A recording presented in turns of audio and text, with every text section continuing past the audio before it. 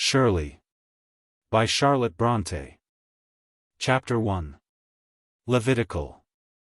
Of late years an abundant shower of curates has fallen upon the north of England. They lie very thick on the hills, every parish has one or more of them.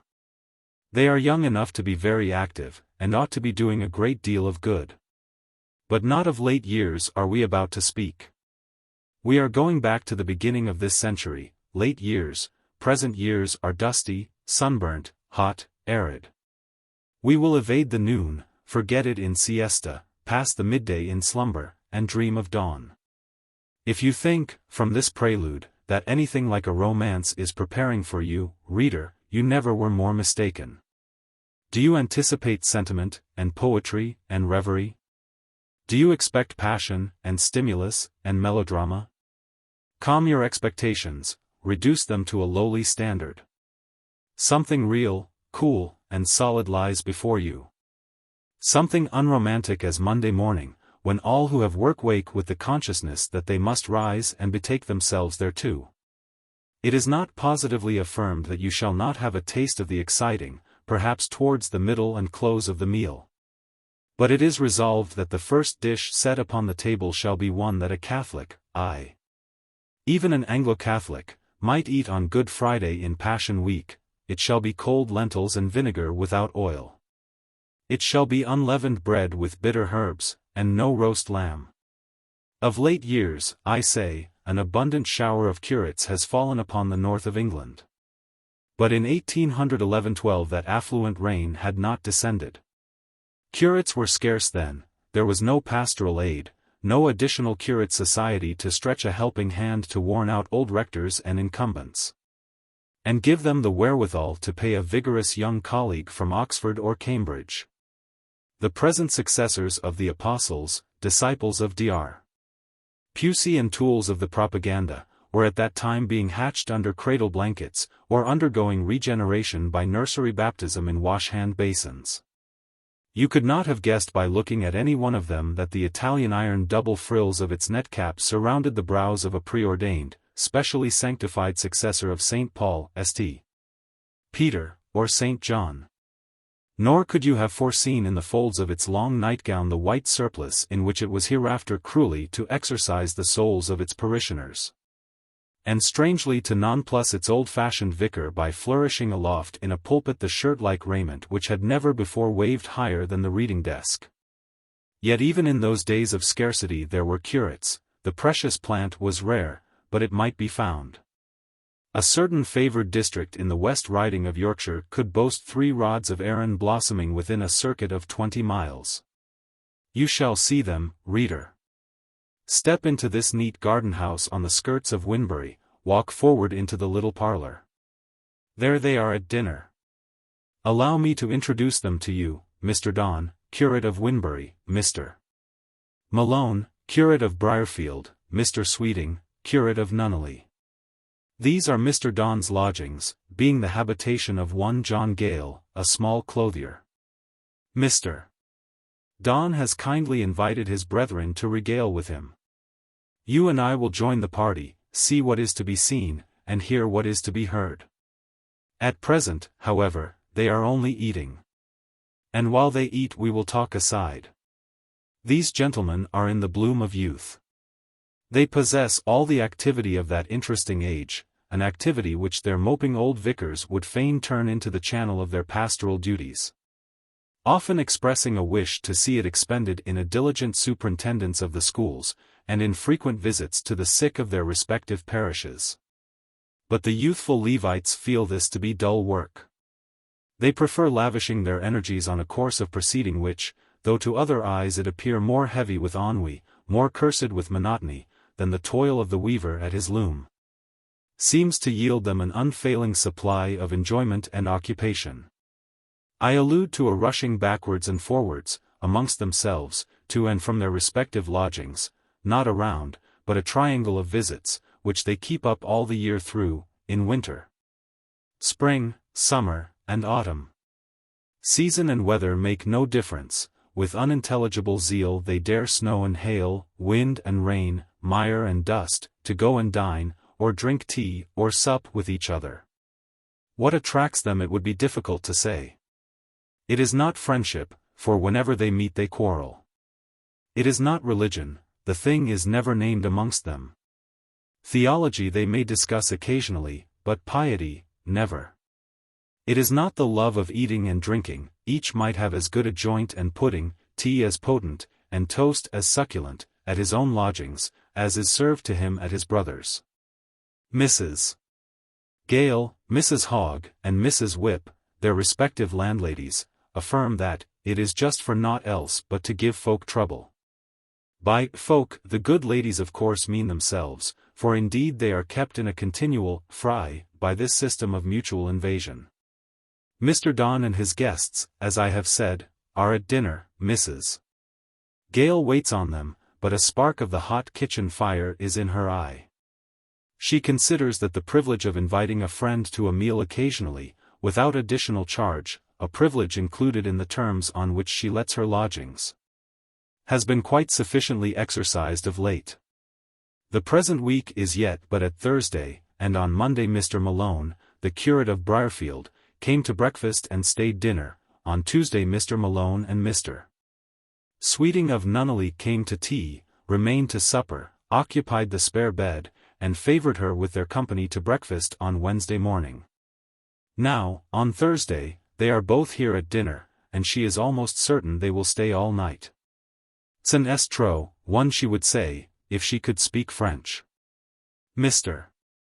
Sweeting is mincing the slice of roast beef on his plate, and complaining that it is very tough. Mr. Donne says the beer is flat.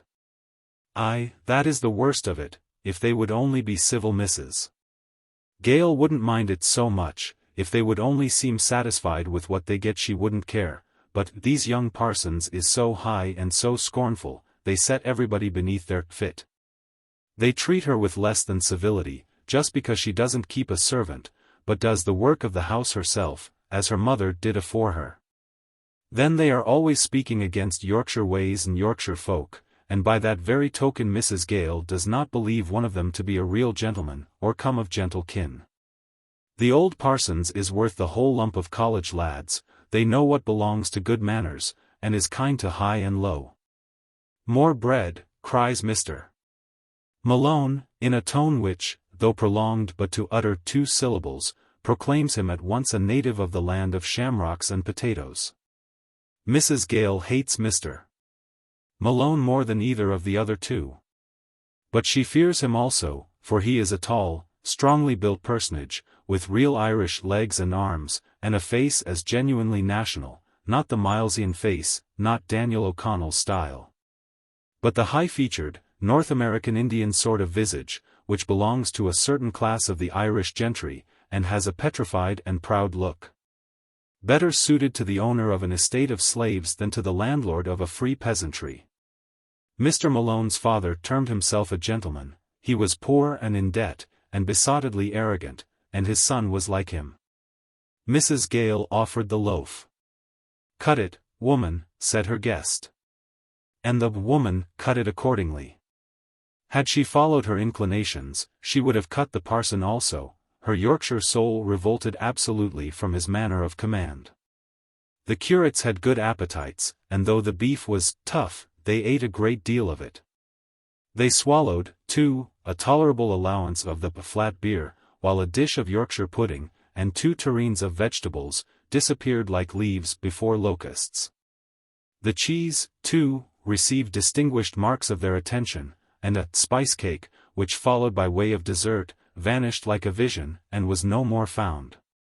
Its elegy was chanted in the kitchen by Abraham, Mrs. Gale's son and heir, a youth of 6 summers. He had reckoned upon the reversion thereof, and when his mother brought down the empty platter, he lifted up his voice and wept sore. The curates, meantime, sat and sipped their wine, a liquor of unpretending vintage, moderately enjoyed. Mr. Malone, indeed, would much rather have had whiskey, but Mr. Donne, being an Englishman, did not keep the beverage. While they sipped they argued, not on politics, nor on philosophy, nor on literature. These topics were now, as ever, totally without interest for them, not even on theology, practical or doctrinal. But on minute points of ecclesiastical discipline, frivolities which seemed empty as bubbles to all save themselves. Mr. Malone, who contrived to secure 2 glasses of wine, when his brethren contented themselves with 1, waxed by degrees hilarious after his fashion. That is, he grew a little insolent, said rude things in a hectoring tone, and laughed clamorously at his own brilliancy. Each of his companions became in turn his butt. Malone had a stock of jokes at their service, which he was accustomed to serve out regularly on convivial occasions like the present, seldom varying his wit. For which, indeed, there was no necessity, as he never appeared to consider himself monotonous, and did not at all care what others thought. Mr. Donne he favoured with hints about his extreme meagreness, allusions to his turned-up nose, cutting sarcasms on a certain threadbare chocolate surtout which that gentleman was accustomed to sport whenever it rained or seemed likely to rain, and criticisms on a choice set of Cockney phrases and modes of pronunciation, Mr. Donne's own property, and certainly deserving of remark for the elegance and finish they communicated to his style. Mr. Sweeting was bantered about his stature. He was a little man, a mere boy in height and breadth compared with the athletic Malone. Rallied on his musical accomplishments, he played the flute and sang hymns like a seraph, some young ladies of his parish thought, sneered at as the lady's pet. Teased about his mamma and sisters, for whom poor Mr. Sweeting had some lingering regard, and of whom he was foolish enough now and then to speak in the presence of the priestly Paddy, from whose anatomy the bowels of natural affection had somehow been omitted. The victims met these attacks each in his own way, Mr. Donne with a stilted self-complacency and half-sullen phlegm, the sole props of his otherwise somewhat rickety dignity, Mr. Sweeting with the indifference of a light, easy disposition, which never professed to have any dignity to maintain. When Malone's raillery became rather too offensive, which it soon did, they joined, in an attempt to turn the tables on him by asking him how many boys had shouted Irish Peter after him as he came along the road that day. Malone's name was Peter Malone, the Reverend Peter Augustus Malone. Requesting to be informed whether it was the mode in Ireland for clergymen to carry loaded pistols in their pockets, and a shillelagh in their hands, when they made pastoral visits. Inquiring the signification of such words as vele, furum, helum, storum, so Mr. Malone invariably pronounced veil, firm, helm, storm, and employing such other methods of retaliation as the innate refinement of their mind suggested. This, of course, would not do. Malone, being neither good-natured nor phlegmatic, was presently in a towering passion. He vociferated, gesticulated, Donne and Sweeting laughed. He reviled them as Saxons and snobs at the very top pitch of his high Celtic voice. They taunted him with being the native of a conquered land. He menaced rebellion in the name of his country, vented bitter hatred against English rule. They spoke of rags, beggary, and pestilence. The little parlour was in an uproar. You would have thought a duel must follow such virulent abuse. It seemed a wonder that Mr. and Mrs. Gale did not take alarm at the noise, and send for a constable to keep the peace. But they were accustomed to such demonstrations. They well knew that the curates never dined or took tea together without a little exercise of the sort, and were quite easy as to consequences. Knowing that these clerical quarrels were as harmless as they were noisy, that they resulted in nothing, and that, on whatever terms the curates might part tonight, they would be sure to meet the best friends in the world tomorrow morning. As the worthy pair were sitting by their kitchen fire, listening to the repeated and sonorous contact of Malone's fist with the mahogany plane of the parlour table, and to the consequent start and jingle of decanters and glasses following each assault, to the mocking laughter of the allied English disputants, and the stuttering declamation of the isolated Hibernian, as they thus sat, a foot was heard on the outer doorstep, and the knocker quivered to a sharp appeal. Mr. Gale went and opened. "Whom have you upstairs in the parlour?" asked a voice, a rather remarkable voice, nasal in tone, abrupt in utterance. "Oh, Mr. Helstone, is it you, sir? I could hardly see you for the darkness, it is so soon dark now. Will you walk in, sir? I want to know first whether it is worth my while walking in. Whom have you upstairs? The curates, sir. What? All of them? Yes, sir. Been dining here? Yes, sir.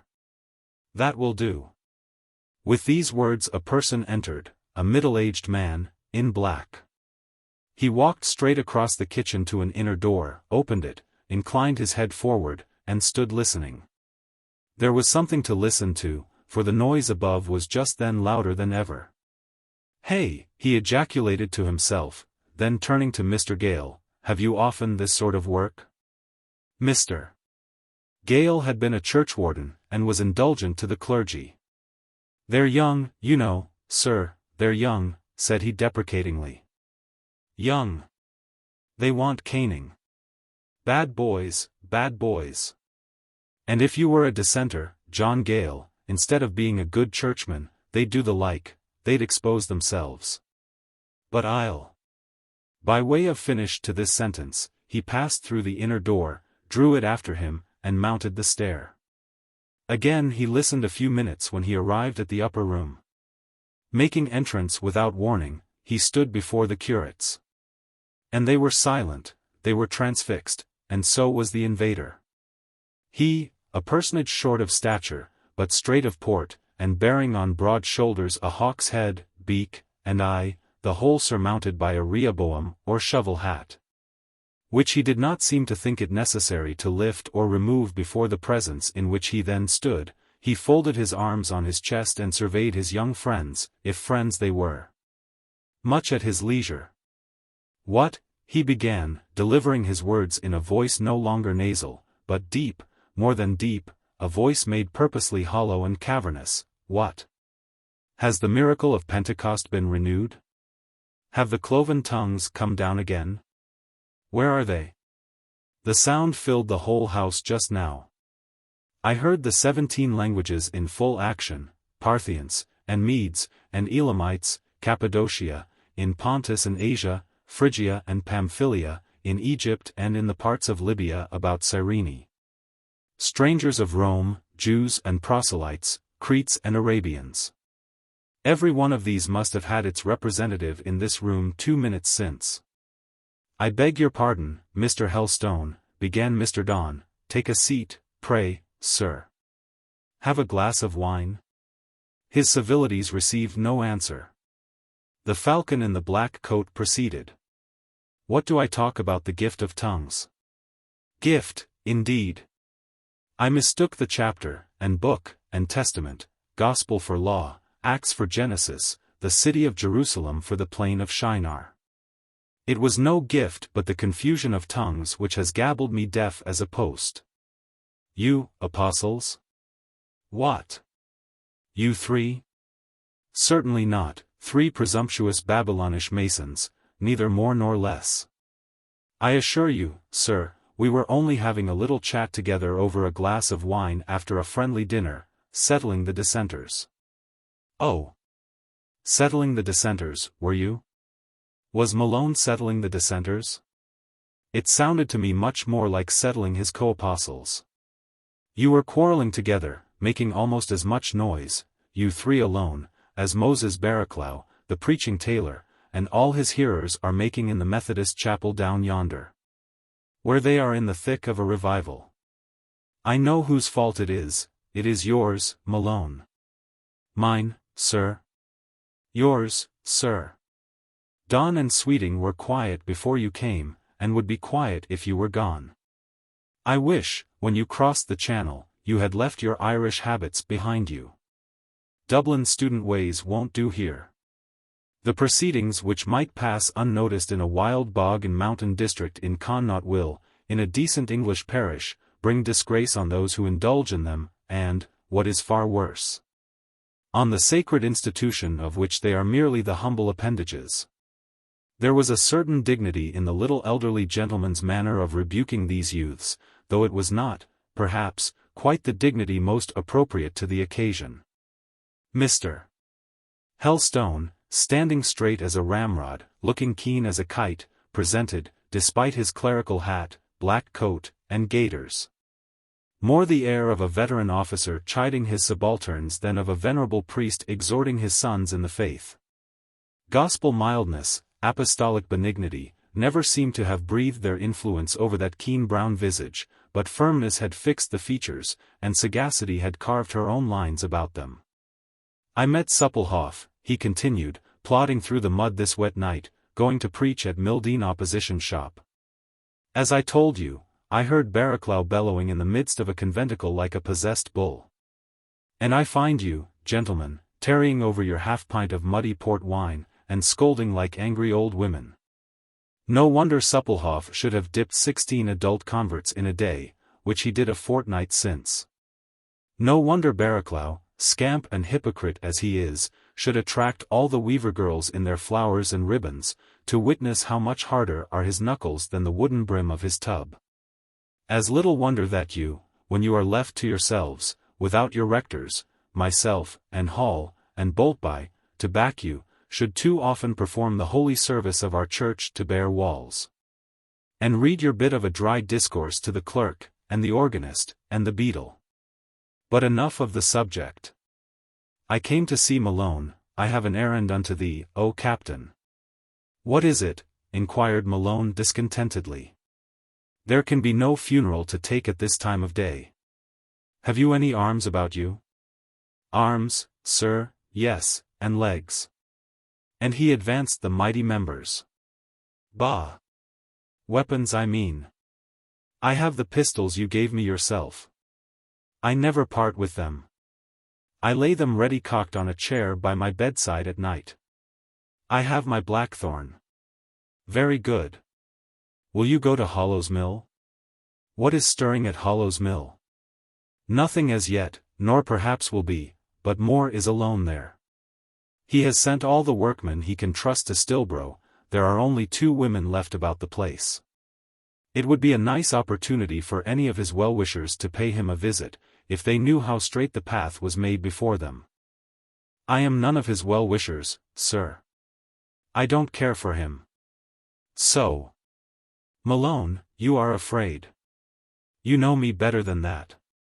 If I really thought there was a chance of a row I would go, but Moore is a strange, shy man, whom I never pretend to understand. And for the sake of his sweet company only I would not stir a step. But there is a chance of a row. If a positive riot does not take place, of which, indeed, I see no signs, yet it is unlikely this night will pass quite tranquilly. You know Moore has resolved to have new machinery, and he expects 2 wagon loads of frames and shears from Stilbrough this evening. Scott, the overlooker, and a few picked men are gone to fetch them. They will bring them in safely and quietly enough, sir. Moore says so, and affirms he wants nobody.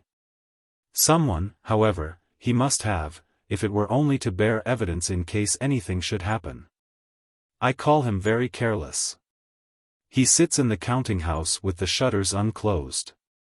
He goes out here and there after dark, wanders right up the hollow, down Fieldhead Lane, among the plantations, just as if he were the darling of the neighborhood, or, being, as he is, its detestation, bore a charmed life, as they say in tale books. He takes no warning from the fate of Pearson, nor from that of Armitage, shot, one in his own house and the other on the moor. But he should take warning, sir, and use precautions too, interposed Mr. Sweeting, and I think he would if he heard what I heard the other day. What did you hear, Davy? You know Mike Hartley, sir? The antinomian weaver? Yes. When Mike has been drinking for a few weeks together, he generally winds up by a visit to Nunneley Vicarage, to tell Mr. Hall a piece of his mind about his sermons, to denounce the horrible tendency of his doctrine of works, and warn him that he and all his hearers are sitting in outer darkness. Well, that has nothing to do with Moore. Besides being an antinomian, he is a violent Jacobin and leveller, sir. I know. When he is very drunk, his mind is always running on regicide. Mike is not unacquainted with history, and it is rich to hear him going over the list of tyrants of whom, as he says, the revenger of blood has obtained satisfaction. The fellow exults strangely in murder done on crowned heads or on any head for political reasons. I have already heard it hinted that he seems to have a queer hankering after more. Is that what you allude to, Sweeting? You use the proper term, sir. Mr. Hall thinks Mike has no personal hatred of Moore. Mike says he even likes to talk to him and run after him, but he has a hankering that Moore should be made an example of. He was extolling him to Mr. Hall the other day as the mill owner with the most brains in Yorkshire, and for that reason he affirms Moore should be chosen as a sacrifice, an oblation of a sweet savour. Is Mike Hartley in his right mind, do you think, sir? Inquired Sweeting simply. Can't tell, Davy. He may be crazed, or he may be only crafty, or perhaps a little of both. He talks of seeing visions, sir. Aye. He is a very Ezekiel or Daniel for visions.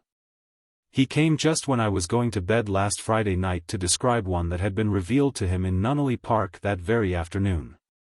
Tell it, sir. What was it? Urged Sweeting.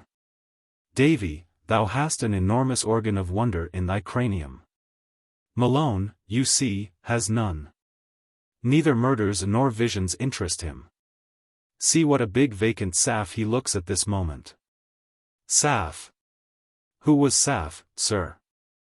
I thought you would not know. You may find it out. It is biblical. I know nothing more of him than his name and race. But from a boy upwards I have always attached a personality to Saf. Depend on it he was honest, heavy, and luckless. He met his end at Gob by the hand of Sibbecai. But the vision, sir?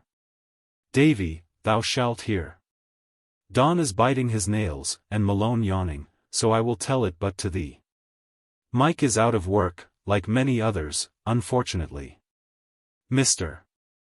Graham, Sir Philip Nunneley's steward, gave him a job about the priory. According to his account, Mike was busy hedging rather late in the afternoon, but before dark, when he heard what he thought was a band at a distance, bugles, fifes, and the sound of a trumpet. It came from the forest, and he wondered that there should be music there. He looked up. All amongst the trees he saw moving objects, red, like poppies, or white, like mayblossom. The wood was full of them, they poured out and filled the park. He then perceived they were soldiers, thousands and tens of thousands. But they made no more noise than a swarm of midges on a summer evening. They formed in order, he affirmed, and marched, regiment after regiment, across the park. He followed them to Nunneley Common. The music still played soft and distant. On the common he watched them go through a number of evolutions. A man clothed in scarlet stood in the center and directed them. They extended, he declared, over 50 acres. They were in sight half an hour, then they marched away quite silently. The whole time he heard neither voice nor tread, nothing but the faint music playing a solemn march. Where did they go, sir? Towards Briarfield. Mike followed them. They seemed passing Fieldhead, when a column of smoke, such as might be vomited by a park of artillery, spread noiseless over the fields, the road, the common, and rolled, he said, blue and dim, to his very feet. As it cleared away he looked again for the soldiers, but they were vanished, he saw them no more. Mike, like a wise Daniel as he is, not only rehearsed the vision but gave the interpretation thereof. It signifies, he intimated, bloodshed and civil conflict. Do you credit it, sir? Asked Sweeting. Do you, Davy? But come, Malone, why are you not off? I am rather surprised, sir, you did not stay with Moore yourself. You like this kind of thing. So I should have done, had I not unfortunately happened to engage Boltby to sup with me on his way home from the Bible Society meeting at Nunneley. I promised to send you as my substitute. For which, by the by, he did not thank me. He would much rather have had me than you, Peter. Should there be any real need of help I shall join you. The mill bell will give warning. Meantime, go, unless, turning suddenly to Messrs. Sweeting and Donne, unless Davy Sweeting or Joseph Donne prefers going, what do you say, gentlemen? The commission is an honorable one, not without the seasoning of a little real peril. For the country is in a queer state, as you all know, and Moore and his mill and his machinery are held in sufficient odium. There are chivalric sentiments, there is high-beating courage, under those waistcoats of yours, I doubt not. Perhaps I am too partial to my favourite Peter. Little David shall be the champion, or spotless Joseph. Malone, you are but a great floundering Saul after all, good only to lend your armour. Out with your firearms, fetch your shillelagh. It is there, in the corner. With a significant grin Malone produced his pistols, offering one to each of his brethren. They were not readily seized on. With graceful modesty each gentleman retired a step from the presented weapon. I never touched them. I never did touch anything of the kind, said Mr. Donne. I am almost a stranger to Mr. Moore, murmured Sweeting. If you never touched a pistol, try the feel of it now, great satrap of Egypt. As to the little minstrel, he probably prefers encountering the Philistines with no other weapon than his flute. Get their hats, Peter. They'll both of 'em go. No, sir, no, Mr. Helstone. My mother wouldn't like it, pleaded Sweeting. And I make it a rule never to get mixed up in affairs of the kind, observed Donne. Helstone smiled sardonically, Malone laughed a horse laugh. He then replaced his arms, took his hat and cudgel, and saying that he never felt more in tune for a shindy in his life, and that he wished a score of greasy cloth-dressers might beat up Moore's quarters that night, he made his exit, clearing the stairs at a stride or two, and making the house shake with the bang of the front door behind him. How do you find this book? Any thoughts about the book or the author? Any suggestion for improvement? Please take a moment to share your thoughts in a comment. If you like it, share it with your friends who might enjoy it as well. Subscribe to keep in touch. Visit CompleteAudiobooks.com for more quality content. Chapter 2. The Wagons. The evening was pitch dark, star and moon were quenched in grey rain clouds. Grey they would have been by day, by night they looked sable. Malone was not a man given to close observation of nature, her changes passed, for the most part, unnoticed by him. He could walk miles on the most varying April day and never see the beautiful dallying of earth and heaven, never mark when a sunbeam kissed the hilltops, making them smile clear in green light, or when a shower wept over them, hiding their crests with the low-hanging, dishevelled tresses of a cloud. He did not, therefore, care to contrast the sky as it now appeared, a muffled, streaming vault, all black, save where, towards the east, the furnaces of Stilbro ironworks threw a tremulous lurid shimmer on the horizon, with the same sky on an unclouded frosty night. He did not trouble himself to ask where the constellations and the planets were gone, or to regret the black-blue serenity of the air ocean which those white islets stud, and which another ocean, of heavier and denser element, now rolled below and concealed. He just doggedly pursued his way, leaning a little forward as he walked, and wearing his hat on the back of his head, as his Irish manner was. Tramp, tramp, he went along the causeway, where the road boasted the privilege of such an accommodation. Splash, splash, through the mire-filled cart ruts, where the flags were exchanged for soft mud. He looked but for certain landmarks, the spire of Briarfield Church. Farther on, the lights of Redhouse. This was an inn. And when he reached it, the glow of a fire through a half-curtained window, a vision of glasses on a round table, and of revellers on an oaken settle, had nearly drawn aside the curate from his course. He thought longingly of a tumbler of whiskey and water. In a strange place he would instantly have realized the dream, but the company assembled in that kitchen were Mr. Helstone's own parishioners. They all knew him. He sighed, and passed on. The high road was now to be quitted, as the remaining distance to Hollow's Mill might be considerably reduced by a shortcut across fields. These fields were level and monotonous. Malone took a direct course through them, jumping hedge and wall. He passed but one building here, and that seemed large and hall-like, though irregular. You could see a high gable, then a long front, then a low gable, then a thick, lofty stack of chimneys. There were some trees behind it. It was dark, not a candle shone from any window. It was absolutely still, the rain running from the eaves, and the rather wild but very low whistle of the wind round the chimneys and through the boughs were the sole sounds in its neighborhood. This building passed, the fields, hitherto flat, declined in a rapid descent. Evidently a vale lay below, through which you could hear the water run. One light glimmered in the depth. For that beacon Malone steered. He came to a little white house, you could see it was white even through this dense darkness, and knocked at the door. A fresh-faced servant opened it.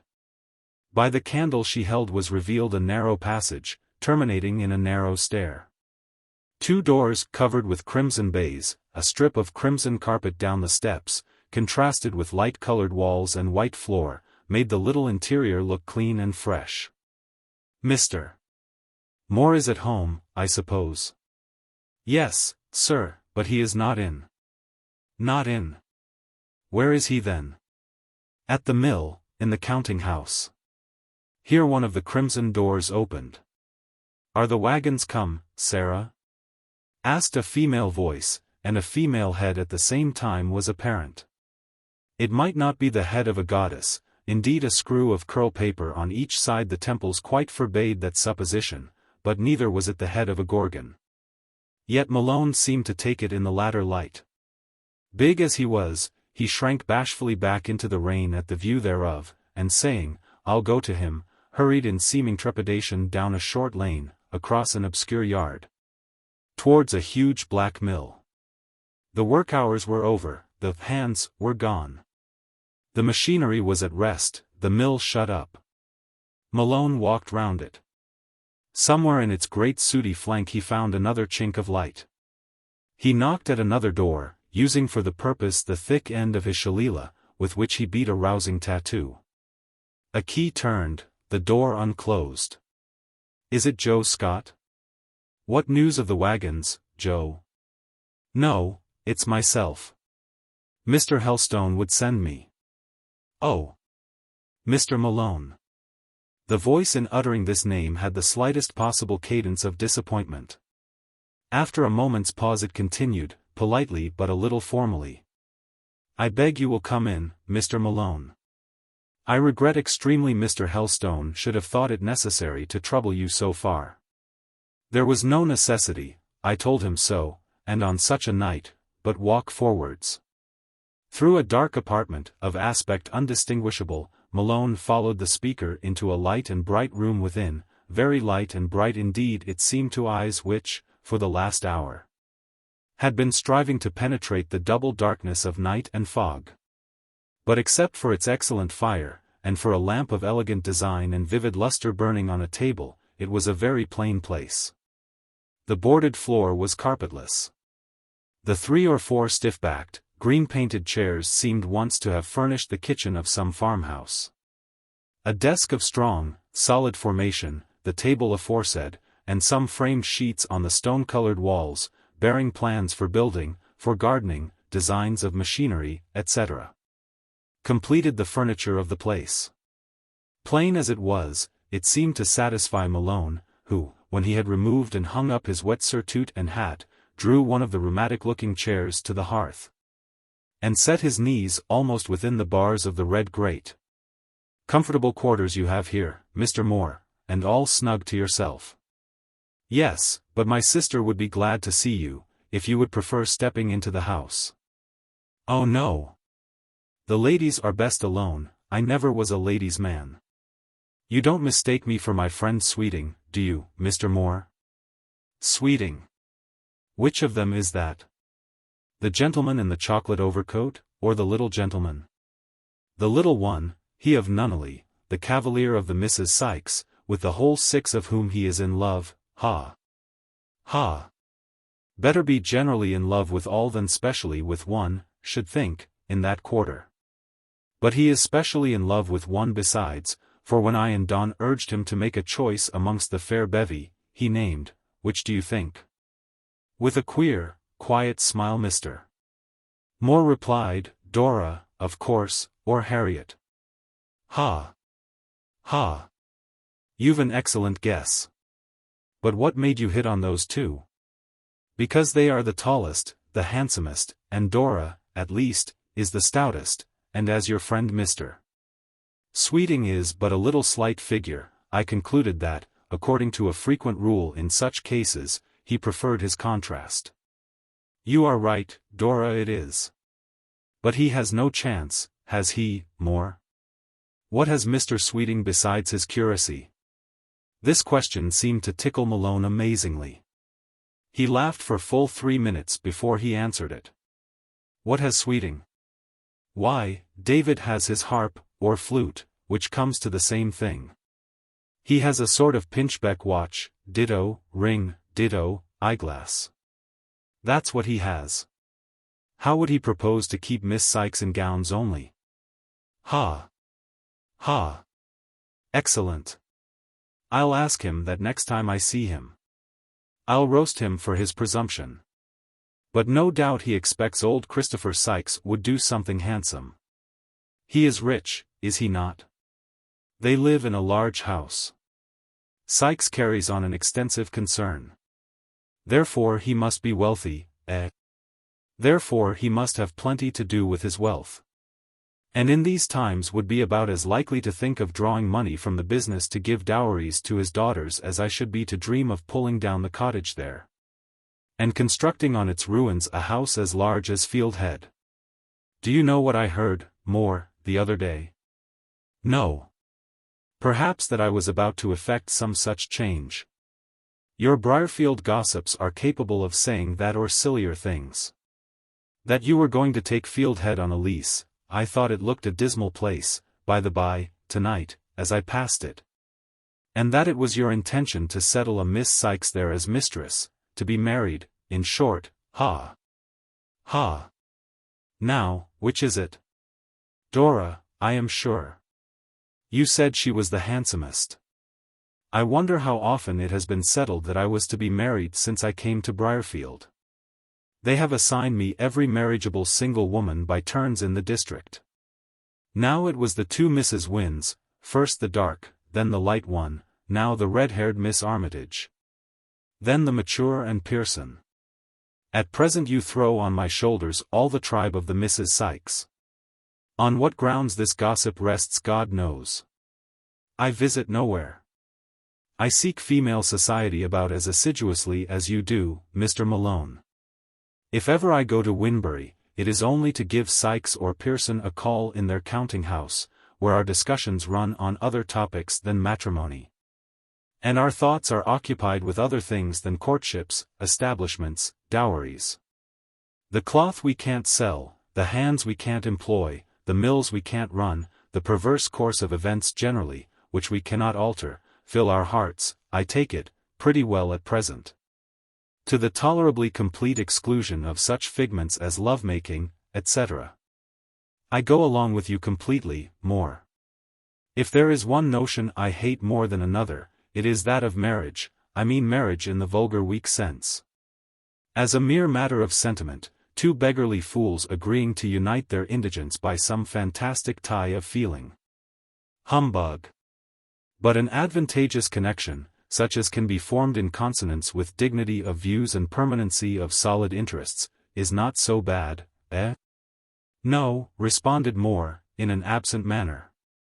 The subject seemed to have no interest for him, he did not pursue it. After sitting for some time gazing at the fire with a preoccupied air, he suddenly turned his head. Hark, said he. Did you hear wheels? Rising, he went to the window, opened it, and listened. He soon closed it. It is only the sound of the wind rising, he remarked, and the rivulet a little swollen, rushing down the hollow. I expected those wagons at 6, it is near 9 now. Seriously, do you suppose that the putting up of this new machinery will bring you into danger? Inquired Malone. Helstone seems to think it will.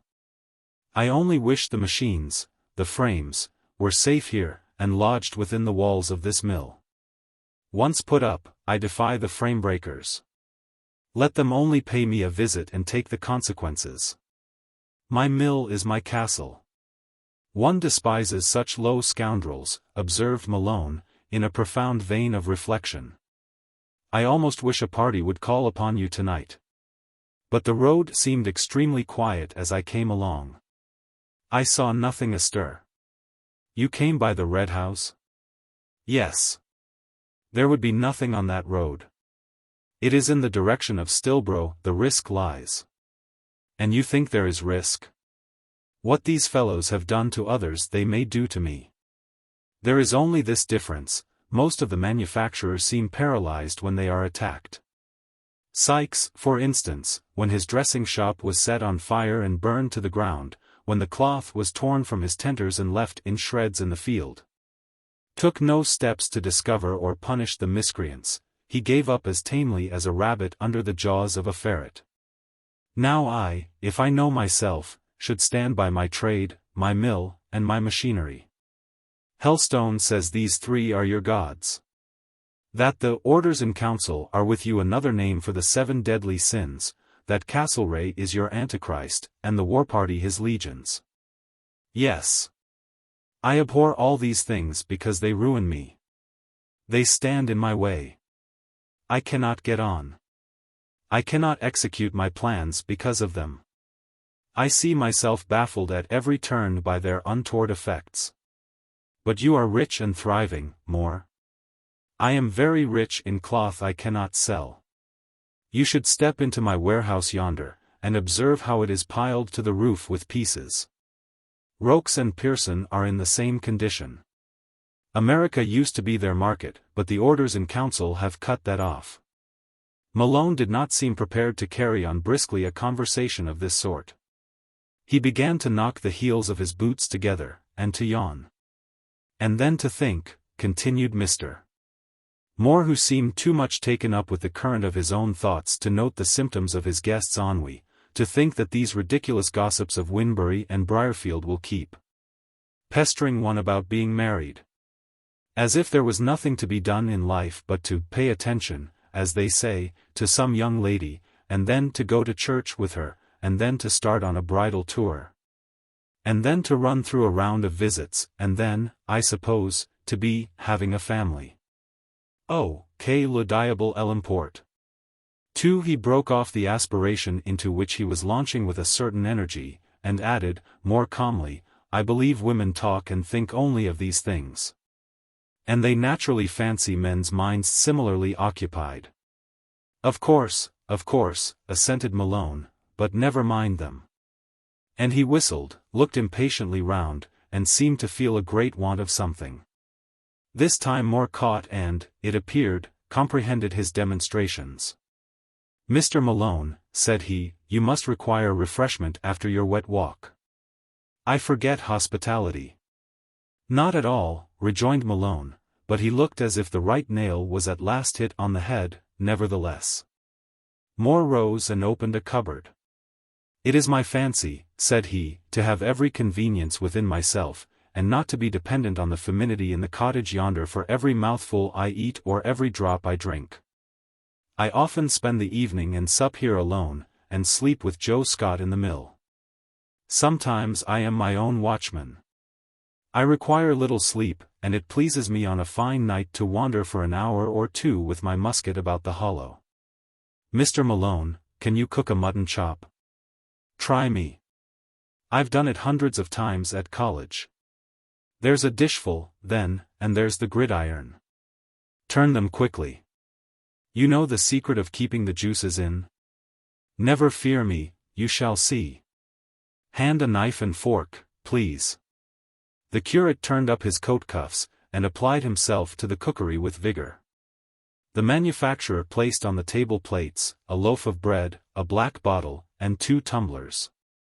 He then produced a small copper kettle, still from the same well-stored recess, his cupboard, filled it with water from a large stone jar in a corner, set it on the fire beside the hissing gridiron.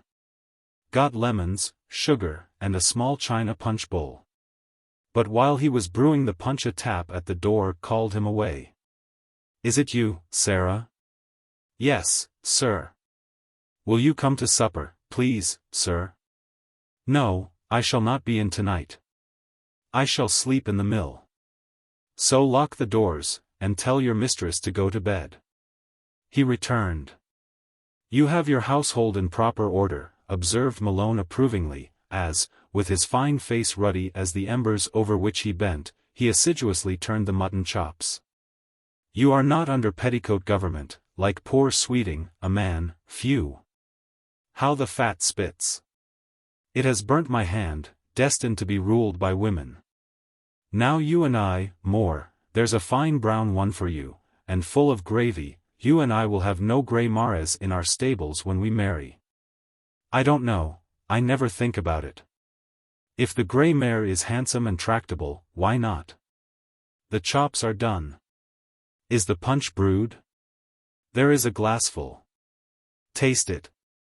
When Joe Scott and his minions return they shall have a share of this, provided they bring home the frames intact. Malone waxed very exultant over the supper.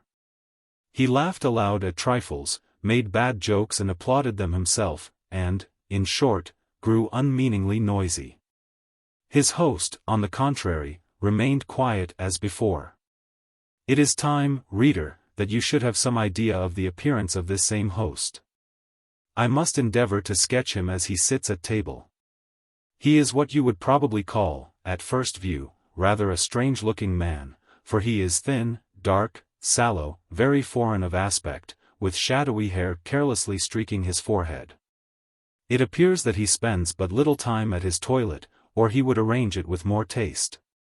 He seems unconscious that his features are fine, that they have a southern symmetry, clearness, regularity in their chiseling. Nor does a spectator become aware of this advantage till he has examined him well, for an anxious countenance and a hollow, somewhat haggard outline of face disturb the idea of beauty with one of care. His eyes are large, and grave, and grey, their expression is intent and meditative, rather searching than soft, rather thoughtful than genial.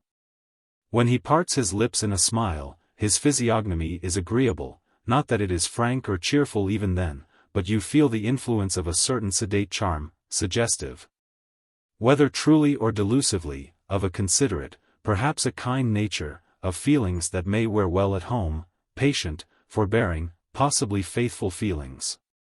He is still young, not more than 30, his stature is tall, his figure slender. His manner of speaking displeases.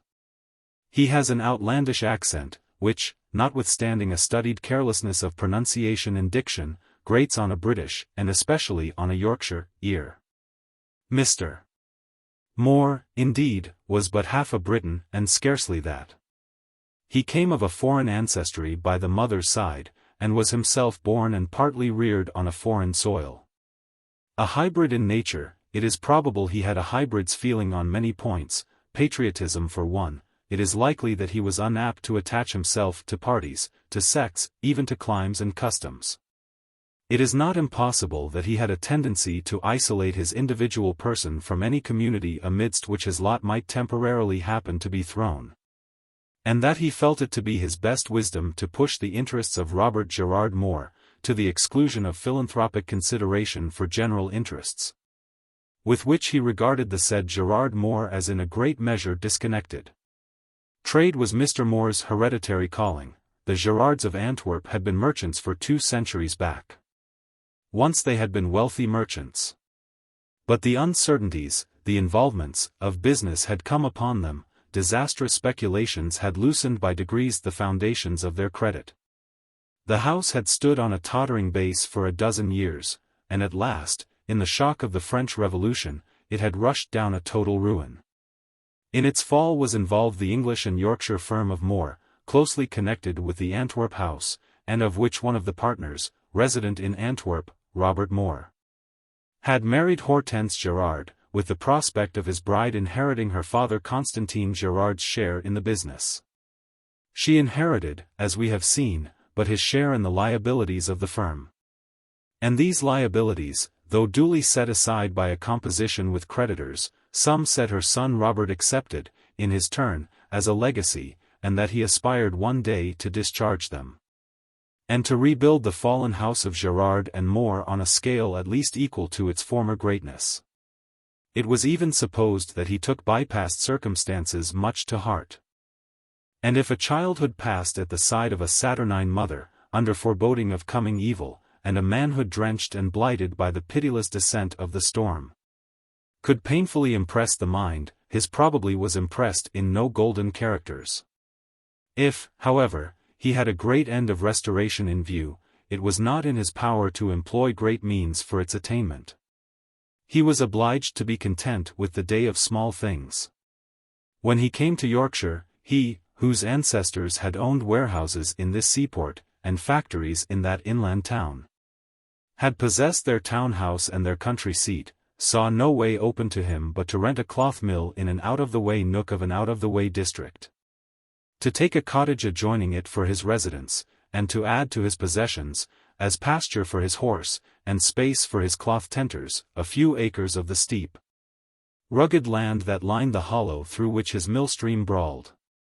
All this he held at a somewhat high rent, for these war times were hard, and everything was dear, of the trustees of the Fieldhead estate, than the property of a miner. At the time this history commences, Robert Moore had lived but 2 years in the district, during which period he had at least proved himself possessed of the quality of activity. The dingy cottage was converted into a neat, tasteful residence. Of part of the rough land he had made garden ground, which he cultivated with singular, even with Flemish, exactness and care. As to the mill, which was an old structure, and fitted up with old machinery, now become inefficient and out of date, he had from the first evinced the strongest contempt for all its arrangements and appointments. His aim had been to effect a radical reform, which he had executed as fast as his very limited capital would allow. And the narrowness of that capital, and consequent check on his progress, was a restraint which galled his spirit sorely. Moore ever wanted to push on. Forward was the device stamped upon his soul. But poverty curbed him. Sometimes, figuratively, he foamed at the mouth when the reins were drawn very tight. In this state of feeling, it is not to be expected that he would deliberate much as to whether his advance was or was not prejudicial to others. Not being a native, nor for any length of time a resident of the neighborhood, he did not sufficiently care when the new inventions threw the old work-people out of employ. He never asked himself where those to whom he no longer paid weekly wages found daily bread. And in this negligence he only resembled thousands besides, on whom the starving poor of Yorkshire seemed to have a closer claim. The period of which I write was an overshadowed one in British history, and especially in the history of the northern provinces. War was then at its height. Europe was all involved therein. England, if not weary, was worn with long resistance, yes, and half her people were weary too, and cried out for peace on any terms.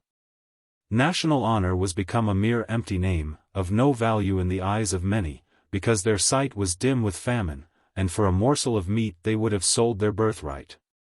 The Orders in Council, provoked by Napoleon's Milan and Berlin decrees, and forbidding neutral powers to trade with France, had, by offending America, cut off the principal market of the Yorkshire woolen trade, and brought it consequently to the verge of ruin.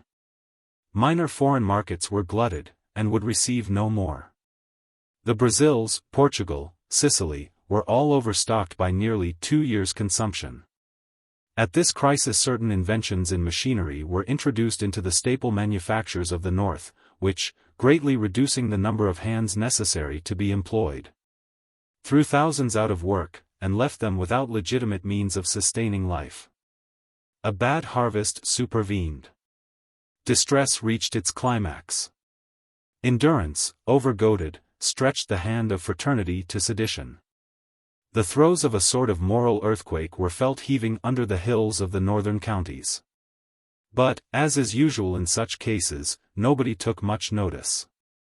When a food riot broke out in a manufacturing town, when a gig mill was burnt to the ground, or a manufacturer's house was attacked, the furniture thrown into the streets, and the family forced to flee for their lives, some local measures were or were not taken by the local magistracy.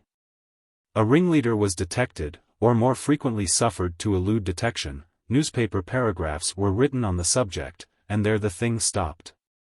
As to the sufferers, whose sole inheritance was labor, and who had lost that inheritance, who could not get work, and consequently could not get wages, and consequently could not get bread, they were left to suffer on, perhaps inevitably left.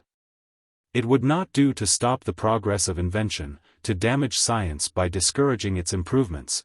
The war could not be terminated, efficient relief could not be raised. There was no help then. So the unemployed underwent their destiny, ate the bread and drank the waters of affliction. Misery generates hate. These sufferers hated the machines which they believed took their bread from them. They hated the buildings which contained those machines, they hated the manufacturers who owned those buildings. In the parish of Briarfield, with which we have at present to do, Hollow's Mill was the place held most abominable. Gerard Moore, in his double character of semi-foreigner and thoroughgoing progressist, the man most abominated.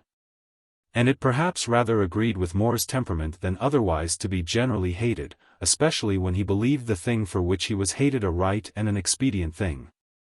And it was with a sense of warlike excitement he, on this night, sat in his counting-house waiting the arrival of his frame-laden wagons. Malone's coming and company were, it may be, most unwelcome to him. He would have preferred sitting alone, for he liked a silent, somber, unsafe solitude. His watchman's musket would have been company enough for him, the full-flowing beck in the den would have delivered continuously the discourse most genial to his ear. With the queerest look in the world had the manufacturer for some 10 minutes been watching the Irish curate, as the latter made free with the punch, when suddenly that steady grey eye changed. As if another vision came between it and Malone. Moore raised his hand. "Chut," he said in his French fashion, as Malone made a noise with his glass. He listened a moment, then rose, put his hat on, and went out at the counting-house door. The night was still, dark, and stagnant, the water yet rushed on full and fast, its flow almost seemed a flood in the utter silence. Moore's ear, however, caught another sound, very distant but yet dissimilar, broken and rugged, in short, a sound of heavy wheels crunching a stony road. He returned to the counting-house and lit a lantern, with which he walked down the mill yard, and proceeded to open the gates. The big wagons were coming on. The dray horses' huge hoofs were heard splashing in the mud and water. Moore hailed them. "Hey, Joe Scott. Is all right?" Probably Joe Scott was yet at too great a distance to hear the inquiry. He did not answer it. "Is all right, I say?" again asked Moore, when the elephant-like leader's nose almost touched his. Someone jumped out from the foremost wagon into the road. A voice cried aloud, Aye, divil, all's right. We've smashed 'em." And there was a run. The wagons stood still, they were now deserted. "Joe Scott." No Joe Scott answered. "Murgatroyd." "Pig Hills." "Sykes." No reply. Mr. Moore lifted his lantern and looked into the vehicles. There was neither man nor machinery, they were empty and abandoned. Now Mr. Moore loved his machinery. He had risked the last of his capital on the purchase of these frames and shears which tonight had been expected. Speculations most important to his interests depended on the results to be wrought by them.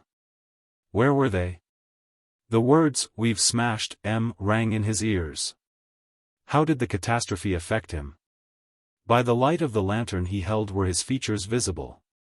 Relaxing to a singular smile, the smile the man of determined spirit wears when he reaches a juncture in his life where this determined spirit is to feel a demand on its strength. When the strain is to be made, and the faculty must bear or break. Yet he remained silent, and even motionless, for at the instant he neither knew what to say nor what to do. He placed the lantern on the ground, and stood with his arms folded, gazing down and reflecting. An impatient trampling of one of the horses made him presently look up. His eye in the moment caught the gleam of something white attached to a part of the harness. Examined by the light of the lantern, this proved to be a folded paper, a billet.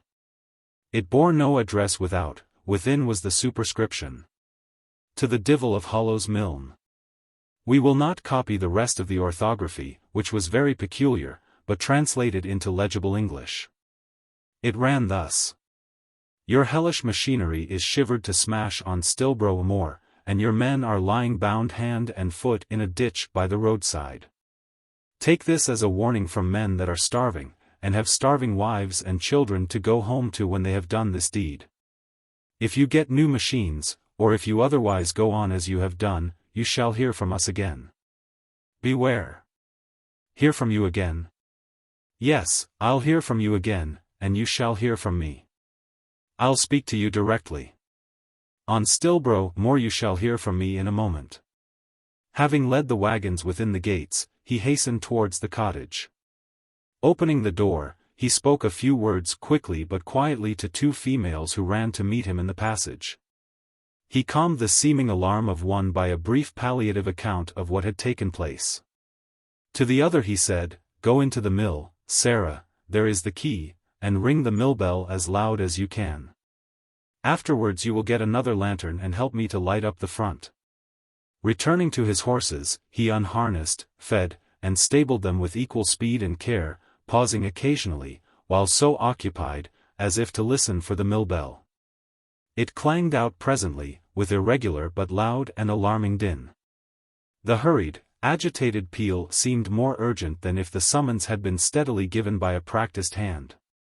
On that still night, at that unusual hour, it was heard a long way round.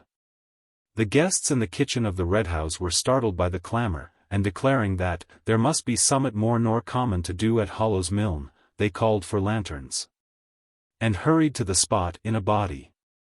And scarcely had they thronged into the yard with their gleaming lights, when the tramp of horses was heard, and a little man in a shovel hat, sitting erect on the back of a shaggy pony, rode lightly in, followed by an aide-de-camp mounted on a larger steed. Mr. Moore, meantime, after stabling his dray horses, had saddled his hackney, and with the aid of Sarah, the servant, lit up his mill, whose wide and long front now glared one great illumination, throwing a sufficient light on the yard to obviate all fear of confusion arising from obscurity. Already a deep hum of voices became audible.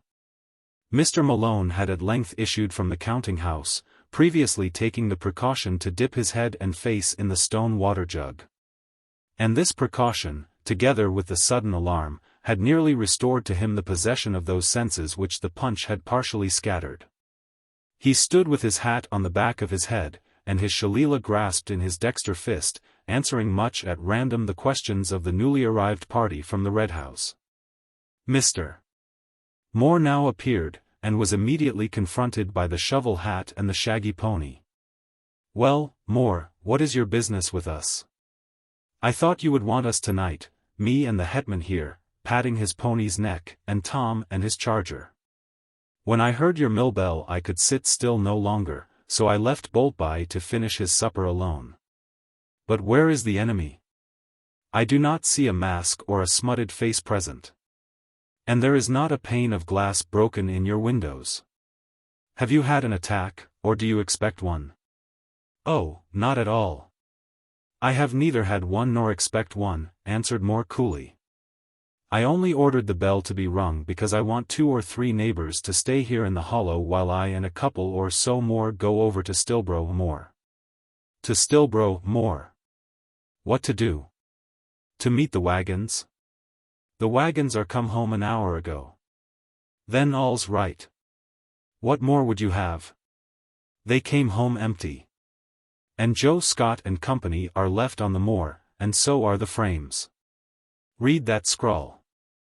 Mr. Helstone received and perused the document of which the contents have before been given. Hum. They've only served you as they serve others. But, however, the poor fellows in the ditch will be expecting help with some impatience. This is a wet night for such a berth. I and Tom will go with you. Malone may stay behind and take care of the mill. What is the matter with him? His eyes seem starting out of his head. He has been eating a mutton chop. Indeed. Peter Augustus, be on your guard. Eat no more mutton chops tonight. You are left here in command of these premises, an honorable post. Is anybody to stay with me? As many of the present assemblage as choose, my lads. How many of you will remain here, and how many will go a little way with me and Mr. Moore on the Stilbrough Road, to meet some men who have been waylaid and assaulted by frame-breakers? The small number of 3 volunteered to go, the rest preferred staying behind. As Mr. Moore mounted his horse, the rector asked him in a low voice whether he had locked up the mutton chops, so that Peter Augustus could not get at them. The manufacturer nodded an affirmative, and the rescue party set out. Chapter 3. Mr. Yorke. Cheerfulness, it would appear, is a matter which depends fully as much on the state of things within as on the state of things without and around us.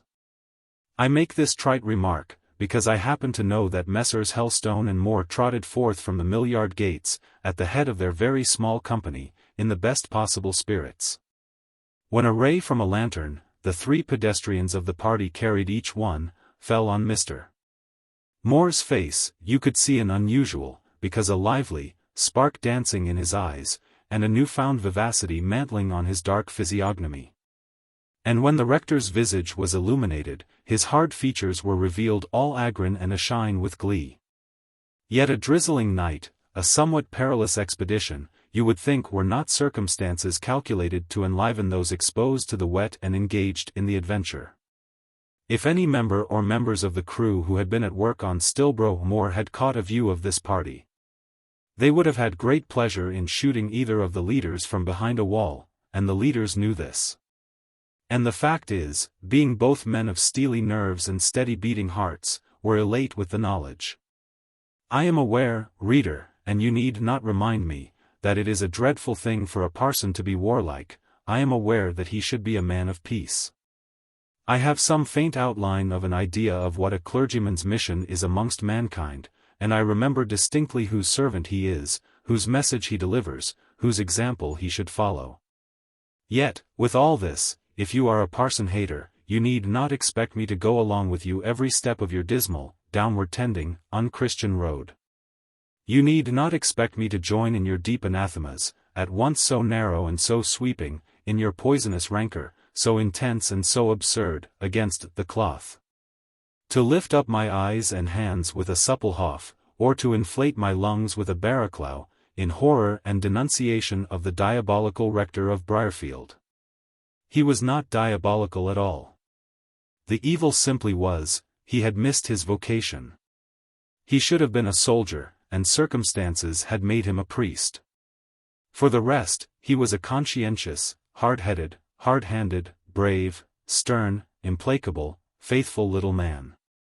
A man almost without sympathy, ungentle, prejudiced, and rigid, but a man true to principle, honorable, sagacious, and sincere. It seems to me, reader, that you cannot always cut out men to fit their profession, and that you ought not to curse them because their profession sometimes hangs on them ungracefully. Nor will I curse Helstone, clerical Cossack as he was. Yet he was cursed, and by many of his own parishioners, as by others he was adored, which is the frequent fate of men who show partiality in friendship and bitterness in enmity, who are equally attached to principles and adherent to prejudices. Helstone and Moore being both in excellent spirits, and united for the present in one cause, you would expect that, as they rode side by side, they would converse amicably. Oh no! These 2 men, of hard, bilious natures both, rarely came into contact, but they chafed each other's moods. Their frequent bone of contention was the war. Helstone was a high Tory, there were Tories in those days, and Moore was a bitter Whig, a Whig, at least, as far as opposition to the war party was concerned. That being the question which affected his own interest. And only on that question did he profess any British politics at all. He liked to infuriate Helstone by declaring his belief in the invincibility of Bonaparte, by taunting England and Europe with the impotence of their efforts to withstand him, and by coolly advancing the opinion that it was as well to yield to him soon as late, since he must in the end crush every antagonist, and reign supreme. Helstone could not bear these sentiments. It was only on the consideration of More being a sort of outcast and alien, and having but half measure of British blood to temper the foreign gall which corroded his veins, that he brought himself to listen to them without indulging the wish he felt to cane the speaker. Another thing, too, somewhat allayed his disgust, namely, a fellow feeling for the dogged tone with which these opinions were asserted, and a respect for the consistency of More's crabbed contumacy. As the party turned into the Stilbrough road, they met what little wind there was. The rain dashed in their faces. More had been fretting his companion previously, and now, braced up by the raw breeze, and perhaps irritated by the sharp drizzle, he began to goad him. "Does your peninsular news please you still?" he asked. "What do you mean?" was the surly demand of the rector. "I mean, have you still faith in that ball of a Lord Wellington? And what do you mean now? Do you still believe that this wooden-faced and pebble-hearted idol of England has power to send fire down from heaven to consume the French holocaust you want to offer up? I believe Wellington will flog Bonaparte's marshals into the sea the day it pleases him to lift his arm. But, my dear sir, you can't be serious in what you say. Bonaparte's marshals are great men, who act under the guidance of an omnipotent master spirit. Your Wellington is the most humdrum of commonplace martinets, whose slow, mechanical movements are further cramped by an ignorant home government. Wellington is the soul of England. Wellington is the right champion of a good cause, the fit representative of a powerful, a resolute, a sensible, and an honest nation. Your good cause, as far as I understand it, is simply the restoration of that filthy, feeble Ferdinand to a throne which he disgraced. Your fit representative of an honest people is a dull-witted drover, acting for a duller-witted farmer, and against these are arrayed victorious supremacy and invincible genius. Against legitimacy is arrayed usurpation. Against modest, single-minded, righteous, and brave resistance to encroachment is arrayed boastful, double-tongued, selfish, and treacherous ambition to possess. God defend the right. God often defends the powerful. What? I suppose the handful of Israelites standing drishad on the Asiatic side of the Red Sea was more powerful than the host of the Egyptians drawn up on the African side? Were they more numerous? Were they better appointed? Were they more mighty, in a word, Don't speak, or you'll tell a lie, More, you know you will. They were a poor, overwrought band of bondsmen. Tyrants had oppressed them through 400 years, a feeble mixture of women and children deluded their thin ranks. Their masters, who roared to follow them through the divided flood, were a set of pampered Ethiops, about as strong and brutal as the lions of Libya. They were armed, horsed, and charioted. The poor Hebrew wanderers were afoot. Few of them, it is likely, had better weapons than their shepherd's crooks or their masons' building tools. Their meek and mighty leader himself had only his rod. But bethink you, Robert Moore, right was with them, the God of battles was on their side. Crime and the lost archangel generaled the ranks of Pharaoh, and which triumphed? We know that well. The Lord saved Israel that day out of the hand of the Egyptians, and Israel saw the Egyptians dead upon the seashore, the depths covered them, they sank to the bottom as a stone. The right hand of the Lord became glorious in power, the right hand of the Lord dashed in pieces the enemy. You are all right, only you forget the true parallel. France is Israel, and Napoleon is Moses. Europe, with her old overgorged empires and rotten dynasties, is corrupt Egypt. Gallant France is the 12 tribes, and her fresh and vigorous usurper the shepherd of Horeb. I scorn to answer you. More accordingly answered himself, at least, he subjoined to what he had just said an additional observation in a lower voice. Oh, in Italy he was as great as any Moses. He was the right thing there, fit to head and organize measures for the regeneration of nations. It puzzles me to this day how the conqueror of Lodi should have condescended to become an emperor, a vulgar, a stupid humbug. And still more how a people who had once called themselves republicans should have sunk again to the grade of mere slaves. I despise France. If England had gone as far on the march of civilization as France did, she would hardly have retreated so shamelessly. You don't mean to say that besotted imperial France is any worse than bloody republican France? Demanded Helstone fiercely. I mean to say nothing, but I can think what I please, you know, Mr. Helstone, both about France and England, and about revolutions, and regicides, and restorations in general. And about the divine right of kings, which you often stickle for in your sermons, and the duty of non-resistance, and the sanity of war, and Mr. Moore's sentence was here cut short by the rapid rolling up of a gig, and its sudden stoppage in the middle of the road. Both he and the rector had been too much occupied with their discourse to notice its approach till it was close upon them. "Na, meester, did Wagons hit home?" demanded a voice from the vehicle. "Can that be Joe Scott?" Aye, returned another voice, for the gig contained two persons, as was seen by the glimmer of its lamp. The men with the lanterns had now fallen into the rear, or rather, the equestrians of the rescue party had outridden the pedestrians. "Aye, Mr. Moore, it's Joe Scott. I'm bringing him back to you in a bonny pickle.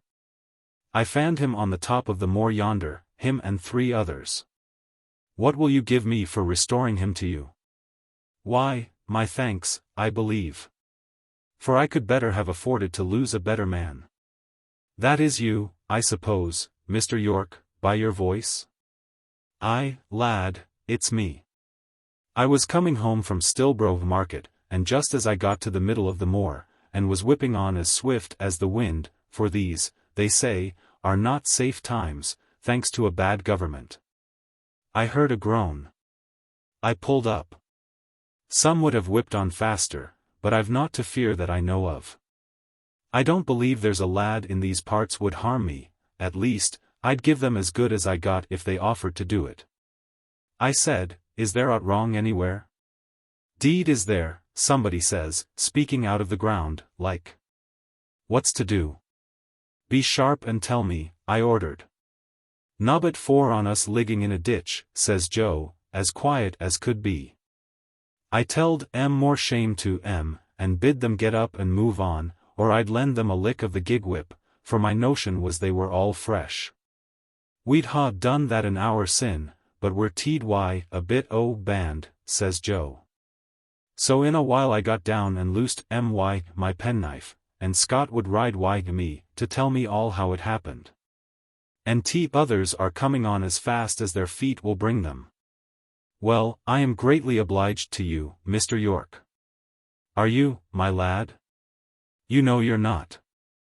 However, here are the rest approaching. And here, by the Lord, is another set with lights in their pitchers, like the army of Gideon, and as we've Parson us, good evening, Mr. Helstone, we do. Mr. Helstone returned the salutation of the individual in the gig very stiffly indeed. That individual proceeded. "We're 11 strong men, and there's both horses and chariots among us. If we could only fall in some of these starved ragamuffins of frame-breakers we could win a grand victory. We could 4-1 be a Wellington, that would please ye, Mr. Helstone, and sich paragraphs as we could contrive for papers. Briarfield sould be famous. But we hev a column and a half Stillbroke Courier hour this job, as it is, I dare say. Expect no less. And I'll promise you no less, Mr. Yorke, for I'll write the article myself," returned the rector. "To be sure, sartainly. And mind ye recommend we'll that them at break bits frames, and Joe Scott's legs band, sould be hung without benefit clergy. It's a hanging matter, or sould be. No doubt that. If I judged them I'd give them short shrift," cried Moore. "But I mean to let them quite alone this bout, to give them rope enough, certain that in the end they will hang themselves." "Let them alone, will ye, Moore? Do you promise that?" "Promise? No. All I mean to say is, I shall give myself no particular trouble to catch them. But if one falls in my way, you'll snap him up, of course." Only you would rather they would do something worse than merely stop a wagon before you reckon with them. Well, we'll say no more on the subject at present. Here we are at my door, gentlemen, and I hope you and the men will step in. You will none of you be the worse of a little refreshment.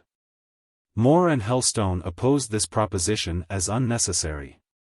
It was, however, pressed on them so courteously, and the night, besides, was so inclement. And the gleam from the muslin-curtained windows of the house before which they had halted looked so inviting, that at length they yielded. Mr. Yorke, after having alighted from his gig, which he left in charge of a man who issued from an outbuilding on his arrival, led the way in. It will have been remarked that Mr. Yorke varied a little in his phraseology. Now he spoke broad Yorkshire, and anon he expressed himself in very pure English. His manner seemed liable to equal alternations. He could be polite and affable, and he could be blunt and rough. His station then you could not easily determine by his speech and demeanor. Perhaps the appearance of his residence may decide it. The men he recommended to take the kitchen way, saying that he would see them served summit to taste presently. The gentlemen were ushered in at the front entrance. They found themselves in a matted hall, lined almost to the ceiling with pictures. Through this they were conducted to a large parlor, with a magnificent fire in the grate, the most cheerful of rooms it appeared as a whole, and when you came to examine details, the enlivening effect was not diminished. There was no splendor, but there was taste everywhere, unusual taste, the taste, you would have said, of a travelled man, a scholar, and a gentleman. A series of Italian views decked the walls. Each of these was a specimen of true art. A connoisseur had selected them, they were genuine and valuable. Even by candlelight the bright clear skies, the soft distances, with blue air quivering between the eye and the hills, the fresh tints, and well-massed lights and shadows, charmed the view. The subjects were all pastoral, the scenes were all sunny. There was a guitar and some music on a sofa, there were cameos, beautiful miniatures, a set of Grecian-looking vases on the mantelpiece. There were books well arranged in 2 elegant bookcases. Mr. Yorke bade his guests be seated. He then rang for wine. To the servant who brought it he gave hospitable orders for the refreshment of the men in the kitchen. The rector remained standing, he seemed not to like his quarters. He would not touch the wine his host offered him. "E'en as you will," remarked Mr. Yorke. "I reckon you're thinking of Eastern customs, Mr. Helstone, and you'll not eat nor drink under my roof, feared we s'uld be forced to be friends, but I am not so particular or superstitious. You might sup the contents of that decanter, and you might give me a bottle of the best in your own cellar. And I'd hold myself free to oppose you at every turn still, in every vestry meeting and justice meeting where we encountered one another. It is just what I should expect of you, Mr. Yorke. Does it agree ye now, Mr. Helstone, to be riding out after rioters, of a wet night, at your age? It always agrees with me to be doing my duty, and in this case my duty is a thorough pleasure. To hunt down vermin is a noble occupation, fit for an archbishop. Fit for ye, at ony rate. But where's curate? He's happen gone to visit some poor body in a sick gird, or he's happen hunting down vermin in another direction. He is doing garrison duty at Hollow's Mill. You left him a sup o' wine, I hope, Bob, turning to Mr. Moore, to keep his courage up. He did not pause for an answer, but continued, quickly, still addressing Moore, who had thrown himself into an old-fashioned chair by the fireside, "Move it, Robert. Get up, my lad. That place is mine. Take the sofa, or 3 other chairs, if you will, but not this. It belongs to me, and nobody else. Why are you so particular to that chair, Mr. Yorke?" asked Moore, lazily vacating the place in obedience to orders. "My father wore afore me, and that's all answer I saw thee, and it's as good a reason as Mr. Helstone can give for the main feck o' his notions." "Moore, are you ready to go?" inquired the rector. "Nay, Robert's not ready, or rather, I'm not ready to part wife him. He's an ill lad, and wants correcting. Why, sir? What have I done? Made thyself enemies on every hand. What do I care for that? What difference does it make to me whether your Yorkshire louts hate me or like me? Aye, there it is. The lad is a mack of an alien amang us. His father would never have talked that way. Go back to Antwerp, where you were born and bred, mauvaise tête, 3.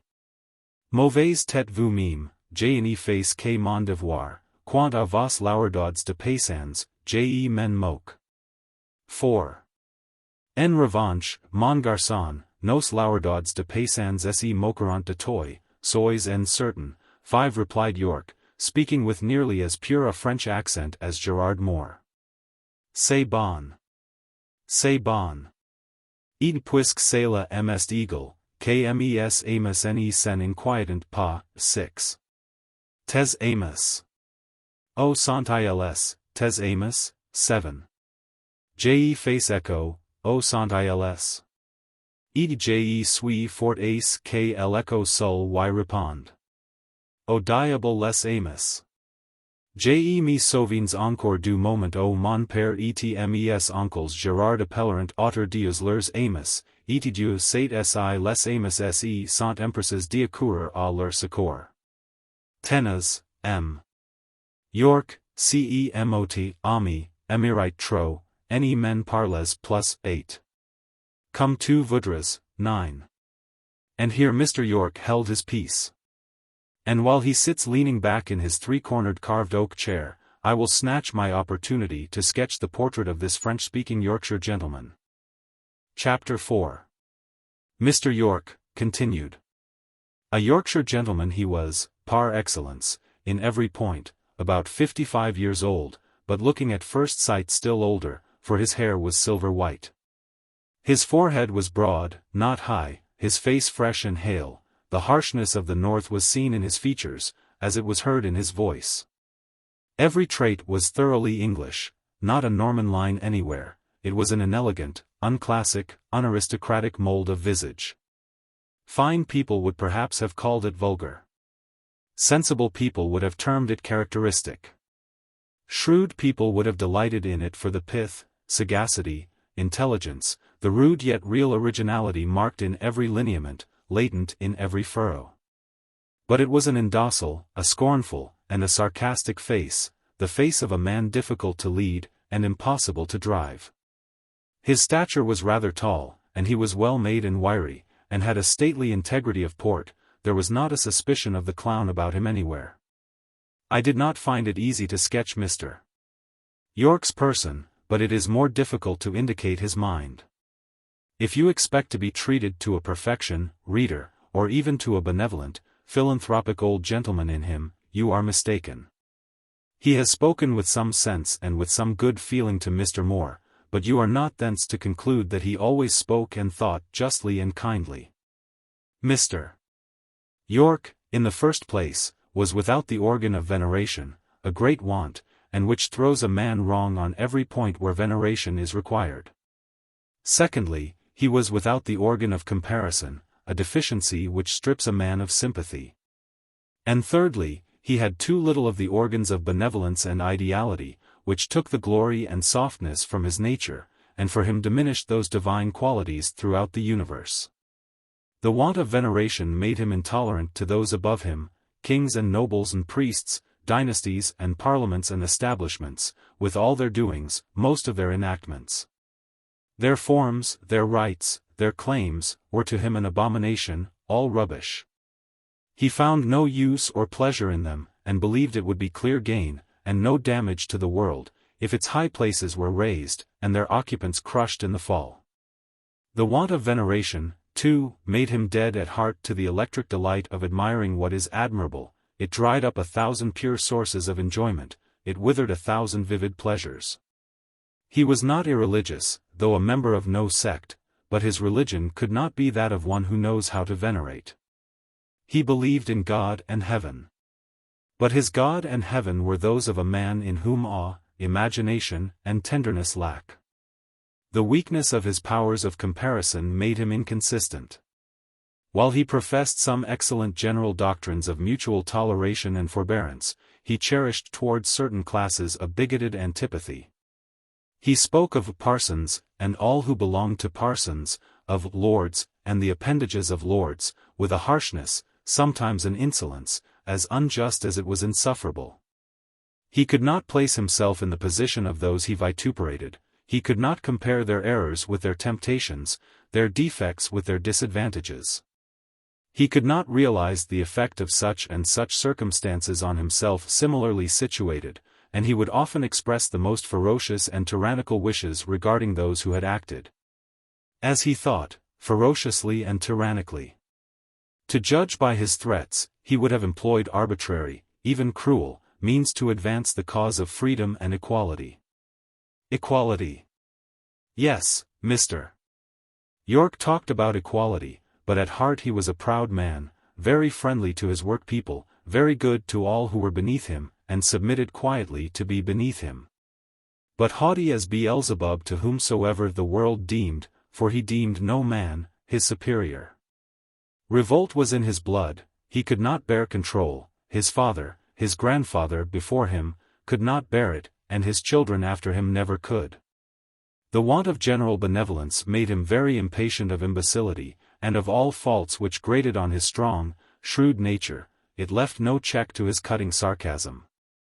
As he was not merciful, he would sometimes wound and wound again, without noticing how much he hurt, or caring how deep he thrust. As to the paucity of ideality in his mind, that can scarcely be called a fault, a fine ear for music, a correct eye for color and form, left him the quality of taste, and who cares for imagination? Who does not think it a rather dangerous, senseless attribute, akin to weakness, perhaps partaking of frenzy, a disease rather than a gift of the mind? Probably all think it so but those who possess, or fancy they possess, it. To hear them speak, you would believe that their hearts would be cold if that elixir did not flow about them, that their eyes would be dim if that flame did not refine their vision, that they would be lonely if this strange companion abandoned them. You would suppose that it imparted some glad hope to spring, some fine charm to summer, some tranquil joy to autumn, some consolation to winter, which you do not feel. An illusion, of course. But the fanatics cling to their dream, and would not give it for gold. As Mr. Yorke did not possess poetic imagination himself, he considered it a most superfluous quality in others. Painters and musicians he could tolerate, and even encourage, because he could relish the results of their art, he could see the charm of a fine picture, and feel the pleasure of good music. But a quiet poet, whatever force struggled, whatever fire glowed, in his breast, if he could not have played the man in the counting-house, of the tradesman in the peace-hall, might have lived despised, and died scorned, under the eyes of Hiram Yorke. And as there are many Hiram Yorkes in the world, it is well that the true poet, quiet externally though he may be, has often a truculent spirit under his placidity, and is full of shrewdness in his meekness, and can measure the whole stature of those who look down on him, and correctly ascertain the weight and value of the pursuits they disdain him for not having followed. It is happy that he can have his own bliss, his own society with his great friend and goddess nature, quite independent of those who find little pleasure in him, and in whom he finds no pleasure at all. It is just that while the world and circumstances often turn a dark, cold side to him, and properly, too, because he first turns a dark, cold, careless side to them, he should be able to maintain a festal brightness and cherishing glow in his bosom, which makes all bright and genial for him. While strangers, perhaps, deem his existence a polar winter never gladdened by a sun. The true poet is not one whit to be pitied, and he is apt to laugh in his sleeve when any misguided sympathizer whines over his wrongs.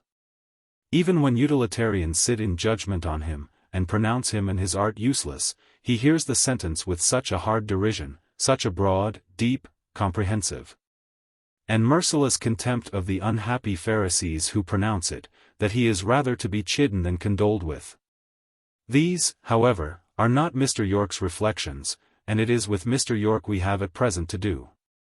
I have told you some of his faults, reader, as to his good points, he was one of the most honourable and capable men in Yorkshire. Even those who disliked him were forced to respect him.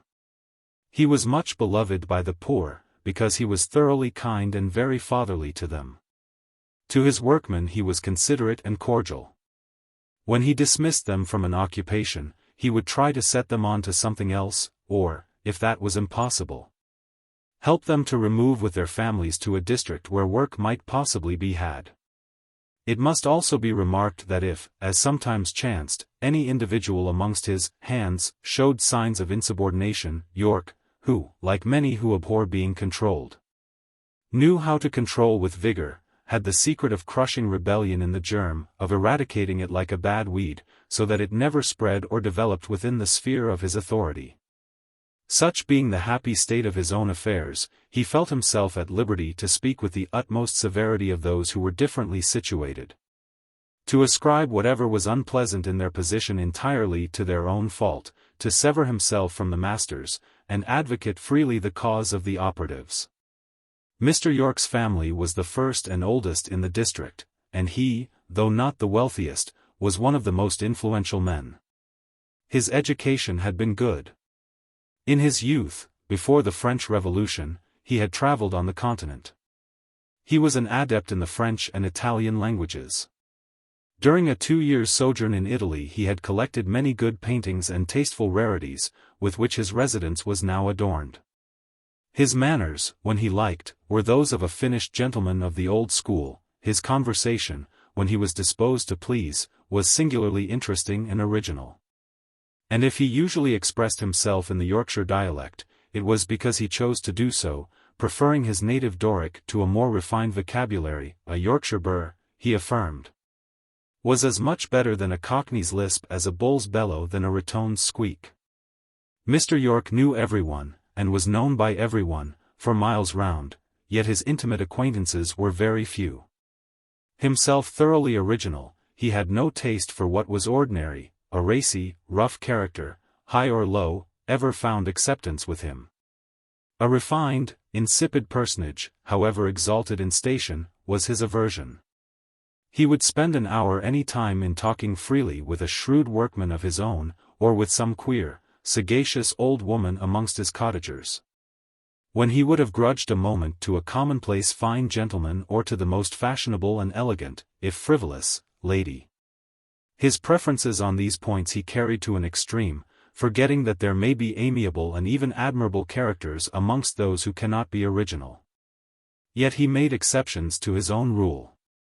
There was a certain order of mind, plain, ingenuous, neglecting refinement, almost devoid of intellectuality, and quite incapable of appreciating what was intellectual in him, but which, at the same time, never felt disgust at his rudeness, was not easily wounded by his sarcasm, did not closely analyze his sayings, doings, or opinions, with which he was peculiarly at ease, and, consequently, which he peculiarly preferred. He was lord amongst such characters. They, while submitting implicitly to his influence, never acknowledged, because they never reflected on, his superiority. They were quite tractable, therefore, without running the smallest danger of being servile, and their unthinking, easy, artless insensibility was as acceptable, because as convenient, to Mr. Yorke as that of the chair he sat on, or of the floor he trod. It will have been observed that he was not quite uncordial with Mr. Moore. He had 2 or 3 reasons for entertaining a faint partiality to that gentleman. It may sound odd, but the first of these was that Moore spoke English with a foreign, and French with a perfectly pure, accent. And that his dark, thin face, with its fine though rather wasted lines, had a most anti-British and anti-Yorkshire look. These points seem frivolous, unlikely to influence a character like Yorke's. But the fact is they recalled old, perhaps pleasurable, associations. They brought back his travelling, his youthful days. He had seen, amidst Italian cities and scenes, faces like Moore's. He had heard, in Parisian cafés and theatres, voices like his. He was young then, and when he looked at and listened to the alien, he seemed young again. Secondly, he had known Moore's father, and had had dealings with him. That was a more substantial, though by no means a more agreeable tie. For as his firm had been connected with Moors in business, it had also, in some measure, been implicated in its losses. Thirdly, he had found Robert himself a sharp man of business. He saw reason to anticipate that he would, in the end, by one means or another, make money, and he respected both his resolution and acuteness, perhaps, also, his hardness. A fourth circumstance which drew them together was that of Mr. Yorke being one of the guardians of the miner on whose estate Hollow's mill was situated. Consequently Moore, in the course of his alterations and improvements, had frequent occasion to consult him. As to the other guest now present in Mr. Yorke's parlour, Mr. Helstone, between him and his host there existed a double antipathy, the antipathy of nature and that of circumstances. The freethinker hated the formalist. The lover of liberty detested the disciplinarian. Besides, it was said that in former years they had been rival suitors of the same lady. Mr. Yorke, as a general rule, was, when young, noted for his preference of sprightly and dashing women, a showy shape and air, a lively wit, a ready tongue, chiefly seemed to attract him. He never, however, proposed to any of these brilliant belles whose society he sought. And all at once he seriously fell in love with and eagerly wooed a girl who presented a complete contrast to those he had hitherto noticed, a girl with the face of a Madonna. A girl of living marble, stillness personified. No matter that, when he spoke to her, she only answered him in monosyllables. No matter that his sighs seemed unheard, that his glances were unreturned, that she never responded to his opinions, rarely smiled at his jests, paid him no respect and no attention. No matter that she seemed the opposite of everything feminine he had ever in his whole life been known to admire. For him Mary Cave was perfect, because somehow, for some reason, no doubt he had a reason, he loved her. Mr. Helstone, at that time curate of Briarfield, loved Mary too, or, at any rate, he fancied her. Several others admired her, for she was beautiful as a monumental angel. But the clergyman was preferred for his office's sake, that office probably investing him with some of the illusion necessary to allure to the commission of matrimony. And which Miss Cave did not find in any of the young Woolstaplers, her other adorers. Mr. Helstone neither had, nor professed to have, Mr. Yorke's absorbing passion for her. He had none of the humble reverence which seemed to subdue most of her suitors. He saw her more as she really was than the rest did. He was, consequently, more master of her and himself. She accepted him at the first offer, and they were married. Nature never intended Mr. Helstone to make a very good husband, especially to a quiet wife. He thought so long as a woman was silent nothing ailed her, and she wanted nothing. If she did not complain of solitude, solitude, however continued, could not be irksome to her. If she did not talk and put herself forward, express a partiality for this, an aversion to that, she had no partialities or aversions, and it was useless to consult her tastes. He made no pretense of comprehending women or comparing them with men. They were a different, probably a very inferior, order of existence. A wife could not be her husband's companion, much less his confidant, much less his stay. His wife, after a year or two, was of no great importance to him in any shape. And when she one day, as he thought, suddenly, for he had scarcely noticed her decline, but, as others thought, gradually, took her leave of him and of life, and there was only a still, beautiful featured mold of clay left, cold and white, in the conjugal couch, he felt his bereavement, who shall say how little? Yet, perhaps, more than he seemed to feel it, for he was not a man from whom grief easily wrung tears. His dry-eyed and sober mourning scandalized an old housekeeper, and likewise a female attendant, who had waited upon Mrs.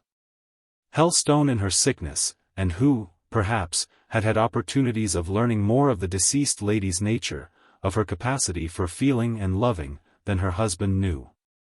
They gossiped together over the corpse, related anecdotes, with embellishments of her lingering decline, and its real or supposed cause. In short, they worked each other up to some indignation against the austere little man, who sat examining papers in an adjoining room, unconscious of what opprobrium he was the object. Mrs. Helstone was hardly under the sod when rumors began to be rife in the neighborhood that she had died of a broken heart. These magnified quickly into reports of hard usage, and, finally, details of harsh treatment on the part of her husband, reports grossly untrue, but not the less eagerly received on that account. Mr. Yorke heard them, partly believed them. Already, of course, he had no friendly feeling to his successful rival. Though himself a married man now, and united to a woman who seemed a complete contrast to Mary Cave in all respects, he could not forget the great disappointment of his life. And when he heard that what would have been so precious to him had been neglected, perhaps abused, by another, he conceived for that other a rooted and bitter animosity. Of the nature and strength of this animosity Mr. Helstone was but half aware. He neither knew how much Yorke had loved Mary Cave, what he had felt on losing her, nor was he conscious of the calumnies concerning his treatment of her, familiar to every ear in the neighborhood but his own. He believed political and religious differences alone separated him and Mr. Yorke. Had he known how the case really stood, he would hardly have been induced by any persuasion to cross his former rival's threshold. Mr. Yorke did not resume his lecture of Robert Moore. The conversation ere long recommenced in a more general form, though still in a somewhat disputative tone. The unquiet state of the country, the various depredations lately committed on mill property in the district, supplied abundant matter for disagreement. Especially as each of the three gentlemen present differed more or less in his views on these subjects. Mr. Helstone thought the masters aggrieved, the workpeople unreasonable.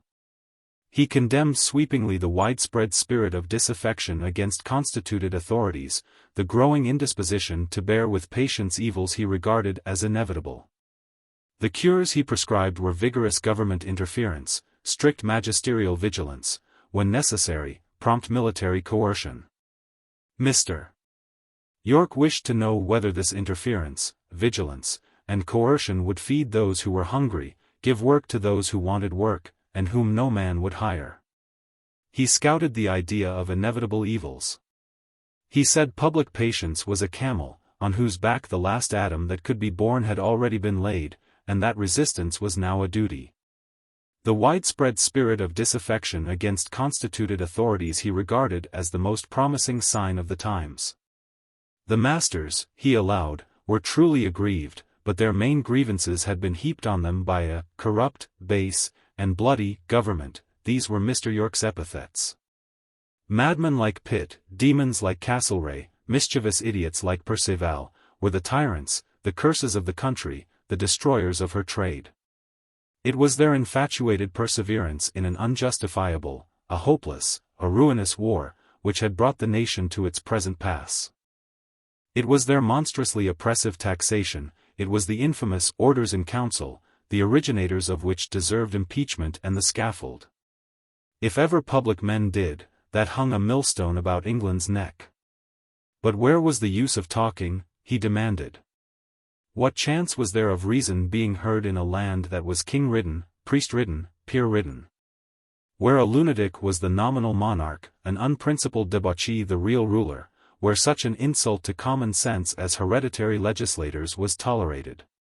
Where such a humbug as a bench of bishops, such an arrogant abuse as a pampered, persecuting established church was endured and venerated. Where a standing army was maintained, and a host of lazy parsons and their pauper families were kept on the fat of the land? Mr. Helstone, rising up and putting on his shovel hat, observed in reply that in the course of his life he had met with 2 or 3 instances where sentiments of this sort had been very bravely maintained so long as health, strength, and worldly prosperity had been the allies of him who professed them.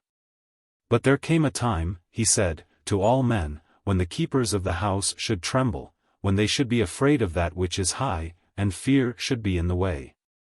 And that time was the test of the advocate of anarchy and rebellion, the enemy of religion and order. Ere now, he affirmed, he had been called upon to read those prayers our church has provided for the sick by the miserable dying bed of one of her most rancorous foes. He had seen such a one stricken with remorse, solicitous to discover a place for repentance, and unable to find any, though he sought it carefully with tears. He must forewarn Mr. Yorke that blasphemy against God and the king was a deadly sin, and that there was such a thing as judgment to come. Mr. Yorke believed fully that there was such a thing as judgment to come. If it were otherwise, it would be difficult to imagine how all the scoundrels who seem triumphant in this world, who broke innocent hearts with impunity, abused unmerited privileges, were a scandal to honorable callings, took the bread out of the mouths of the poor, browbeat the humble, and truckled meanly to the rich and proud, were to be properly paid off in such coin as they had earned. But, he added, whenever he got low-spirited about such like goings-on, and their seeming success in this mucky lump of a planet, he just reached down Audiobook, pointing to a great Bible in the bookcase, opened it like at a chance, and he was sure to light of a verse blazing why, a blue brimstone low that set all straight. He knew, he said, where some folk were bound for, just as well as if an angel great white wings had come in our doorstone and told him. Sir, said Mr. Helstone, collecting all his dignity, sir, the great knowledge of man is to know himself, and the born whither his own steps tend. Aye. You'll recollect, Mr. Helstone, that ignorance was carried away from the very gates of heaven, borne through the air, and thrust in at a door in the side of the hill which led down to hell. Nor have I forgotten, Mr. Yorke, that vain confidence, not seeing the way before him, fell into a deep pit, which was on purpose there made by the prince of the grounds, to catch vainglorious fools withal, and was dashed to pieces with his fall. Now, interposed Mr. Moore, who had hitherto sat a silent but amused spectator of this worldly combat, and whose indifference to the party politics of the day, as well as to the gossip of the neighborhood, made him an impartial, if apathetic, judge of the merits of such an encounter, you have both sufficiently blackballed each other, and proved how cordially you detest each other, and how wicked you think each other. For my part, my hate is still running in such a strong current against the fellows who have broken my frames that I have none to spare for my private acquaintance, and still less for such a vague thing as a sect or a government. But really, gentlemen, you both seem very bad by your own showing, worse than ever I suspected you to be. I dare not stay all night with a rebel and blasphemer like you, Yorke. And I hardly dare ride home with a cruel and tyrannical ecclesiastic like Mr. Helstone. I am going, however, Mr. Moore, said the rector sternly. Come with me or not, as you please. Nay, he shall not have the choice, he shall go with you, responded Yorke. It's midnight, and past, and I'll have nobody staying up my house any longer. Ye mun all go. He rang the bell. Deb, said he to the servant who answered it, clear them folk out kitchen, and lock doors, and be off to bed. Here is your way, gentlemen, he continued to his guests. And, lighting them through the passage, he fairly put them out at his front door. They met their party hurrying out pell-mell by the back way. Their horses stood at the gate. They mounted, and rode off, Moore laughing at their abrupt dismissal, Helstone deeply indignant thereat. Chapter 5. Hollow's Cottage. Moore's good spirits were still with him when he rose next morning. He and Joe Scott had both spent the night in the mill, availing themselves of certain sleeping accommodations producible from recesses in the front and back counting-houses. The master, always an early riser, was up somewhat sooner even than usual. He awoke his man by singing a French song as he made his toilet.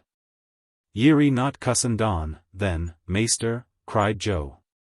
"Not a stiver, mon garçon," which means, my lad. "Get up, and we'll take a turn through the mill before the hands come in, and I'll explain my future plans. We'll have the machinery yet, Joseph. You never heard of Bruce, perhaps? And Th. Errand, Spider?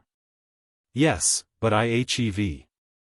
I've read history o' Scotland, and happen na as Michigan on't as ye. And I understand ye to mean to say ye'll persevere. I do. Is there mony o' your Mac, your country? Inquired Joe, as he folded up his temporary bed, and put it away. In my country. Which is my country? Why, France, isn't it? Not it, indeed. The circumstance of the French having seized Antwerp, where I was born, does not make me a Frenchman. Holland, then? I am not a Dutchman. Now you are confounding Antwerp with Amsterdam. Flanders? I scorn the insinuation, Joe. I a Flamand.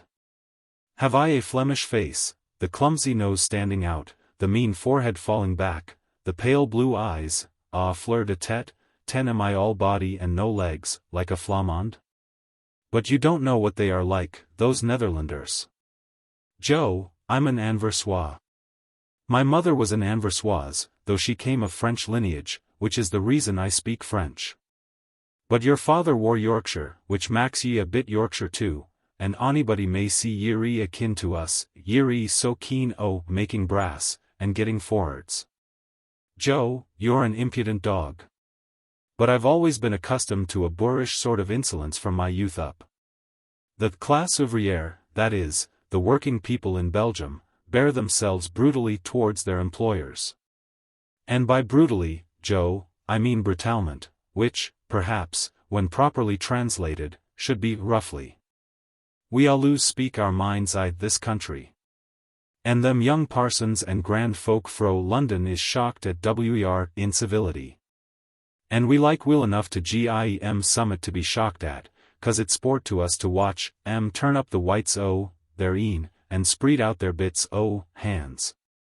Like as they're flayed bogarts, and then to hear say, nipping off their words short like, dear. Dear. Wet savages. How very coarse. You are savages, Joe. You don't suppose you're civilized, do you? Middling, meester.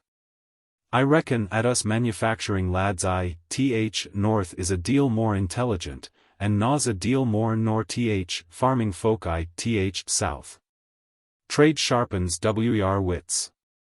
And them that's mechanics like me is forced to think. Ye know, what why, looking after machinery and sich like, I've get 10 into that way that when I see an effect, I look straight out for a cause, and I oft lig hold on to purpose. And then I like reading, and I'm curious to know what them that reckons to govern us aims to do for us and why us. And there's many cuter nor me. There's many a one among them greasy chaps at smells o' oil, and among them dyers blue and black skins, that has a long head, and that can tell what a full of a law is. As well as ye or old Yorke, and a deal better nor soft uns like Christopher Sykes o' Winbury, and great hectoring nouts like yond Irish Peter, Helstone's curate. You think yourself a clever fellow, I know, Scott. I'm fairish. I can tell cheese fro chalk, and I'm very well aware that I've improved sich opportunities as I have had, a deal better nor some, at reckons to be abun me. But there's thousands Yorkshire that's as good as me, and a 2-3 that's better. You're a great man, you're a sublime fellow, but you're a prig, a conceited noodle with it all, Joe.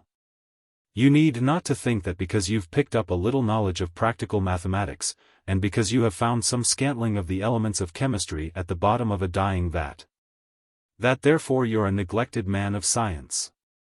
And you need not to suppose that because the course of trade does not always run smooth, and you, and such as you, are sometimes short of work and of bread, that therefore your class are martyrs.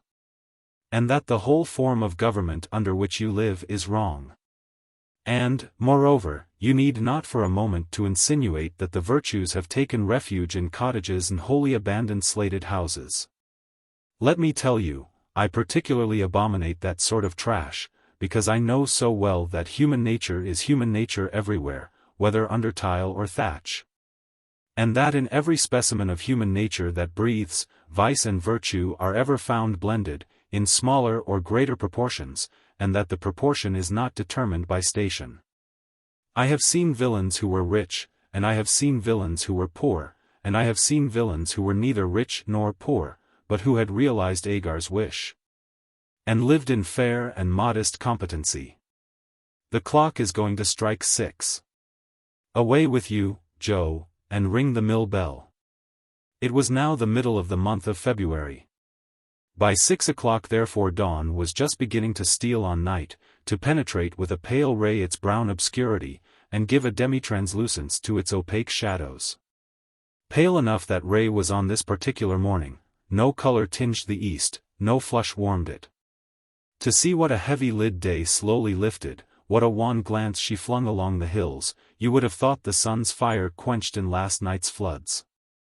The breath of this morning was chill as its aspect.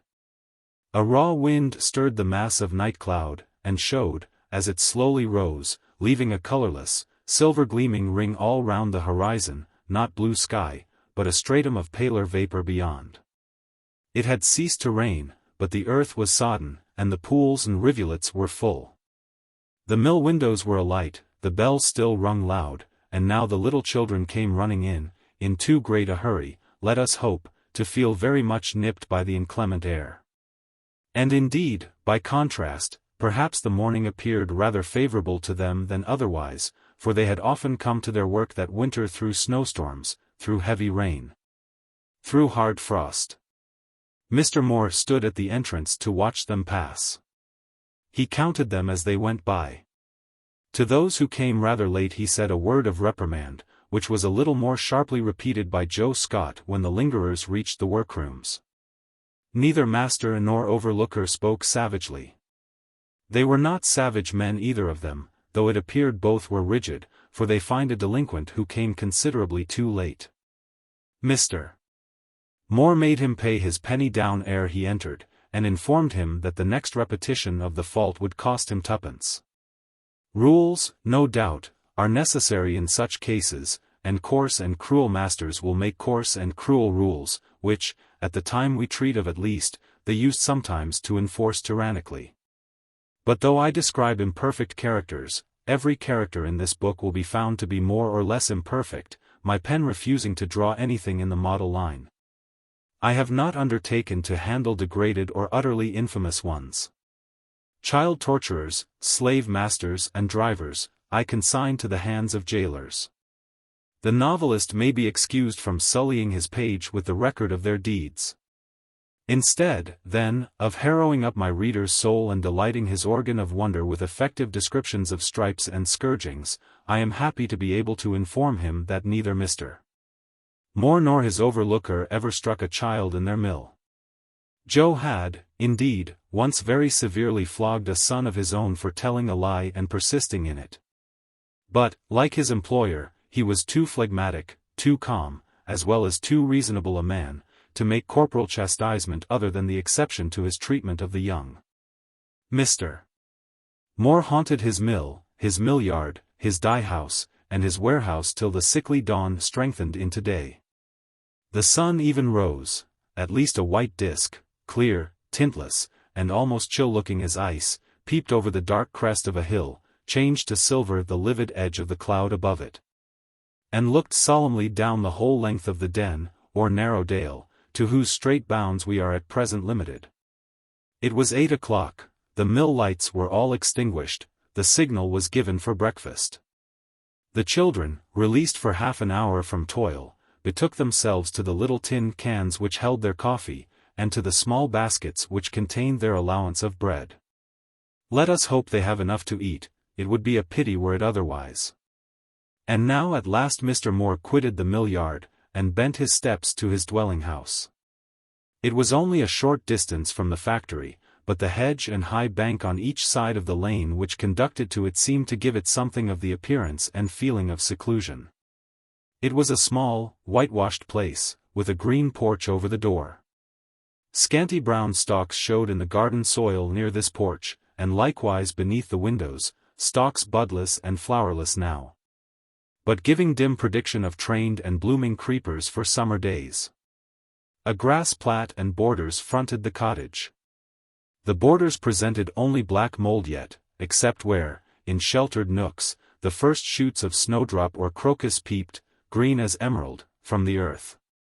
The spring was late.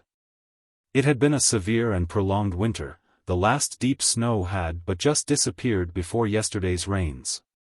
On the hills, indeed, white remnants of it yet gleamed, flecking the hollows and crowning the peaks. The lawn was not verdant, but bleached, as was the grass on the bank, and under the hedge in the lane. 3 trees, gracefully grouped, rose beside the cottage. They were not lofty, but having no rivals near, they looked well and imposing where they grew. Such was Mr. Moore's home, a snug nest for content and contemplation, but one within which the wings of action and ambition could not long lie folded. Its air of modest comfort seemed to possess no particular attraction for its owner. Instead of entering the house at once, he fetched a spade from a little shed and began to work in the garden. For about a quarter of an hour he dug on uninterrupted. At length, however, a window opened, and a female voice called to him. Eh, bien. Tu en de jeunes pas ce matin? 11. The answer, and the rest of the conversation, was in French, but as this is an English book, I shall translate it into English. Is breakfast ready, Hortense? Certainly. It has been ready half an hour. Then I am ready too. I have a canine hunger. He threw down his spade, and entered the house. The narrow passage conducted him to a small parlor, where a breakfast of coffee and bread and butter, with the somewhat un-English accompaniment of stewed pears, was spread on the table. Over these viands presided the lady who had spoken from the window. I must describe her before I go any farther. She seemed a little older than Mr. Moore, perhaps she was 35, tall, and proportionately stout. She had very black hair, for the present twisted up in curl papers, a high color in her cheeks, a small nose, a pair of little black eyes. The lower part of her face was large in proportion to the upper, her forehead was small and rather corrugated, she had a fretful though not an ill-natured expression of countenance. There was something in her whole appearance one felt inclined to be half provoked with and half amused at. The strangest point was her dress, a stuff petticoat and a striped cotton camisole. The petticoat was short, displaying well a pair of feet and ankles which left much to be desired in the article of symmetry.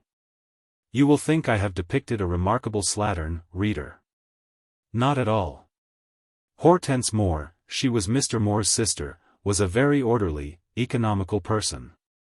The petticoat, camisole, and curl papers were her morning costume, in which, of forenoons, she had always been accustomed to go her household ways, in her own country. She did not choose to adopt English fashions because she was obliged to live in England. She adhered to her old Belgian modes, quite satisfied that there was a merit in so doing.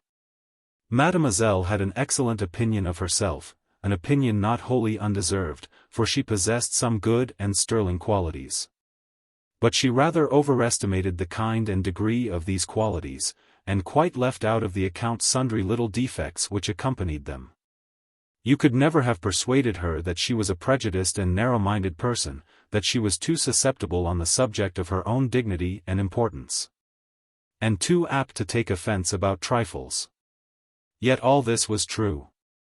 However, where her claims to distinction were not opposed, and where her prejudices were not offended, she could be kind and friendly enough.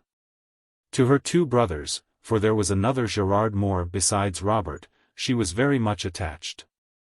As the sole remaining representatives of their decayed family, the persons of both were almost sacred in her eyes.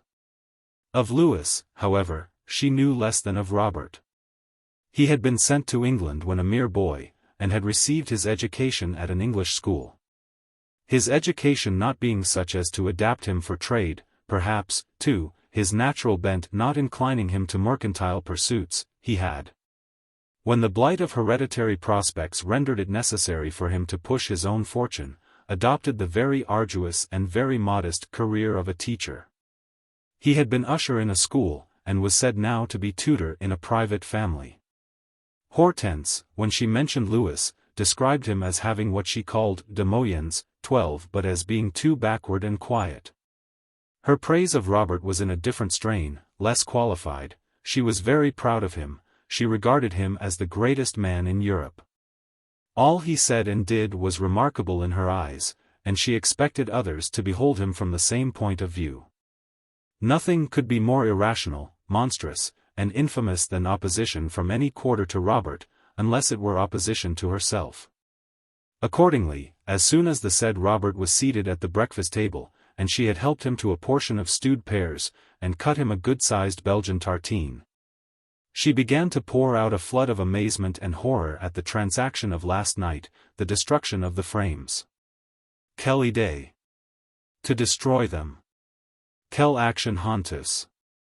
On voyait bien que les ouvriers de ce pays étaient à la fois bêtes et méchants. C'était absolument comme les domestiques anglais, les servantes surtout, rien d'insupportable comme cette Sarah, par exemple, 13. She looks clean and industrious, Mr. Moore remarked. Looks.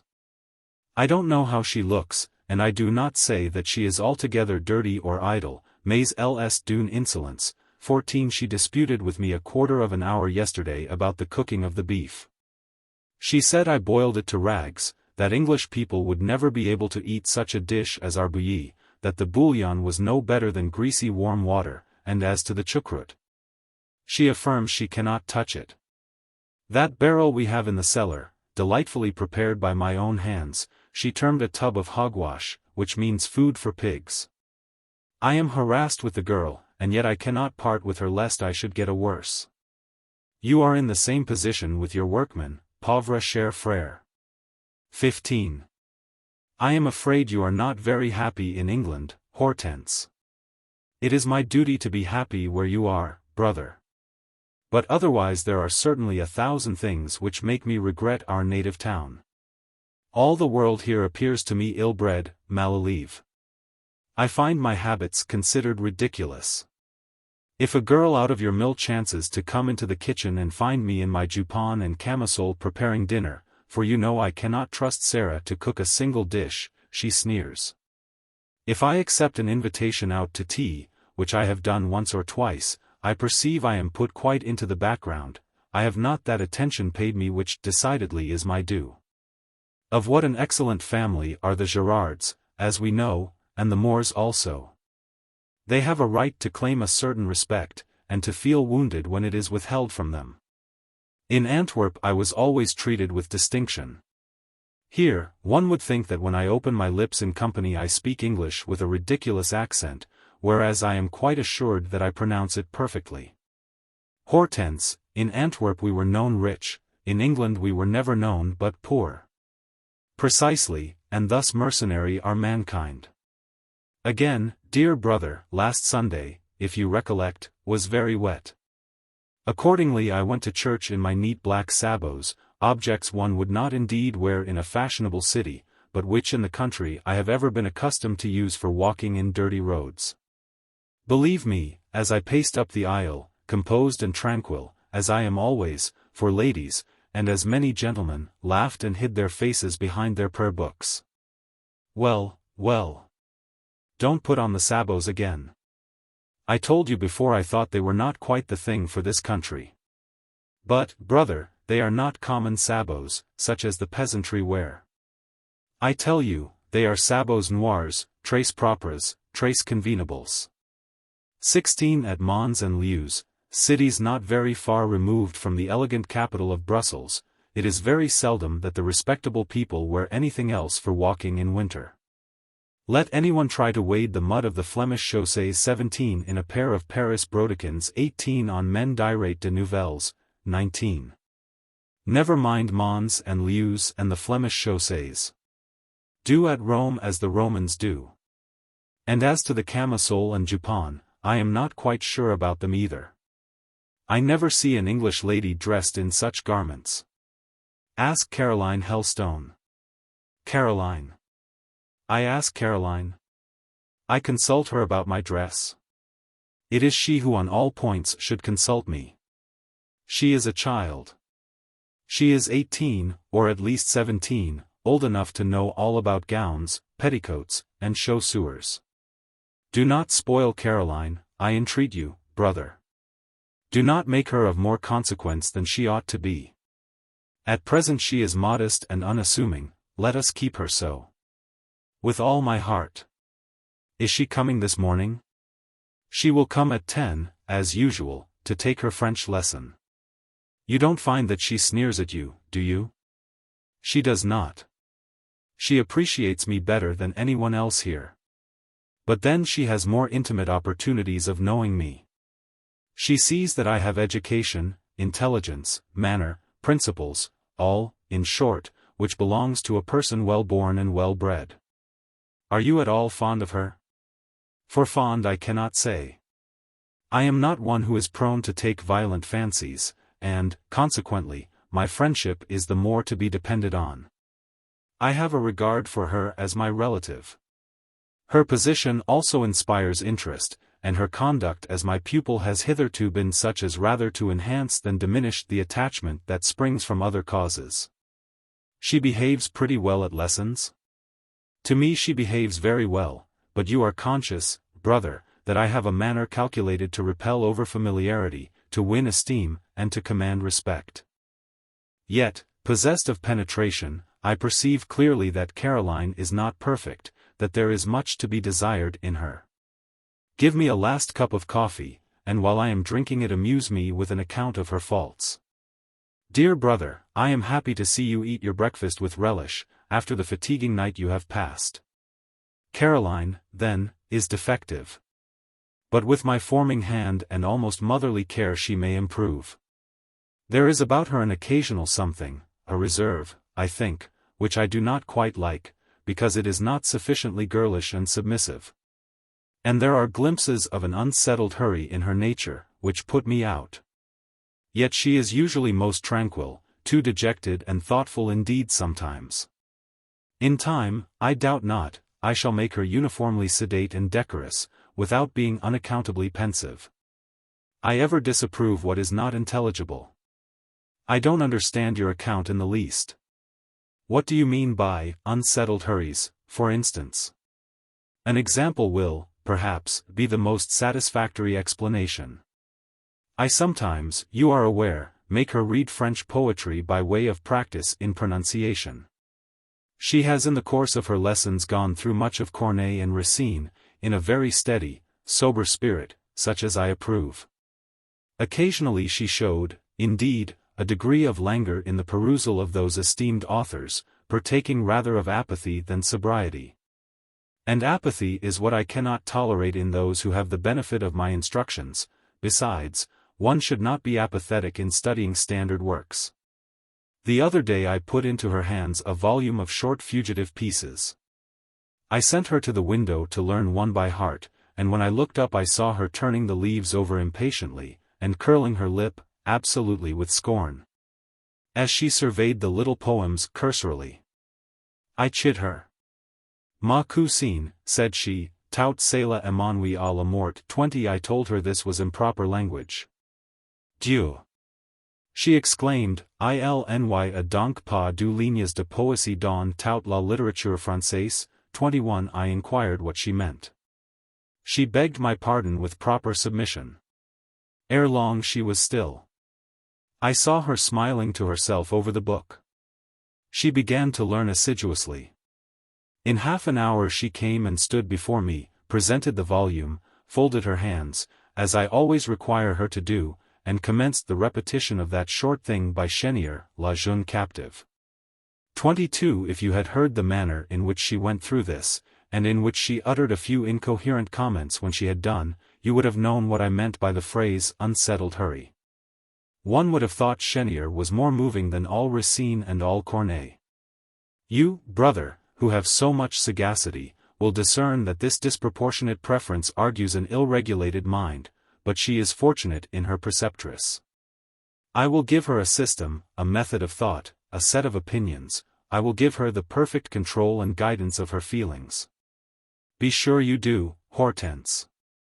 Here she comes. That was her shadow past the window, I believe.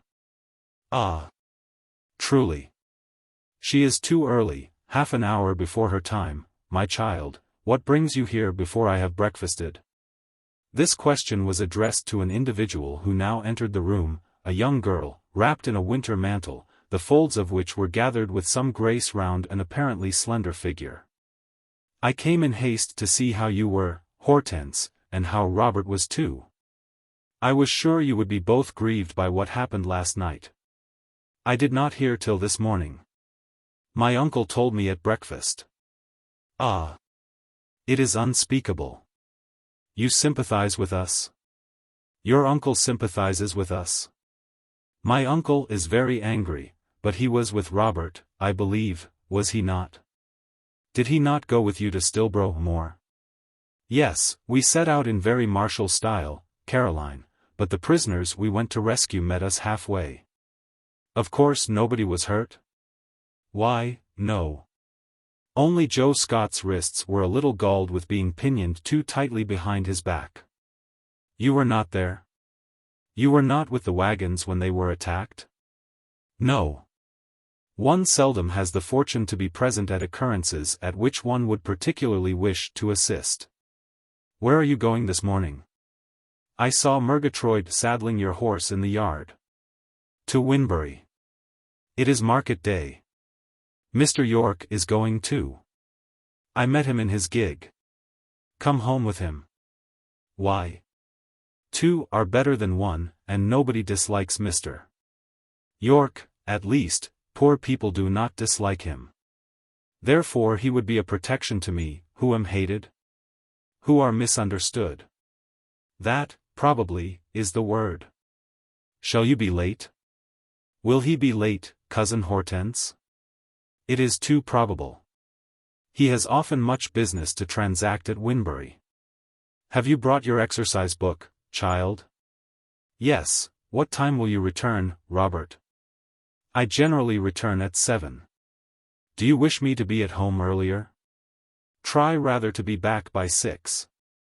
It is not absolutely dark at 6 now, but by 7 daylight is quite gone." "And what danger is to be apprehended, Caroline, when daylight is gone? What peril do you conceive comes as the companion of darkness for me?" "I am not sure that I can define my fears, but we all have a certain anxiety at present about our friends. My uncle calls these times dangerous. He says, too, that mill owners are unpopular. And I am one of the most unpopular. Is not that the fact? You are reluctant to speak out plainly, but at heart you think me liable to Pearson's fate, who was shot at, not, indeed, from behind a hedge, but in his own house, through his staircase window, as he was going to bed. And Pearson showed me the bullet in the chamber door," remarked Caroline gravely, as she folded her mantle and arranged it and her muff on a side table. "You know," she continued, "there is a hedge all the way along the road from here to Winbury, and there are the Fieldhead plantations to pass, but you will be back by 6, or before?" "Certainly he will," affirmed Hortense. "And now, my child, prepare your lessons for repetition, while I put the peas to soak for the purée at dinner." With this direction she left the room. "You suspect I have many enemies, then, Caroline," said Mr. Moore, "and doubtless you know me to be destitute of friends?" "Not destitute, Robert. There is your sister, your brother Louis, whom I have never seen, there is Mr. Yorke, and there is my uncle, besides, of course, many more." Robert smiled. "You would be puzzled to name your many more," said he. "But show me your exercise book. What extreme pains you take with the writing. My sister, I suppose, exacts this care. She wants to form you in all things after the model of a Flemish schoolgirl. What life are you destined for, Caroline? What will you do with your French, drawing, and other accomplishments, when they are acquired? You may well say, when they are acquired. For, as you are aware, till Hortense began to teach me, I knew precious little. As to the life I am destined for, I cannot tell. I suppose to keep my uncle's house till," she hesitated. "Till what? Till he dies? No. How harsh to say that. I never think of his dying. He is only 55. But till, in short, till events offer other occupations for me. A remarkably vague prospect. Are you content with it? I used to be, formerly. Children, you know, have little reflection, or rather their reflections run on ideal themes. There are moments now when I am not quite satisfied. Why? I am making no money, earning nothing. You come to the point, Lena. You too, then, wish to make money? I do. I should like an occupation. And if I were a boy, it would not be so difficult to find one. I see such an easy, pleasant way of learning a business, and making my way in life. Go on. Let us hear what way. I could be apprenticed to your trade, the cloth trade. I could learn it of you, as we are distant relations. I would do the counting-house work, keep the books, and write the letters, while you went to market. I know you greatly desire to be rich, in order to pay your father's debts. Perhaps I could help you to get rich. Help me? You should think of yourself. I do think of myself, but must one forever think only of oneself? Of whom else do I think? Of whom else dare I think? The poor ought to have no large sympathies, it is their duty to be narrow. No, Robert. Yes, Caroline. Poverty is necessarily selfish, contracted, groveling, anxious. Now and then a poor man's heart, when certain beams and dews visit it, may smell like the budding vegetation in yonder garden on this spring day, may feel ripe to evolve in foliage, perhaps blossom. But he must not encourage the pleasant impulse, he must invoke prudence to check it, with that frosty breath of hers, which is as nipping as any north wind. No cottage would be happy then. When I speak of poverty, I do not so much mean the natural, habitual poverty of the working man, as the embarrassed penury of the man in debt. My grubworm is always a straitened, struggling, careworn tradesman. Cherish hope, not anxiety. Certain ideas have become too fixed in your mind. It may be presumptuous to say it, but I have the impression that there is something wrong in your notions of the best means of attaining happiness, as there is in second hesitation. I am all ear, Caroline. In courage. Let me speak the truth, in your manner, mind, I say only manner, to these Yorkshire workpeople. You have often wanted to tell me that, have you not?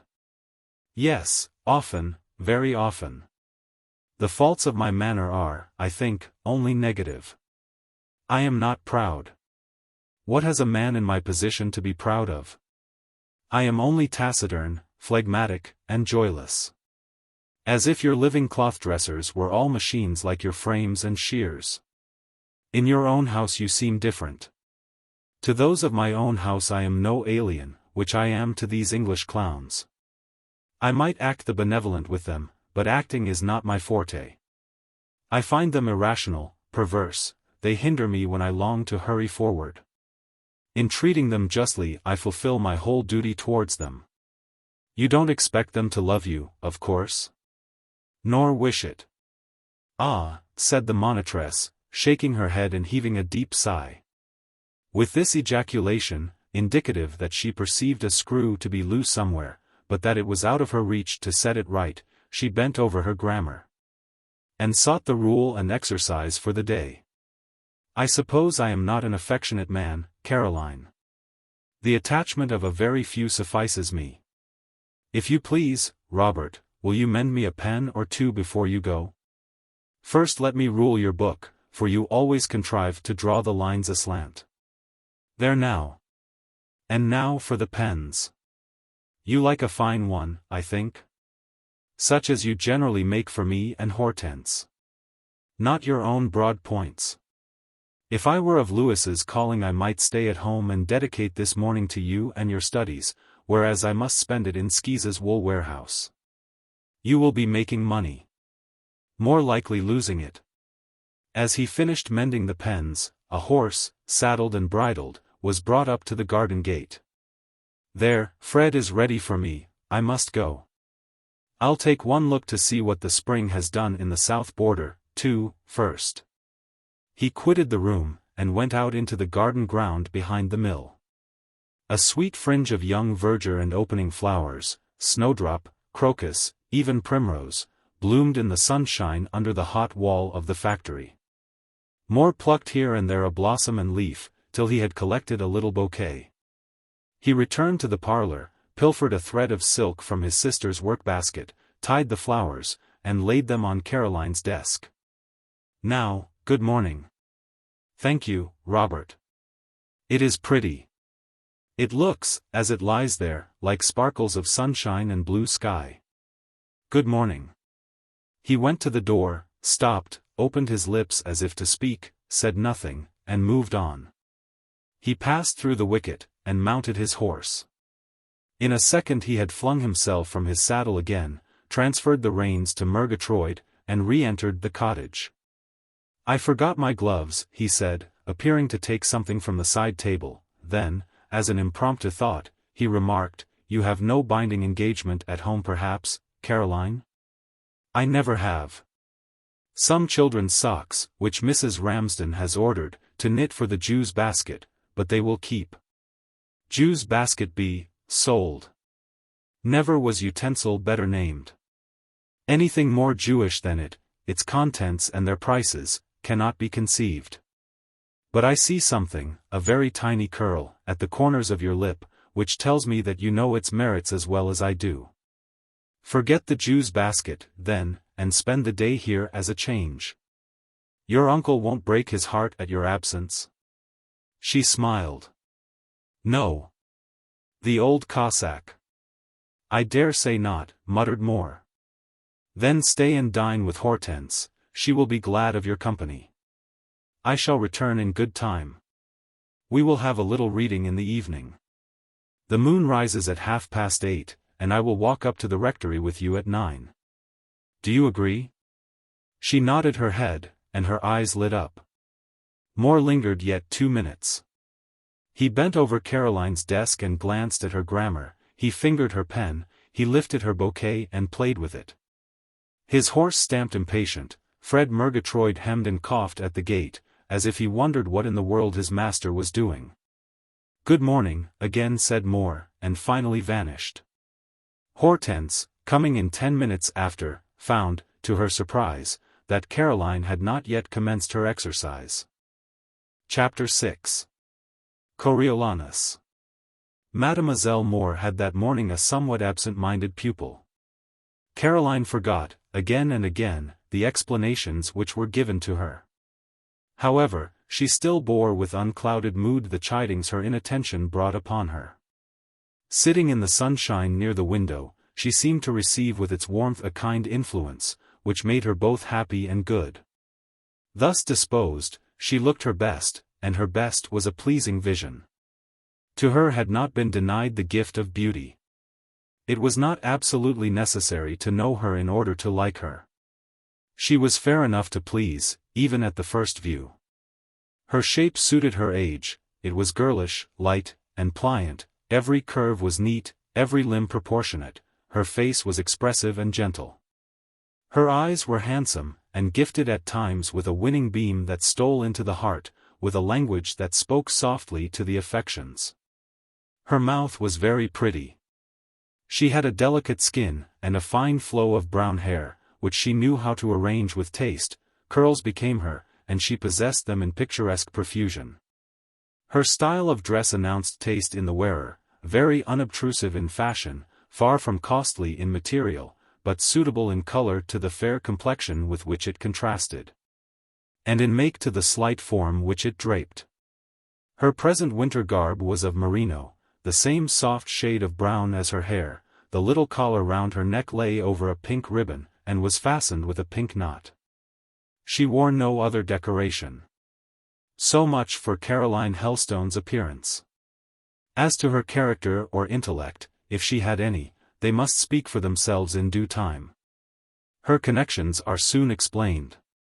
She was the child of parents separated soon after her birth, in consequence of disagreement of disposition. Her mother was the half-sister of Mr. Moore's father. Thus, though there was no mixture of blood, she was, in a distant sense, the cousin of Robert, Louis, and Hortense. Her father was the brother of Mr. Helstone, a man of the character friends desire not to recall, after death has once settled all earthly accounts. He had rendered his wife unhappy. The reports which were known to be true concerning him had given an air of probability to those which were falsely circulated respecting his better principled brother. Caroline had never known her mother, as she was taken from her in infancy, and had not since seen her. Her father died comparatively young, and her uncle, the rector, had for some years been her sole guardian.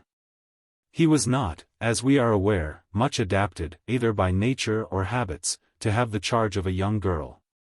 He had taken little trouble about her education. Probably he would have taken none if she, finding herself neglected, had not grown anxious on her own account, and asked, every now and then, for a little attention, and for the means of acquiring such amount of knowledge as could not be dispensed with.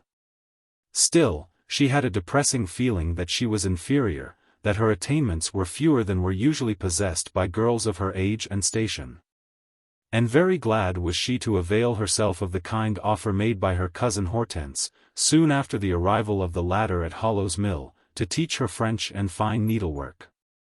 Ndli More, for her part, delighted in the task, because it gave her importance. She liked to lord it a little over a docile yet quick pupil. She took Caroline precisely at her own estimate, as an irregularly taught, even ignorant girl.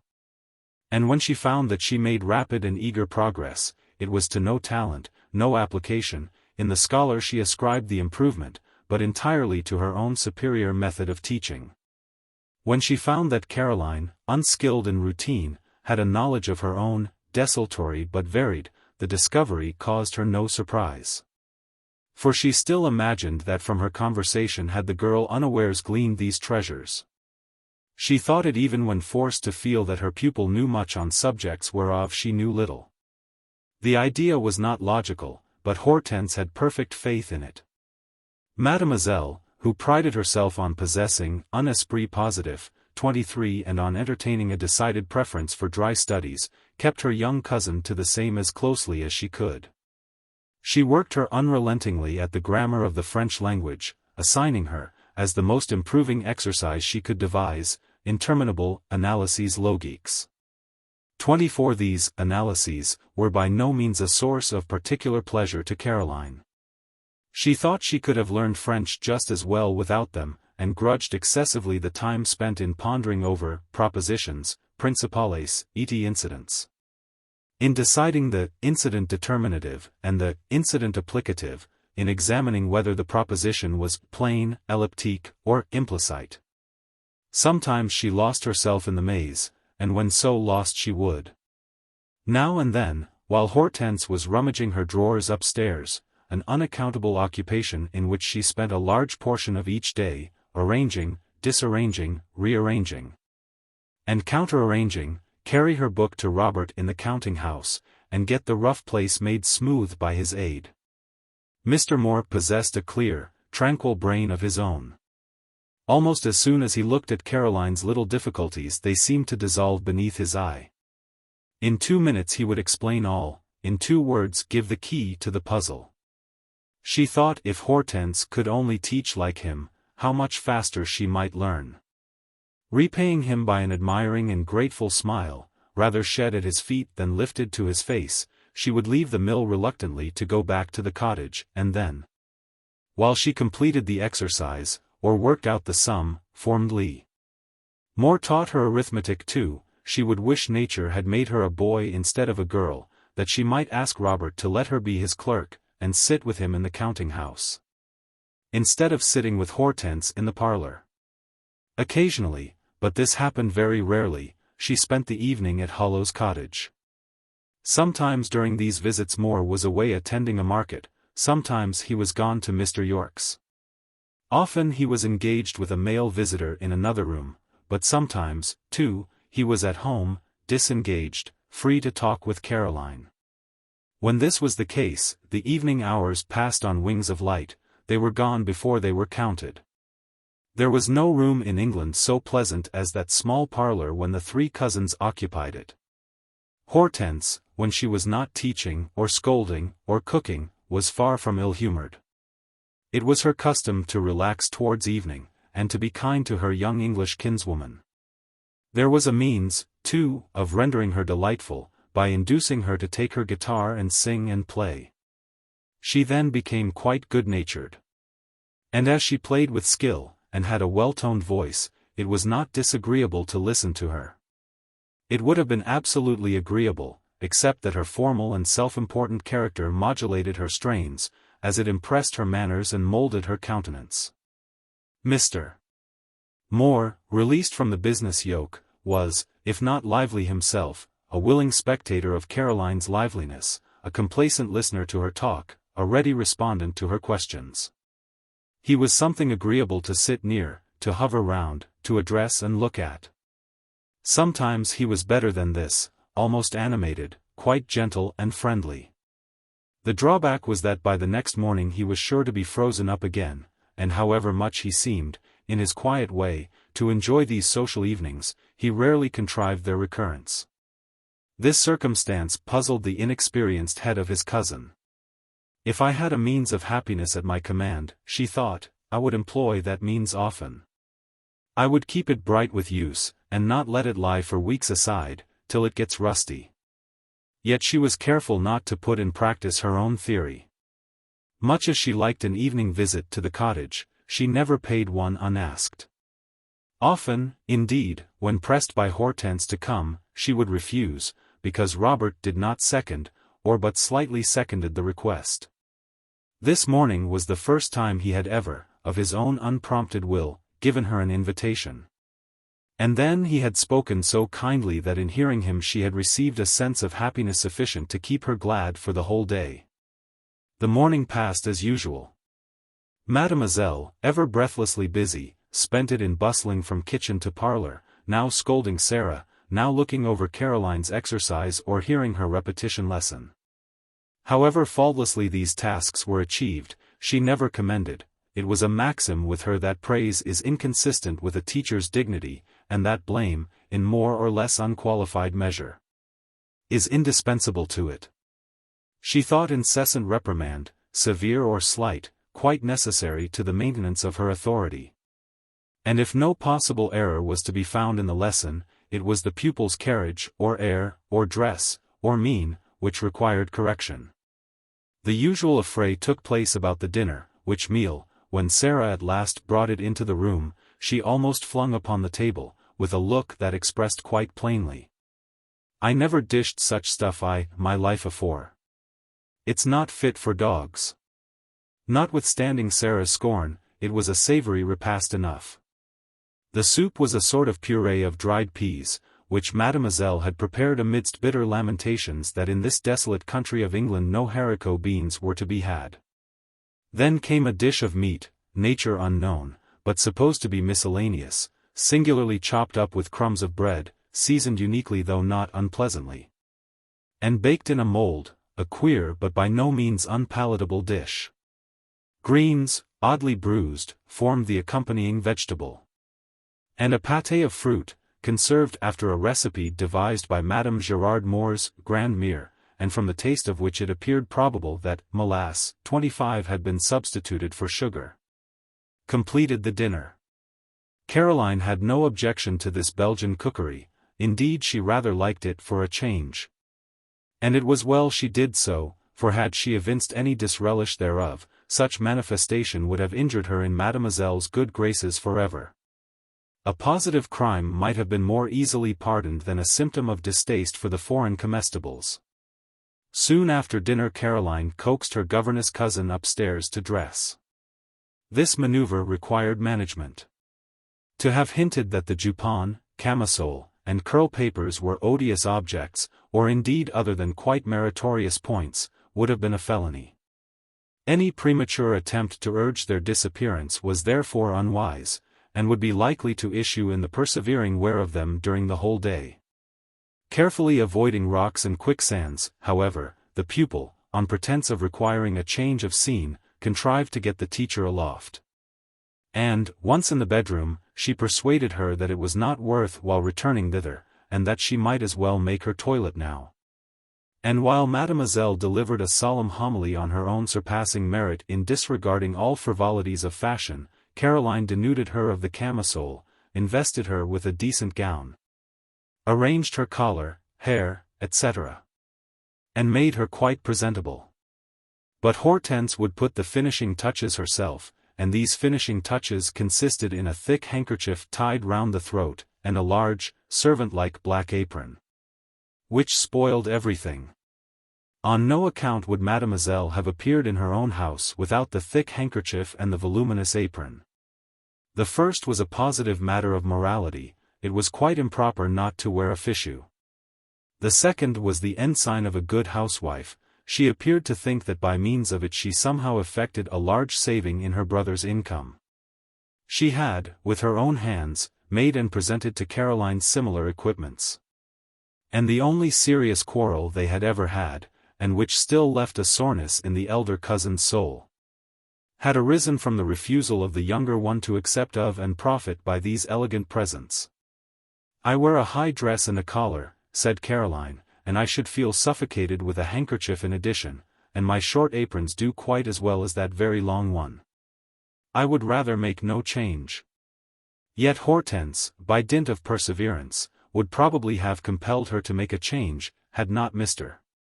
Moore chanced to overhear a dispute on the subject, and decided that Caroline's little aprons would suffice, and that, in his opinion, as she was still but a child, she might for the present dispense with the fichu, especially as her curls were long, and almost touched her shoulders.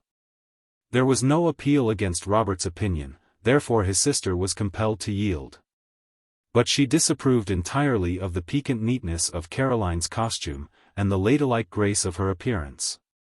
Something more solid and homely she would have considered beaucoup plus convenable. 26. The afternoon was devoted to sewing. Mademoiselle, like most Belgian ladies, was specially skillful with her needle. She by no means thought it waste of time to devote unnumbered hours to fine embroidery, sight-destroying lace-work, marvelous netting and knitting, and, above all, to most elaborate stocking mending.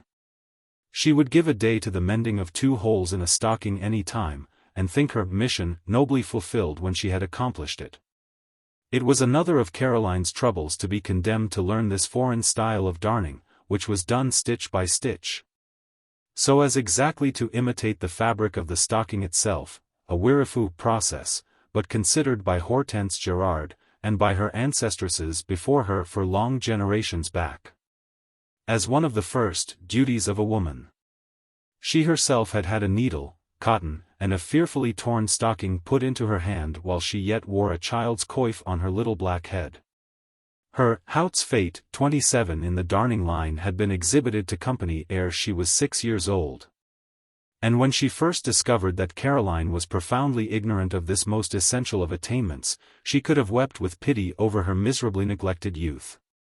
No time did she lose in seeking up a hopeless pair of hose, of which the heels were entirely gone, and in setting the ignorant English girl to repair the deficiency. This task had been commenced 2 years ago, and Caroline had the stockings in her work-bag yet. She did a few rows every day, by way of penance for the expiation of her sins. They were a grievous burden to her, she would much have liked to put them in the fire, and once Mr. Moore, who had observed her sitting and sighing over them, had proposed a private incremation in the counting-house. But to this proposal Caroline knew it would have been impolitic to accede, the result could only be a fresh pair of hose, probably in worse condition. She adhered, therefore, to the ills she knew. All the afternoon the 2 ladies sat and sewed, till the eyes and fingers, and even the spirits of one of them, were weary. The sky since dinner had darkened. It had begun to rain again, to pour fast.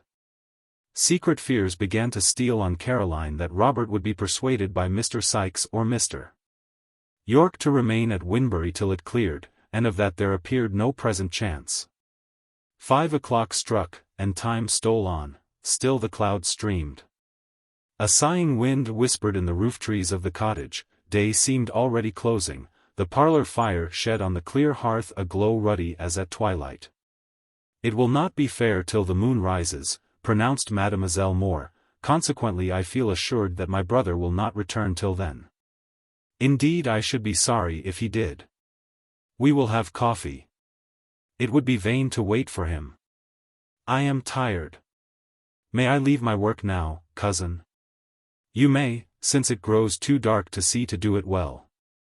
Fold it up. Put it carefully in your bag, then step into the kitchen and desire Sarah to bring in the gouter, or tea, as you call it. But it has not yet struck 6. He may still come. He will not, I tell you. I can calculate his movements.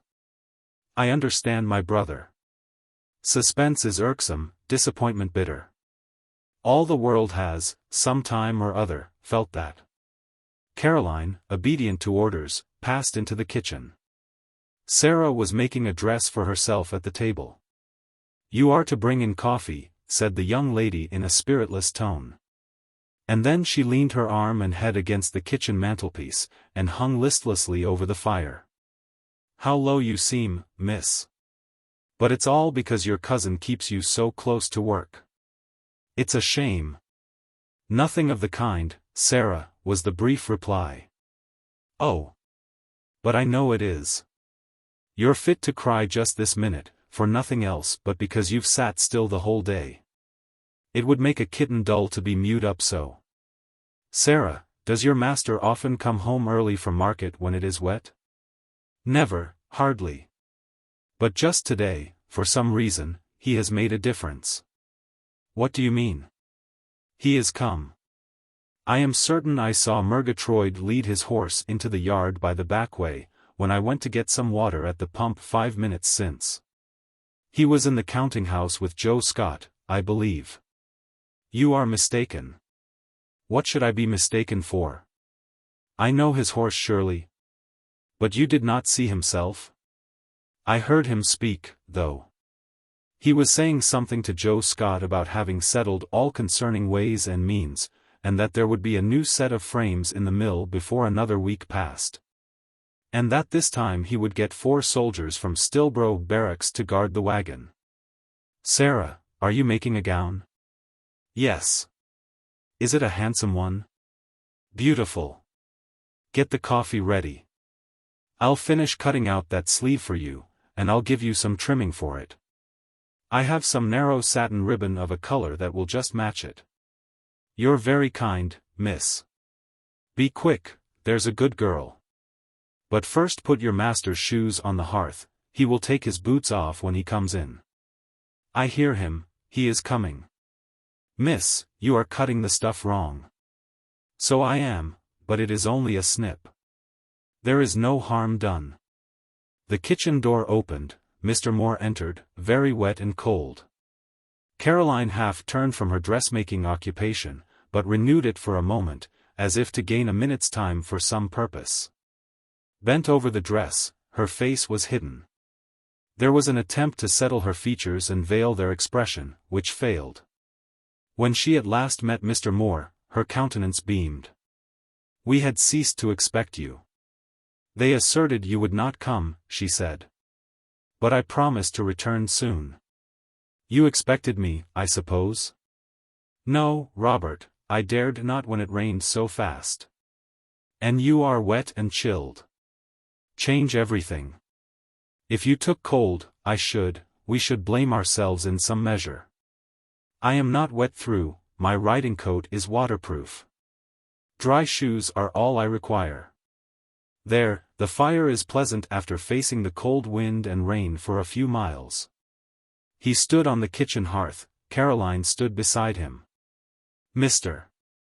Moore, while enjoying the genial glow, kept his eyes directed towards the glittering brasses on the shelf above. Chancing for an instant to look down, his glance rested on an uplifted face, flushed, smiling, happy, shaded with silky curls, lit with fine eyes. Sarah was gone into the parlor with the tray. A lecture from her mistress detained her there. Moore placed his hand a moment on his young cousin's shoulder, stooped, and left a kiss on her forehead. Oh!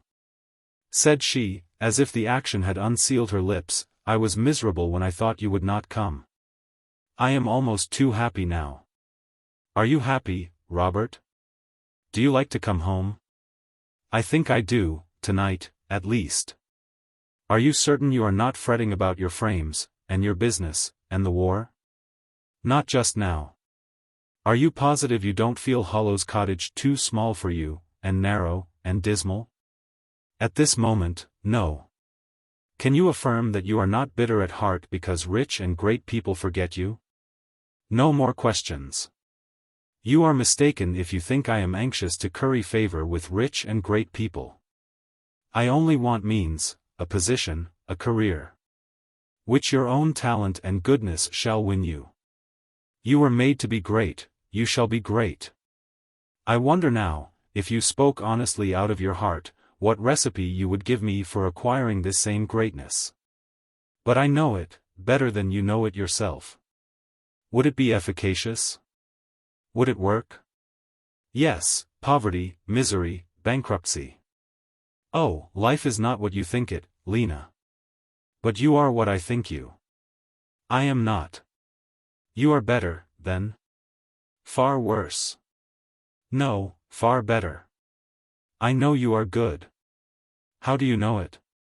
You look so, and I feel you are so. Where do you feel it? In my heart. Ah. You judge me with your heart, Lena, you should judge me with your head. I do, and then I am quite proud of you. Robert, you cannot tell all my thoughts about you. Mr. Moore's dark face mustard color, his lips smiled, and yet were compressed, his eyes laughed, and yet he resolutely knit his brow. Think meanly of me, Lena, said he. Men, in general, are a sort of scum, very different to anything of which you have an idea. I make no pretension to be better than my fellows. If you did, I should not esteem you so much. It is because you are modest that I have such confidence in your merit. Are you flattering me? He demanded, turning sharply upon her, and searching her face with an eye of acute penetration. No, she said softly, laughing at his sudden quickness. She seemed to think it unnecessary to proffer any eager disavowal of the charge. You don't care whether I think you flatter me or not? No. You are so secure of your own intentions? I suppose so. What are they, Caroline? Only to ease my mind by expressing for once part of what I think, and then to make you better satisfied with yourself. By assuring me that my kinswoman is my sincere friend? Just so. I am your sincere friend, Robert. And I am, what chance and change shall make me, Lena. Not my enemy, however. The answer was cut short by Sarah and her mistress entering the kitchen together in some commotion. They had been improving the time which Mr. Moore and Miss Helstone had spent in dialogue by a short dispute on the subject of café au lait, which Sarah said was the queerest mess she ever saw, and a waste of God's good gifts. As it was the nature of coffee to be boiled in water, and which Mademoiselle affirmed to be un breuvage royal, 28 1,000 times too good for the mean person who objected to it. The former occupants of the kitchen now withdrew into the parlor. Before Hortense followed them thither, Caroline had only time again to question, not my enemy, Robert? And Moore, Quaker-like, had replied with another query, could I be? And then, seating himself at the table, had settled Caroline at his side. Caroline scarcely heard Mademoiselle's explosion of wrath when she rejoined them. The long declamation about the conduite indigne de cette méchante creature 29 sounded in her ear as confusedly as the agitated rattling of the china. Robert laughed a little at it, in very subdued sort, and then, politely and calmly entreating his sister to be tranquil, assured her that if it would yield her any satisfaction, she should have her choice of an attendant amongst all the girls in his mill. Only he feared they would scarcely suit her, as they were most of them, he was informed, completely ignorant of household work. And pert and self-willed as Sarah was, she was, perhaps, no worse than the majority of the women of her class. Mademoiselle admitted the truth of this conjecture. According to her, ces paysans anglaises étaient touts insupportables. 30 What would she not give for some bon cuisinier anversoise, 31 with the high cap, short petticoat, and decent sabots proper to her class, something better, indeed. Then an insolent coquette in a flounced gown, and absolutely without cap. For Sarah, it appears, did not partake the opinion of St. Paul that, it is a shame for a woman to go with her head uncovered. But, holding rather a contrary doctrine, resolutely refused to imprison in linen or muslin the plentiful tresses of her yellow hair, which it was her wont to fasten up smartly with a comb behind. And on Sundays to wear curled in front. "Shall I try and get you an Antwerp girl?" asked Mr. Moore, who, stern in public, was on the whole very kind in private. "Merci du cadeau," 32 was the answer. An Antwerp girl would not stay here 10 days, sneered at as she would be by all the young coquines 33 in your factory. Then softening, "You are very good, dear brother, excuse my petulance, but truly my domestic trials are severe, yet they are probably my destiny. For I recollect that our revered mother experienced similar sufferings, though she had the choice of all the best servants in Antwerp. Domestics are in all countries a spoiled and unruly set." Mr. Moore had also certain reminiscences about the trials of his revered mother. A good mother she had been to him, and he honored her memory. But he recollected that she kept a hot kitchen of it in Antwerp, just as his faithful sister did here in England. Thus, therefore, he let the subject drop, and when the coffee service was removed, proceeded to console Hortense by fetching her music book and guitar. And having arranged the ribbon of the instrument round her neck with a quiet fraternal kindness he knew to be all-powerful in soothing her most ruffled moods, he asked her to give him some of their mother's favorite songs. Nothing refines like affection. Family jarring vulgarizes, family union elevates. Hortense, pleased with her brother, and grateful to him, looked, as she touched her guitar, almost graceful, almost handsome. Her everyday fretful look was gone for a moment, and was replaced by a sourire plein de bonté. 34 She sang the songs he asked for, with feeling. They reminded her of a parent to whom she had been truly attached, they reminded her of her young days. She observed, too, that Caroline listened with naive interest, this augmented her good humor. And the exclamation at the close of the song, "I wish I could sing and play like Hortense," achieved the business, and rendered her charming for the evening. It is true a little lecture to Caroline followed, on the vanity of wishing and the duty of trying. As Rome, it was suggested, had not been built in a day, so neither had Mademoiselle Gerard Moore's education been completed in a week, or by merely wishing to be clever. It was effort that had accomplished that great work. She was ever remarkable for her perseverance, for her industry. Her masters had remarked that it was as delightful as it was uncommon to find so much talent united with so much solidity, and so on. Once on the theme of her own merits, Mademoiselle was fluent. Cradled at last in blissful self-complacency, she took her knitting, and sat down tranquil. Drawn curtains, a clear fire, a softly shining lamp, gave now to the little parlor its best, its evening charm. It is probable that the three there present felt this charm. They all looked happy. "What shall we do now, Caroline?" asked Mr. Moore, returning to his seat beside his cousin. "What shall we do, Robert?" repeated she playfully. "You decide. Not play at chess?" "No. Nor draughts, nor backgammon?" "No, no, we both hate silent games that only keep one's hands employed, don't we?" "I believe we do." "Then shall we talk scandal?"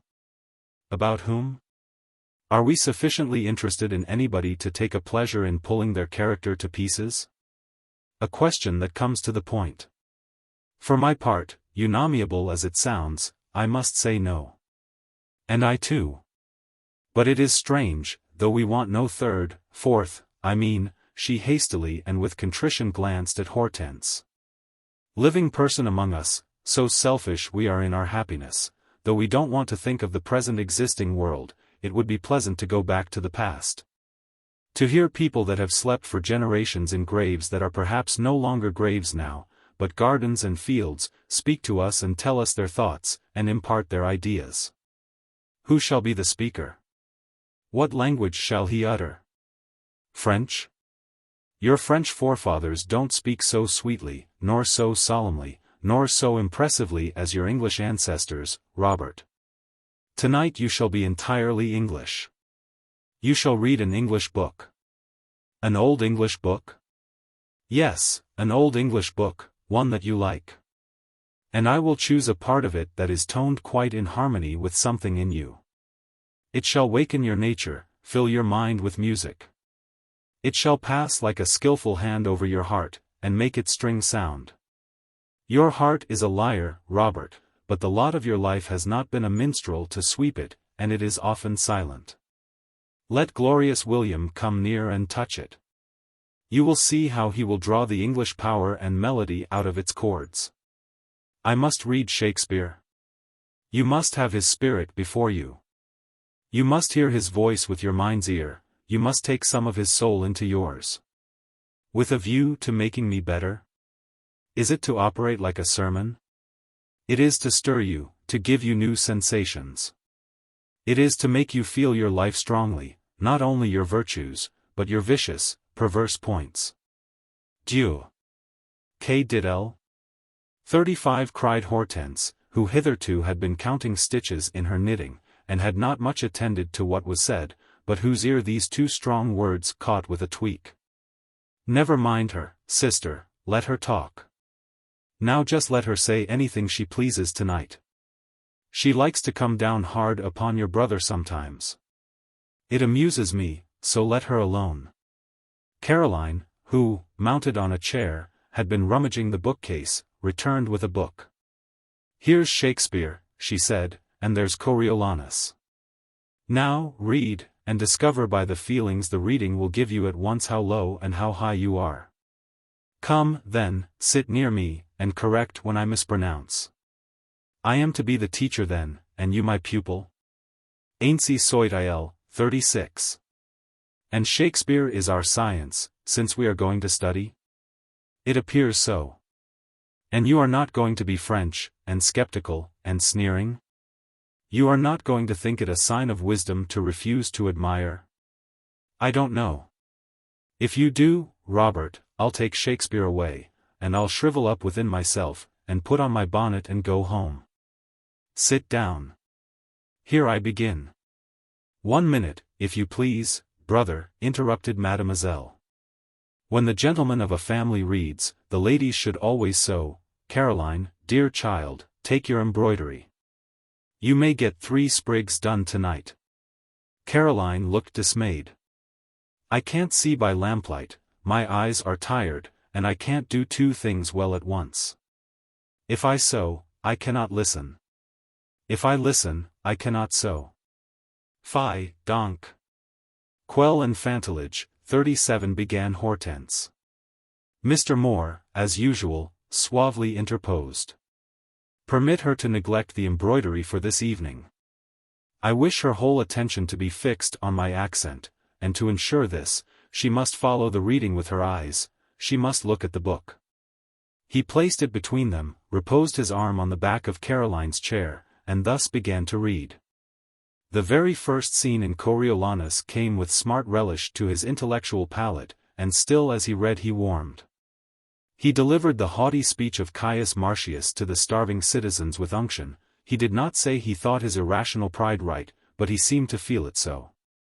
Caroline looked up at him with a singular smile. There's a vicious point hit already, she said.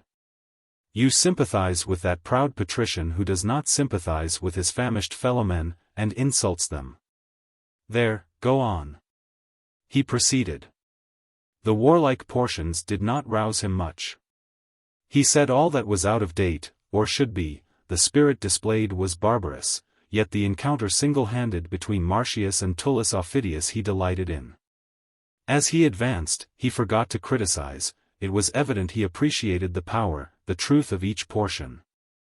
And, stepping out of the narrow line of private prejudices, began to revel in the large picture of human nature. To feel the reality stamped upon the characters who were speaking from that page before him. He did not read the comic scenes well, and Caroline, taking the book out of his hand, read these parts for him.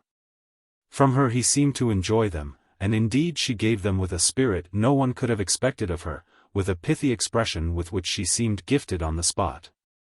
And for that brief moment only. It may be remarked, in passing, that the general character of her conversation that evening, whether serious or sprightly, grave or gay, was as of something untaught, unstudied, intuitive. Fitful, when once gone, no more to be reproduced as it had been than the glancing ray of the meteor, than the tints of the dew-gem, than the color or form of the sunset cloud. Then the fleeting and glittering ripple varying the flow of a rivulet.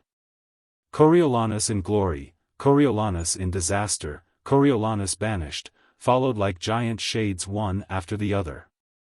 Before the vision of the banished man More's spirit seemed to pause. He stood on the hearth of Aufidius's hall, facing the image of greatness fallen, but greater than ever in that low estate. He saw the grim appearance, the dark face bearing command in it, the noble vessel with its tackle torn. With the revenge of Caius Marcius, More perfectly sympathized. He was not scandalized by it, and again Caroline whispered, "There I see another glimpse of brotherhood in error." The march on Rome, the mother's supplication, the long resistance, the final yielding of bad passions to good, whichever must be the case in a nature worthy the epithet of noble. The rage of Aufidius at what he considered his ally's weakness, the death of Coriolanus. The final sorrow of his great enemy, all scenes made of condensed truth and strength, came on in succession and carried with them in their deep, fast flow the heart and mind of reader and listener. "Now, have you felt Shakespeare?" asked Caroline, some 10 minutes after her cousin had closed the book. "I think so." "And have you felt anything in Coriolanus like you?" "Perhaps I have." "Was he not faulty as well as great?" More nodded. "And what was his fault? What made him hated by the citizens? What caused him to be banished by his countrymen? What do you think it was? I ask again. Whether was it pride? Which out of daily fortune ever taints the happy man? Whether defect of judgment, to fail in the disposing of those chances, which he was lord of? Or whether nature, not to be other than one thing, not moving from the cask to the cushion, but commanding peace, even with the same austerity and garb, as he controlled the war? Well, answer yourself, Sphinx. It was a spice of all, and you must not be proud to your work people, you must not neglect chances of soothing them. And you must not be of an inflexible nature, uttering a request as austerely as if it were a command.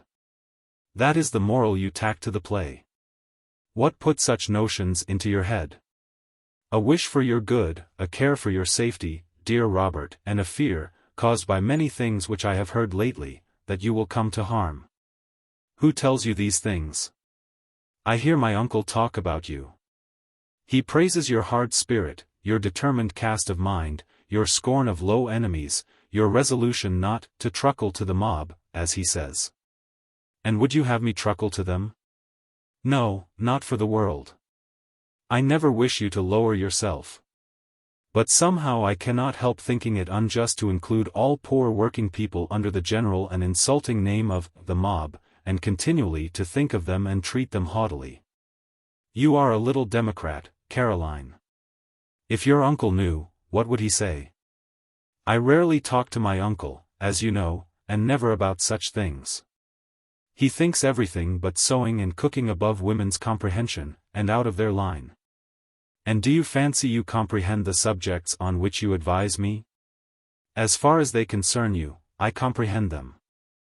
I know it would be better for you to be loved by your work people than to be hated by them, and I am sure that kindness is more likely to win their regard than pride. If you were proud and cold to me and Hortense, should we love you? When you are cold to me, as you are sometimes, can I venture to be affectionate in return? Now, Lena, I've had my lesson both in languages and ethics, with a touch on politics, it is your turn. Hortense tells me you were much taken by a little piece of poetry you learned the other day, a piece by poor André Chenier, La Jeune Captive. Do you remember it still? I think so. Repeat it, then. Take your time and mind your accent, especially let us have no English use. Caroline, beginning in a low, rather tremulous voice, but gaining courage as she proceeded, repeated the sweet verses of Chenier. The last 3 stanzas she rehearsed well. Mon beau voyage encore est si loin de sa fin.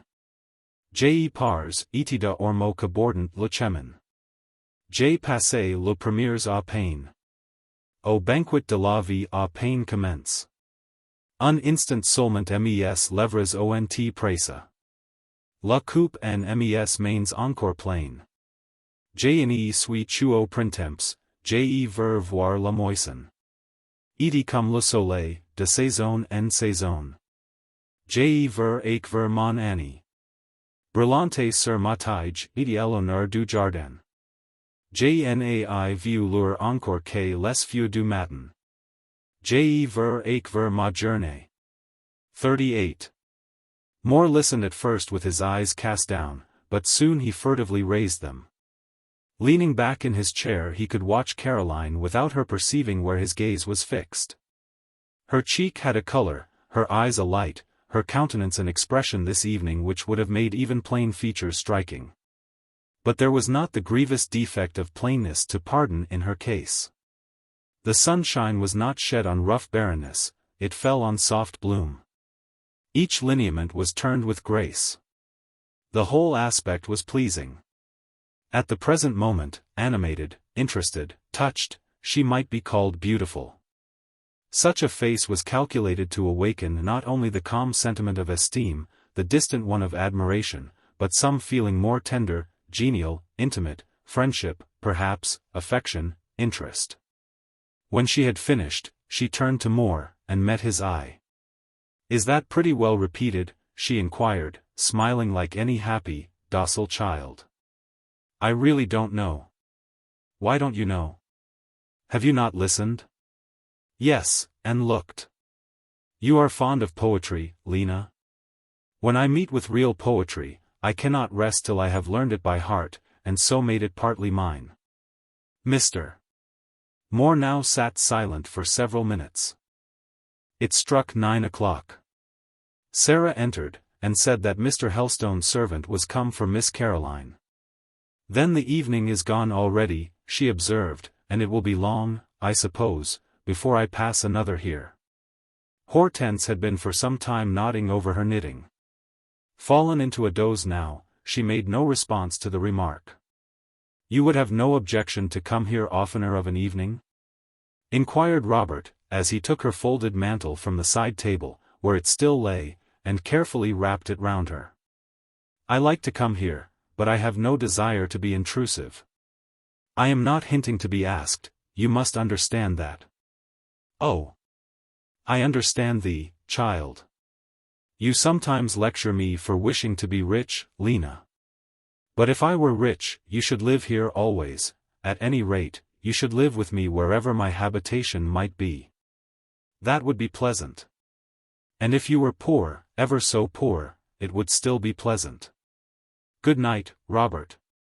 I promised to walk with you up to the rectory." "I know you did. But I thought you had forgotten, and I hardly knew how to remind you, though I wished to do it. But would you like to go? It is a cold night, and as Fanny is come, there is no necessity. Here is your muff, don't wake Hortense, come." The half-mile to the rectory was soon traversed. They parted in the garden without kiss, scarcely with a pressure of hands, yet Robert sent his cousin in excited and joyously troubled. He had been singularly kind to her that day, not in phrase, compliment, profession, but in manner, in look, and in soft and friendly tones. For himself, he came home grave, almost morose. As he stood leaning on his own yard gate, musing in the watery moonlight all alone, the hushed, dark mill before him, the hill-environed hollow round, he exclaimed, abruptly, "This won't do. There's weakness, there's downright ruin in all this. However," he added, dropping his voice, "the frenzy is quite temporary. I know it very well, I have had it before. It will be gone tomorrow." Chapter 7. The Curates at tea. Caroline Helstone was just 18 years old, and at 18 the true narrative of life is yet to be commenced. Before that time we sit listening to a tale, a marvelous fiction, delightful sometimes, and sad sometimes, almost always unreal. Before that time our world is heroic, its inhabitants half divine or semi-demon, its scenes are dream scenes. Darker woods and stranger hills, brighter skies, more dangerous waters, sweeter flowers, more tempting fruits, wider plains, drearier deserts, sunnier fields than are found in nature. Overspread our enchanted globe. What a moon we gaze on before that time! How the trembling of our hearts at her aspect bears witness to its unutterable beauty. As to our sun, it is a burning heaven, the world of gods. At that time, at 18, drawing near the confines of elusive, void dreams, elfland lies behind us, the shores of reality rise in front. These shores are yet distant. They look so blue, soft, gentle, we long to reach them. In sunshine we see a greenness beneath the azure, as of spring meadows. We catch glimpses of silver lines, and imagine the roll of living waters. Could we but reach this land, we think to hunger and thirst no more. Whereas many a wilderness, and often the flood of death, or some stream of sorrow as cold and almost as black as death, is to be crossed ere true bliss can be tasted. Every joy that life gives must be earned ere it is secured, and how hardly earned, those only know who have wrestled for great prizes. The heart's blood must gem with red beads the brow of the combatant, before the wreath of victory rustles over it. At 18 we are not aware of this. Hope, when she smiles on us, and promises happiness tomorrow, is implicitly believed. Love, when he comes wandering like a lost angel to our door, is at once admitted, welcomed, embraced. His quiver is not seen, if his arrows penetrate, their wound is like a thrill of new life. There are no fears of poison, none of the barb which no leech's hand can extract. That perilous passion, an agony ever in some of its phases, with many, an agony throughout, is believed to be an unqualified good. In short, at 18 the school of experience is to be entered, and her humbling, crushing, grinding, but yet purifying and invigorating lessons are yet to be learned. Alas, experience! No other mentor has so wasted and frozen a face as yours, none wears a robe so black, none bears a rod so heavy, none with hands so inexorable draws the novice so sternly to his task, and forces him with authority so resistless to its acquirement. It is by your instructions alone that man or woman can ever find a safe track through life's wilds. Without it, how they stumble, how they stray. On what forbidden grounds do they intrude, down what dread declivities are they hurled. Caroline, having been convoyed home by Robert, had no wish to pass what remained of the evening with her uncle. The room in which he sat was very sacred ground to her, she seldom intruded on it. And tonight she kept aloof till the bell rang for prayers. Part of the evening church service was the form of worship observed in Mr. Helstone's household. He read it in his usual nasal voice, clear, loud, and monotonous. The rite over, his niece, according to her wont, stepped up to him. "Good night, uncle." "Hey! You've been gaddying abroad all day, visiting, dining out, and what not." "Only at the cottage." "And have you learned your lessons?" "Yes." "And made a shirt?" "Only part of one." "Well, that will do. Stick to the needle, learn shirt making and gown making and pie crust making, and you'll be a clever woman some day. Go to bed now. I'm busy with a pamphlet here." Presently the niece was enclosed in her small bedroom, the door bolted, her white dressing gown assumed, her long hair loosened and falling thick, soft, and wavy to her waist. And as, resting from the task of combing it out, she leaned her cheek on her hand and fixed her eyes on the carpet, before her rose, and close around her drew, the visions we see at 18 years. Her thoughts were speaking with her, speaking pleasantly, as it seemed, for she smiled as she listened. She looked pretty meditating thus. But a brighter thing than she was in that apartment, the spirit of youthful hope. According to this flattering prophet, she was to know disappointment, to feel chill no more. She had entered on the dawn of a summer day, no false dawn, but the true spring of morning, and her sun would quickly rise. Impossible for her now to suspect that she was the sport of delusion. Her expectation seemed warranted, the foundation on which they rested appeared solid. When people love, the next step is they marry, was her argument. Now, I love Robert, and I feel sure that Robert loves me. I have thought so many a time before, today I felt it. When I looked up at him after repeating Chenier's poem, his eyes, what handsome eyes he has, sent the truth through my heart. Sometimes I am afraid to speak to him, lest I should be too frank, lest I should seem forward, for I have more than once regretted bitterly overflowing, superfluous words. And feared I had said more than he expected me to say, and that he would disapprove what he might deem my indiscretion. Now, tonight I could have ventured to express any thought, he was so indulgent. How kind he was as we walked up the lane. He does not flatter or say foolish things. His love-making, friendship, I mean. Of course I don't yet account him my lover, but I hope he will be so some day, is not like what we read of in books, it is far better, original, quiet, manly, sincere. I do like him. I would be an excellent wife to him if he did marry me. I would tell him of his faults, for he has a few faults, but I would study his comfort, and cherish him, and do my best to make him happy. Now, I am sure he will not be cold tomorrow. I feel almost certain that tomorrow evening he will either come here, or ask me to go there. She recommenced combing her hair, long as a mermaid's. Turning her head as she arranged it, she saw her own face and form in the glass. Such reflections are soberizing to plain people, their own eyes are not enchanted with the image. They are confident then that the eyes of others can see in it no fascination. But the fair must naturally draw other conclusions, the picture is charming, and must charm. Caroline saw a shape, a head, that, daguerreotyped in that attitude and with that expression, would have been lovely. She could not choose but derive from the spectacle confirmation to her hopes. It was then in undiminished gladness she sought her couch. And in undiminished gladness she rose the next day. As she entered her uncle's breakfast-room, and with soft cheerfulness wished him good morning, even that little man of bronze himself thought, for an instant, his niece was growing, a fine girl. Generally she was quiet and timid with him, very docile, but not communicative. This morning, however, she found many things to say. Slight topics alone might be discussed between them.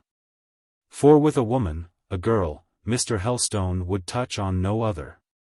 She had taken an early walk in the garden, and she told him what flowers were beginning to spring there. She inquired when the gardener was to come and trim the borders. She informed him that certain starlings were beginning to build their nests in the church tower. Briarfield Church was close to Briarfield Rectory. She wondered the tolling of the bells in the belfry did not scare them. Mr. Helstone opined that they were like other fools who had just paired, insensible to inconvenience just for the moment. Caroline, made perhaps a little too courageous by her temporary good spirits, here hazarded a remark of a kind she had never before ventured to make on observations dropped by her revered relative. "Uncle," said she, "whenever you speak of marriage you speak of it scornfully. Do you think people shouldn't marry? It is decidedly the wisest plan to remain single, especially for women. Are all marriages unhappy? Millions of marriages are unhappy. If everybody confessed the truth, perhaps all are more or less so. You are always vexed when you are asked to come and marry a couple. Why? Because one does not like to act as accessory to the commission of a piece of pure folly." Mr. Helstone spoke so readily, he seemed rather glad of the opportunity to give his niece a piece of his mind on this point. Emboldened by the impunity which had hitherto attended her questions, she went a little further. "But why," said she, "should it be pure folly? If two people like each other, why shouldn't they consent to live together?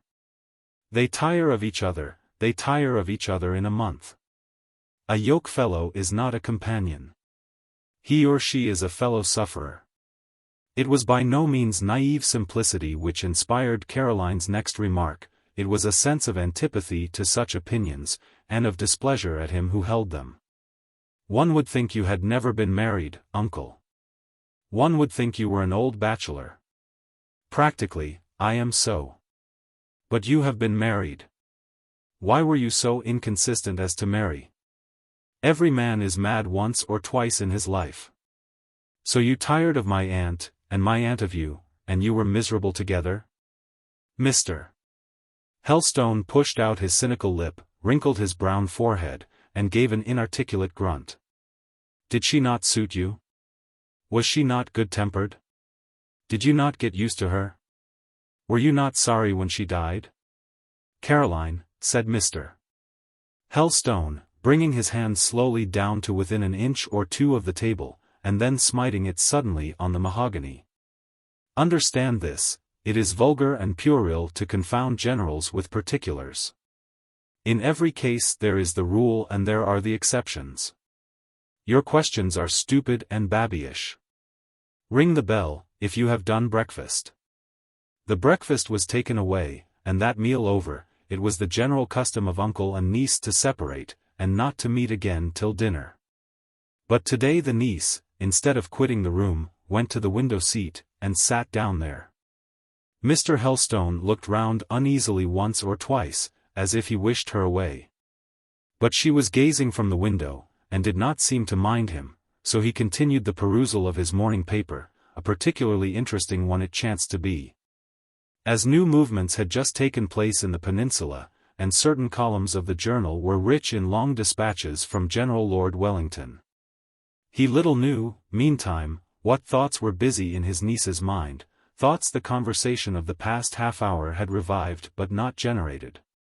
Tumultuous were they now, as disturbed bees in a hive, but it was years since they had first made their cells in her brain. She was reviewing his character, his disposition, repeating his sentiments on marriage. Many a time had she reviewed them before, and sounded the gulf between her own mind and his. And then, on the other side of the wide and deep chasm, she had seen, and she now saw, another figure standing beside her uncle's, a strange shape, dim, sinister. Scarcely earthly, the half-remembered image of her own father, James Helstone, Matthewson Helstone's brother. Rumors had reached her ear of what that father's character was, old servants had dropped hints, she knew, too, that he was not a good man, and that he was never kind to her. She recollected, a dark recollection it was, some weeks that she had spent with him in a great town somewhere, when she had had no maid to dress her or take care of her. When she had been shut up, day and night, in a high garret room, without a carpet, with a bare uncurtained bed, and scarcely any other furniture. When he went out early every morning, and often forgot to return and give her her dinner during the day, and at night, when he came back, was like a madman, furious, terrible. Or, still more painful, like an idiot, imbecile, senseless. She knew she had fallen ill in this place, and that one night, when she was very sick he had come raving into the room, and said he would kill her, for she was a burden to him. Her screams had brought aid, and from the moment she was then rescued from him she had never seen him, except as a dead man in his coffin. That was her father. Also she had a mother, though Mr. Helstone never spoke to her of that mother, though she could not remember having seen her, but that she was alive she knew. This mother was then the drunkard's wife. What had their marriage been? Caroline, turning from the lattice, whence she had been watching the starlings, though without seeing them, in a low voice, and with a sad, bitter tone. Thus broke the silence of the room. You term marriage miserable, I suppose, from what you saw of my father and mother's. If my mother suffered what I suffered when I was with Papa, she must have had a dreadful life. Mr. Helstone, thus addressed, wheeled about in his chair, and looked over his spectacles at his niece. He was taken aback. Her father and mother. What had put it into her head to mention her father and mother, of whom he had never, during the 12 years she had lived with him, spoken to her? That the thoughts were self-matured, that she had any recollections or speculations about her parents, he could not fancy. Your father and mother?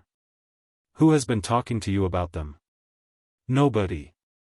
But I remember something of what Papa was, and I pity Mama. Where is she? This, where is she, had been on Caroline's lips hundreds of times before, but till now she had never uttered it. I hardly know, returned Mr. Helstone, I was little acquainted with her. I have not heard from her for years, but wherever she is, she thinks nothing of you, she never inquires about you. I have reason to believe she does not wish to see you. Come, it is school time. You go to your cousin at 10, don't you? The clock has struck. Perhaps Caroline would have said more. But Fanny, coming in, informed her master that the churchwardens wanted to speak to him in the vestry. He hastened to join them, and his niece presently set out for the cottage. The road from the rectory to Hollow's Mill inclined downwards, she ran, therefore, almost all the way.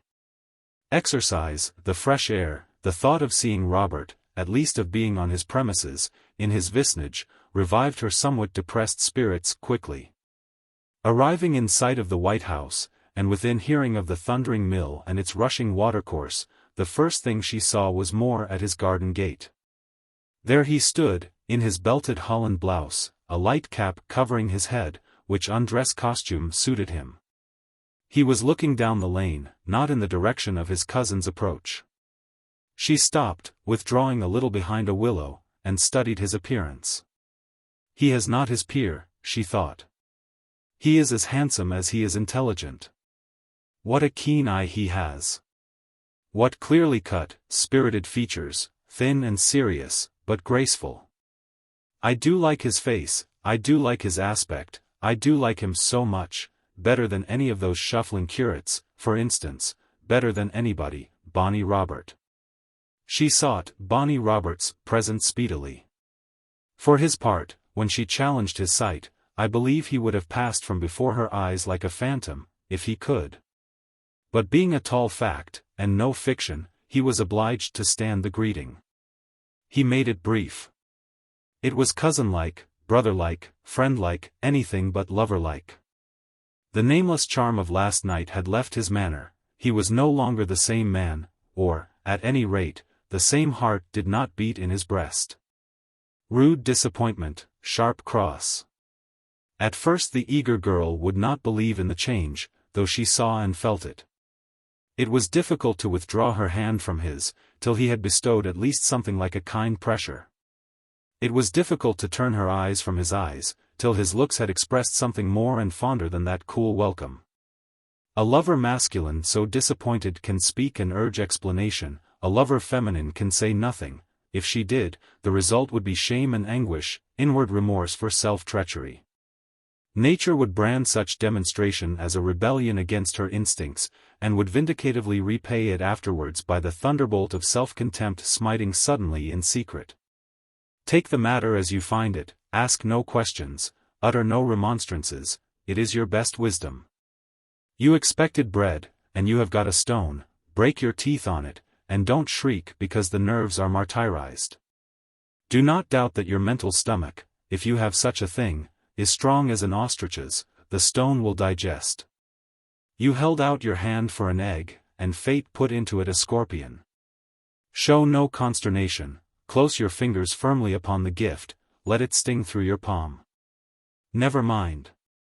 In time, after your hand and arm have swelled and quivered long with torture, the squeezed scorpion will die, and you will have learned the great lesson how to endure without a sob. For the whole remnant of your life, if you survive the test, some, it is said, die under it, you will be stronger, wiser, less sensitive. This you are not aware of, perhaps, at the time, and so cannot borrow courage of that hope. Nature, however, as has been intimated, is an excellent friend in such cases, sealing the lips, interdicting utterance. Commanding a placid dissimulation, a dissimulation often wearing an easy and gay mien at first, settling down to sorrow and paleness in time, then passing away, and leaving a convenient stoicism. Not the less fortifying because it is half bitter. Half bitter. Is that wrong? No, it should be bitter. Bitterness is strength, it is a tonic. Sweet, mild force following acute suffering you find nowhere, to talk of it is delusion. There may be apathetic exhaustion after the rack.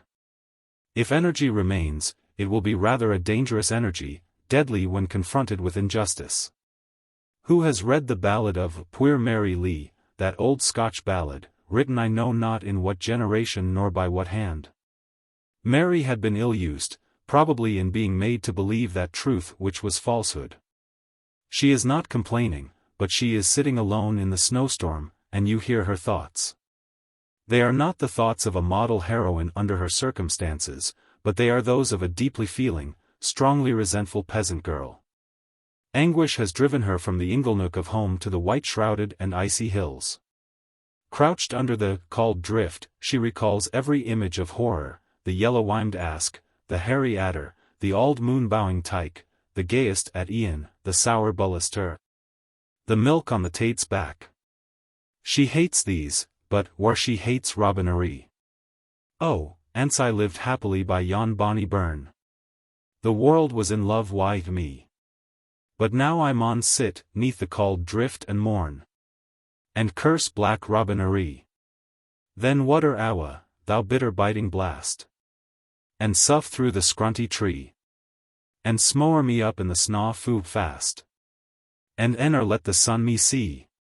Oh, never melt awa, thou wreath o' snaw, that's a say kind engraving me, but hide me frae the scorn and guffaw. Oh, villains like Robinarie. But what has been said in the last page or two is not germane to Caroline Helstone's feelings, or to the state of things between her and Robert Moore. Robert had done her no wrong. He had told her no lie, it was she that was to blame, if anyone was. What bitterness her mind distilled should and would be poured on her own head. She had loved without being asked to love, a natural, sometimes an inevitable chance, but big with misery. Robert, indeed, had sometimes seemed to be fond of her, but why? Because she had made herself so pleasing to him, he could not, in spite of all his efforts, help testifying a state of feeling his judgment did not approve nor his will sanction. He was about to withdraw decidedly from intimate communication with her, because he did not choose to have his affections inextricably entangled, nor to be drawn, despite his reason, into a marriage he believed imprudent. Now, what was she to do? To give way to her feelings, or to vanquish them? To pursue him, or to turn upon herself? If she is weak, she will try the first expedient, will lose his esteem and win his aversion. If she has sense, she will be her own governor, and resolve to subdue and bring under guidance the disturbed realm of her emotions. She will determine to look on life steadily, as it is. To begin to learn its severe truths seriously, and to study its knotty problems closely, conscientiously. It appeared she had a little sense, for she quitted Robert quietly, without complaint or question, without the alteration of a muscle or the shedding of a tear. Betook herself to her studies under Hortense as usual, and at dinner-time went home without lingering. When she had dined, and found herself in the rectory drawing-room alone, having left her uncle over his tempered glass of port wine, the difficulty that occurred to and embarrassed her was, how am I to get through this day? Last night she had hoped it would be spent as yesterday was, that the evening would be again passed with happiness and Robert. She had learned her mistake this morning. And yet she could not settle down, convinced that no chance would occur to recall her to Hollow's cottage, or to bring Moore again into her society. He had walked up after tea more than once to pass an hour with her uncle. The doorbell had rung, his voice had been heard in the passage just at twilight, when she little expected such a pleasure. And this had happened twice after he had treated her with peculiar reserve. And though he rarely talked to her in her uncle's presence, he had looked at her relentingly as he sat opposite her work-table during his stay. The few words he had spoken to her were comforting. His manner on bidding her good night was genial. Now, he might come this evening, said false hope. She almost knew it was false hope which breathed the whisper, and yet she listened. She tried to read, her thoughts wandered, she tried to sew, every stitch she put in was an ennui, the occupation was insufferably tedious. She opened her desk and attempted to write a French composition. She wrote nothing but mistakes. Suddenly the doorbell sharply rang, her heart leaped. She sprang to the drawing-room door, opened it softly, peeped through the aperture. Fanny was admitting a visitor, a gentleman, a tall man, just the height of Robert. For 1 second she thought it was Robert, for 1 second she exulted, but the voice asking for Mr. Helstone undeceived her. That voice was an Irish voice, consequently not Moore's, but the curate's, Malone's. He was ushered into the dining-room, where, doubtless, he speedily helped his rector to empty the decanters. It was a fact to be noted, that at whatever house in Briarfield, Winbury, or Nunneley one curate dropped in to a meal, dinner or tea, as, the case might be, another presently followed. Often 2 more. Not that they gave each other the rendezvous, but they were usually all on the run at the same time.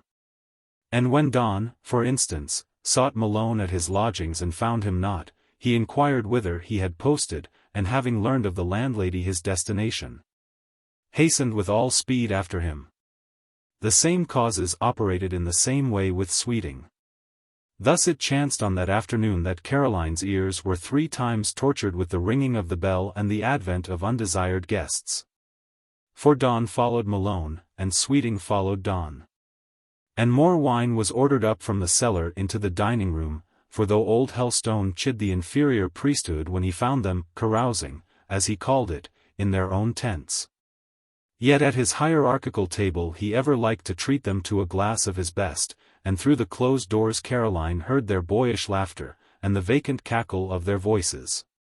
Her fear was lest they should stay to tea, for she had no pleasure in making tea for that particular trio. What distinctions people draw! These 3 were men, young men, educated men, like Moore. Yet, for her, how great the difference! Their society was a bore, his a delight. Not only was she destined to be favored with their clerical company, but fortune was at this moment bringing her 4 other guests, lady guests. All packed in a pony phaeton now rolling somewhat heavily along the road from Winbury. An elderly lady and 3 of her buxom daughters were coming to see her, in a friendly way, as the custom of that neighborhood was. Yes, a 4th time the bell clanged. Fanny brought the present announcement to the drawing-room. Mrs. Sykes and the 3 Mrs. Sykes.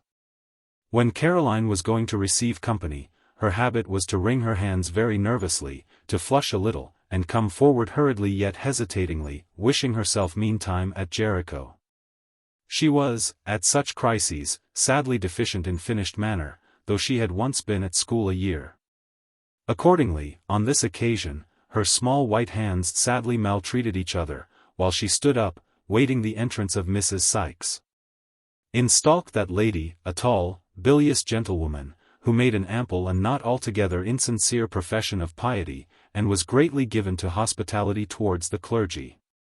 In sailed her 3 daughters, a showy trio, being all 3 well-grown, and more or less handsome. In English country ladies there is this point to be remarked. Whether young or old, pretty or plain, dull or sprightly, they all, or almost all, have a certain expression stamped on their features, which seems to say, I know, I do not boast of it, but I know that I am the standard of what is proper. Let everyone therefore whom I approach, or who approaches me, keep a sharp lookout, for wherein they differ from me, be the same in dress, manner, opinion, principle, or practice, therein they are wrong.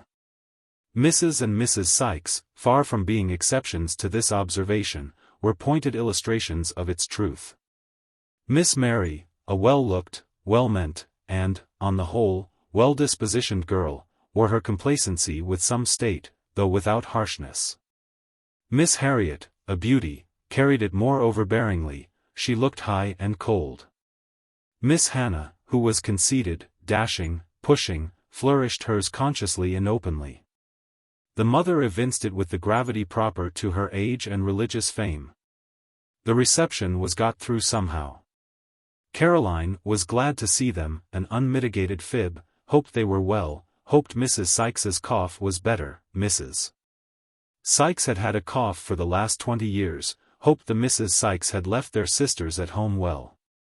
To which inquiry the Misses Sykes, sitting on 3 chairs opposite the music stool, whereon Caroline had undesignedly come to anchor, after wavering for some seconds between it and a large armchair, into which she at length recollected she ought to induct Mrs.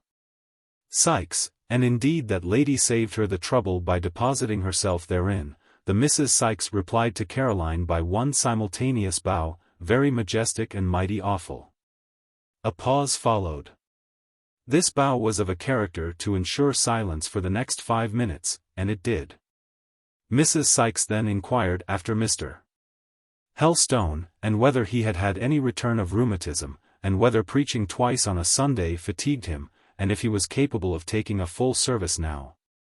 And on being assured he was, she and all her daughters, combining in chorus, expressed their opinion that he was a wonderful man of his years. Pause second. Miss Mary, getting up the steam in her turn, asked whether Caroline had attended the Bible Society meeting which had been held at Nunneley last Thursday night. The negative answer which truth compelled Caroline to utter, for last Thursday evening she had been sitting at home, reading a novel which Robert had lent her, elicited a simultaneous expression of surprise from the lips of the 4 ladies. "We were all there," said Miss Mary, "Mamma and all of us. We even persuaded Papa to go. Hannah would insist upon it. But he fell asleep while Mr. Langweilig, the German Moravian minister, was speaking. I felt quite ashamed, he nodded so. And there was Dr. Broadbent," cried Hannah, "such a beautiful speaker. You couldn't expect it of him, for he is almost a vulgar-looking man." "But such a dear man," interrupted Mary. "And such a good man, such a useful man," added her mother. "Only like a butcher in appearance," interposed the fair, proud Harriet. "I couldn't bear to look at him. I listened with my eyes shut." Miss Helstone felt her ignorance and incompetency. Not having seen Dr. Broadbent, she could not give her opinion. Pause third came on. During its continuance, Caroline was feeling at her heart's core what a dreaming fool she was, what an unpractical life she led. How little fitness there was in her for ordinary intercourse with the ordinary world. She was feeling how exclusively she had attached herself to the white cottage in the hollow, how in the existence of one inmate of that cottage she had pent all her universe. She was sensible that this would not do, and that some day she would be forced to make an alteration. It could not be said that she exactly wished to resemble the ladies before her, but she wished to become superior to her present self, so as to feel less scared by their dignity. The sole means she found of reviving the flagging discourse was by asking them if they would all stay to tea, and a cruel struggle it cost her to perform this piece of civility. Mrs. Sykes had begun, "We are much obliged to you," but, when in came Fanny once more. "The gentleman will stay the evening, ma'am," was the message she brought from Mr. Helstone. "What gentlemen have you?" now inquired Mrs. Sykes. Their names were specified. She and her daughters interchanged glances. The curates were not to them what they were to Caroline. Mr. Sweeting was quite a favourite with them, even Mr. Malone rather so, because he was a clergyman. "Really, since you have company already, I think we will stay," remarked Mrs. Sykes. "We shall be quite a pleasant little party. I always like to meet the clergy." And now Caroline had to usher them upstairs, to help them to unshawl, smooth their hair, and make themselves smart. To reconduct them to the drawing-room, to distribute amongst them books of engravings, or odd things purchased from the Jew-basket. She was obliged to be a purchaser, though she was but a slack contributor, and if she had possessed plenty of money, she would rather, when it was brought to the rectory, an awful incubus, have purchased the whole stock than contributed a single pincushion. It ought perhaps to be explained in passing, for the benefit of those who are not au fait to the mysteries of the Jew basket and missionary basket, that these mobiles 39 are willow repositories. Of the capacity of a good-sized family clothes basket, dedicated to the purpose of conveying from house to house a monster collection of pincushions, needlebooks, card racks, workbags, articles of infant wear, etc. etc., etc., made by the willing or reluctant hands of the Christian ladies of a parish, and sold perforce to the heathenish gentlemen thereof, at prices unblushingly exorbitant. The proceeds of such compulsory sales are applied to the conversion of the Jews, the seeking up of the 10 missing tribes, or to the regeneration of the interesting colored population of the globe. Each lady contributor takes it in her turn to keep the basket a month, to sew for it, and to foist off its contents on a shrinking male public. An exciting time it is when that turn comes round. Some active-minded woman, with a good trading spirit, like it, and enjoy exceedingly the fun of making hard-handed worsted spinners cash up. To the tune of 400 or 500% above cost price, for articles quite useless to them. Other feebler souls object to it, and would rather see the Prince of Darkness himself at their door any morning than that phantom basket, brought with Mrs. Rouse's compliments. "And please, ma'am," she says, "it's your turn now." Miss Helstone's duties of hostess performed, more anxiously than cheerily, she betook herself to the kitchen, to hold a brief privy council with Fanny and Eliza about the tea. "What a lot on them!" cried Eliza, who was cook. "And I put off the baking today because I thought there would be bread plenty to fit while mourning. We shall never have enow." "Are there any tea cakes?" asked the young mistress. "Only 3 and a loaf. I wish these fine folk would stay at home till they're asked, and I want to finish trimming my bonnet she meant." "Then," suggested Caroline, to whom the importance of the emergency gave a certain energy, "Fanny must run down to Briarfield and buy some muffins and crumpets and some biscuits. And don't be cross, Eliza, we can't help it now. And which tea things are we to have?" "Oh, the best, I suppose. I'll get out the silver service."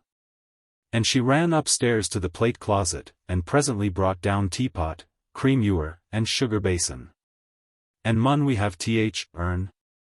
"Yes.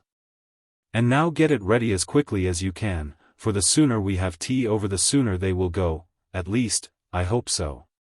Hi-ho. I wish they were gone," she sighed, as she returned to the drawing-room. Still, she thought, as she paused at the door ere opening it, if Robert would but come even now how bright all would be. How comparatively easy the task of amusing these people if he were present. There would be an interest in hearing him talk, though he never says much in company, and in talking in his presence. There can be no interest in hearing any of them, or in speaking to them. How they will gabble when the curates come in, and how weary I shall grow with listening to them. But I suppose I am a selfish fool. These are very respectable gentlefolks. I ought, no doubt, to be proud of their countenance. I don't say they are not as good as I am, far from it, but they are different from me." She went in. Yorkshire people in those days took their tea round the table, sitting well into it, with their knees duly introduced under the mahogany. It was essential to have a multitude of plates of bread and butter, varied in sorts and plentiful in quantity. It was thought proper, too, that on the center plate should stand a glass dish of marmalade. Among the viands was expected to be found a small assortment of cheesecakes and tarts. If there was also a plate of thin slices of pink ham garnished with green parsley, so much the better. Eliza, the rector's cook, fortunately knew her business as provider. She had been put out of humor a little at first, when the invaders came so unexpectedly in such strength. But it appeared that she regained her cheerfulness with action, for in due time the tea was spread forth in handsome style, and neither ham, tarts, nor marmalade were wanting among its accompaniments. The curates, summoned to this bounteous repast, entered joyous, but at once, on seeing the ladies, of whose presence they had not been forewarned, they came to a stand in the doorway. Malone headed the party. He stopped short and fell back, almost capsizing Donne, who was behind him. Donne, staggering 3 paces in retreat, sent little Sweeting into the arms of old Helstone, who brought up the rear. There was some expostulation, some tittering. Malone was desired to mind what he was about, and urged to push forward, which at last he did, though coloring to the top of his peaked forehead a bluish purple. Helstone, advancing, set the shy curates aside, welcomed all his fair guests, shook hands and passed a jest with each, and seated himself snugly between the lovely Harriet and the dashing Hannah.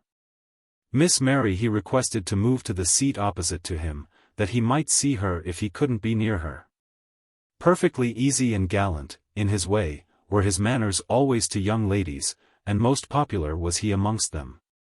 Yet at heart he neither respected nor liked the sex, and such of them as circumstances had brought into intimate relation with him had ever feared rather than loved him. The curates were left to shift for themselves.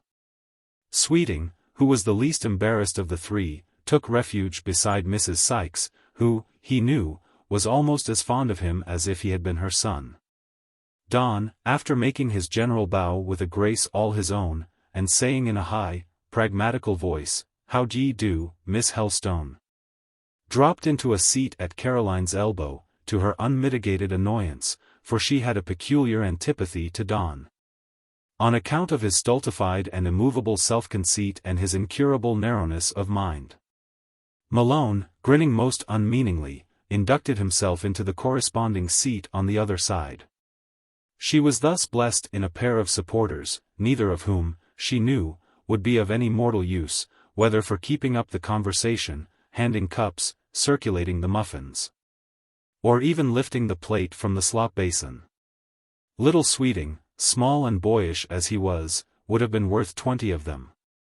Malone, though a ceaseless talker when there were only men present, was usually tongue-tied in the presence of ladies. 3 phrases, however, he had ready cut and dried, which he never failed to produce. 1 Stly, have you had a walk today, Miss Helstone? 2 Ndly, have you seen your cousin more lately? 3 Rdly. Does your class at the Sunday school keep up its number?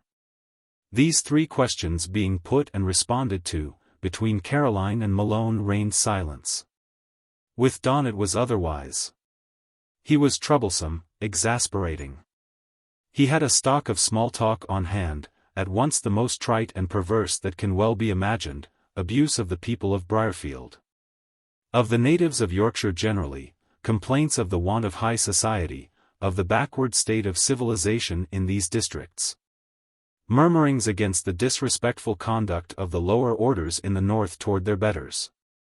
Silly ridicule of the manner of living in these parts, the want of style, the absence of elegance, as if he, Donne, had been accustomed to very great doings indeed. An insinuation which his somewhat underbred manner and aspect failed to bear out. These strictures, he seemed to think, must raise him in the estimation of Miss Helstone or of any other lady who heard him. Whereas with her, at least, they brought him to a level below contempt, though sometimes, indeed, they incensed her.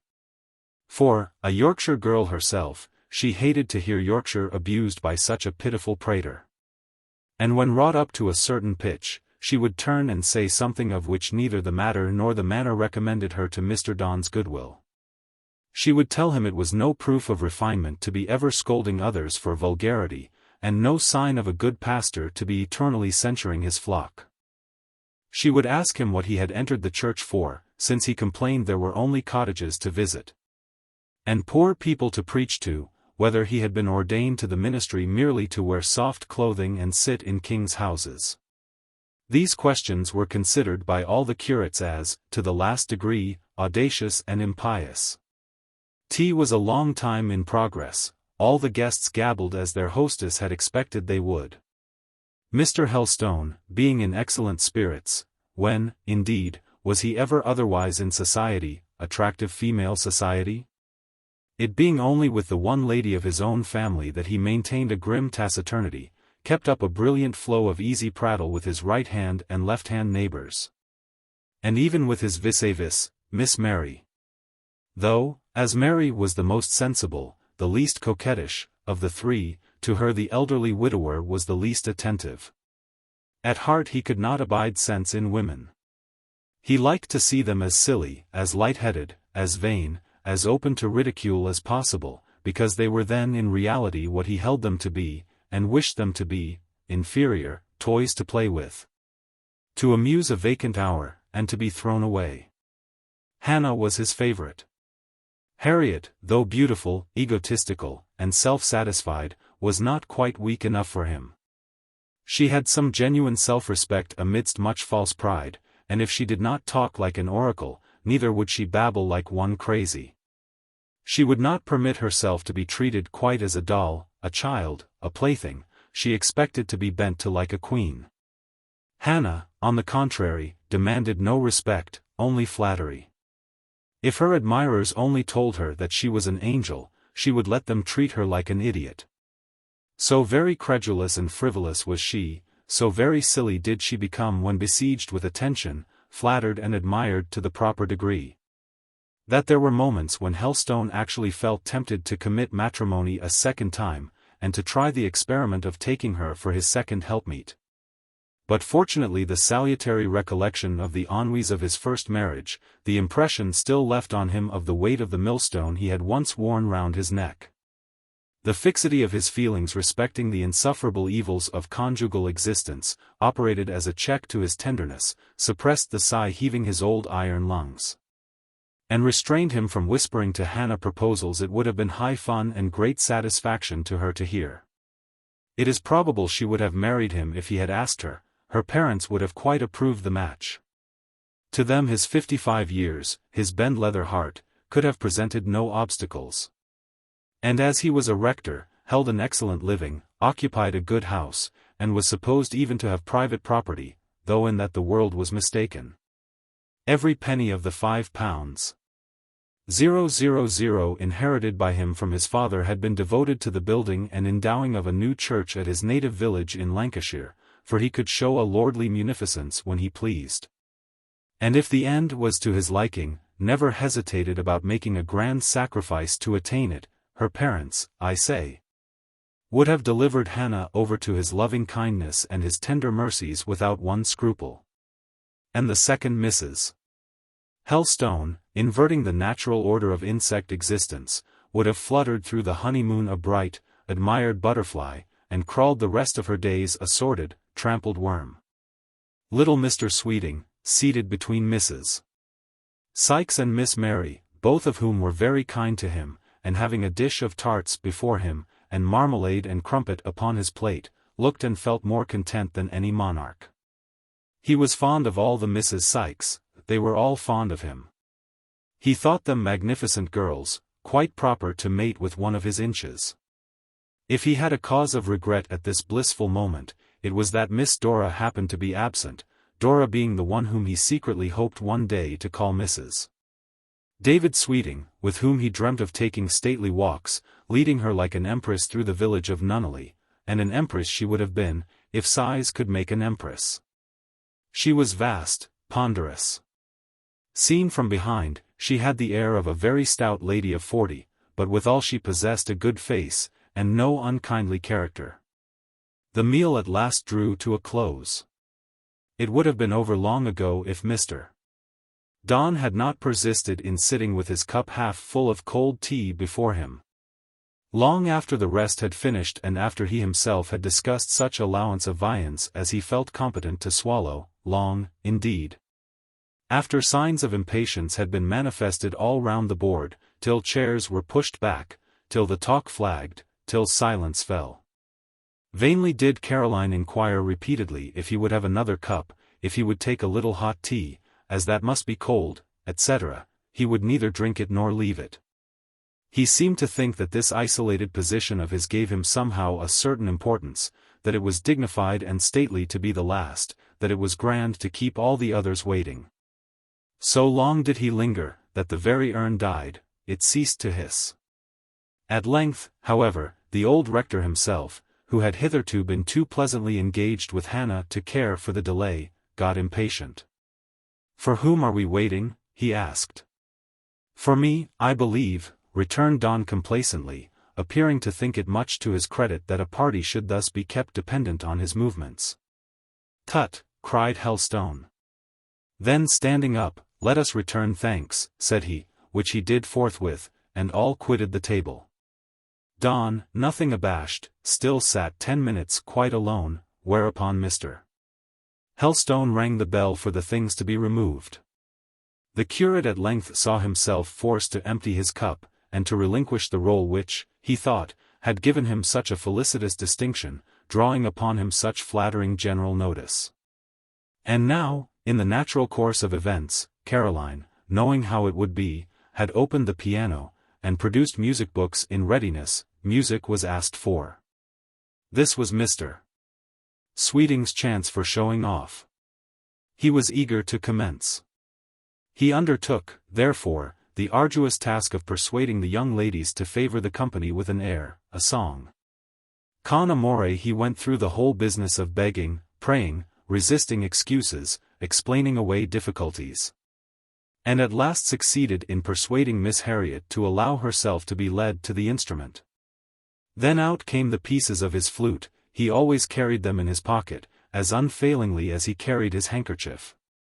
They were screwed and arranged, Malone and Donne meanwhile herding together and sneering at him, which the little man, glancing over his shoulder, saw, but did not heed at all. He was persuaded their sarcasm all arose from envy. They could not accompany the ladies as he could. He was about to enjoy a triumph over them. The triumph began. Malone, much chagrined at hearing him pipe up in most superior style, determined to earn distinction too, if possible. And all at once assuming the character of a swain, which character he had endeavored to enact once or twice before, but in which he had not hitherto met with the success he doubtless opined his merits deserved, approached a sofa on which Miss Helstone was seated, and depositing his great Irish frame near her, tried his hand, or rather tongue, at a fine speech or two, accompanied by grins the most extraordinary and incomprehensible. In the course of his efforts to render himself agreeable, he contrived to possess himself of the two long sofa cushions and a square one, with which, after rolling them about for some time with strange gestures, he managed to erect a sort of barrier between himself and the object of his attentions. Caroline, quite willing that they should be sundered, soon devised an excuse for stepping over to the opposite side of the room, and taking up a position beside Mrs. Sykes, of which good lady she entreated some instruction in a new stitch in ornamental knitting, a favor readily granted, and thus Peter Augustus was thrown out. Very sullenly did his countenance lower when he saw himself abandoned, left entirely to his own resources, on a large sofa, with the charge of 3 small cushions on his hands. The fact was, he felt disposed seriously to cultivate acquaintance with Miss Helstone, because he thought, in common with others, that her uncle possessed money, and concluded that, since he had no children, he would probably leave it to his niece. Gerard Moore was better instructed on this point. He had seen the neat church that owed its origin to the rector's zeal and cash, and more than once, in his inmost soul, had cursed an expensive caprice which crossed his wishes. The evening seemed long to one person in that room. Caroline at intervals dropped her knitting on her lap, and gave herself up to a sort of brain lethargy, closing her eyes and depressing her head, caused by what seemed to her the unmeaning hum around her, the inharmonious, tasteless rattle of the piano keys, the squeaking and gasping notes of the flute, the laughter and mirth of her uncle, and Hannah, and Mary, she could not tell whence originating, for she heard nothing comic or gleeful in their discourse. And more than all, by the interminable gossip of Mrs. Sykes murmured close at her ear, gossip which rang the changes on 4 subjects, her own health and that of the various members of her family, the missionary and Jew baskets and their contents, the late meeting at Nunneley, and one which was expected to come off next week at Winbury. Tired at length to exhaustion, she embraced the opportunity of Mr. Sweeting coming up to speak to Mrs. Sykes to slip quietly out of the apartment, and seek a moment's respite in solitude. She repaired to the dining room, where the clear but now low remnant of a fire still burned in the grate. The place was empty and quiet, glasses and decanters were cleared from the table, the chairs were put back in their places, all was orderly. Caroline sank into her uncle's large easy chair, half shut her eyes, and rested herself, rested at least her limbs, her senses, her hearing, her vision, weary with listening to nothing, and gazing on vacancy. As to her mind, that flew directly to the hollow. It stood on the threshold of the parlor there, then it passed to the counting-house, and wondered which spot was blessed by the presence of Robert. It so happened that neither locality had that honor, for Robert was half a mile away from both, and much nearer to Caroline than her deadened spirit suspected. He was at this moment crossing the churchyard, approaching the rectory garden gate, not, however, coming to see his cousin, but intent solely on communicating a brief piece of intelligence to the rector. "Yes, Caroline, you hear the wire of the bell vibrate, it rings again for the 5th time this afternoon. You start, and you are certain now that this must be he of whom you dream. Why you are so certain you cannot explain to yourself, but you know it. You lean forward, listening eagerly as Fanny opens the door. Right. That is the voice, low, with the slight foreign accent, but so sweet, as you fancy. You half rise. Fanny will tell him Mr. Helstone is with company, and then he will go away. Oh! She cannot let him go. In spite of herself, in spite of her reason, she walks half across the room. She stands ready to dart out in case the step should retreat, but he enters the passage. "Since your master is engaged," he says, "just show me into the dining room. Bring me pen and ink. I will write a short note and leave it for him." Now, having caught these words, and hearing him advance, Caroline, if there was a door within the dining room, would glide through it and disappear. She feels caught, hemmed in. She dreads her unexpected presence may annoy him. A second since she would have flown to him, that second past, she would flee from him. She cannot. There is no way of escape. The dining room has but one door, through which now enters her cousin. The look of troubled surprise she expected to see in his face has appeared there, has shocked her, and is gone. She has stammered a sort of apology. "I only left the drawing-room a minute for a little quiet." There was something so diffident and downcast in the air and tone with which she said this, anyone might perceive that some saddening change had lately passed over her prospects, and that the faculty of cheerful self-possession had left her. Mr. Moore, probably, remembered how she had formerly been accustomed to meet him with gentle ardor and hopeful confidence. He must have seen how the check of this morning had operated. Here was an opportunity for carrying out his new system with effect, if he chose to improve it. Perhaps he found it easier to practice that system in broad daylight, in his mill yard, amidst busy occupations, than in a quiet parlor, disengaged, at the hour of eventide. Fanny lit the candles, which before had stood unlit on the table, brought writing materials, and left the room. Caroline was about to follow her. Moore, to act consistently, should have let her go. Whereas he stood in the doorway, and, holding out his hand, gently kept her back. He did not ask her to stay, but he would not let her go. "Shall I tell my uncle you are here?" asked she, still in the same subdued voice. "No, I can say to you all I had to say to him." "You will be my messenger?" "Yes, Robert." "Then you may just inform him that I have got a clue to the identity of one, at least, of the men who broke my frames. That he belongs to the same gang who attacked Sykes and Pearson's dressing shop, and that I hope to have him in custody tomorrow. You can remember that?" "Oh yes." These two monosyllables were uttered in a sadder tone than ever, and as she said them she shook her head slightly and sighed. "Will you prosecute him?" "Doubtless." "No, Robert." "And why no, Caroline?" "Because it will set all the neighborhood against you more than ever." "That is no reason why I should not do my duty, and defend my property. This fellow is a great scoundrel, and ought to be incapacitated from perpetrating further mischief. But his accomplices will take revenge on you. You do not know how the people of this country bear malice. It is the boast of some of them that they can keep a stone in their pocket 7 years, turn it at the end of that time, keep it 7 years longer, and hurl it and hit their mark, at last." Moore laughed. "A most pithy vaunt," said he, "one that redounds vastly to the credit of your dear Yorkshire friends.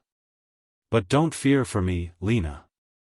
I am on my guard against these lamb-like compatriots of yours. Don't make yourself uneasy about me. How can I help it? You are my cousin. If anything happened, she stopped. Nothing will happen, Lena. To speak in your own language, there is a providence above all, is there not? Yes, dear Robert. May he guard you. And if prayers have efficacy, yours will benefit me. You pray for me sometimes? Not sometimes, Robert. You, and Louis, and Hortense are always remembered. So I have often imagined. It has occurred to me when, weary and vexed, I have myself gone to bed like a heathen, that another had asked forgiveness for my day, and safety for my night. I don't suppose such vicarial piety will avail much, but the petitions come out of a sincere breast, from innocent lips. They should be acceptable as Abel's offering. And doubtless would be, if the object deserved them. Annihilate that doubt. It is groundless. When a man has been brought up only to make money, and lives to make it, and for nothing else, and scarcely breathes any other air than that of mills and markets. It seems odd to utter his name in a prayer, or to mix his idea with anything divine. And very strange it seems that a good, pure heart should take him in and harbor him, as if he had any claim to that sort of nest. If I could guide that benignant heart, I believe I should counsel it to exclude one who does not profess to have any higher aim in life than that of patching up his broken fortune, and wiping clean from his bourgeois scutcheon the foul stain of bankruptcy. The hint, though conveyed thus tenderly and modestly, as Caroline thought, was felt keenly and comprehended clearly. Indeed, I only think, or I will only think, of you as my cousin, was the quick answer. I am beginning to understand things better than I did, Robert, when you first came to England, better than I did a day ago. I know it is your duty to try to get on, and that it won't do for you to be romantic, but in future you must not misunderstand me if I seem friendly. You misunderstood me this morning, did you not? What made you think so? Your look, your manner. But look at me now. Oh! You are different now. At present I dare speak to you. Yet I am the same, except that I have left the tradesman behind me in the hollow. Your kinsman alone stands before you. My cousin Robert, not Mr. Moore. Not a bit of Mr. Moore. Caroline. Here the company was heard rising in the other room. The door was opened, the pony carriage was ordered, shawls and bonnets were demanded, Mr. Helstone called for his niece. I must go, Robert. Yes, you must go, or they will come in and find us here, and I, rather than meet all that host in the passage, will take my departure through the window. Luckily it opens like a door. 1 minute only, put down the candle an instant, good night. I kiss you because we are cousins, and, being cousins, 1, 2, 3 kisses are allowable. Caroline, good night. Chapter 8. Noah and Moses.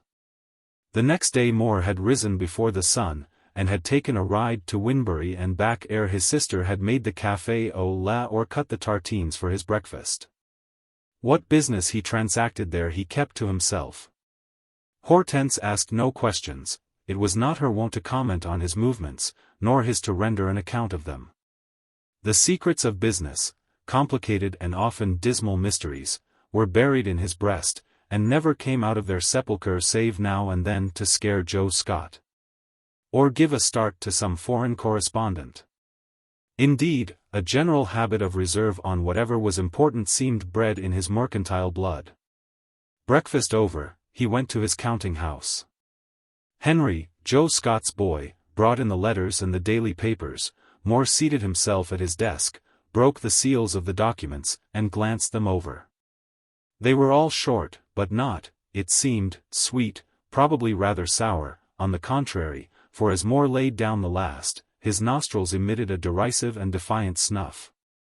And though he burst into no soliloquy, there was a glance in his eye which seemed to invoke the devil, and lay charges on him to sweep the whole concern to Gehenna.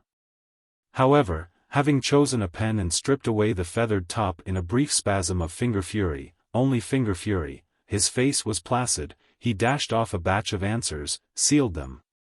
and then went out and walked through the mill. On coming back he sat down to read his newspaper. The contents seemed not absorbingly interesting. He more than once laid it across his knee, folded his arms, and gazed into the fire. He occasionally turned his head towards the window, he looked at intervals at his watch. In short, his mind appeared preoccupied. Perhaps he was thinking of the beauty of the weather, for it was a fine and mild morning for the season, and wishing to be out in the fields enjoying it. The door of his counting-house stood wide open. The breeze and sunshine entered freely. But the first visitant brought no spring perfume on its wings, only an occasional sulphur puff from the soot-thick column of smoke rushing sable from the gaunt mill chimney. A dark blue apparition, that of Joe Scott, fresh from a dyeing vat, appeared momentarily at the open door, uttered the words, "He's come, sir," and vanished. Mr. Moore raised not his eyes from the paper. A large man, broad-shouldered and massive-limbed, clad in fustian garments and grey worsted stockings, entered, who was received with a nod, and desired to take a seat, which he did. Making the remark, as he removed his hat, a very bad one, stowed it away under his chair, and wiped his forehead with a spotted cotton handkerchief extracted from the hat-crown. That it was "great Don warm for February." Mr. Moore assented, at least he uttered some slight sound, which, though inarticulate, might pass for an assent. The visitor now carefully deposited in the corner beside him an official-looking staff which he bore in his hand. This done, he whistled, probably by way of appearing at his ease. "You have what is necessary, I suppose," said Mr. Moore. Aye. All's right." He renewed his whistling, Mr. Moore his reading. The paper apparently had become more interesting.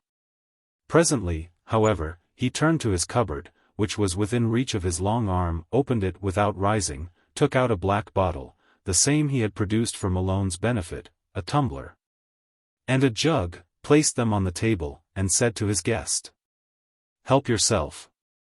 There's water in that jar in the corner. I done not know that there's Michigan need, for all a body is dry, thirsty, in a morning," said the fustian gentleman, rising and doing as requested. "Will you tack not yourseln, Mr. Moore?" he inquired, as with skilled hand he mixed a portion, and having tested it by a deep draught, sank back satisfied and bland in his seat. Moore, chary of words, replied by a negative movement and murmur. "Yot as good," continued his visitor, "it old set ye up walled a sup o' this stuff. Uncommon good Hollands. Ye get it fro furrin parts, I see think. Aye. Tak my advice and try a glass on't. Them lads, at's coming'll keep ye talking, nobody why knows how long. Ye'll need propping. Have you seen Mr. Sykes this morning?" inquired Moore. "I seed him a half an hour, nay, happen a quarter of an hour sin, just afore I set off. He said he aimed to come here, and I sudn't wonder but ye'll have old Helstone too. I seed saddling his little nag as I passed at back o' rectory." The speaker was a true prophet, for the trot of a little nag's hoofs was, 5 minutes after, heard in the yard. It stopped, and a well-known nasal voice cried aloud, "Boy," probably addressing Harry Scott, who usually hung about the premises from 9 a.m. to 5 p.m., "take my horse and lead him into the stable." Helstone came in marching nimbly and erect, looking browner, keener, and livelier than usual. "Beautiful morning, Moore. How do, my boy? Ha! Whom have we here?" Turning to the personage with the staff. "Sugden." "What? You're going to work directly?" "On my word, you lose no time. But I come to ask explanations. Your message was delivered to me. Are you sure you are on the right scent? How do you mean to set about the business? Have you got a warrant?" "Sugden has." "Then you are going to seek him now?" "I'll accompany you." "You will be spared that trouble, sir, he is coming to seek me. I'm just now sitting in state waiting his arrival." "And who is it?" "One of my parishioners." Joe Scott had entered unobserved. He now stood, a most sinister phantom, half his person being dyed of the deepest tint of indigo, leaning on the desk. His master's answer to the rector's question was a smile. Joe took the word. Putting on a quiet but pawky look, he said. "It's a friend of yours, Mr. Helstone, a gentleman you often speak of." "Indeed. His name, Joe? You look well this morning." "Only the Rev. Moses Barraclough, tub orator you call him sometimes, I think." "Ah," said the rector, taking out his snuff-box, and administering to himself a very long pinch, "ah. Couldn't have supposed it. Why, the pious man never was a workman of yours, Moore. He's a tailor by trade. And so much the worse grudge I owe him, for interfering and setting my discarded men against me." "And Moses was actually present at the Battle of Stilbro, Moore? He went there, wooden leg and all?" "Aye, sir," said Joe, "he went there on horseback, that his leg mightn't be noticed. He was the captain, and wore a mask. The rest only had their faces blackened." "And how was he found out?" "I'll tell you, sir," said Joe. Maester's not so fond of talking. I've no objections. He courted Sarah, Mr. Moore's servant lass, and so it seems she would have nothing to say to him. She either didn't like his wooden leg or she'd some notion about his being a hypocrite. Happen, for women is queer hands. We may say that amang worseln when there's none of them nigh, she'd have encouraged him, in spite of his leg and his deceit, just to pass time like. I've known some on do as Michigan, and some bonniest and mimmest looking, too. I've seen clean, trim young things, that looked as dainty and pure as daisies. And why, time a body fun out to be nowt but stinging, venomed nettles." "Joe's a sensible fellow," interjected Helstone. "Howsiver, Sarah had another string to her bow. Fred Murgatroyd, one of our lads, is for her. And as women judge men by their faces, and Fred has a middling face, while Moses is none so handsome, as we all know, the lass took on Fred. A 2-3 months sin, Murgatroyd and Moses chanced to meet one Sunday night. They'd both come lurking about these premises. The notion of counseling Sarah to tack a bit of a walk them.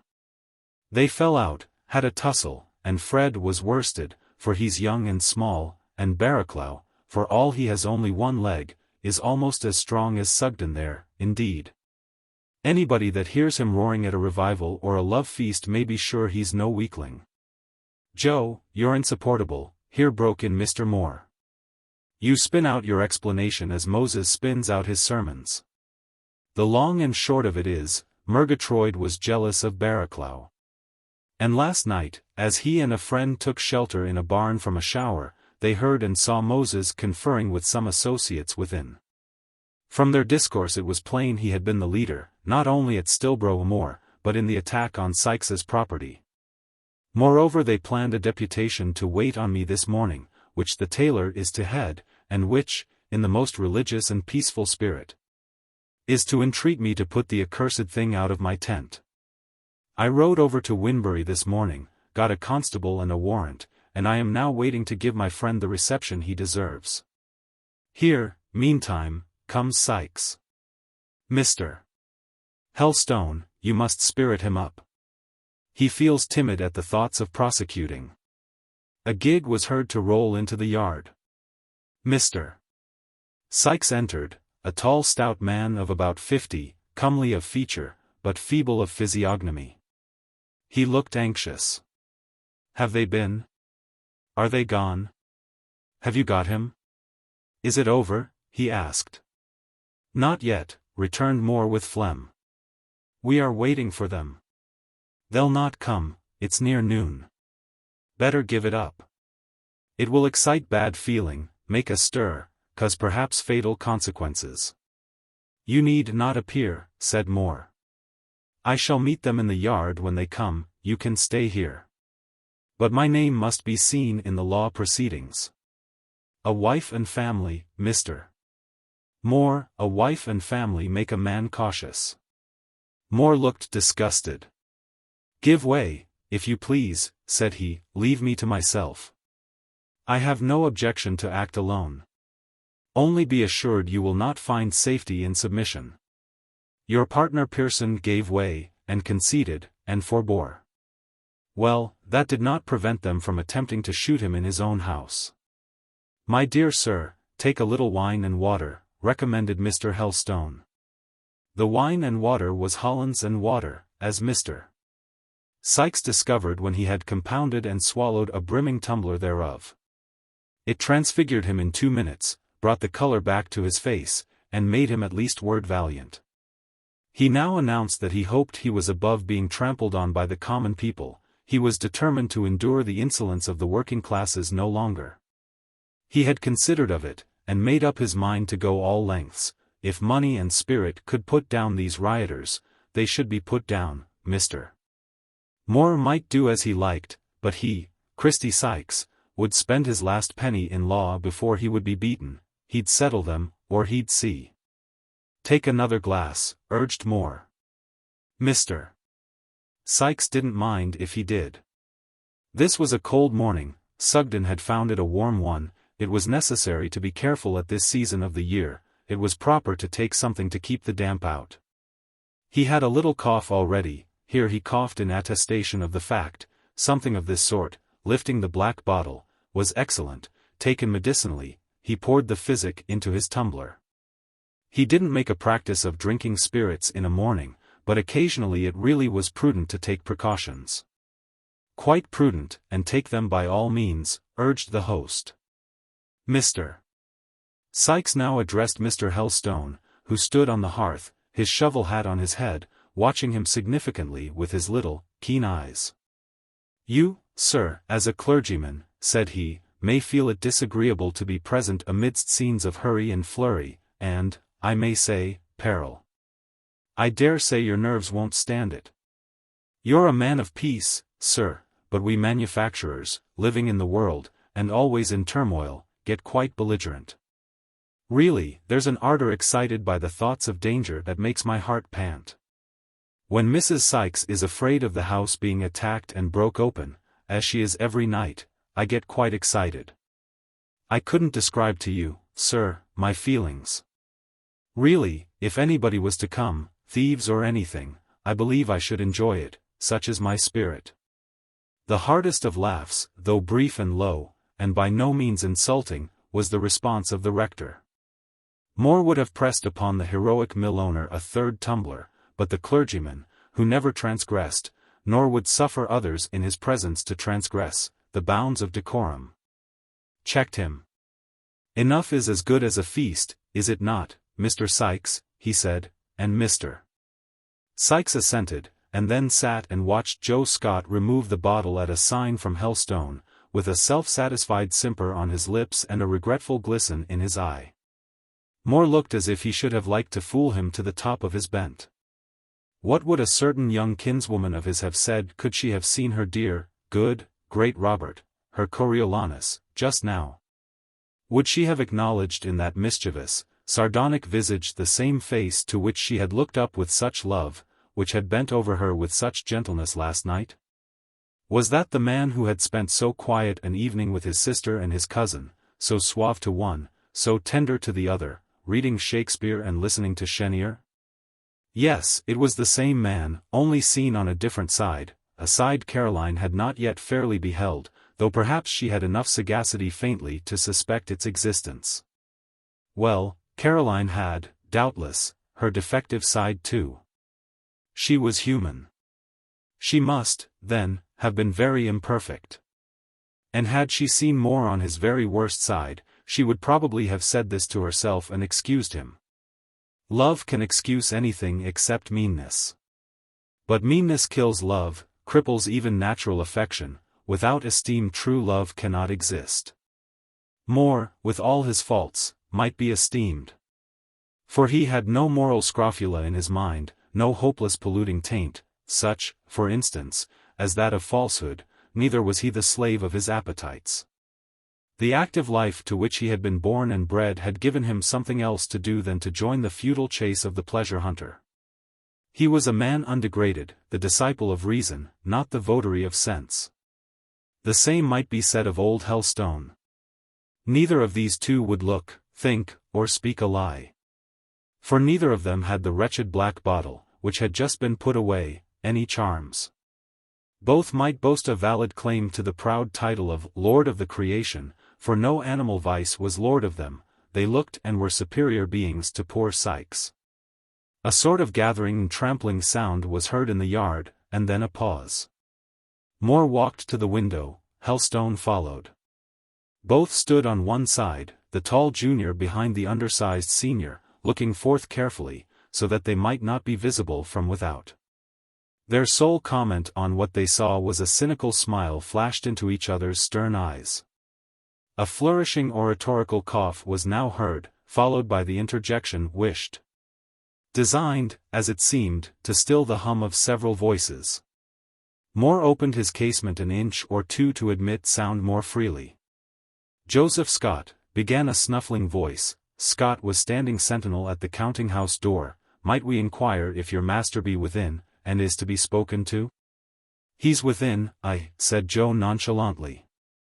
"Would you then, if you please, emphasis on you, have the goodness to tell him that 12 gentlemen wants to see him?"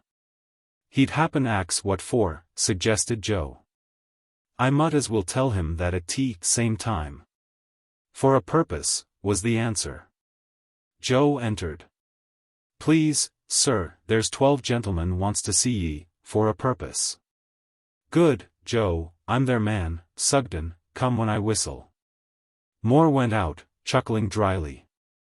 He advanced into the yard, one hand in his pocket, the other in his waistcoat, his cap brim over his eyes, shading in some measure their deep dancing ray of scorn. 12 men waited in the yard, some in their shirt-sleeves, some in blue aprons. 2 figured conspicuously in the van of the party. One, a little dapper strutting man with a turned-up nose.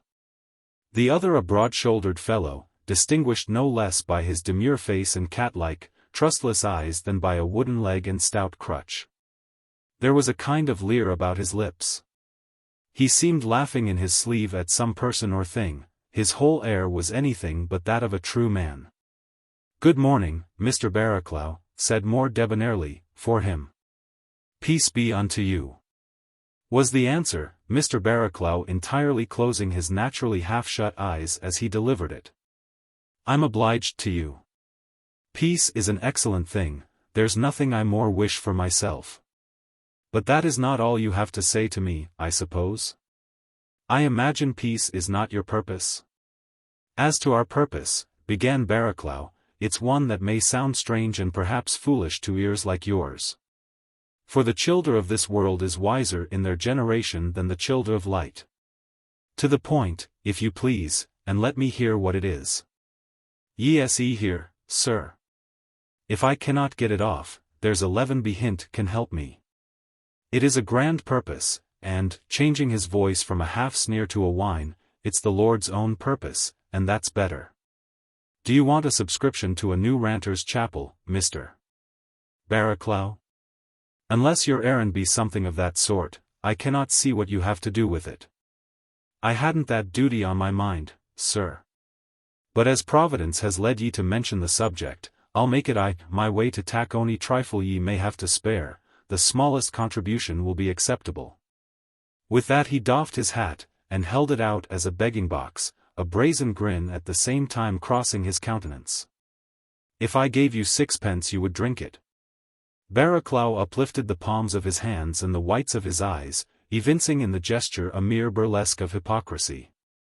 "You seem a fine fellow," said Moore, quite coolly and dryly. "You don't care for showing me that you are a double-dyed hypocrite, that your trade is fraud. You expect indeed to make me laugh at the cleverness with which you play your coarsely farcical part, while at the same time you think you are deceiving the men behind you." Moses' countenance lowered.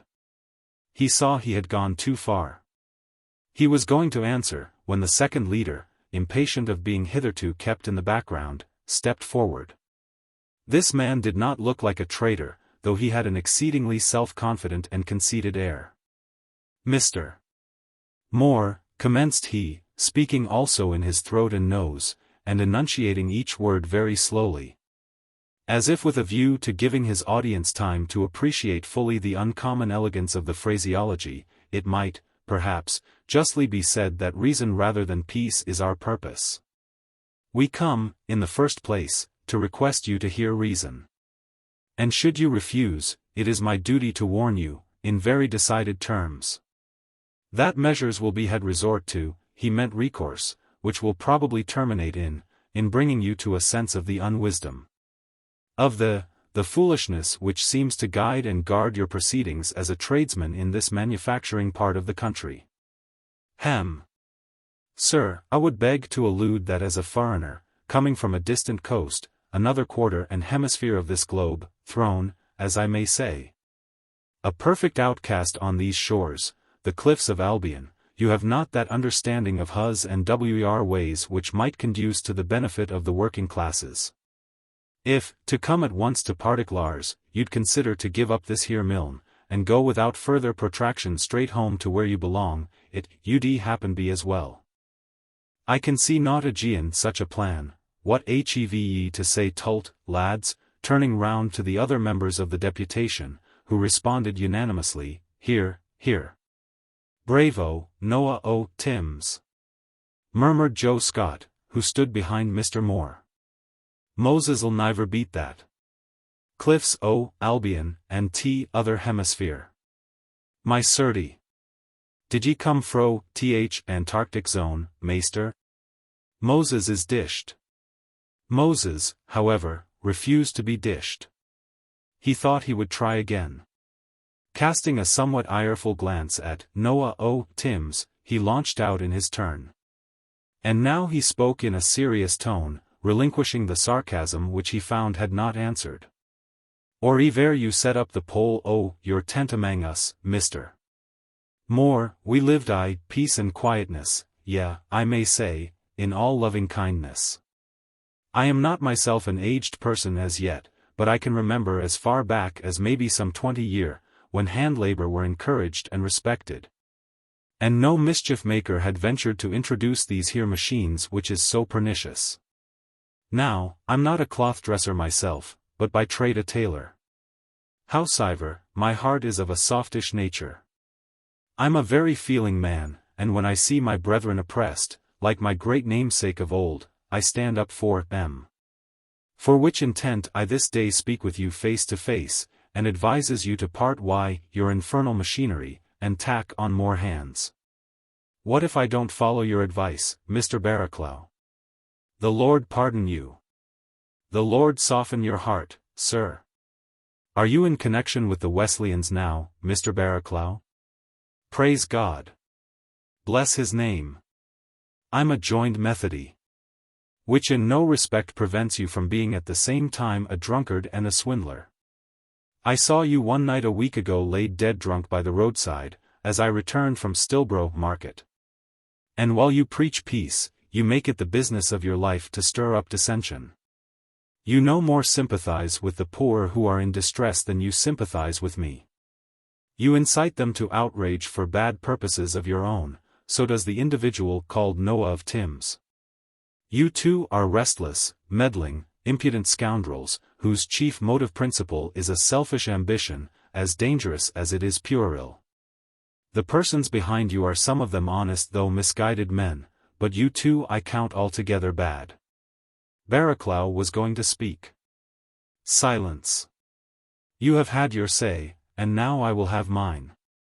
As to being dictated to by you, or any Jack, Jem, or Jonathan on earth, I shall not suffer it for a moment. You desire me to quit the country, you request me to part with my machinery. In case I refuse, you threaten me. I do refuse, point blank. Here I stay, and by this mill I stand, and into it will I convey the best machinery inventors can furnish. What will you do? The utmost you can do, and this you will never dare to do, is to burn down my mill, destroy its contents, and shoot me. What then?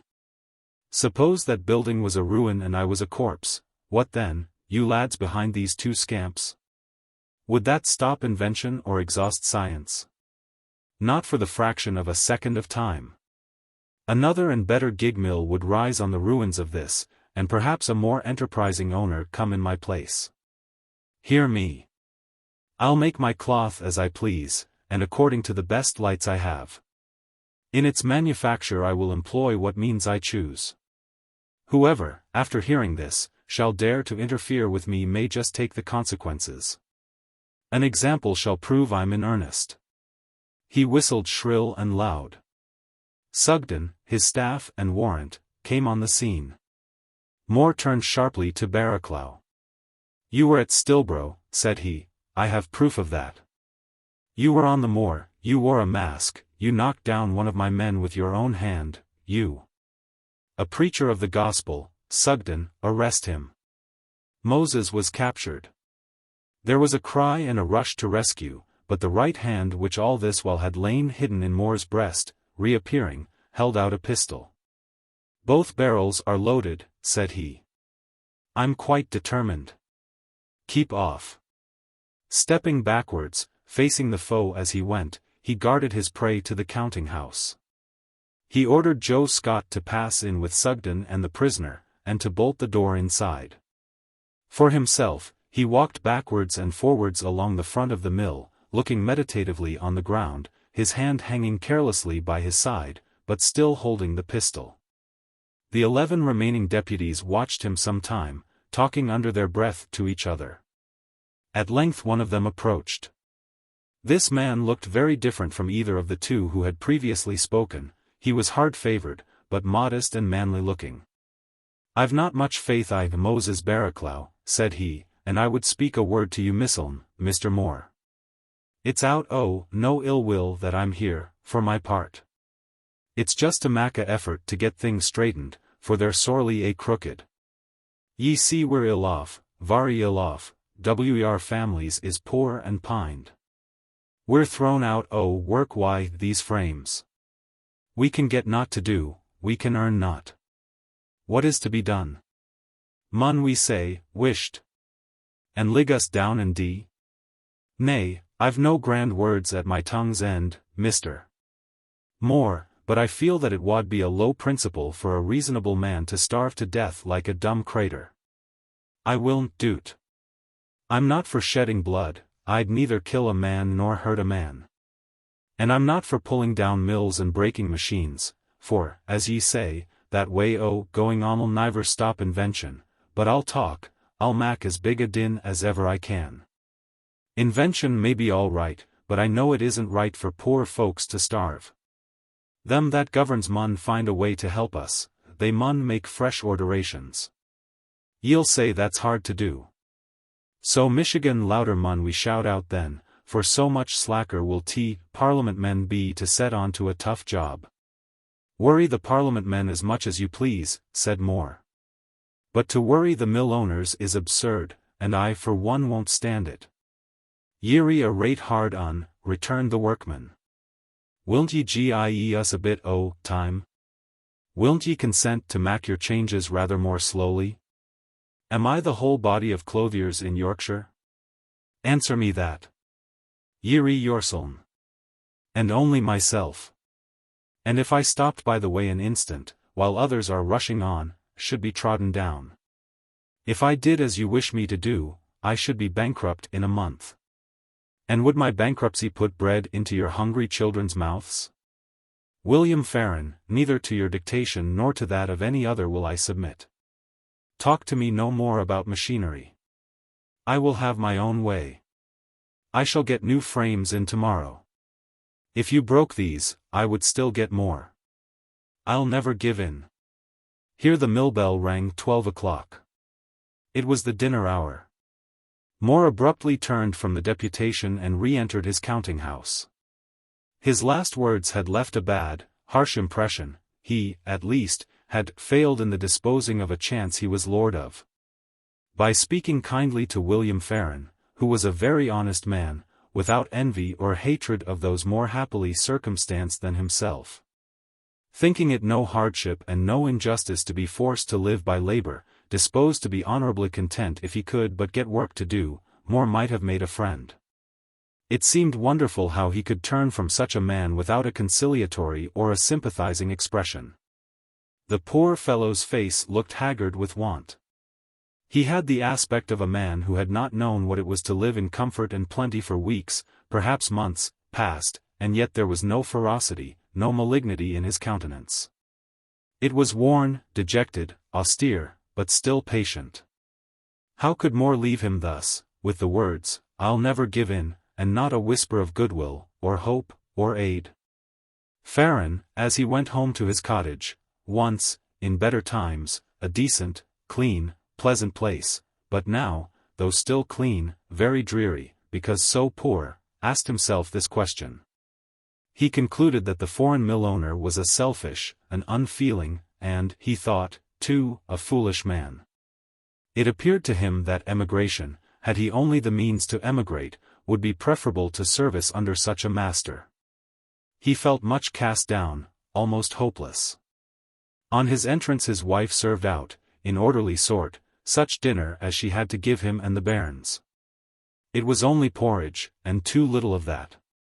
Some of the younger children asked for more when they had done their portion, an application which disturbed William much. While his wife quieted them as well as she could, he left his seat and went to the door. He whistled a cheery stave, which did not, however, prevent a broad drop or two, much more like the first of a thundershower than those which oozed from the wound of the gladiator, from gathering on the lids of his grey eyes, and plashing thence to the threshold. He cleared his vision with his sleeve, and the melting mood over, a very stern one followed. He still stood brooding in silence, when a gentleman in black came up, a clergyman, it might be seen at once, but neither Helstone, nor Malone, nor Donne, nor Sweeting. He might be 40 years old. He was plain-looking, dark-complexioned, and already rather grey-haired. He stooped a little in walking.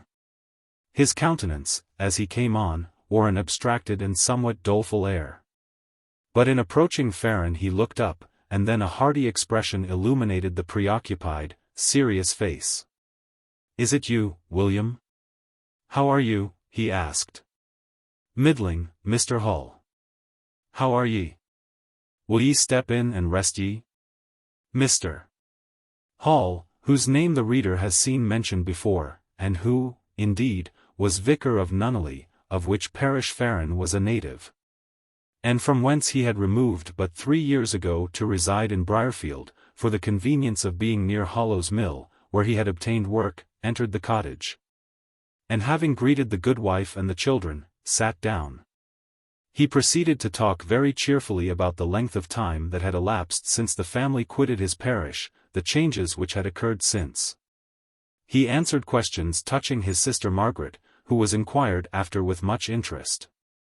He asked questions in his turn, and at last, glancing hastily and anxiously round through his spectacles, he wore spectacles, for he was short-sighted, at the bare room, and at the meagre and wan faces of the circle about him, for the children had come round his knee, and the father and mother stood before him, he said abruptly, "And how are you all? How do you get on?" Mr. Hall, be it remarked, though an accomplished scholar, not only spoke with a strong northern accent, but, on occasion, used freely north country expressions. "We get on poorly," said William, "we're all out of work. I've sold most o.t. household stuff, as ye may see, and what we're to do next, God knows. Has Mr. Moore turned you off?" "He has turned us off, and I've sich an opinion of him now that I think if he'd tack me on again tomorrow I wouldn't work for him." "It is not like you to say so, William." "I know it isn't. But I'm getting different to Missile, I feel I am changing. I wadn't heed if t bairns and t wife had enough to live on, but they're pinched, they're pined." "Well, my lad, and so are you. I see you are. These are grievous times, I see suffering wherever I turn. William, sit down. Grace, sit down. Let us talk it over. And in order the better to talk it over, Mr. Hall lifted the least of the children onto his knee, and placed his hand on the head of the next least, but when the small things began to chatter to him he bade them wisht. And fixing his eyes on the grate, he regarded the handful of embers which burned there very gravely. "Sad times," he said, "and they last long. It is the will of God. His will be done. But he tries us to the utmost." Again he reflected. "You've no money, William, and you've nothing you could sell to raise a small sum?" "No. I've selled tea, chest o' drawers, and tea clock, and tea bit of a mahogany stand, and tea wife's bonny tea tray and set o' chiny at she brought for a portion when we were Wednesday. And if somebody lent you £1 or £2, could you make any good use of it? Could you get into a new way of doing something?" Farron did not answer, but his wife said quickly, I'm sure he could, sir. He's a very contriving chap, is our William. If he'd £2 or £3 he could begin selling stuff. Could you, William?" "Please God," returned William deliberately, "I could buy groceries, and bits o' tapes, and thread, and what I thought would sell, and I could begin hawking at first." "And you know, sir," interposed Grace, "you're sure William would neither drink, nor idle, nor waste, in any way. He's my husband, and I shouldn't praise him. But I will say there's not a soberer, honester man in England nor he is. Well, I'll speak to 1 or 2 friends, and I think I can promise to let him have £5 in a day or 2, as a loan, ye mind, not a gift. He must pay it back." "I understand, sir. I'm quite agreeable to that. Meantime, there's a few shillings for you, Grace, just to keep the pot boiling till custom comes. Now, bairns, stand up in a row and say your catechism, while your mother goes and buys some dinner, for you've not had much today, I'll be bound. You begin, Ben. What is your name?" "Mr. Hall." Stayed till Grace came back, then he hastily took his leave, shaking hands with both Farron and his wife. Just at the door he said to them a few brief but very earnest words of religious consolation and exhortation. With a mutual, "God bless you, sir." "God bless you, my friends," they separated. Chapter 9. Briarmains. Messrs. Helstone and Sykes began to be extremely jocose and congratulatory with Mr. Moore when he returned to them after dismissing the deputation. He was so quiet, however, under their compliments upon his firmness, etc. And wore a countenance so like a still, dark day, equally beamless and breezeless, that the rector, after glancing shrewdly into his eyes, buttoned up his felicitations with his coat. And said to Sykes, whose senses were not acute enough to enable him to discover unassisted where his presence and conversation were a nuisance, "Come, sir. Your road and mine lie partly together. Had we not better bear each other company? We'll bid Moore good morning, and leave him to the happy fancies he seems disposed to indulge." "And where is Sugden?" demanded Moore, looking up. "Ah, ha," cried Helstone. "I've not been quite idle while you were busy. I've been helping you a little, I flatter myself not injudiciously. I thought it better not to lose time. So, while you were parleying with that down-looking gentleman, Farron I think his name is, I opened this back window, shouted to Murgatroyd, who was in the stable, to bring Mr. Sykes's gig round. Then I smuggled Sugden and Brother Moses, wooden leg and all, through the aperture, and saw them mount the gig, always with our good friend Sykes's permission, of course. Sugden took the reins, he drives like Jehu, and in another quarter of an hour Barraclough will be safe in Stilbroke jail." "Very good, thank you," said Moore. "And good morning, gentlemen," he added, and so politely conducted them to the door, and saw them clear of his premises.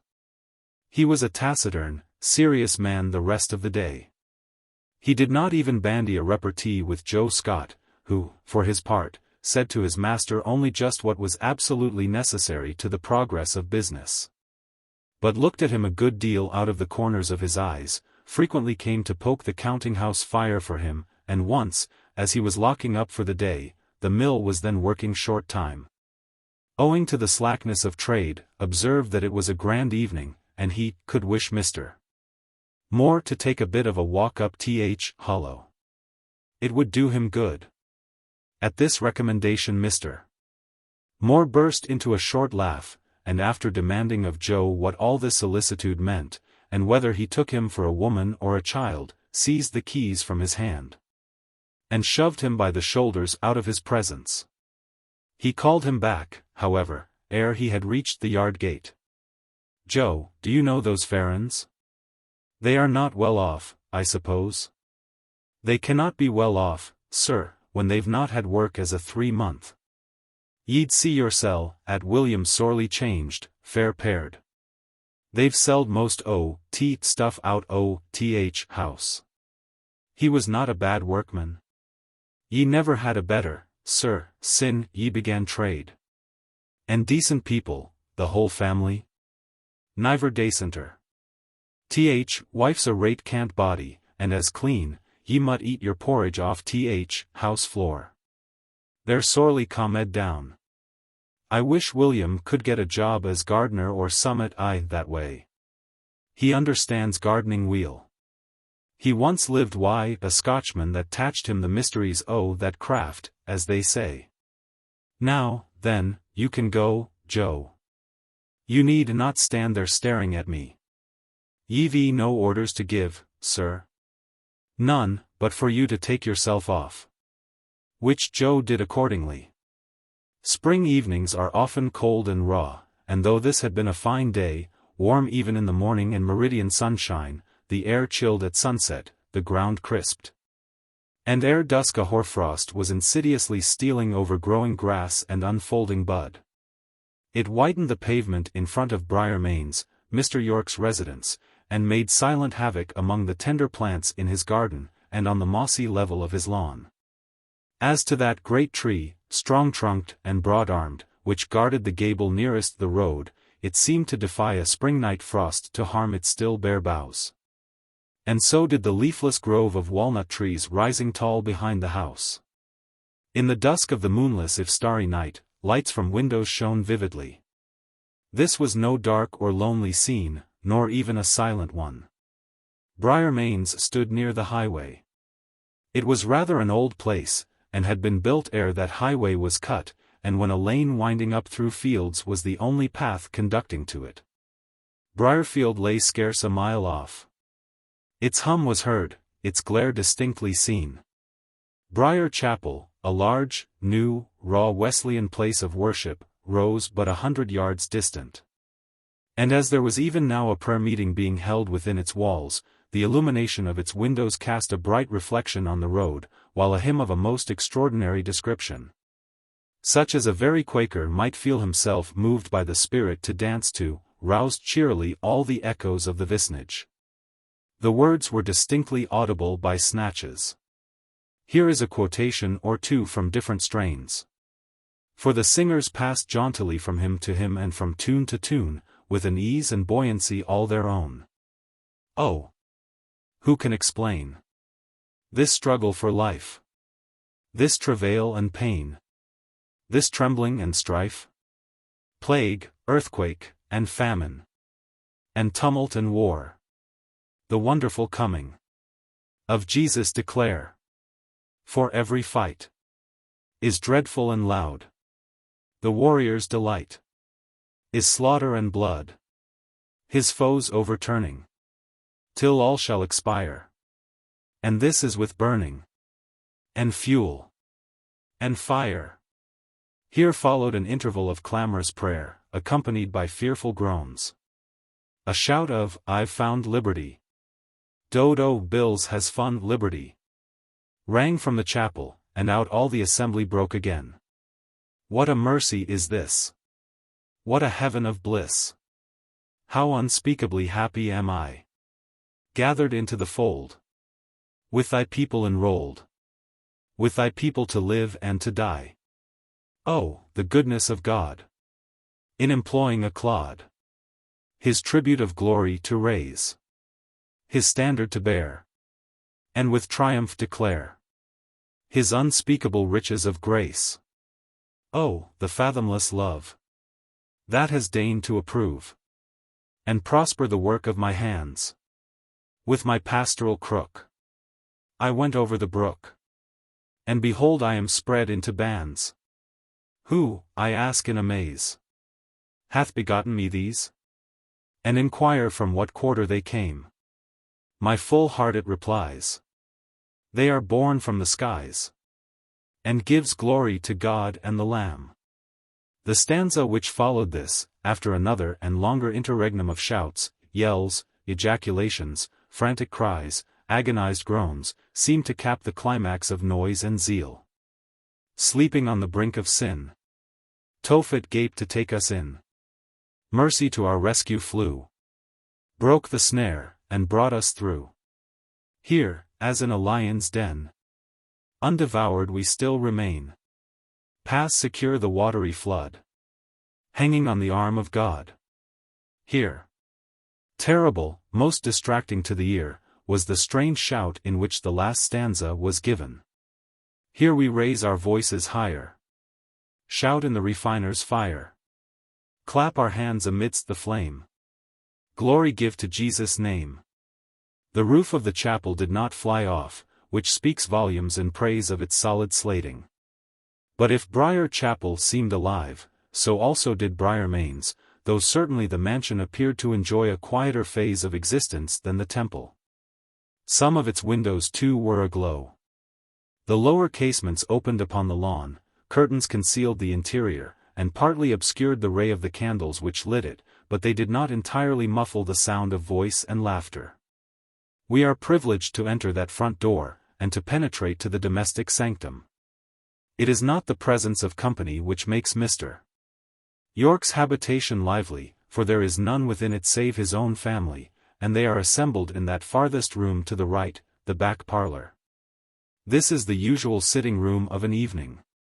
Those windows would be seen by daylight to be of brilliantly stained glass, purple and amber the predominant hues, glittering round a gravely tinted medallion in the centre of each, representing the suave head of William Shakespeare, and the serene one of John Milton. Some Canadian views hung on the walls, green forest and blue water scenery, and in the midst of them blazes a night eruption of Vesuvius. Very ardently it glows, contrasted with the cool foam and azure of cataracts, and the dusky depths of woods.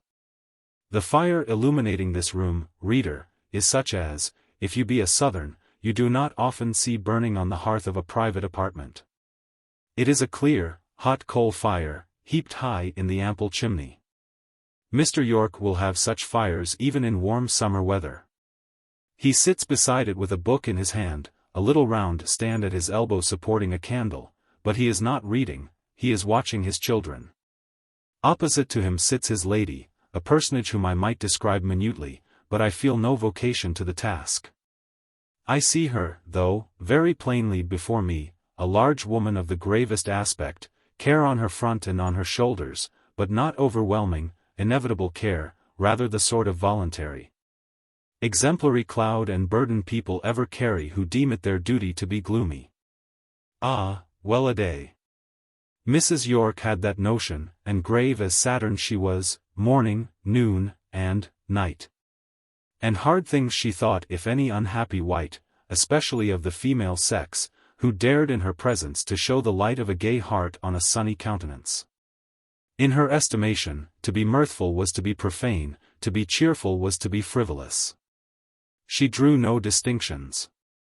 Yet she was a very good wife, a very careful mother, looked after her children unceasingly, was sincerely attached to her husband. Only the worst of it was, if she could have had her will, she would not have permitted him to have any friend in the world beside herself. All his relations were insupportable to her, and she kept them at arm's length. Mr. Yorke and she agreed perfectly well, yet he was naturally a social, hospitable man, an advocate for family unity. And in his youth, as has been said, he liked none but lively, cheerful women. Why he chose her, how they contrived to suit each other, is a problem puzzling enough, but which might soon be solved if one had time to go into the analysis of the case. Suffice it here to say that Yorke had a shadowy side as well as a sunny side to his character. And that his shadowy side found sympathy and affinity in the whole of his wife's uniformly overcast nature. For the rest, she was a strong-minded woman, never said a weak or a trite thing, took stern, democratic views of society, and rather cynical ones of human nature. Considered herself perfect and safe, and the rest of the world all wrong. Her main fault was a brooding, eternal, immitigable suspicion of all men, things, creeds, and parties. This suspicion was a mist before her eyes, a false guide in her path, wherever she looked, wherever she turned. It may be supposed that the children of such a pair were not likely to turn out quite ordinary, commonplace beings, and they were not. You see 6 of them, reader. The youngest is a baby on the mother's knee. It is all her own yet, and that one she has not yet begun to doubt, suspect, condemn. It derives its sustenance from her, it hangs on her, it clings to her, it loves her above everything else in the world. She is sure of that, because, as it lives by her, it cannot be otherwise, therefore she loves it. The 2 next are girls, Rose and Jessie, they are both now at their father's knee. They seldom go near their mother, except when obliged to do so. Rose, the elder, is 12 years old. She is like her father, the most like him of the whole group, but it is a granite head copied in ivory, all is softened in color and line. Yorke himself has a harsh face, his daughter's is not harsh, neither is it quite pretty, it is simple, childlike in feature. The round cheeks bloom, as to the grey eyes, they are otherwise than childlike, a serious soul lights them, a young soul yet, but it will mature, if the body lives. And neither father nor mother have a spirit to compare with it. Partaking of the essence of each, it will one day be better than either, stronger, much purer, more aspiring. Rose is a still, sometimes a stubborn, girl now. Her mother wants to make of her such a woman as she is herself, a woman of dark and dreary duties. And Rose has a mind full set, thick sown with the germs of ideas her mother never knew. It is agony to her often to have these ideas trampled on and repressed.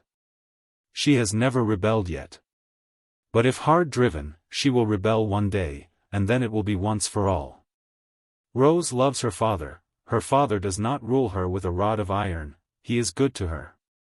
He sometimes fears she will not live, so bright are the sparks of intelligence which, at moments, flash from her glance and gleam in her language. This idea makes him often sadly tender to her. He has no idea that little Jessie will die young, she is so gay and chattering, arch, original even now, passionate when provoked, but most affectionate if caressed, by turns gentle and rattling. Exacting, yet generous, fearless, of her mother, for instance, whose irrationally hard and strict rule she has often defied, yet reliant on any who will help her. Jessie, with her little piquant face, engaging prattle, and winning ways, is made to be a pet, and her father's pet she accordingly is. It is odd that the doll should resemble her mother feature by feature, as Rose resembles her father, and yet the physiognomy, how different. Mr. Yorke, if a magic mirror were now held before you, and if therein were shown you your 2 daughters as they will be 20 years from this night, what would you think? The magic mirror is here, you shall learn their destinies, and first that of your little life, Jessie. Do you know this place? No, you never saw it. But you recognize the nature of these trees, this foliage, the cypress, the willow, the yew. Stone crosses like these are not unfamiliar to you, nor are these dim garlands of everlasting flowers. Here is the place, green sod and a grey marble headstone. Jessie sleeps below. She lived through an April day, much loved was she, much loving. She often, in her brief life, shed tears, she had frequent sorrows, she smiled between, gladdening whatever saw her. Her death was tranquil and happy in Rose's guardian arms, for Rose had been her stay and defense through many trials. The dying and the watching English girls were at that hour alone in a foreign country, and the soil of that country gave Jessie a grave. Now, behold Rose 2 years later. The crosses and garlands looked strange, but the hills and woods of this landscape look still stranger. This, indeed, is far from England. Remote must be the shores which wear that wild, luxuriant aspect. This is some virgin solitude. Unknown birds flutter round the skirts of that forest. No European river this, on whose banks Rose sits thinking. The little quiet Yorkshire girl is a lonely emigrant in some region of the southern hemisphere. Will she ever come back? The three eldest of the family are all boys, Matthew, Mark, and Martin. They are seated together in that corner, engaged in some game. Observe their three heads, much alike at a first glance. At a second, different, at a third, contrasted. Dark-haired, dark-eyed, red-cheeked are the whole trio, small English features they all possess, all own a blended resemblance to sire and mother. And yet a distinctive physiognomy, mark of a separate character, belongs to each. I shall not say much about Matthew, the firstborn of the house, though it is impossible to avoid gazing at him long, and conjecturing what qualities that visage hides or indicates. He is no plain-looking boy, that jet-black hair, white brow, high-colored cheek, those quick, dark eyes, are good points in their way. How is it that, look as long as you will, there is but one object in the room, and that the most sinister, to which Matthew's face seems to bear an affinity, and of which, ever and anon, it reminds you strangely, the eruption of Vesuvius? Flame and shadow seem the component parts of that lad's soul, no daylight in it, and no sunshine, and no pure, cool moonbeam ever shone there. He has an English frame, but, apparently, not an English mind, you would say, an Italian stiletto in a sheath of British workmanship. He is crossed in the game, look at his scowl. Mr. Yorke sees it, and what does he say?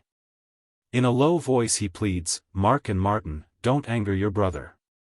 And this is ever the tone adopted by both parents. Theoretically, they decry partiality, no rights of primogeniture are to be allowed in that house, but Matthew is never to be vexed, never to be opposed. They avert provocation from him as assiduously as they would avert fire from a barrel of gunpowder. Concede, conciliate, is their motto wherever he is concerned. The Republicans are fast making a tyrant of their own flesh and blood. This the younger scions know and feel, and at heart they all rebel against the injustice. They cannot read their parents' motives, they only see the difference of treatment. The dragon's teeth are already sown amongst Mr. Yorke's young olive branches, discord will one day be the harvest. Mark is a bonny-looking boy, the most regular-featured of the family. He is exceedingly calm, his smile is shrewd, he can say the driest, most cutting things in the quietest of tones. Despite his tranquility, a somewhat heavy brow speaks temper, and reminds you that the smoothest waters are not always the safest. Besides, he is too still, unmoved, phlegmatic, to be happy. Life will never have much joy in it for Mark. By the time he is 25 he will wonder why people ever laugh, and think all fools who seem merry. Poetry will not exist for Mark either in literature or in life, its best effusions will sound to him mere rant and jargon. Enthusiasm will be his aversion and contempt. Mark will have no youth. While he looks juvenile and blooming, he will be already middle-aged in mind. His body is now 14 years of age, but his soul is already 30. Martin, the youngest of the three, owns another nature. Life may, or may not, be brief for him, but it will certainly be brilliant. He will pass through all its illusions, half believe in them, wholly enjoy them, then outlive them. That boy is not handsome, not so handsome as either of his brothers. He is plain. There is a husk upon him, a dry shell, and he will wear it till he is near 20, then he will put it off. About that period he will make himself handsome. He will wear uncouth manners till that age, perhaps homely garments. But the chrysalis will retain the power of transfiguring itself into the butterfly, and such transfiguration will, in due season, take place. For a space he will be vain, probably a downright puppy, eager for pleasure and desirous of admiration, athirst, too, for knowledge. He will want all that the world can give him, both of enjoyment and lore. He will, perhaps, take deep draughts at each fount. That thirst satisfied, what next? I know not. Martin might be a remarkable man. Whether he will or not, the seer is powerless to predict. On that subject there has been no open vision. Take Mr. Yorke's family in the aggregate. There is as much mental power in those 6 young heads, as much originality, as much activity and vigor of brain, as, divided amongst half a dozen commonplace broods, would give to each rather more than an average amount of sense and capacity. Mr. Yorke knows this, and is proud of his race. Yorkshire has such families here and there amongst her hills and wolds, peculiar, racy, vigorous, of good blood and strong brain. Turbulent somewhat in the pride of their strength, and intractable in the force of their native powers. Wanting polish, wanting consideration, wanting docility, but sound, spirited, and true-bred as the eagle on the cliff or the steed in the steppe. A low tap is heard at the parlour door. The boys have been making such a noise over their game, and little Jessie, besides, has been singing so sweet a Scotch song to her father, who delights in Scotch and Italian songs, and has taught his musical little daughter some of the best, that the ring at the outer door was not observed. "Come in," says Mrs. Yorke, in that conscientiously constrained and solemnized voice of hers, which ever modulates itself to a funereal dreariness of tone. Though the subject it is exercised upon be but to give orders for the making of a pudding in the kitchen, to bid the boys hang up their caps in the hall, or to call the girls to their sewing, "Come in." And in came Robert Moore.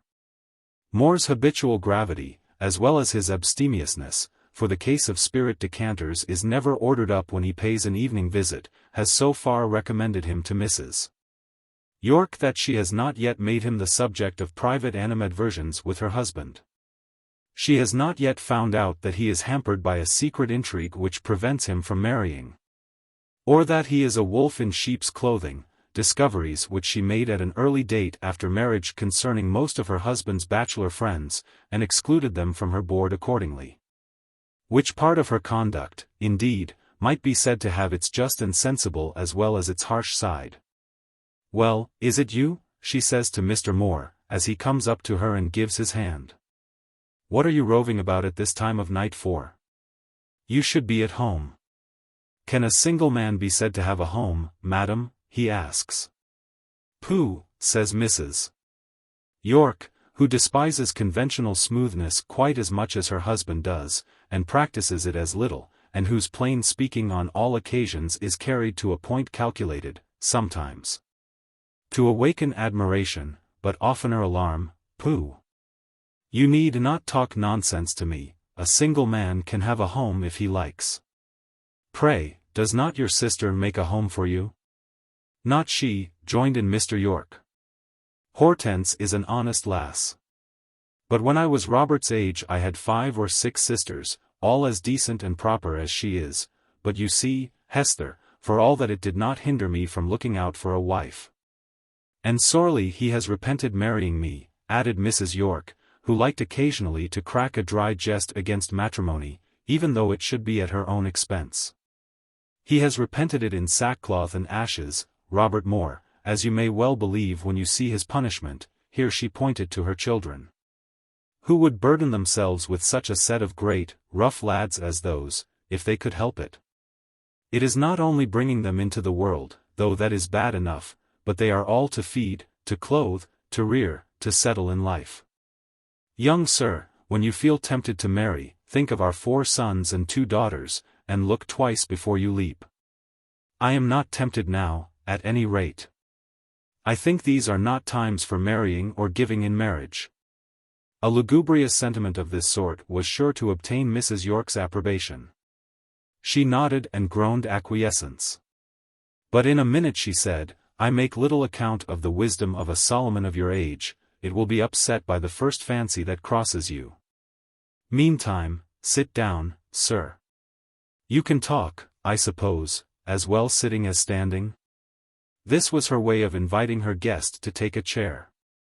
He had no sooner obeyed her than little Jessie jumped from her father's knee and ran into Mr. Moore's arms, which were very promptly held out to receive her. "You talk of marrying him," said she to her mother, quite indignantly, as she was lifted lightly to his knee, "and he is married now, or as good." He promised that I should be his wife last summer, the first time he saw me in my new white frock and blue sash. Didn't he, father? These children were not accustomed to say papa and mama. Their mother would allow no such namby-pamby. "Aye, my little lassie," he promised, "I'll bear witness. But make him say it over again now, Jessie. Such as he are only false loons." "He is not false." "He is too bonny to be false," said Jessie, looking up to her tall sweetheart with the fullest confidence in his faith. "Bonny," cried Mr. Yorke. "That's the reason that he should be, and proof that he is, a scoundrel. But he looks too sorrowful to be false," here interposed a quiet voice from behind the father's chair. "If he was always laughing, I should think he forgot promises soon, but Mr. Moore never laughs." "Your sentimental buck is the greatest cheat of all, Rose," remarked Mr. Yorke. "He's not sentimental," said Rose. Mr. Moore turned to her with a little surprise, smiling at the same time. "How do you know I am not sentimental, Rose?" "Because I heard a lady say you were not." "Voilà que devient intéressant," 40 exclaimed Mr. Yorke, hitching his chair nearer the fire. "A lady? That has quite a romantic twang. We must guess who it is. Rosie, whisper the name low to your father. Don't let him hear." "Rose, don't be too forward to talk," here interrupted Mrs. Yorke, in her usual killjoy fashion, "nor Jessie either. It becomes all children, especially girls, to be silent in the presence of their elders." "Why have we tongues, then?" asked Jessie pertly. While Rose only looked at her mother with an expression that seemed to say she should take that maxim in and think it over at her leisure. After 2 minutes' grave deliberation, she asked, "And why especially girls, mother?" "Firstly, because I say so, and secondly, because discretion and reserve are a girl's best wisdom." "My dear madam," observed Moore, "what you say is excellent. It reminds me, indeed, of my dear sister's observations, but really it is not applicable to these little ones. Let Rose and Jessie talk to me freely, or my chief pleasure in coming here is gone. I like their prattle, it does me good." "Does it not?" asked Jessie. "More good than if the rough lads came round you. You call them rough, mother, yourself." "Yes, mignon, 41 1,000 times more good. I have rough lads enough about me all day long, poulet." 42. "There are plenty of people," continued she, "who take notice of the boys. All my uncles and aunts seem to think their nephews better than their nieces, and when gentlemen come here to dine, it is always Matthew, and Mark, and Martin that are talked to. And never Rose and me. Mr. Moore is our friend, and we'll keep him, but mind, Rose, he's not so much your friend as he is mine. He is my particular acquaintance, remember that." And she held up her small hand with an admonitory gesture. Rose was quite accustomed to be admonished by that small hand. Her will daily bent itself to that of the impetuous little Jessie. She was guided, overruled by Jessie in 1,000 things. On all occasions of show and pleasure Jessie took the lead, and Rose fell quietly into the background. Whereas, when the disagreeables of life, its work and privations, were in question, Rose instinctively took upon her, in addition to her own share, what she could of her sisters. Jessie had already settled it in her mind that she, when she was old enough, was to be married. Rose, she decided, must be an old maid, to live with her, look after her children, keep her house. This state of things is not uncommon between two sisters, where one is plain and the other pretty. But in this case, if there was a difference in external appearance, Rose had the advantage. Her face was more regular featured than that of the piquant little Jessie. Jessie, however, was destined to possess, along with sprightly intelligence and vivacious feeling, the gift of fascination, the power to charm when, where, and whom she would. Rose was to have a fine, generous soul, a noble intellect profoundly cultivated, a heart as true as steel, but the manner to attract was not to be hers. "Now, Rose, tell me the name of this lady who denied that I was sentimental," urged Mr. Moore. Rose had no idea of tantalization, or she would have held him a while in doubt. She answered briefly, "I can't. I don't know her name." "Describe her to me. What was she like? Where did you see her?" "When Jessie and I went to spend the day at Winbury with Kate and Susan Pearson, who were just come home from school, there was a party at Mrs. Pearson's, and some grown-up ladies were sitting in a corner of the drawing-room talking about you." "Did you know none of them?" "Hannah, and Harriet, and Dora, and Mary Sykes." "Good. Were they abusing me, Rosie?" "Some of them were. They called you a misanthrope." "I remember the word. I looked for it in the dictionary when I came home. It means a man-hater." "What besides?" "Hannah Sykes said you were a solemn puppy." "Better," cried Mr. Yorke, laughing. "Oh, excellent. Hannah. That's the one with the red hair, a fine girl, but half-witted." "She has wit enough for me, it appears," said Moore. "A solemn puppy, indeed. Well, Rose, go on." "Miss Pearson said she believed there was a good deal of affectation about you, and that with your dark hair and pale face you looked to her like some sort of a sentimental noodle." Again Mr. Yorke laughed. Mrs. Yorke even joined in this time. "You see in what esteem you are held behind your back," said she, "yet I believe that Miss Pearson would like to catch you. She set her cap at you when you first came into the country, old as she is." "And who contradicted her, Rosie?" inquired Moore. "A lady whom I don't know, because she never visits here, though I see her every Sunday at church. She sits in the pew near the pulpit. I generally look at her, instead of looking at my prayer book, for she is like a picture in our dining room, that woman with the dove in her hand. At least she has eyes like it, and a nose too. A straight nose, that makes all her face look, somehow, what I call clear." "And you don't know her," exclaimed Jessie, in a tone of exceeding surprise. "That's so like Rose. Mr. Moore, I often wonder in what sort of a world my sister lives. I am sure she does not live all her time in this. One is continually finding out that she is quite ignorant of some little matter which everybody else knows. To think of her going solemnly to church every Sunday, and looking all service time at one particular person, and never so much as asking that person's name. She means Caroline Helstone, the rector's niece. I remember all about it. Miss Helstone was quite angry with and Pearson. She said, 'Robert Moore is neither affected nor sentimental. You mistake his character utterly, or rather not one of you here knows anything about it.' Now, shall I tell you what she is like? I can tell what people are like, and how they are dressed, better than Rose can. Let us hear. She is nice, she is fair, she has a pretty white slender throat. She has long curls, not stiff ones, they hang loose and soft, their color is brown but not dark, she speaks quietly, with a clear tone, she never makes a bustle in moving. She often wears a gray silk dress, she is neat all over, her gowns, and her shoes, and her gloves always fit her. She is what I call a lady, and when I am as tall as she is, I mean to be like her.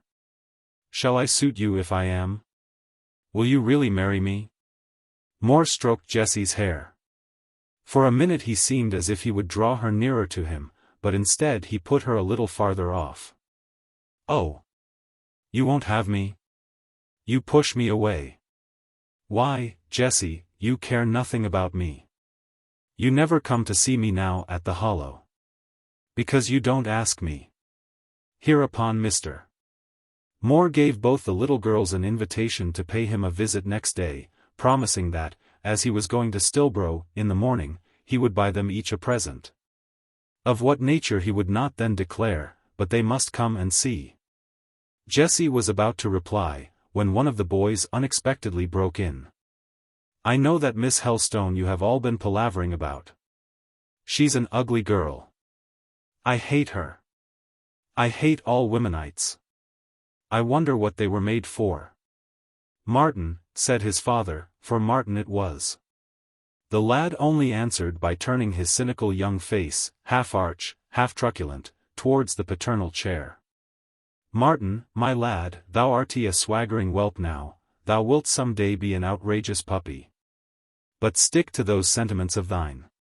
See, I'll write down the words now in my pocket-book." The senior took out a morocco-covered book, and deliberately wrote therein. "10 years hence, Martin, if thou and I be both alive at that day, I'll remind thee of that speech. I'll say the same then. I mean always to hate women. They're such dolls, they do nothing but dress themselves finely, and go swimming about to be admired. I'll never marry. I'll be a bachelor. Stick to it. Stick to it, Hester," addressing his wife. "I was like him when I was his age, a regular misogamist, and, behold.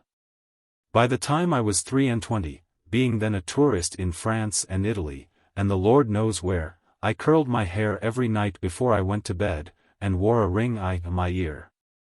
And would have worn one in my nose if it had been the fashion, and all that I might make myself pleasing and charming to the ladies.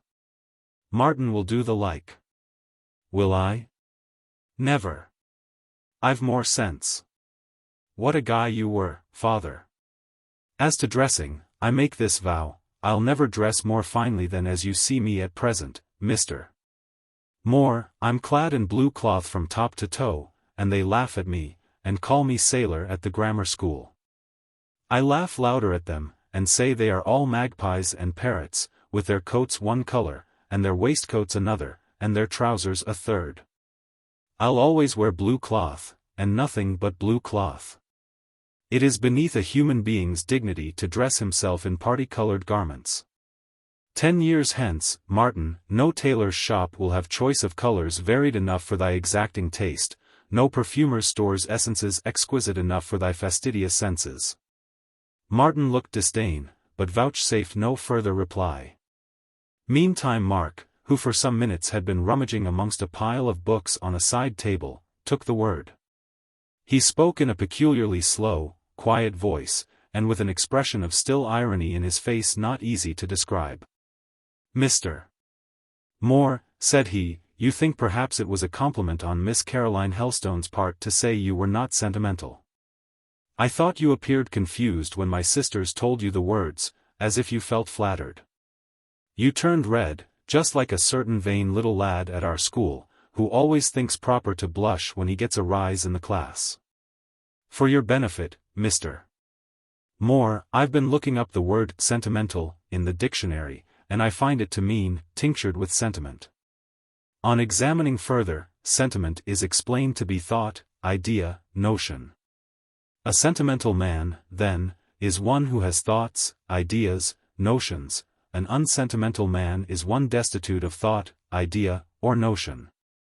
And Mark stopped. He did not smile, he did not look round for admiration. He had said his say, and was silent. "Ma foi. Mon ami," observed Mr. Moore to Yorke, "ce sont vraiment de enfants terribles, que les vôtres." 43. Rose, who had been listening attentively to Mark's speech, replied to him, "There are different kinds of thoughts, ideas, and notions," said she, "good and bad. Sentimental must refer to the bad, or Miss Helstone must have taken it in that sense, for she was not blaming Mr. Moore, she was defending him." "That's my kind little advocate," said Moore, taking Rose's hand. "She was defending him," repeated Rose, "as I should have done had I been in her place, for the other ladies seemed to speak spitefully." "Ladies always do speak spitefully," observed Martin. "It is the nature of womenites to be spiteful." Matthew now, for the first time, opened his lips. What a fool Martin is, to be always gabbling about what he does not understand. "It is my privilege, as a freeman, to gabble on whatever subject I like," responded Martin.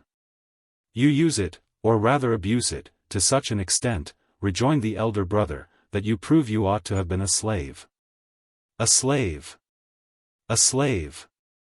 That to a Yorke, and from a Yorke. This fellow," he added, standing up at the table, and pointing across it to Matthew, "this fellow forgets, what every cottier in Briarfield knows. That all born of our house have that arched instep under which water can flow, proof that there has not been a slave of the blood for 300 years. Mountebank, said Matthew.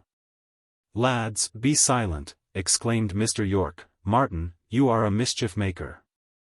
There would have been no disturbance but for you. Indeed. Is that correct?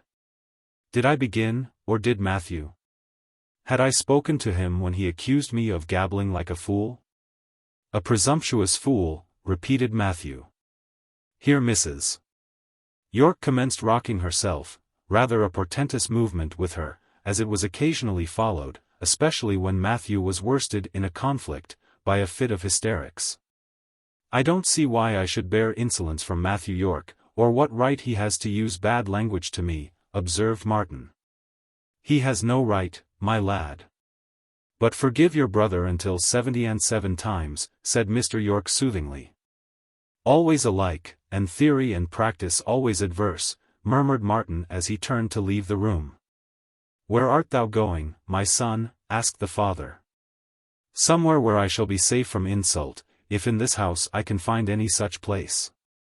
Matthew laughed very insolently. Martin threw a strange look at him, and trembled through all his slight lad's frame, but he restrained himself. I suppose there is no objection to my withdrawing? He inquired. No. Go, my lad. But remember not to bear malice. Martin went, and Matthew sent another insolent laugh after him. Rose, lifting her fair head from Moore's shoulder, against which, for a moment, it had been resting, said, as she directed a steady gaze to Matthew, Martin is grieved, and you are glad. But I would rather be Martin than you. I dislike your nature. Here Mr. Moore, by way of averting, or at least escaping, a scene, which a sob from Mrs. Yorke warned him was likely to come on, rose, and putting Jessie off his knee, he kissed her and rose, reminding them, at the same time, to be sure and come to the Hollow in good time tomorrow afternoon. Then, having taken leave of his hostess, he said to Mr. Yorke, May I speak a word with you, and was followed by him from the room. Their brief conference took place in the hall. Have you employment for a good workman? Asked Moore. A nonsense question in these times, when you know that every master has many good workmen to whom he cannot give full employment. You must oblige me by taking on this man, if possible. My lad, I can take on no more hands to oblige all England. It does not signify, I must find him a place somewhere. Who is he? William Farron. I know William. A right down honest man is William. He has been out of work 3 months. He has a large family. We are sure they cannot live without wages. He was one of the deputation of cloth-dressers who came to me this morning to complain and threaten. William did not threaten.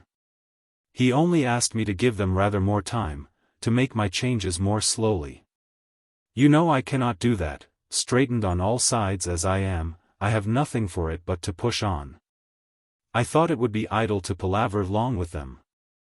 I sent them away, after arresting a rascal amongst them, whom I hope to transport, a fellow who preaches at the chapel yonder sometimes. Not Moses Barraclough? Yes. Ah. You've arrested him? Good. Then out of a scoundrel you're going to make a martyr. You've done a wise thing. I've done a right thing. Well, the short and the long of it is, I'm determined to get Farron a place, and I reckon on you to give him one.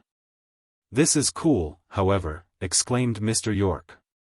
What right have you to reckon on me to provide for your dismissed workmen? What do I know about your Farrons and your Williams? I've heard he's an honest man, but am I to support all the honest men in Yorkshire?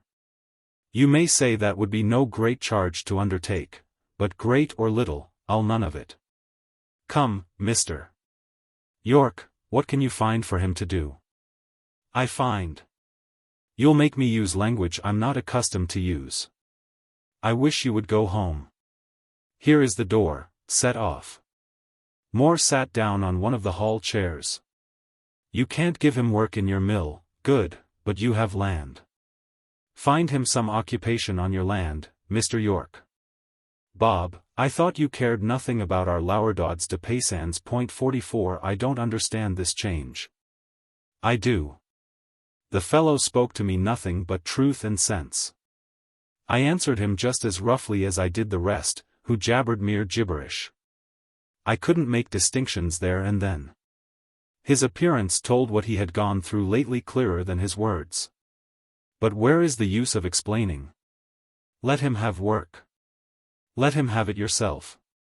If you are so very much in earnest, strain a point. If there was a point left in my affairs to strain, would strain it till it cracked again. But I received letters this morning which showed me pretty clearly where I stand, and it is not far off the end of the plank. My foreign market, at any rate, is gorged. If there is no change, if there dawns no prospect of peace, if the orders in council are not, at least, suspended, so as to open our way in the west, I do not know where I am to turn. I see no more light than if I were sealed in a rock, so that for me to pretend to offer a man a livelihood would be to do a dishonest thing. Come, let us take a turn on the front. It is a starlight night, said Mr. Yorke. They passed out, closing the front door after them, and side by side paced the frost-white pavement to and fro. Settle about Farron at once, urged Mr. Moore. You have large fruit gardens at York Mills. He is a good gardener. Give him work there. Well, so be it. I'll send for him tomorrow, and we'll see. And now, my lad, you're concerned about the condition of your affairs? Yes, a second failure, which I may delay, but which, at this moment, I see no way finally to avert, would blight the name of Moore completely. And you are aware I had fine intentions of paying off every debt and re-establishing the old firm on its former basis. You want capital, that's all you want. Yes. But you might as well say that breath is all a dead man wants to live. I know capital is not to be had for the asking. And if you were a married man, and had a family, like me, I should think your case pretty nigh desperate, but the young and unencumbered have chances peculiar to themselves. I hear gossip now and then about your being on the eve of marriage with this miss and that, but I suppose it is none of it true? You may well suppose that. I think I am not in a position to be dreaming of marriage. Marriage. I cannot bear the word, it sounds so silly and utopian. I have settled it decidedly that marriage and love are superfluities, intended only for the rich, who live at ease, and have no need to take thought for the morrow. Or desperations, the last and reckless joy of the deeply wretched, who never hope to rise out of the slough of their utter poverty. I should not think so if I were circumstanced as you are. I should think I could very likely get a wife with a few thousands, who would suit both me and my affairs. I wonder where? Would you try if you had a chance? I don't know. It depends on, in short, it depends on many things. Would you take an old woman? I'd rather break stones on the road. So would I. Would you take an ugly one? Bah! I hate ugliness and delight in beauty. My eyes and heart, Yorke, take pleasure in a sweet, young, fair face, as they are repelled by a grim, rugged, meagre one. Soft delicate lines and hues please, harsh ones prejudice me. I won't have an ugly wife. Not if she were rich. Not if she were dressed in gems. I could not love, I could not fancy, I could not endure her. My taste must have satisfaction, or disgust would break out in despotism, or worse, freeze to utter iciness. What? Bob, if you married an honest, good-natured, and wealthy lass, though a little hard-favored, couldn't you put up with the high cheekbones, the rather wide mouth, and reddish hair? I'll never try, I tell you. Grace at least I will have, and youth and symmetry, yes, and what I call beauty. And poverty, and a nursery full of bairns you can neither clothe nor feed, and very soon an anxious, fated mother, and then bankruptcy, discredit, a lifelong struggle. Let me alone, Yorke. If you are romantic, Robert, and especially if you are already in love, it is of no use talking. I am not romantic. I am stripped of romance as bare as the white tenters in that field are of cloth. Always use such figures of speech, lad, I can understand them. And there is no love affair to disturb your judgment? I thought I had said enough on that subject before. Love for me? Stuff. Well, then, if you are sound both in heart and head, there is no reason why you should not profit by a good chance if it offers, therefore, wait and see. You are quite oracular, Yorke. I think I am a bit that line. I promise ye not and I advise ye not, but I bid ye keep your heart up, and be guided by circumstances. My namesake the physician's almanac could not speak more guardedly. In the meantime, I care not about ye, Robert Moore, ye are nothing akin to me or mine, and whether ye lose or find a fortune it makes no difference to me. Go home, now. It has stricken 10. Miss Hortense will be wondering where ye are. Chapter 10. Old Maids. Time wore on, and spring matured. The surface of England began to look pleasant, her fields grew green, her hills fresh, her gardens blooming, but at heart she was no better. Still her poor were wretched, still their employers were harassed. Commerce, in some of its branches, seemed threatened with paralysis, for the war continued. England's blood was shed and her wealth lavished, all, it seemed, to attain most inadequate ends. Some tidings there were indeed occasionally of successes in the peninsula, but these came in slowly. Long intervals occurred between, in which no note was heard but the insolent self-felicitations of Bonaparte on his continued triumphs. Those who suffered from the results of the war felt this tedious, and, as they thought, hopeless struggle against what their fears or their interests taught them to regard as an invincible power. Most insufferable. They demanded peace on any terms. Men like Yorke and Moore, and there were thousands whom the war placed where it placed them, shuddering on the verge of bankruptcy, insisted on peace with the energy of desperation. They held meetings, they made speeches, they got up petitions to extort this boon, on what terms it was made they cared not. All men, taken singly, are more or less selfish. And taken in bodies, they are intensely so. The British merchant is no exception to this rule, the mercantile classes illustrate it strikingly. These classes certainly think too exclusively of making money, they are too oblivious of every national consideration but that of extending England's, that is, their own, commerce. Chivalrous feeling, disinterestedness, pride and honor, is too dead in their hearts. A land ruled by them alone would too often make ignominious submission, not at all from the motives Christ teaches, but rather from those Mammon instills. During the late war, the tradesmen of England would have endured buffets from the French on the right cheek and on the left. Their cloak they would have given to Napoleon, and then have politely offered him their coat also, nor would they have withheld their waistcoat if urged. They would have prayed permission only to retain their one other garment, for the sake of the purse in its pocket. Not one spark of spirit, not one symptom of resistance, would they have shown till the hand of the Corsican bandit had grasped that beloved purse. Then, perhaps, transfigured at once into British bulldogs, they would have sprung at the robber's throat, and there they would have fastened, and there hung, inveterate, insatiable. Till the treasure had been restored. Tradesmen, when they speak against war, always profess to hate it because it is a bloody and barbarous proceeding. You would think, to hear them talk, that they are peculiarly civilized, especially gentle and kindly of disposition to their fellow men. This is not the case. Many of them are extremely narrow and cold-hearted, have no good feeling for any class but their own, are distant, even hostile, to all others, call them useless. Seem to question their right to exist, seem to grudge them the very air they breathe, and to think the circumstance of their eating, drinking, and living in decent houses quite unjustifiable. They do not know what others do in the way of helping, pleasing, or teaching their race, they will not trouble themselves to inquire. Whoever is not in trade is accused of eating the bread of idleness, of passing a useless existence. Long may it be ere England really becomes a nation of shopkeepers. We have already said that Moore was no self-sacrificing patriot.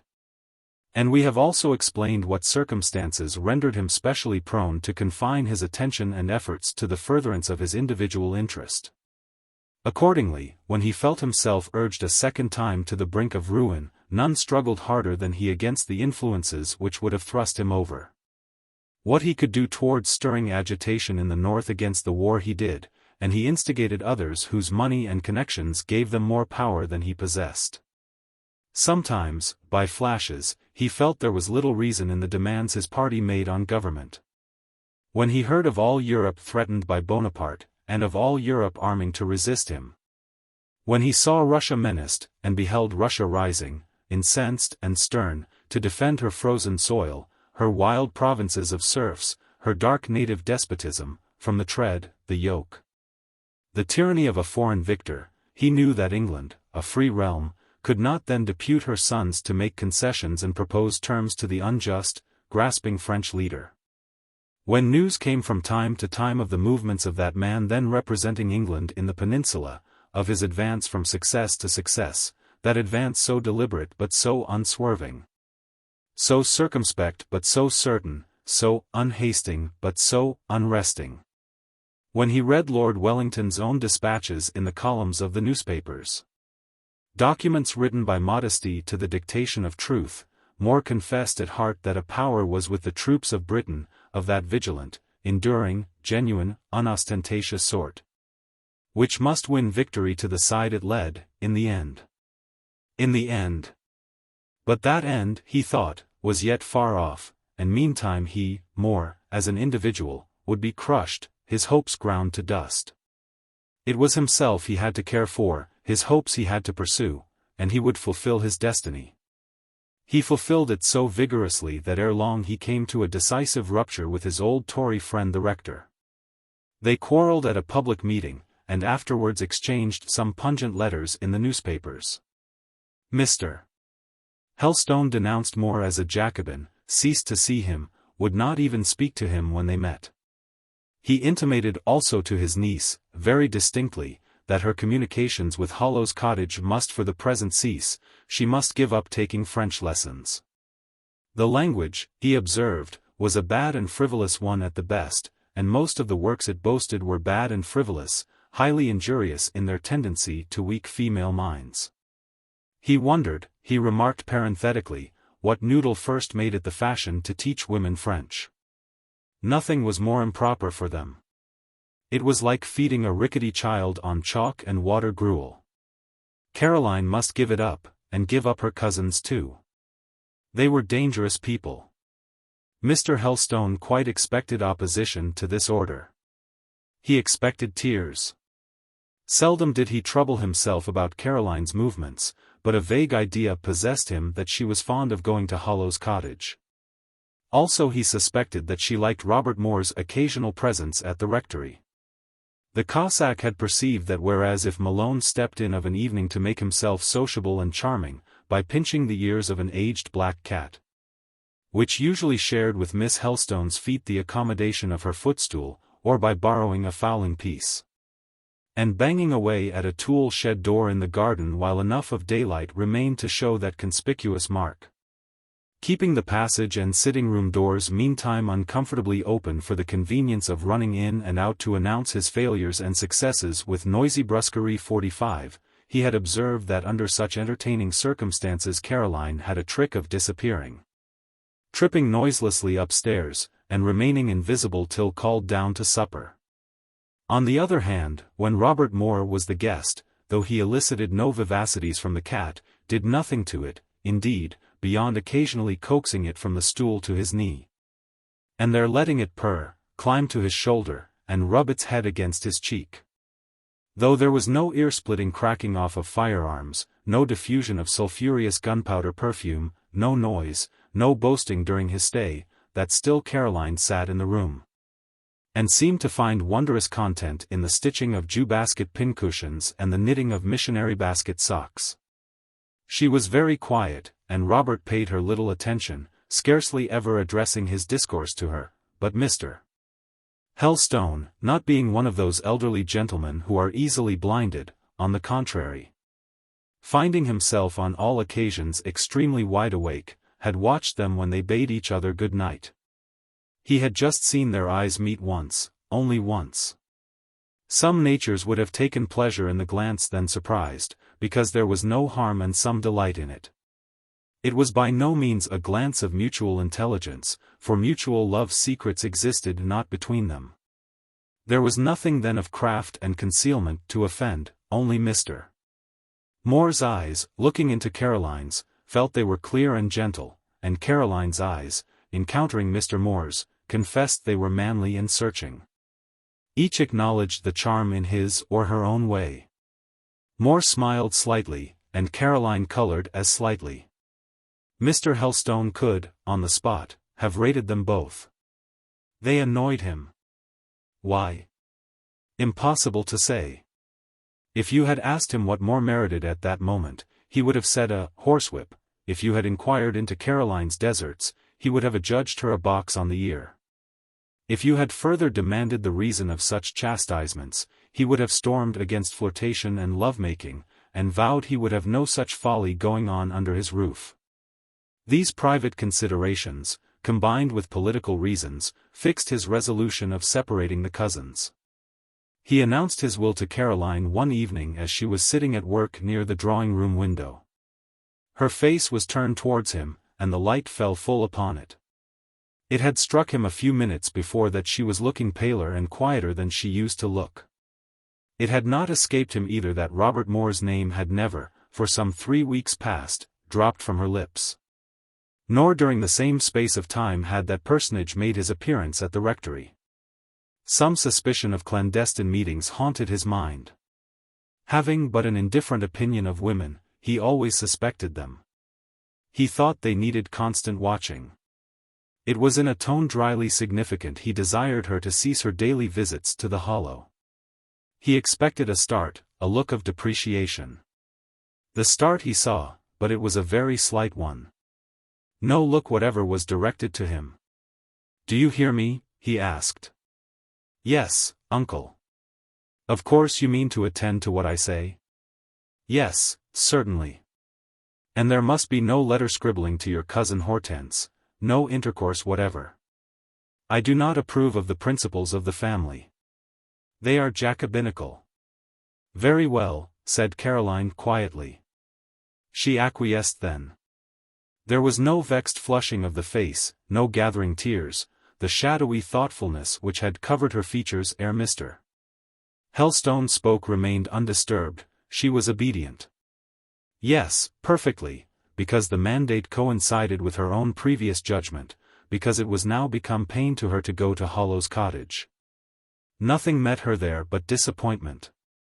Hope and love had quitted that little tenement, for Robert seemed to have deserted its precincts. Whenever she asked after him, which she very seldom did, since the mere utterance of his name made her face grow hot, the answer was, he was from home, or he was quite taken up with business. Hortense feared he was killing himself by application.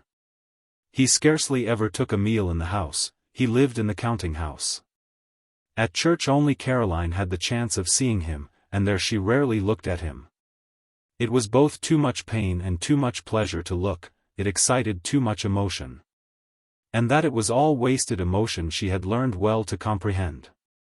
Once, on a dark, wet Sunday, when there were few people at church, and when especially certain ladies were absent, of whose observant faculties and tomahawk tongues Caroline stood in awe. She had allowed her eye to seek Robert's pew, and to rest awhile on its occupant. He was there alone. Hortense had been kept at home by prudent considerations relative to the rain and a new spring chapeau. During the sermon he sat with folded arms and eyes cast down, looking very sad and abstracted. When depressed, the very hue of his face seemed more dusk than when he smiled, and today cheek and forehead wore their most tintless and sober olive. By instinct Caroline knew, as she examined that clouded countenance, that his thoughts were running in no familiar or kindly channel. That they were far away, not merely from her, but from all which she could comprehend, or in which she could sympathize. Nothing that they had ever talked of together was now in his mind, he was wrapped from her by interests and responsibilities in which it was deemed such as she could have no part. Caroline meditated in her own way on the subject, speculated on his feelings, on his life, on his fears, on his fate. Mused over the mystery of business, tried to comprehend more about it than had ever been told her, to understand its perplexities, liabilities, duties, exactions. Endeavored to realize the state of mind of a man of business, to enter into it, feel what he would feel, aspire to what he would aspire. Her earnest wish was to see things as they were, and not to be romantic. By dint of effort she contrived to get a glimpse of the light of truth here and there, and hoped that scant ray might suffice to guide her. Different, indeed, she concluded, is Robert's mental condition to mine. I think only of him, he has no room, no leisure, to think of me. The feeling called love is and has been for 2 years the predominant emotion of my heart, always there, always awake, always astir. Quite other feelings absorb his reflections and govern his faculties. He is rising now, going to leave the church, for service is over. Will he turn his head towards this pew? No, not once. He has not one look for me. That is hard. A kind glance would have made me happy till tomorrow. I have not got it, he would not give it, he is gone. Strange that grief should now almost choke me, because another human being's eye has failed to greet mine. That Sunday evening, Mr. Malone coming, as usual, to pass it with his rector, Caroline withdrew after tea to her chamber. Fanny, knowing her habits, had lit her a cheerful little fire, as the weather was so gusty and chill. Closeted there, silent and solitary, what could she do but think? She noiselessly paced to and fro the carpeted floor, her head drooped, her hands folded. It was irksome to sit. The current of reflection ran rapidly through her mind. Tonight she was mutely excited. Mute was the room, mute the house. The double door of the study muffled the voices of the gentlemen. The servants were quiet in the kitchen, engaged with books their young mistress had lent them, books which she had told them were fit for Sunday reading. And she herself had another of the same sort open on the table, but she could not read it. Its theology was incomprehensible to her, and her own mind was too busy, teeming, wandering, to listen to the language of another mind. Then, too, her imagination was full of pictures, images of Moore, scenes where he and she had been together, winter fireside sketches. A glowing landscape of a hot summer afternoon passed with him in the bosom of Nunneley Wood. Divine vignettes of mild spring or mellow autumn moments, when she had sat at his side in Hollow's copse, listening to the call of the May cuckoo. Or sharing the September treasure of nuts and ripe blackberries, a wild dessert which it was her morning's pleasure to collect in a little basket, and cover with green leaves and fresh blossoms. And her afternoon's delight to administer to Moore, berry by berry, and nut by nut, like a bird feeding its fledgling.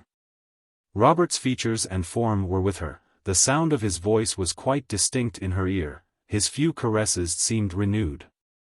But these joys, being hollow, were, ere long, crushed in. The pictures faded, the voice failed, the visionary clasp melted chill from her hand, and where the warm seal of lips had made impress on her forehead, it felt now as if a sleety raindrop had fallen. She returned from an enchanted region to the real world. For Nunneley Wood in June she saw her narrow chamber, for the songs of birds in alleys she heard the rain on her casement. For the sigh of the south wind came the sob of the mournful east, and for Moore's manly companionship she had the thin illusion of her own dim shadow on the wall.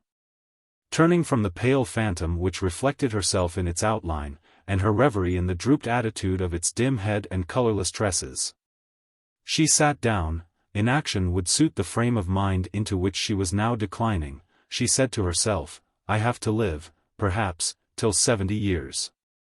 As far as I know, I have good health, half a century of existence may lie before me. How am I to occupy it? What am I to do to fill the interval of time which spreads between me and the grave? She reflected. I shall not be married, it appears, she continued. I suppose, as Robert does not care for me, I shall never have a husband to love, nor little children to take care of. Till lately I had reckoned securely on the duties and affections of wife and mother to occupy my existence.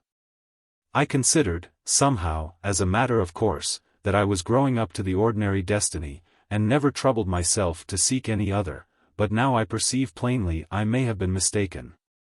Probably I shall be an old maid. I shall live to see Robert married to someone else, some rich lady. I shall never marry. What was I created for, I wonder? Where is my place in the world? She mused again. Ah! I see, she pursued presently, that is the question which most old maids are puzzled to solve. Other people solve it for them by saying, your place is to do good to others, to be helpful whenever help is wanted. That is right in some measure, and a very convenient doctrine for the people who hold it. But I perceive that certain sets of human beings are very apt to maintain that other sets should give up their lives to them and their service, and then they requite them by praise. They call them devoted and virtuous. Is this enough?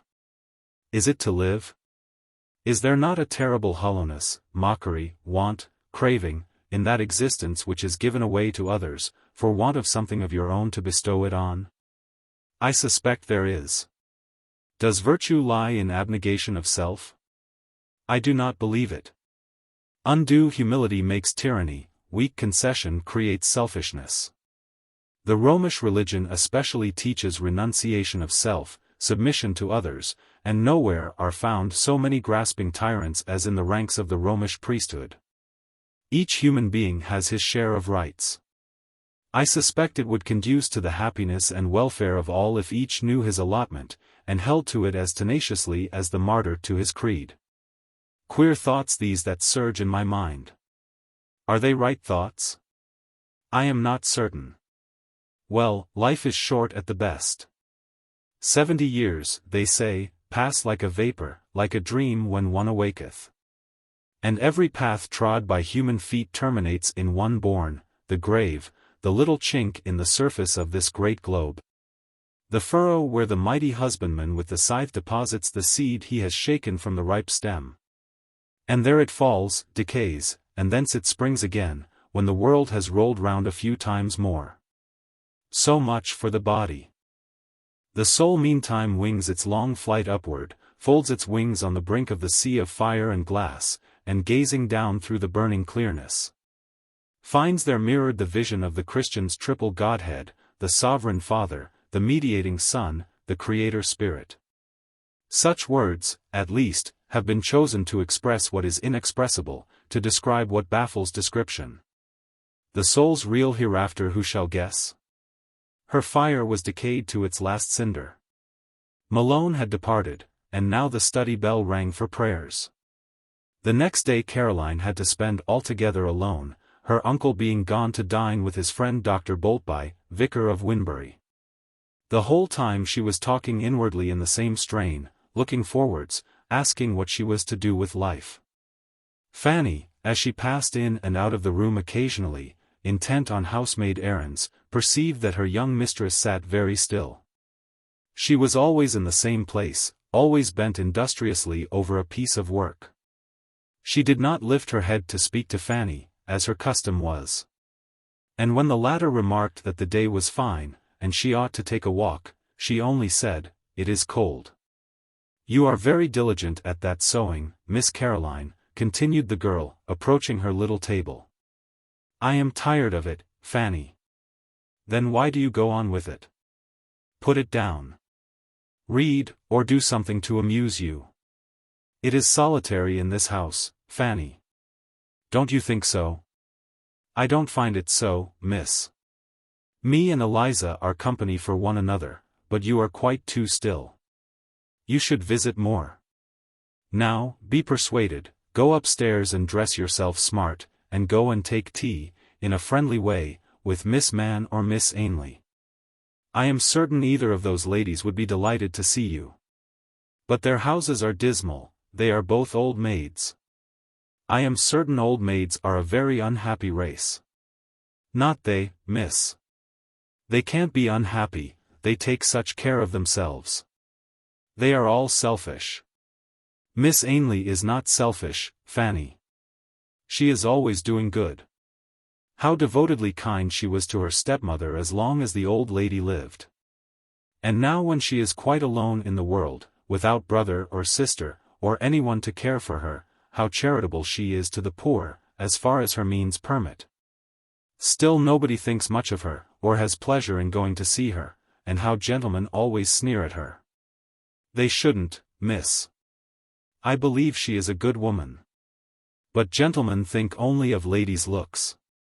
I'll go and see her, exclaimed Caroline, starting up, and if she asks me to stay to tea, I'll stay. How wrong it is to neglect people because they are not pretty, and young, and merry. And I will certainly call to see Miss Mann too. She may not be amiable, but what has made her unamiable?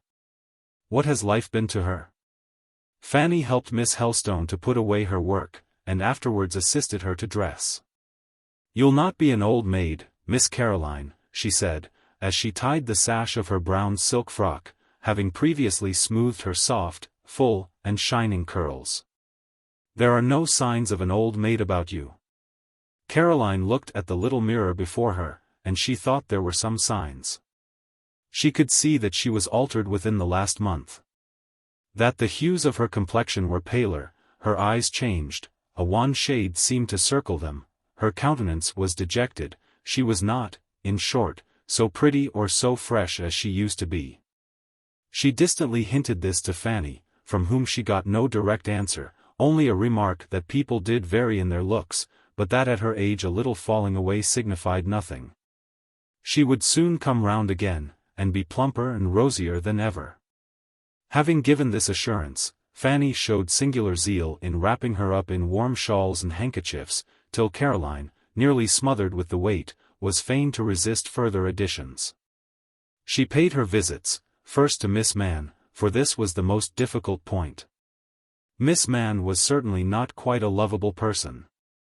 Till now, Caroline had always unhesitatingly declared she disliked her, and more than once she had joined her cousin Robert in laughing at some of her peculiarities. Moore was not habitually given to sarcasm, especially on anything humbler or weaker than himself.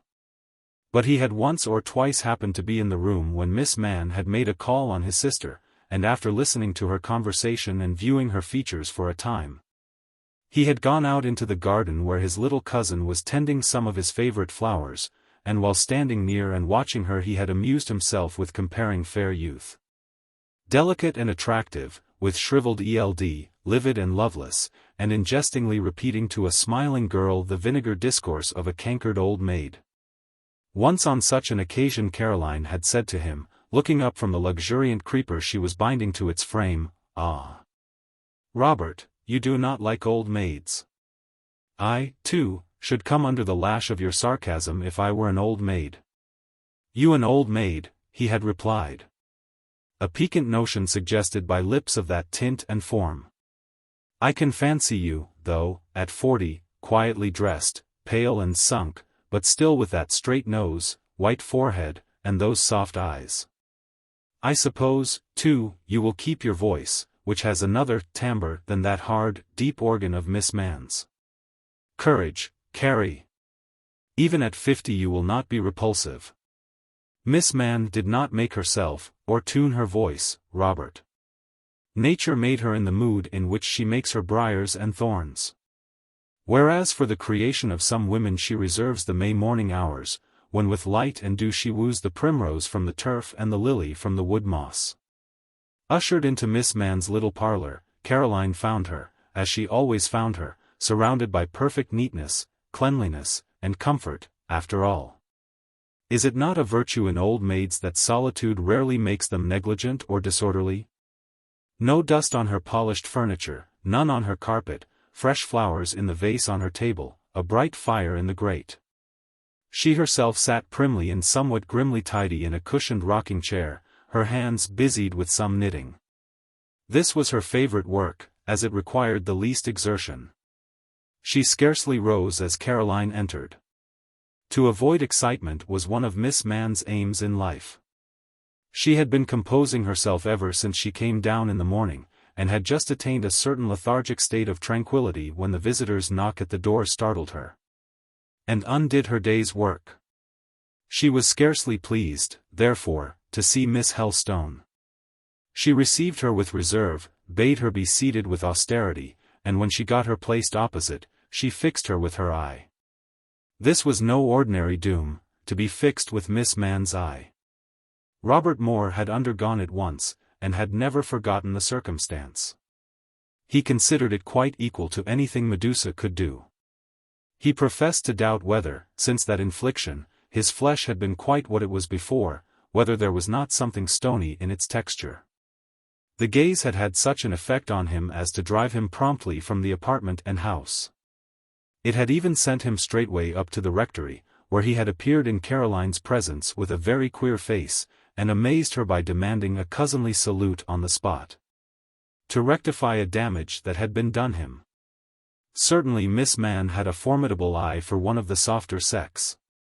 It was prominent, and showed a great deal of the white, and looked as steadily, as unwinkingly, at you as if it were a steel ball soldered in her head. And when, while looking, she began to talk in an indescribably dry, monotonous tone, a tone without vibration or inflection, you felt as if a graven image of some bad spirit were addressing you. But it was all a figment of fancy, a matter of surface. Miss Man's goblin grimness scarcely went deeper than the angel sweetness of hundreds of beauties. She was a perfectly honest, conscientious woman, who had performed duties in her day from whose severe anguish many a human Peri, gazelle-eyed, silken-tressed, and silver-tongued, would have shrunk appalled. She had passed alone through protracted scenes of suffering, exercised rigid self-denial, made large sacrifices of time, money, health for those who had repaid her only by ingratitude. And now her main, almost her sole, fault was that she was censorious. Censorious she certainly was.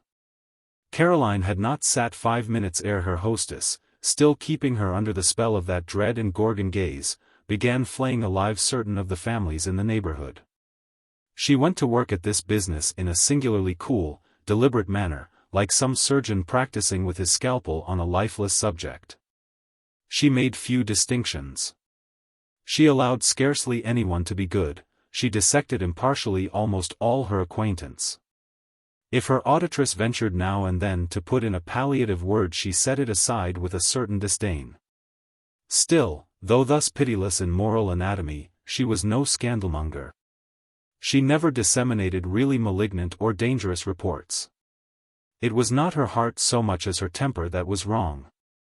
Caroline made this discovery for the first time today, and moved thereby to regret divers unjust judgments she had more than once passed on the crabbed old maid. She began to talk to her softly. Not in sympathizing words, but with a sympathizing voice.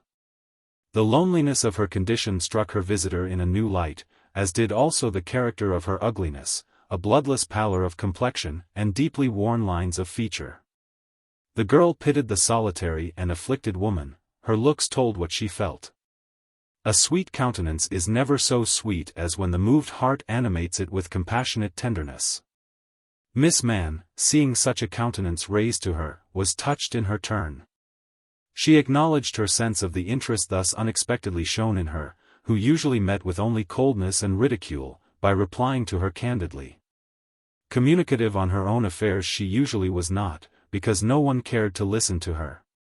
But today she became so, and her confidante shed tears as she heard her speak, for she told of cruel, slow-wasting, obstinate sufferings. Well might she be corpse-like. Well might she look grim, and never smile, well might she wish to avoid excitement, to gain and retain composure. Caroline, when she knew all, acknowledged that Miss Man was rather to be admired for fortitude than blamed for moroseness. Reader, when you behold an aspect for whose constant gloom and frown you cannot account, whose unvarying cloud exasperates you by its apparent causelessness, be sure that there is a canker somewhere. And a canker not the less deeply corroding because concealed. Miss Man felt that she was understood partly, and wished to be understood further.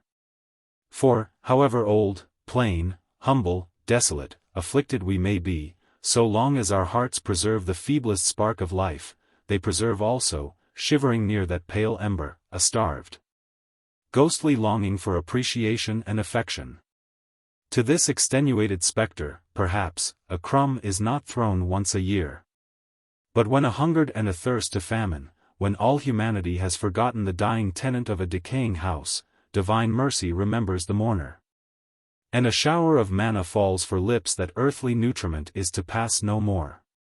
Biblical promises, heard first in health, but then unheeded, come whispering to the couch of sickness. It is felt that a pitying God watches what all mankind have forsaken. The tender compassion of Jesus is recalled and relied on. The faded eye, gazing beyond time, sees a home, a friend, a refuge in eternity. Miss Mann, drawn on by the still attention of her listener, proceeded to allude to circumstances in her past life. She spoke like one who tells the truth, simply, and with a certain reserve. She did not boast, nor did she exaggerate. Caroline found that the old maid had been a most devoted daughter and sister, an unwearied watcher by lingering deathbeds. That to prolonged and unrelaxing attendance on the sick the malady that now poisoned her own life owed its origin. That to one wretched relative she had been a support and succor in the depths of self-earned degradation, and that it was still her hand which kept him from utter destitution. Miss Helstone stayed the whole evening, omitting to pay her other intended visit, and when she left Miss Mann it was with the determination to try in future to excuse her faults. Never again to make light of her peculiarities or to laugh at her plainness. And, above all things, not to neglect her, but to come once a week, and to offer her, from one human heart at least, the homage of affection and respect. She felt she could now sincerely give her a small tribute of each feeling. Caroline, on her return, told Fanny she was very glad she had gone out, as she felt much better for the visit. The next day she failed not to seek Miss Ainley. This lady was in narrower circumstances than Miss Mann, and her dwelling was more humble. It was, however, if possible, yet more exquisitely clean, though the decayed gentlewoman could not afford to keep a servant, but waited on herself. And had only the occasional assistance of a little girl who lived in a cottage near. Not only was Miss Ainley poorer, but she was even plainer than the other old maid. In her first youth she must have been ugly. Now, at the age of 50, she was very ugly.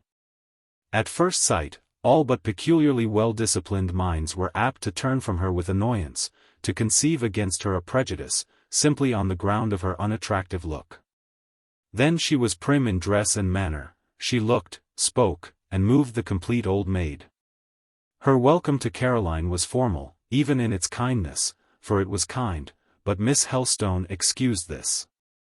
She knew something of the benevolence of the heart which beat under that starched kerchief. All the neighborhood, at least all the female neighborhood, knew something of it.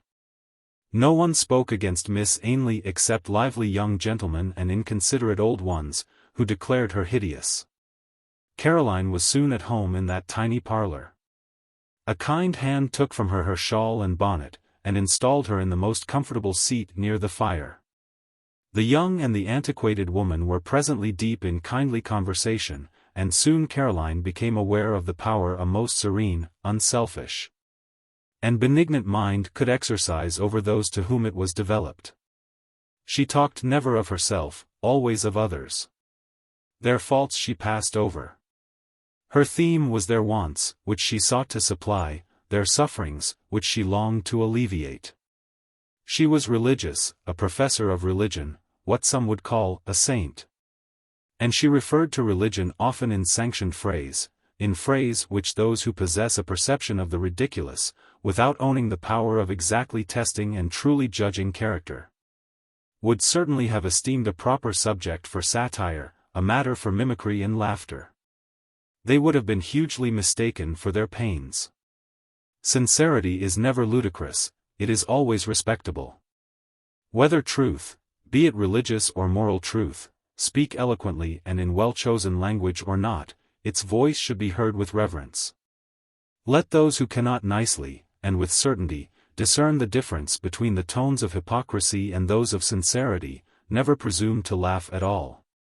Lest they should have the miserable misfortune to laugh in the wrong place, and commit impiety when they think they are achieving wit. Not from Miss Ainley's own lips did Caroline hear of her good works, but she knew much of them nevertheless. Her beneficence was the familiar topic of the poor in Briarfield. They were not works of almsgiving. The old maid was too poor to give much, though she straitened herself to privation that she might contribute her mite when needful. They were the works of a sister of charity, far more difficult to perform than those of a lady bountiful. She would watch by any sickbed, she seemed to fear no disease. She would nurse the poorest whom none else would nurse. She was serene, humble, kind, and equable through everything. For this goodness she got but little reward in this life. Many of the poor became so accustomed to her services that they hardly thanked her for them. The rich heard them mentioned with wonder, but were silent, from a sense of shame at the difference between her sacrifices and their own. Many ladies, however, respected her deeply. They could not help it. One gentleman, one only, gave her his friendship and perfect confidence. This was Mr. Hall, the vicar of Nunneley. He said, and said truly, that her life came nearer the life of Christ than that of any other human being he had ever met with. You must not think, reader, that in sketching Miss Ainley's character I depict a figment of imagination. No. We seek the originals of such portraits in real life only. Miss Helstone studied well the mind and heart now revealed to her. She found no high intellect to admire, the old maid was merely sensible, but she discovered so much goodness, so much usefulness, so much mildness, patience, truth, that she bent her own mind before Miss Ainley's in reverence. What was her love of nature, what was her sense of beauty, what were her more varied and fervent emotions, what was her deeper power of thought, what her wider capacity to comprehend? Compared to the practical excellence of this good woman? Momently, they seemed only beautiful forms of selfish delight, mentally, she trod them underfoot. It is true she still felt with pain that the life which made Miss Ainley happy could not make her happy. Pure and active as it was, in her heart she deemed it deeply dreary, because it was so loveless, to her ideas, so forlorn. Yet, doubtless, she reflected, it needed only habit to make it practicable and agreeable to anyone. It was despicable, she felt, to pine sentimentally, to cherish secret griefs, vain memories, to be inert, to waste youth in aching languor, to grow old doing nothing. I will bestir myself, was her resolution, and try to be wise if I cannot be good. She proceeded to make inquiry of Miss Ainley if she could help her in anything.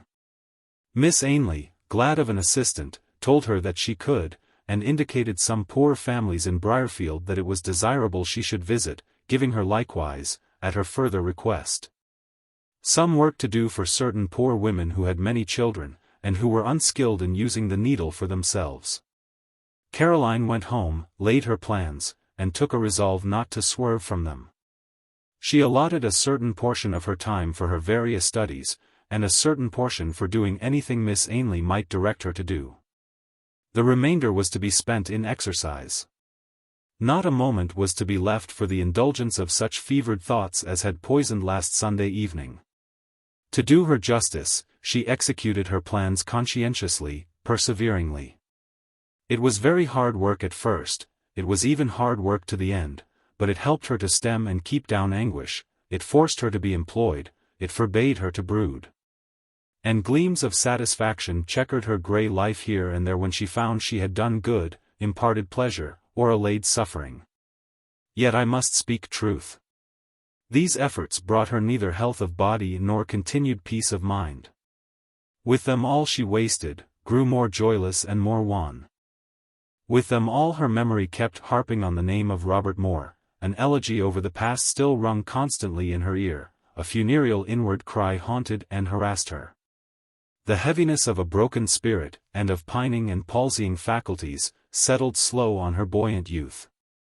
Winter seemed conquering her spring. The mine's soil and its treasures were freezing gradually to barren stagnation. Chapter 11. Fieldhead. Yet Caroline refused tamely to succumb. She had native strength in her girl's heart, and she used it.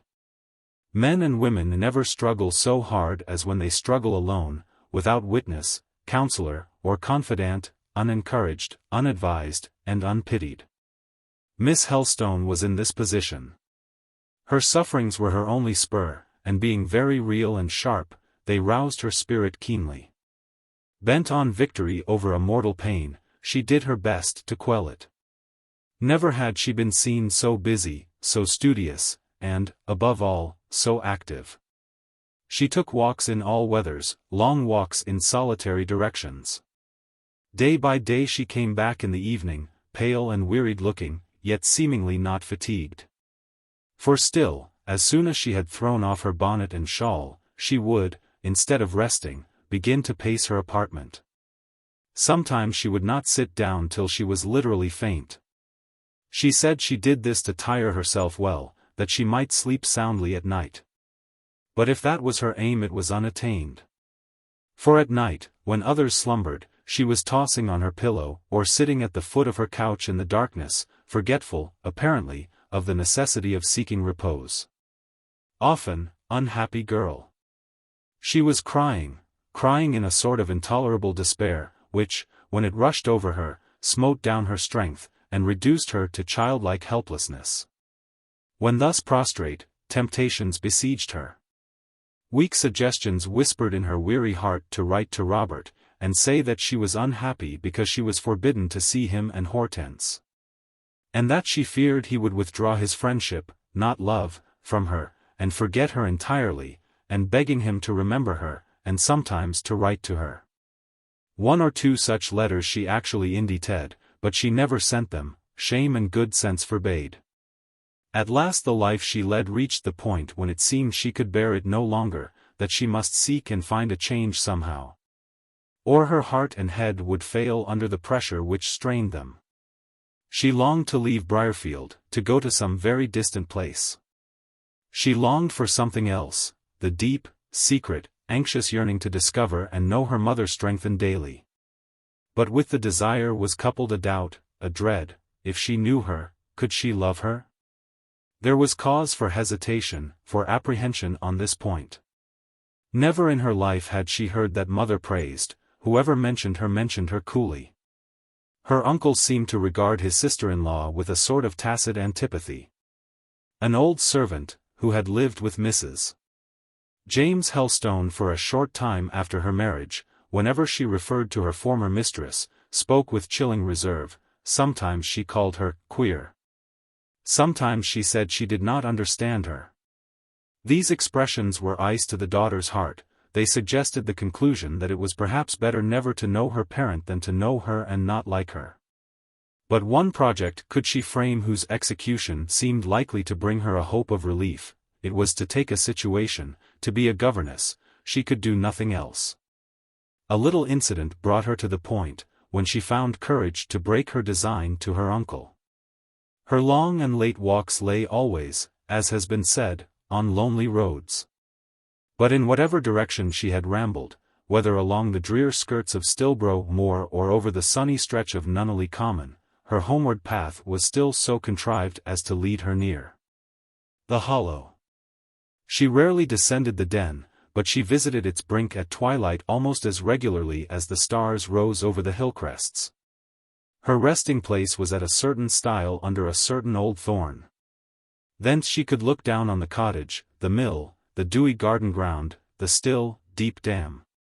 Thence was visible the well-known counting-house window, from whose panes at a fixed hour shot, suddenly bright, the ray of the well-known lamp.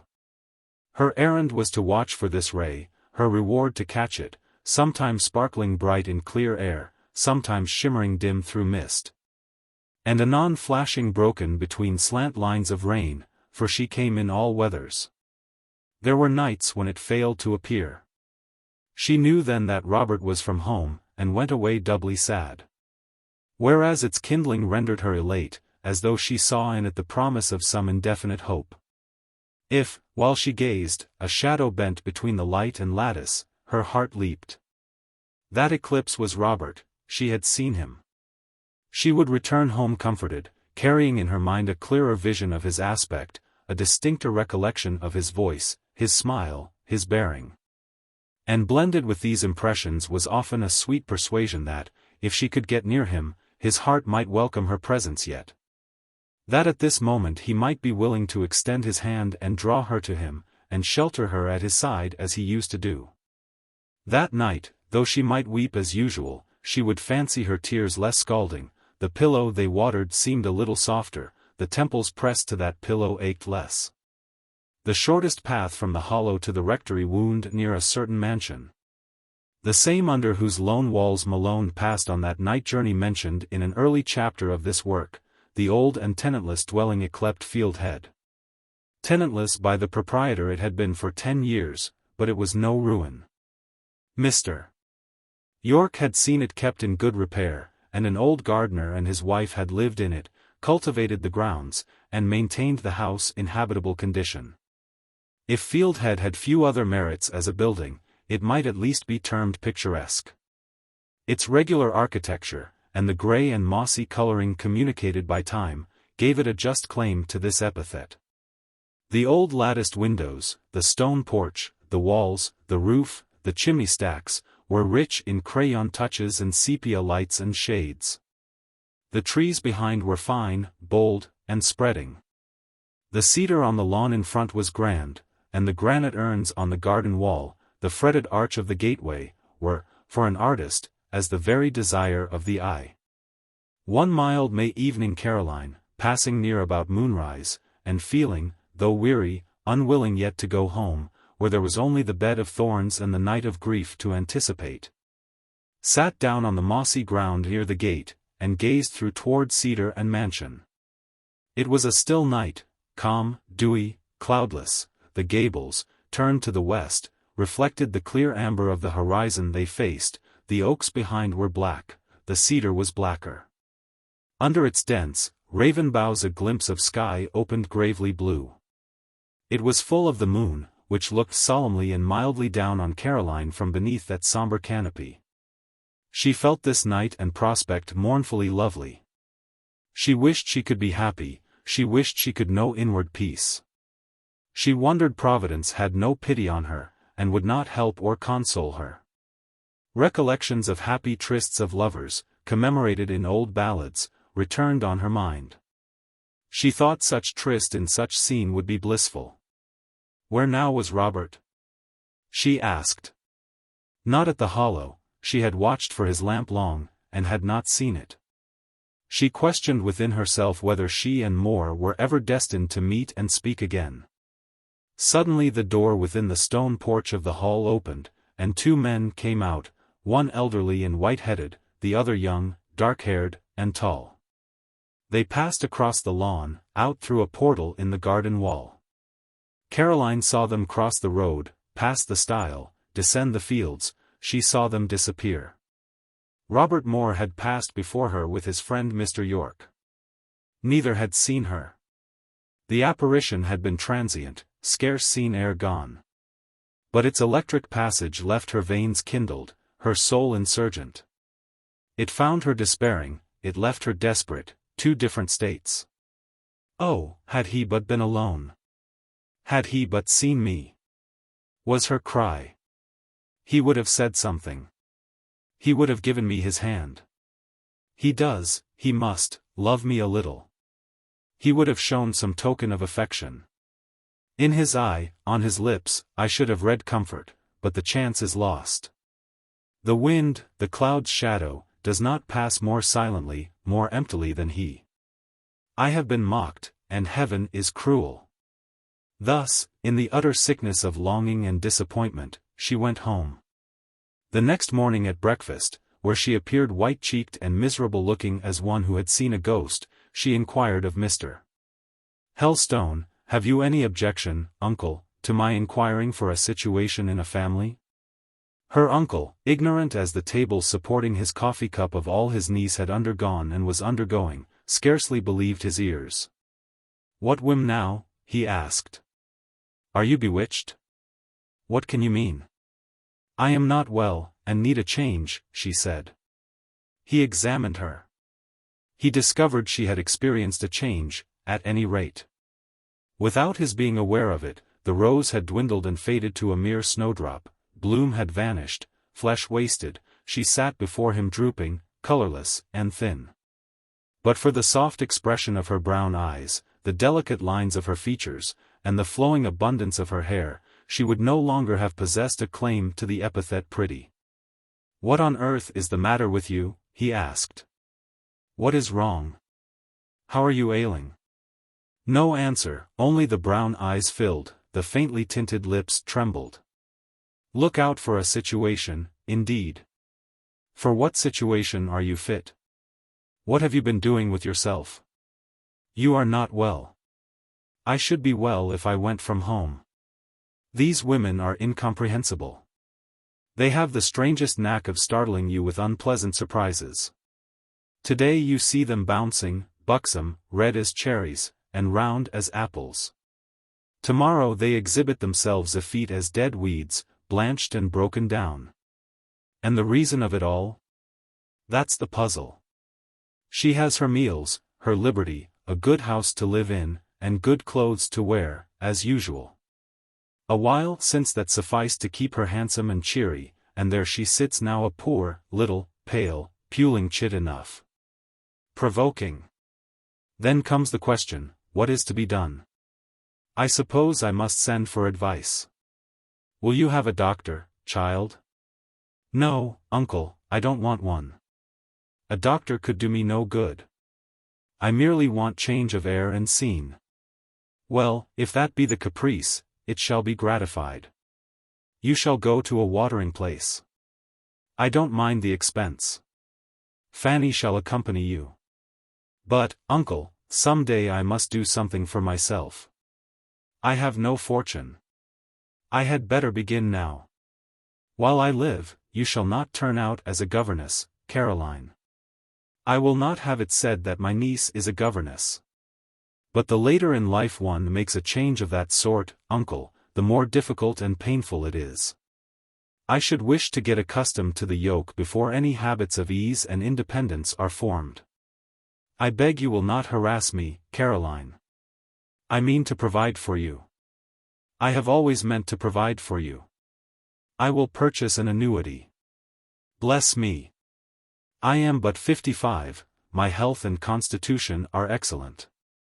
There is plenty of time to save and take measures. Don't make yourself anxious respecting the future. Is that what frets you?" "No, uncle, but I long for a change." He laughed. "There speaks the woman," cried he, "the very woman. A change. A change. Always fantastical and whimsical. Well, it's in her sex. But it is not fantasy and whim, uncle. What is it then? Necessity, I think. I feel weaker than formerly. I believe I should have more to do." "Admirable. She feels weak, and therefore she should be set to hard labor. Claire comme le jour, 46 as more, confound more. You shall go to Cliff Bridge. And there are 2 guineas to buy a new frock. Come, Carrie, never fear. We'll find balm in Gilead." "Uncle, I wish you were less generous and more." "More what?" Sympathizing was the word on Caroline's lips, but it was not uttered. She checked herself in time. Her uncle would indeed have laughed if that namby-pamby word had escaped her. Finding her silent, he said, "The fact is, you don't know precisely what you want. Only to be a governess." "Pooh! Mere nonsense. I'll not hear of governessing. Don't mention it again. It is rather too feminine a fancy. I have finished breakfast. Ring the bell. Put all crotchets out of your head, and run away and amuse yourself." "What with? My doll?" asked Caroline to herself as she quitted the room. A week or 2 passed, her bodily and mental health neither grew worse nor better.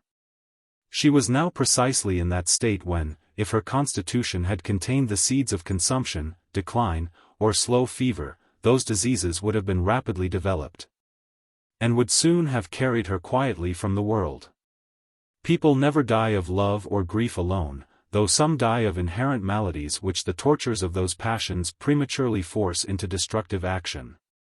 The sound by nature undergo these tortures, and are racked, shaken, shattered, their beauty and bloom perish, but life remains untouched. They are brought to a certain point of dilapidation. They are reduced to pallor, debility, and emaciation. People think, as they see them gliding languidly about, that they will soon withdraw to sickbeds, perish there, and cease from among the healthy and happy. This does not happen. They live on. And though they cannot regain youth and gaiety, they may regain strength and serenity.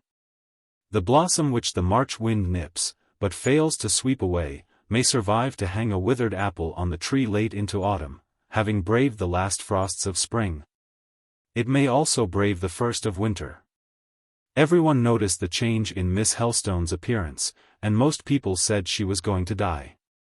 She never thought so herself. She felt in no dying case, she had neither pain nor sickness. Her appetite was diminished, she knew the reason. It was because she wept so much at night. Her strength was lessened, she could account for it. Sleep was coy and hard to be won. Dreams were distressing and baleful. In the far future she still seemed to anticipate a time when this passage of misery should be got over, and when she should once more be calm, though perhaps never again happy. Meanwhile her uncle urged her to visit, to comply with the frequent invitations of their acquaintance. This she evaded doing. She could not be cheerful in company. She felt she was observed there with more curiosity than sympathy. Old ladies were always offering her their advice, recommending this or that nostrum. Young ladies looked at her in a way she understood, and from which she shrank. Their eyes said they knew she had been disappointed, as custom phrases it, by whom, they were not certain.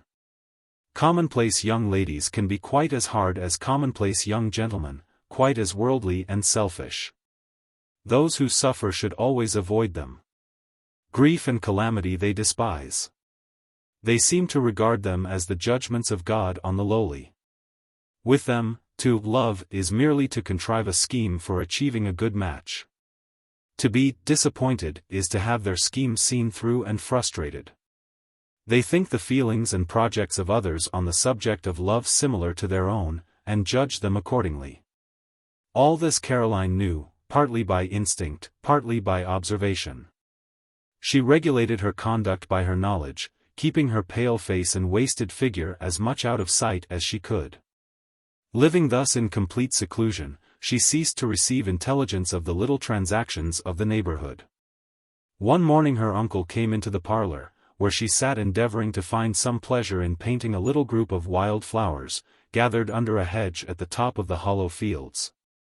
And said to her in his abrupt manner, "Come, child, you are always stooping over palette, or book, or sampler.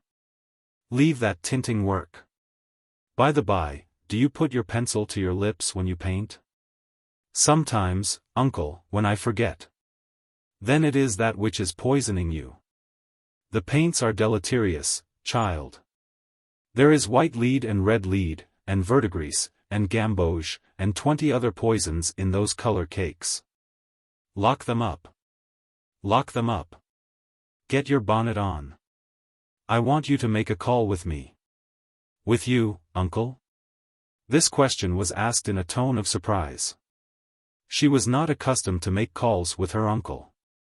She never rode or walked out with him on any occasion. "Quick. Quick. I am always busy, you know. I have no time to lose." She hurriedly gathered up her materials, asking, meantime, where they were going. "To Fieldhead." "Fieldhead? What?" "To see old James Booth, the gardener." "Is he ill?" "We are going to see Miss Shirley Keeldar." "Miss Keeldar? Is she coming to Yorkshire? Is she at Fieldhead?" "She is. She has been there a week. I met her at a party last night, that party to which you would not go. I was pleased with her. I choose that you shall make her acquaintance. It will do you good. She is now come of age, I suppose?" She is come of age, and will reside for a time on her property. I lectured her on the subject, I showed her duty.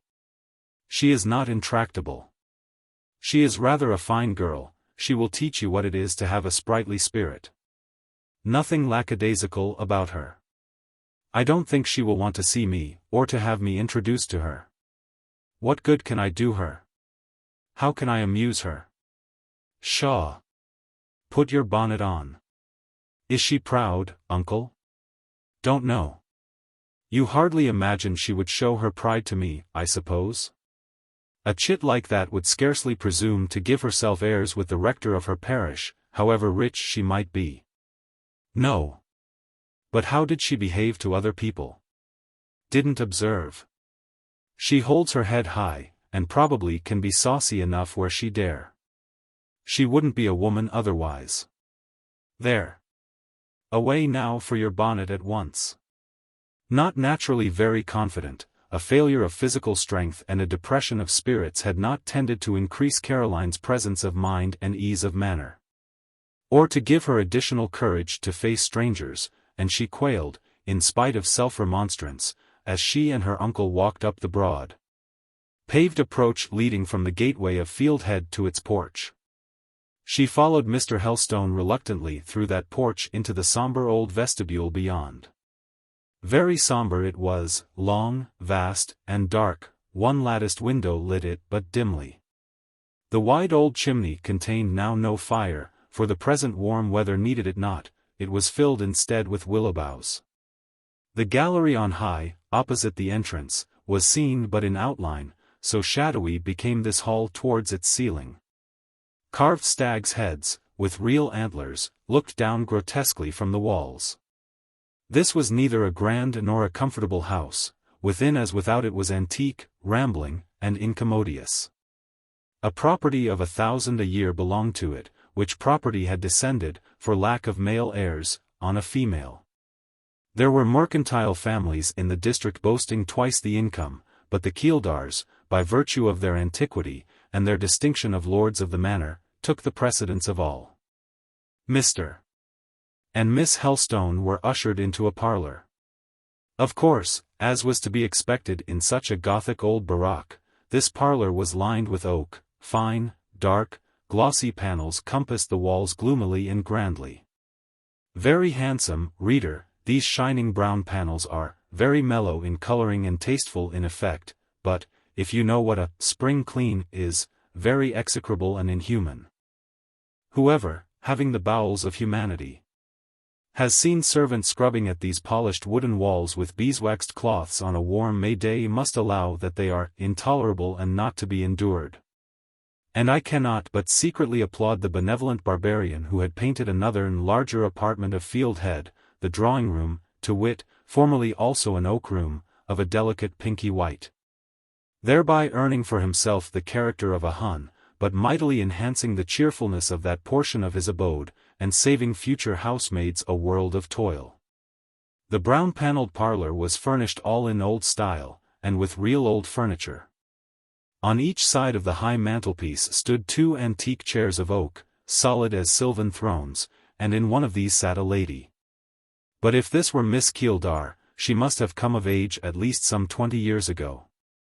She was of matronly form, and though she wore no cap, and possessed hair of quite an undimmed auburn, shading small and naturally young-looking features, she had no youthful aspect, nor apparently the wish to assume it. You could have wished her attire of a newer fashion. In a well-cut, well-made gown hers would have been no uncomely presence. It puzzled you to guess why a garment of handsome materials should be arranged in such scanty folds, and devised after such an obsolete mode. You felt disposed to set down the wearer as somewhat eccentric at once. This lady received the visitors with a mixture of ceremony and diffidence quite English. No middle-aged matron who was not an Englishwoman could evince precisely the same manner, a manner so uncertain of herself, of her own merits, of her power to please, and yet so anxious to be proper, and, if possible, rather agreeable than otherwise. In the present instance, however, more embarrassment was shown than is usual even with diffident Englishwomen. Miss Helstone felt this, sympathized with the stranger, and knowing by experience what was good for the timid, took a seat quietly near her, and began to talk to her with a gentle ease, communicated for the moment by the presence of one less self-possessed than herself. She and this lady would, if alone, have at once got on extremely well together. The lady had the clearest voice imaginable, infinitely softer and more tuneful than could have been reasonably expected from 40 years, and a form decidedly inclined to embonpoint. This voice Caroline liked, it atoned for the formal, if correct, accent and language. The lady would soon have discovered she liked it in her, and in 10 minutes they would have been friends. But Mr. Helstone stood on the rug looking at them both, looking especially at the strange lady with his sarcastic, keen eye, that clearly expressed impatience of her chilly ceremony, and annoyance at her want of aplomb. His hard gaze and rasping voice discomfited the lady more and more. She tried, however, to get up little speeches about the weather, the aspect of the country, etc., but the impracticable Mr. Helstone presently found himself somewhat deaf. Whatever she said he affected not to hear distinctly, and she was obliged to go over each elaborately constructed nothing twice. The effort soon became too much for her. She was just rising in a perplexed flutter, nervously murmuring that she knew not what detained Miss Keeldar, that she would go and look for her, when Miss Keeldar saved her the trouble by appearing. It was to be presumed at least that she who now came in through a glass door from the garden owned that name. There is real grace in ease of manner, and so old Helstone felt when an erect, slight girl walked up to him, retaining with her left hand her little silk apron full of flowers, and, giving him her right hand, said pleasantly, "I knew you would come to see me, though you do think Mr. Yorke has made me a Jacobin. Good morning." "But will not have you a Jacobin," returned he. "No, Miss Shirley, they shall not steal the flower of my parish from me. Now that you are amongst us, you shall be my pupil in politics and religion. I'll teach you sound doctrine on both points." "Mrs. Prior has anticipated you," she replied, turning to the elder lady. "Mrs. Prior, you know, was my governess, and is still my friend, and of all the high and rigid Tories she is queen, of all the staunch churchwomen she is chief. I have been well drilled both in theology and history, I assure you, Mr. Helstone." The rector immediately bowed very low to Mrs. Prior, and expressed himself obliged to her. The ex-governess disclaimed skill either in political or religious controversy, explained that she thought such matters little adapted for female minds, but avowed herself in general terms the advocate of order and loyalty, and, of course, truly attached to the establishment. She added she was ever averse to change under any circumstances, and something scarcely audible about the extreme danger of being too ready to take up new ideas closed her sentence. "Miss Keeldar thinks as you think, I hope, madam." "Difference of age and difference of temperament occasion difference of sentiment," was the reply. "It can scarcely be expected that the eager and young should hold the opinions of the cool and middle-aged." Oh! "We are independent, we think for ourselves," cried Mr. Helstone. "We are a little Jacobin, for anything I know, a little freethinker, in good earnest. Let us have a confession of faith on the spot." And he took the heiress's 2 hands, causing her to let fall her whole cargo of flowers, and seated her by him on the sofa. "Say your creed," he ordered.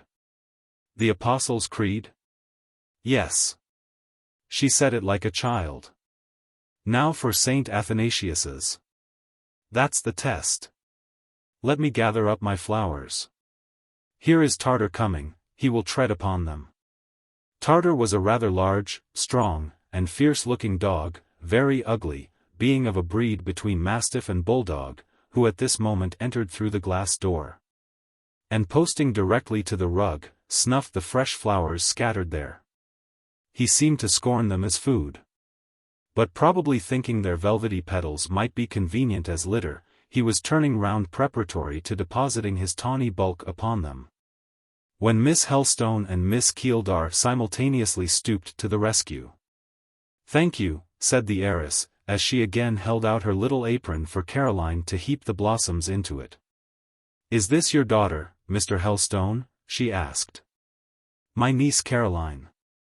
Miss Keeldar shook hands with her, and then looked at her. Caroline also looked at her hostess. Shirley Keeldar, she had no Christian name but Shirley, her parents, who had wished to have a son, finding that, after 8 years of marriage, Providence had granted them only a daughter. Bestowed on her the same masculine family cognomen they would have bestowed on a boy, if with a boy they had been blessed. Shirley Keeldar was no ugly heiress. She was agreeable to the eye. Her height and shape were not unlike Miss Helstone's, perhaps in stature she might have the advantage by an inch or two. She was gracefully made, and her face, too, possessed a charm as well described by the word grace as any other. It was pale naturally, but intelligent, and of varied expression. She was not a blonde, like Caroline. Clear and dark were the characteristics of her aspect as to color. Her face and brow were clear, her eyes of the darkest gray, no green lights in them, transparent, pure, neutral gray, and her hair of the darkest brown. Her features were distinguished, by which I do not mean that they were high, bony, and Roman, being indeed rather small and slightly marked than otherwise, but only that they were. To use a few French words, fins, gracieuses, spirituelles 47, mobile they were and speaking. But their changes were not to be understood or their language interpreted all at once. She examined Caroline seriously, inclining her head a little to one side, with a thoughtful air. "You see she is only a feeble chick," observed Mr. Helstone. "She looks young, younger than I. How old are you?" she inquired in a manner that would have been patronizing if it had not been extremely solemn and simple. 18 years and 6 months. "And I am 21. She said no more. She had now placed her flowers on the table, and was busied in arranging them. "And Saint Athanasius's creed?" urged the rector. "You believe it all, don't you?" "I can't remember it quite all." "I will give you a nosegay, Mr. Helstone, when I have given your niece one." She had selected a little bouquet of 1 brilliant and 2 or 3 delicate flowers, relieved by a spray of dark verdure. She tied it with silk from her workbox, and placed it on Caroline's lap. And then she put her hands behind her, and stood bending slightly towards her guest, still regarding her, in the attitude and with something of the aspect of a grave but gallant little cavalier. This temporary expression of face was aided by the style in which she wore her hair, parted on one temple, and brushed in a glossy sweep above the forehead. Whence it fell in curls that looked natural, so free were their wavy undulations. "Are you tired with your walk?" she inquired. "No, not in the least. It is but a short distance, but a mile." "You look pale. Is she always so pale?" she asked, turning to the rector. "She used to be as rosy as the reddest of your flowers. Why is she altered? What has made her pale? Has she been ill? She tells me she wants a change. She ought to have one. You ought to give her one. You should send her to the seacoast." "I will, ere summer is over. Meantime, I intend her to make acquaintance with you, if you have no objection." "I am sure Miss Keeldar will have no objection," here observed Mrs. Pryor. "I think I may take it upon me to say that Miss Helstone's frequent presence at Fieldhead will be esteemed a favor." "You speak my sentiments precisely, ma'am," said Shirley, "and I thank you for anticipating me. Let me tell you," she continued, turning again to Caroline, "that you also ought to thank my governess. It is not everyone she would welcome as she has welcomed you. You are distinguished more than you think. This morning, as soon as you are gone, I shall ask Mrs. Pryor's opinion of you. I am apt to rely on her judgment of character, for hitherto I have found it wondrous accurate. Already I foresee a favorable answer to my inquiries. Do I not guess rightly, Mrs. Pryor?" "My dear, you said but now you would ask my opinion when Miss Helstone was gone. I am scarcely likely to give it in her presence." "No, and perhaps it will be long enough before I obtain it." I am sometimes sadly tantalized, Mr. Helstone, by Mrs. Prior's extreme caution. Her judgments ought to be correct when they come, for they are often as tardy of delivery as a Lord Chancellor's. On some people's characters I cannot get her to pronounce a sentence, entreat as I may. Mrs. Prior here smiled. Yes, said her pupil, I know what that smile means. You are thinking of my gentleman tenant. Do you know Mr. Moore of the Hollow? She asked Mr. Helstone. Aye. Your tenant, so he is. You have seen a good deal of him, no doubt, since you came?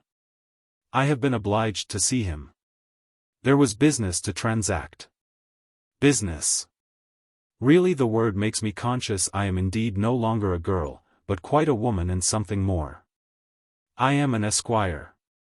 Shirley Keeldar, Esquire, ought to be my style and title. They gave me a man's name, I hold a man's position. It is enough to inspire me with a touch of manhood. And when I see such people as that stately Anglo-Belgian, that Gerard Moore, before me, gravely talking to me of business, really I feel quite gentlemanlike. You must choose me for your churchwarden, Mr. Helstone, the next time you elect new ones. They ought to make me a magistrate and a captain of yeomanry. Tony Lumpkin's mother was a colonel, and his aunt a justice of the peace. Why shouldn't I be? With all my heart. If you choose to get up a requisition on the subject, I promise to head the list of signatures with my name. But you were speaking of Moore? Ah. Yes. I find it a little difficult to understand Mr. Moore, to know what to think of him, whether to like him or not. He seems a tenant of whom any proprietor might be proud, and proud of him I am, in that sense, but as a neighbor, what is he? Again and again I have entreated Mrs. Prior to say what she thinks of him, but she still evades returning a direct answer. I hope you will be less oracular, Mr. Helstone, and pronounce at once. Do you like him? Not at all, just now. His name is entirely blotted from my good books. What is the matter? What has he done? My uncle and he disagree on politics, interposed the low voice of Caroline. She had better not have spoken just then. Having scarcely joined in the conversation before, it was not apropos to do it now. She felt this with nervous acuteness as soon as she had spoken, and colored to the eyes. What are Moore's politics? Inquired Shirley. Those of a tradesman, returned the rector, narrow, selfish, and unpatriotic. The man is eternally writing and speaking against the continuance of the war. I have no patience with him. The war hurts his trade. I remember he remarked that only yesterday.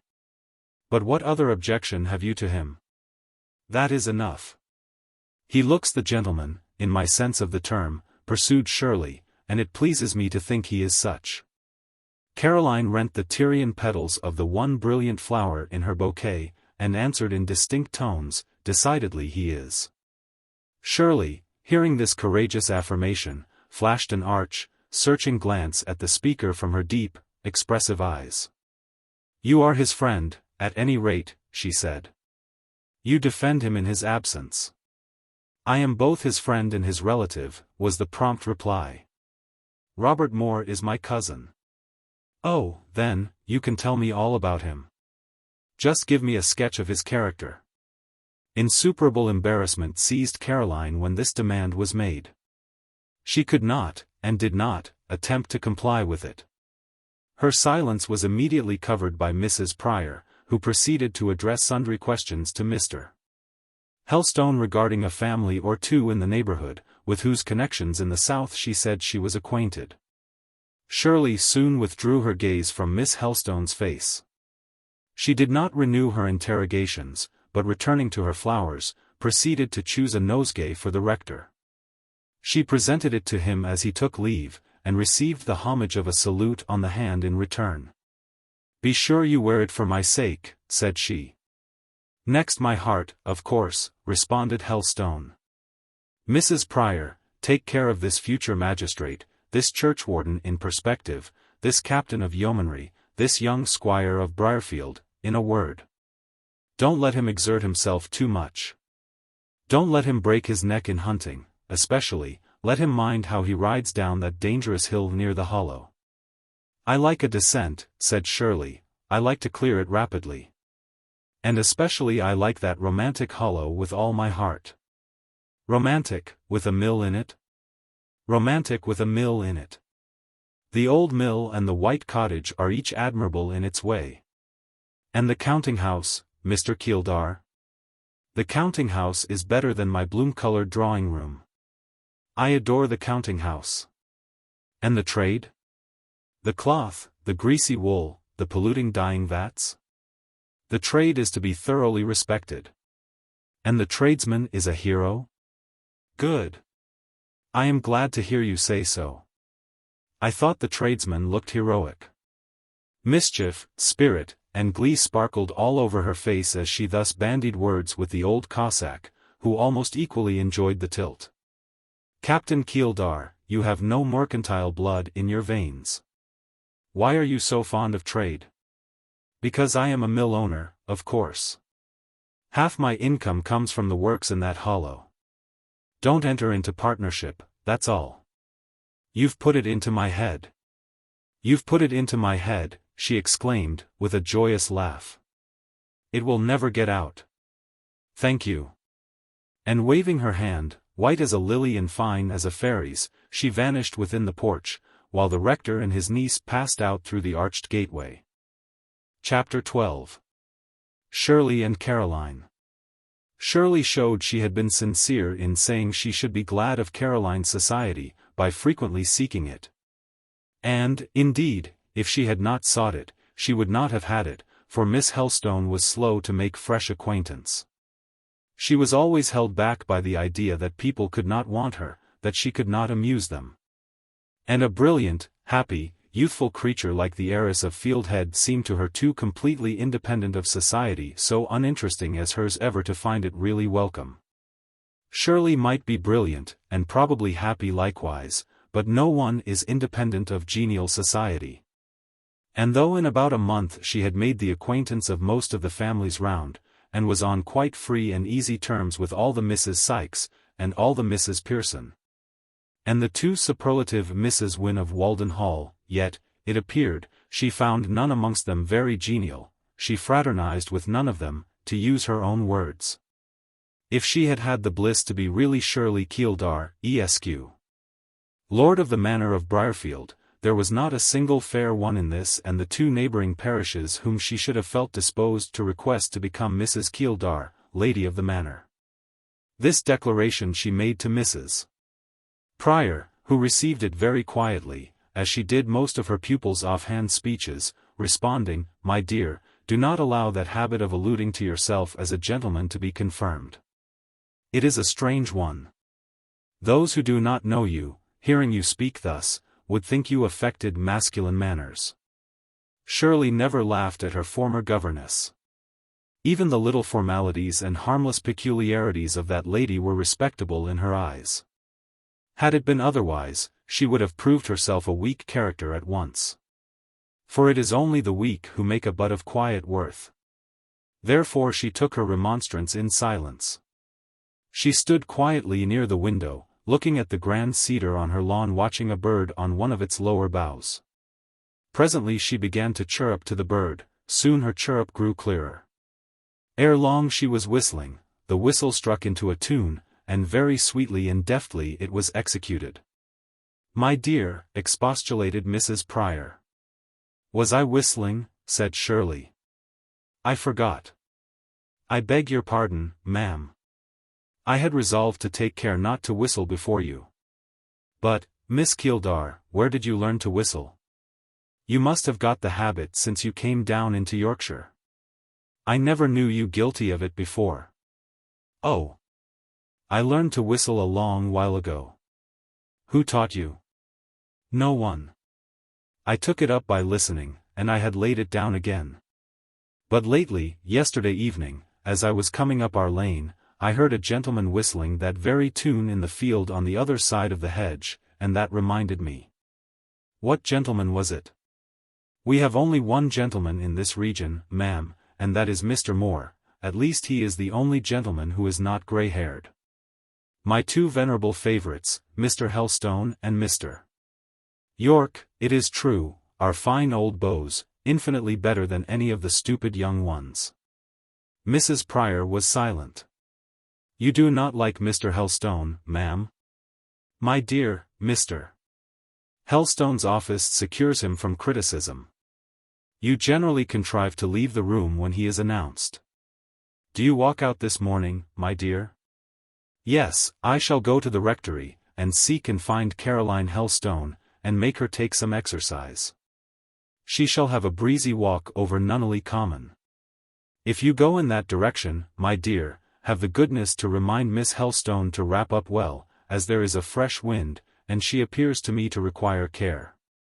You shall be minutely obeyed, Mrs. Prior. Meantime, will you not accompany us yourself? No, my love, I should be a restraint upon you. I am stout, and cannot walk so quickly as you would wish to do. Shirley easily persuaded Caroline to go with her, and when they were fairly out on the quiet road, traversing the extensive and solitary sweep of Nunneley Common, she as easily drew her into conversation. The first feelings of diffidence overcome, Caroline soon felt glad to talk with Miss Keeldar. The very first interchange of slight observations sufficed to give each an idea of what the other was. Shirley said she liked the green sweep of the common turf, and, better still, the heath on its ridges, for the heath reminded her of moors. She had seen moors when she was travelling on the borders near Scotland. She remembered particularly a district traversed one long afternoon, on a sultry but sunless day in summer. They journeyed from noon till sunset, over what seemed a boundless waste of deep heath, and nothing had they seen but wild sheep, nothing heard but the cries of wild birds. I know how the heath would look on such a day, said Caroline, purple-black, a deeper shade of the sky tint, and that would be livid. Yes, quite livid, with brassy edges to the clouds, and here and there a white gleam, more ghastly than the lurid tinge, which, as you looked at it, you momentarily expected would kindle into blinding lightning. Did it thunder? It muttered distant peals, but the storm did not break till evening, after we had reached our inn, that inn being an isolated house at the foot of a range of mountains. Did you watch the clouds come down over the mountains? I did. I stood at the window an hour watching them. The hills seemed rolled in a sullen mist, and when the rain fell in whitening sheets, suddenly they were blotted from the prospect, they were washed from the world. I have seen such storms in hilly districts in Yorkshire, and at their riotous climax, while the sky was all cataract, the earth all flood, I have remembered the deluge. It is singularly reviving after such hurricanes to feel calm return, and from the opening clouds to receive a consolatory gleam, softly testifying that the sun is not quenched. Miss Keeldar, just stand still now, and look down at Nunneley Dale and Wood.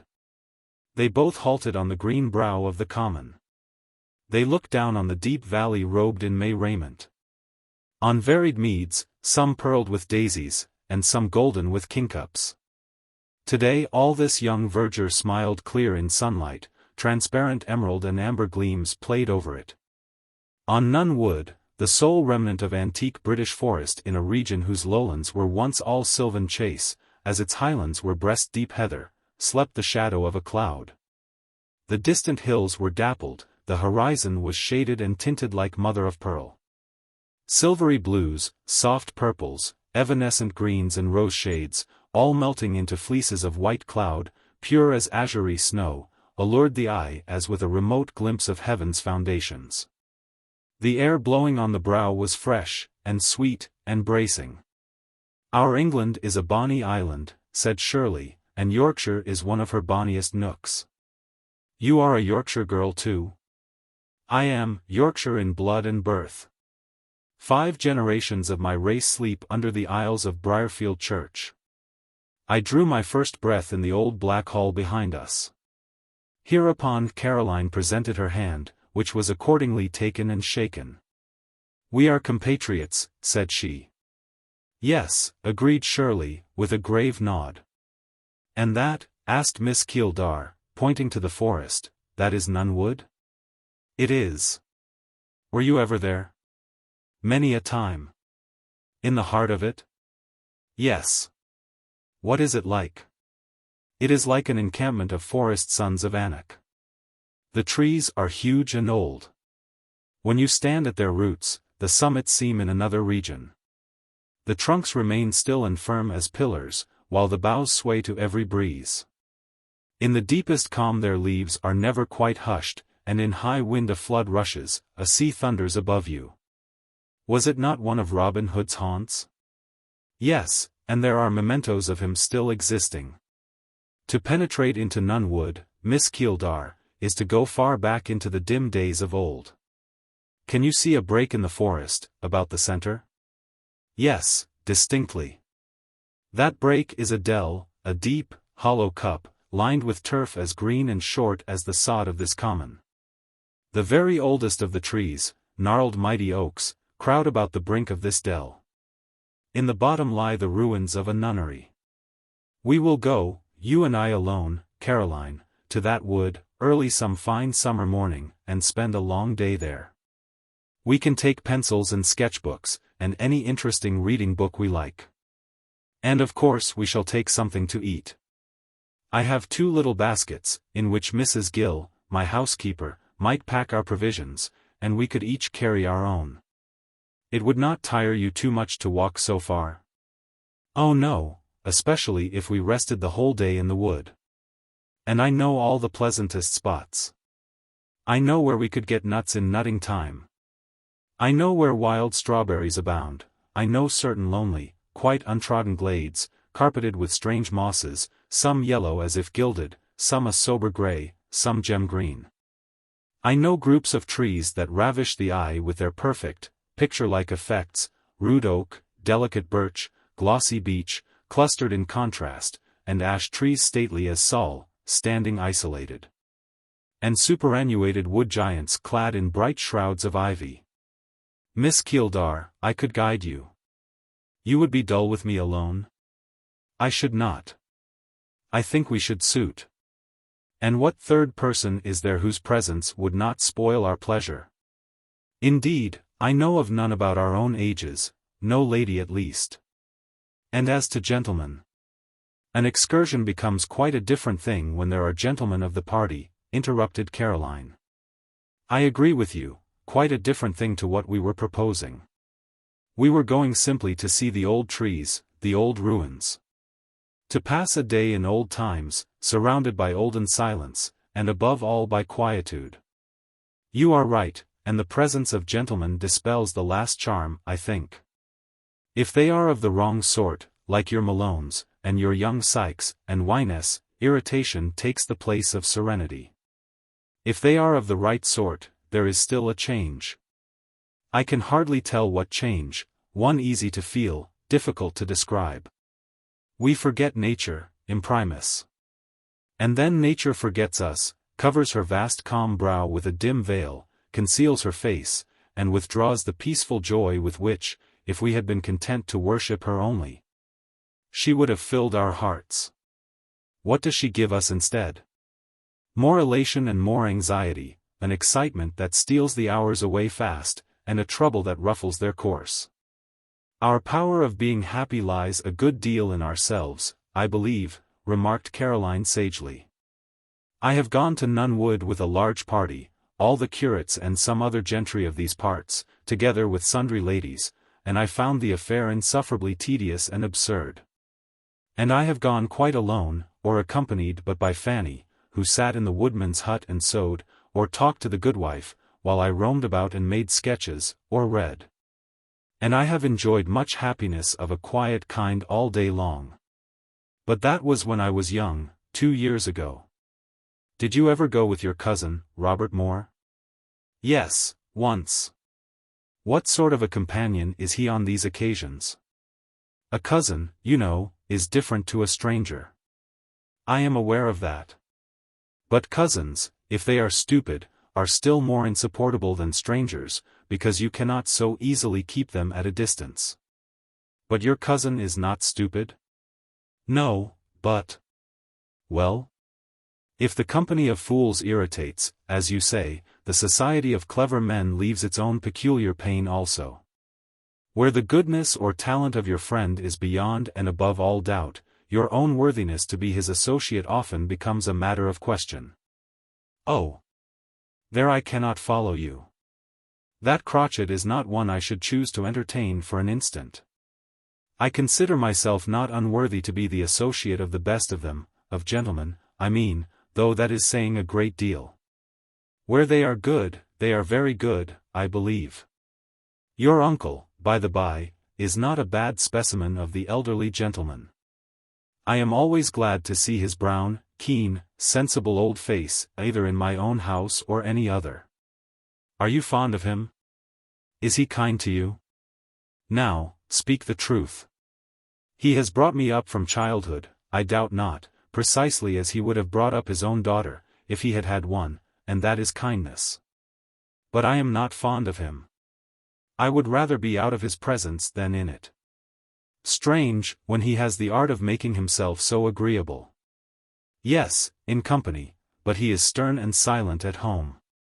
As he puts away his cane and shovel hat in the rectory hall, so he locks his liveliness in his bookcase and study desk, the knitted brow and brief word for the fireside. The smile, the jest, the witty sally for society. Is he tyrannical? Not in the least. He is neither tyrannical nor hypocritical. He is simply a man who is rather liberal than good-natured, rather brilliant than genial, rather scrupulously equitable than truly just, if you can understand such superfine distinctions. Oh yes. Good nature implies indulgence, which he has not, geniality, warmth of heart, which he does not own. And genuine justice is the offspring of sympathy and considerateness, of which, I can well conceive, my bronzed old friend is quite innocent. I often wonder, Shirley, whether most men resemble my uncle in their domestic relations. Whether it is necessary to be new and unfamiliar to them in order to seem agreeable or estimable in their eyes. And whether it is impossible to their natures to retain a constant interest and affection for those they see every day. I don't know. I can't clear up your doubts. I ponder over similar ones myself sometimes. But, to tell you a secret, if I were convinced that they are necessarily and universally different from us, fickle, soon petrifying, unsympathizing, I would never marry. I should not like to find out that what I loved did not love me, that it was weary of me, and that whatever effort I might make to please would hereafter be worse than useless. Since it was inevitably in its nature to change and become indifferent. That discovery once made, what should I long for? To go away, to remove from a presence where my society gave no pleasure. But you could not if you were married. No, I could not. There it is. I could never be my own mistress more. A terrible thought. It suffocates me. Nothing irks me like the idea of being a burden and a bore, an inevitable burden, a ceaseless bore. Now, when I feel my company superfluous, I can comfortably fold my independence round me like a mantle, and drop my pride like a veil, and withdraw to solitude. If married, that could not be. I wonder we don't all make up our minds to remain single, said Caroline. We should if we listened to the wisdom of experience. My uncle always speaks of marriage as a burden. And I believe whenever he hears of a man being married he invariably regards him as a fool, or, at any rate, as doing a foolish thing. But, Caroline, men are not all like your uncle. Surely not. I hope not. She paused and mused. I suppose we each find an exception in the one we love, till we are married, suggested Caroline. I suppose so. And this exception we believe to be of sterling materials. We fancy it like ourselves, we imagine a sense of harmony. We think his voice gives the softest, truest promise of a heart that will never harden against us, we read in his eyes that faithful feeling, affection. I don't think we should trust to what they call passion at all, Caroline. I believe it is a mere fire of dry sticks, blazing up and vanishing.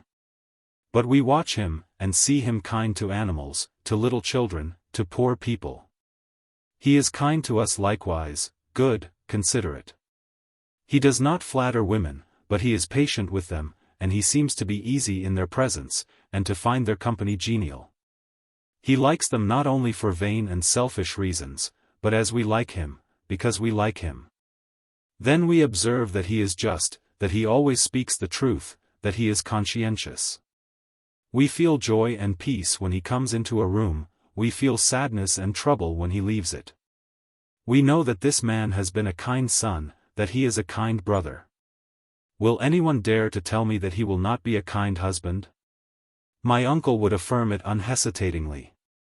He will be sick of you in a month, he would say. Mrs. Prior would seriously intimate the same. Mrs. Yorke and Miss Mann would darkly suggest ditto. If they are true oracles, it is good never to fall in love. Very good, if you can avoid it. I choose to doubt their truth. I am afraid that proves you are already caught. Not I. But if I were, do you know what soothsayers I would consult? Let me hear. Neither man nor woman, elderly nor young, the little Irish beggar that comes barefoot to my door, the mouse that steals out of the cranny in the wainscot, the bird that in frost and snow pecks at my window for a crumb, the dog that licks my hand and sits beside my knee. Did you ever see anyone who was kind to such things? Did you ever see anyone whom such things seemed instinctively to follow, like, rely on? We have a black cat and an old dog at the rectory. I know somebody to whose knee that black cat loves to climb, against whose shoulder and cheek it likes to purr. The old dog always comes out of his kennel and wags his tail, and whines affectionately when somebody passes. And what does that somebody do? He quietly strokes the cat, and lets her sit while he conveniently can, and when he must disturb her by rising, he puts her softly down, and never flings her from him roughly. He always whistles to the dog and gives him a caress. Does he? It is not Robert. But it is Robert. Handsome fellow, said Shirley, with enthusiasm. Her eyes sparkled. Is he not handsome? Has he not fine eyes and well-cut features, and a clear, princely forehead? He has all that, Caroline. Bless him. He is both graceful and good. I was sure you would see that he was. When I first looked at your face I knew you would. I was well inclined to him before I saw him. I liked him when I did see him. I admire him now. There is charm in beauty for itself, Caroline. When it is blended with goodness, there is a powerful charm. When mind is added, Shirley, who can resist it? Remember my uncle, Madame Prior, Yorke, and Man. Remember the croaking of the frogs of Egypt. He is a noble being. I tell you when they are good they are the lords of the creation, they are the sons of God. Molded in their Maker's image, the minutest spark of his spirit lifts them almost above mortality. Indisputably, a great, good, handsome man is the first of created things. Above us? I would scorn to contend for empire with him, I would scorn it. Shall my left hand dispute for precedence with my right? Shall my heart quarrel with my pulse? Shall my veins be jealous of the blood which fills them? Men and women, husbands and wives, quarrel horribly, surely. Poor things.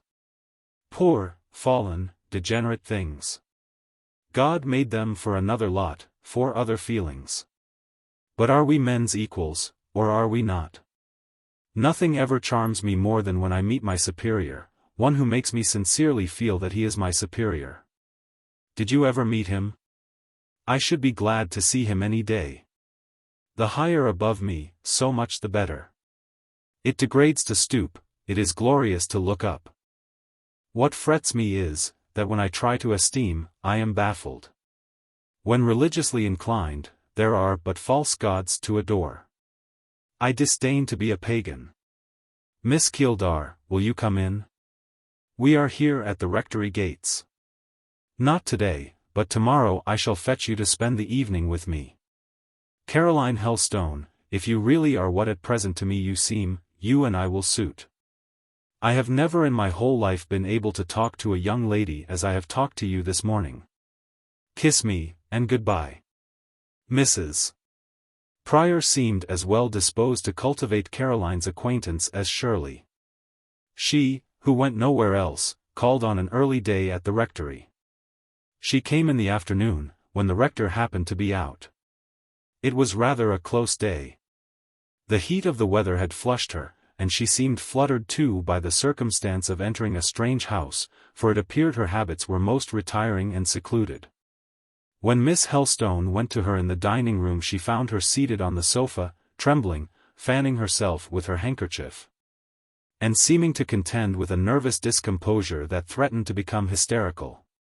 Caroline marvelled somewhat at this unusual want of self-command in a lady of her years, and also at the lack of real strength in one who appeared almost robust, for Mrs. Prior hastened to allege the fatigue of her walk, the heat of the sun, etc., as reasons for her temporary indisposition. And still as, with more hurry than coherence, she again and again enumerated these causes of exhaustion, Caroline gently sought to relieve her by opening her shawl and removing her bonnet. Attentions of this sort Mrs. Prior would not have accepted from everyone.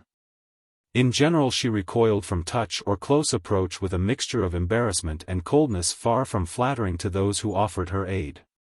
To Miss Helstone's little light hand, however, she yielded tractably, and seemed soothed by its contact. In a few minutes she ceased to tremble, and grew quiet and tranquil. Her usual manner being resumed, she proceeded to talk of ordinary topics. In a miscellaneous company Mrs. Prior rarely opened her lips, or, if obliged to speak, she spoke under restraint, and consequently not well. In dialogue she was a good converser. Her language, always a little formal, was well chosen, her sentiments were just, her information was varied and correct. Caroline felt it pleasant to listen to her, more pleasant than she could have anticipated. On the wall opposite the sofa where they sat hung 3 pictures, the center one, above the mantelpiece, that of a lady, the 2 others, male portraits. "That is a beautiful face," said Mrs. Prior, interrupting a brief pause which had followed half an hour's animated conversation. "The features may be termed perfect, no statuary's chisel could improve them. It is a portrait from the life, I presume?" "It is a portrait of Mrs. Helstone." "Of Mrs. Matthewson Helstone? Of your uncle's wife?" "It is, and is said to be a good likeness. Before her marriage she was accounted the beauty of the district. I should say she merited the distinction. What accuracy in all the lineaments! It is, however, a passive face. The original could not have been what is generally termed a woman of spirit. I believe she was a remarkably still, silent person. One would scarcely have expected, my dear, that your uncle's choice should have fallen on a partner of that description. Is he not fond of being amused by lively chat? In company he is. But he always says he could never do with a talking wife. He must have quiet at home. You go out to gossip, he affirms, you come home to read and reflect. Mrs. Matthewson lived but a few years after her marriage, I think I have heard? About 5 years. Well, my dear, pursued Mrs. Prior, rising to go, I trust it is understood that you will frequently come to Fieldhead. I hope you will. You must feel lonely here, having no female relative in the house. You must necessarily pass much of your time in solitude. I am inured to it. I have grown up by myself. May I arrange your shawl for you? Mrs. Prior submitted to be assisted. Should you chance to require help in your studies, she said, you may command me. Caroline expressed her sense of such kindness. I hope to have frequent conversations with you. I should wish to be of use to you.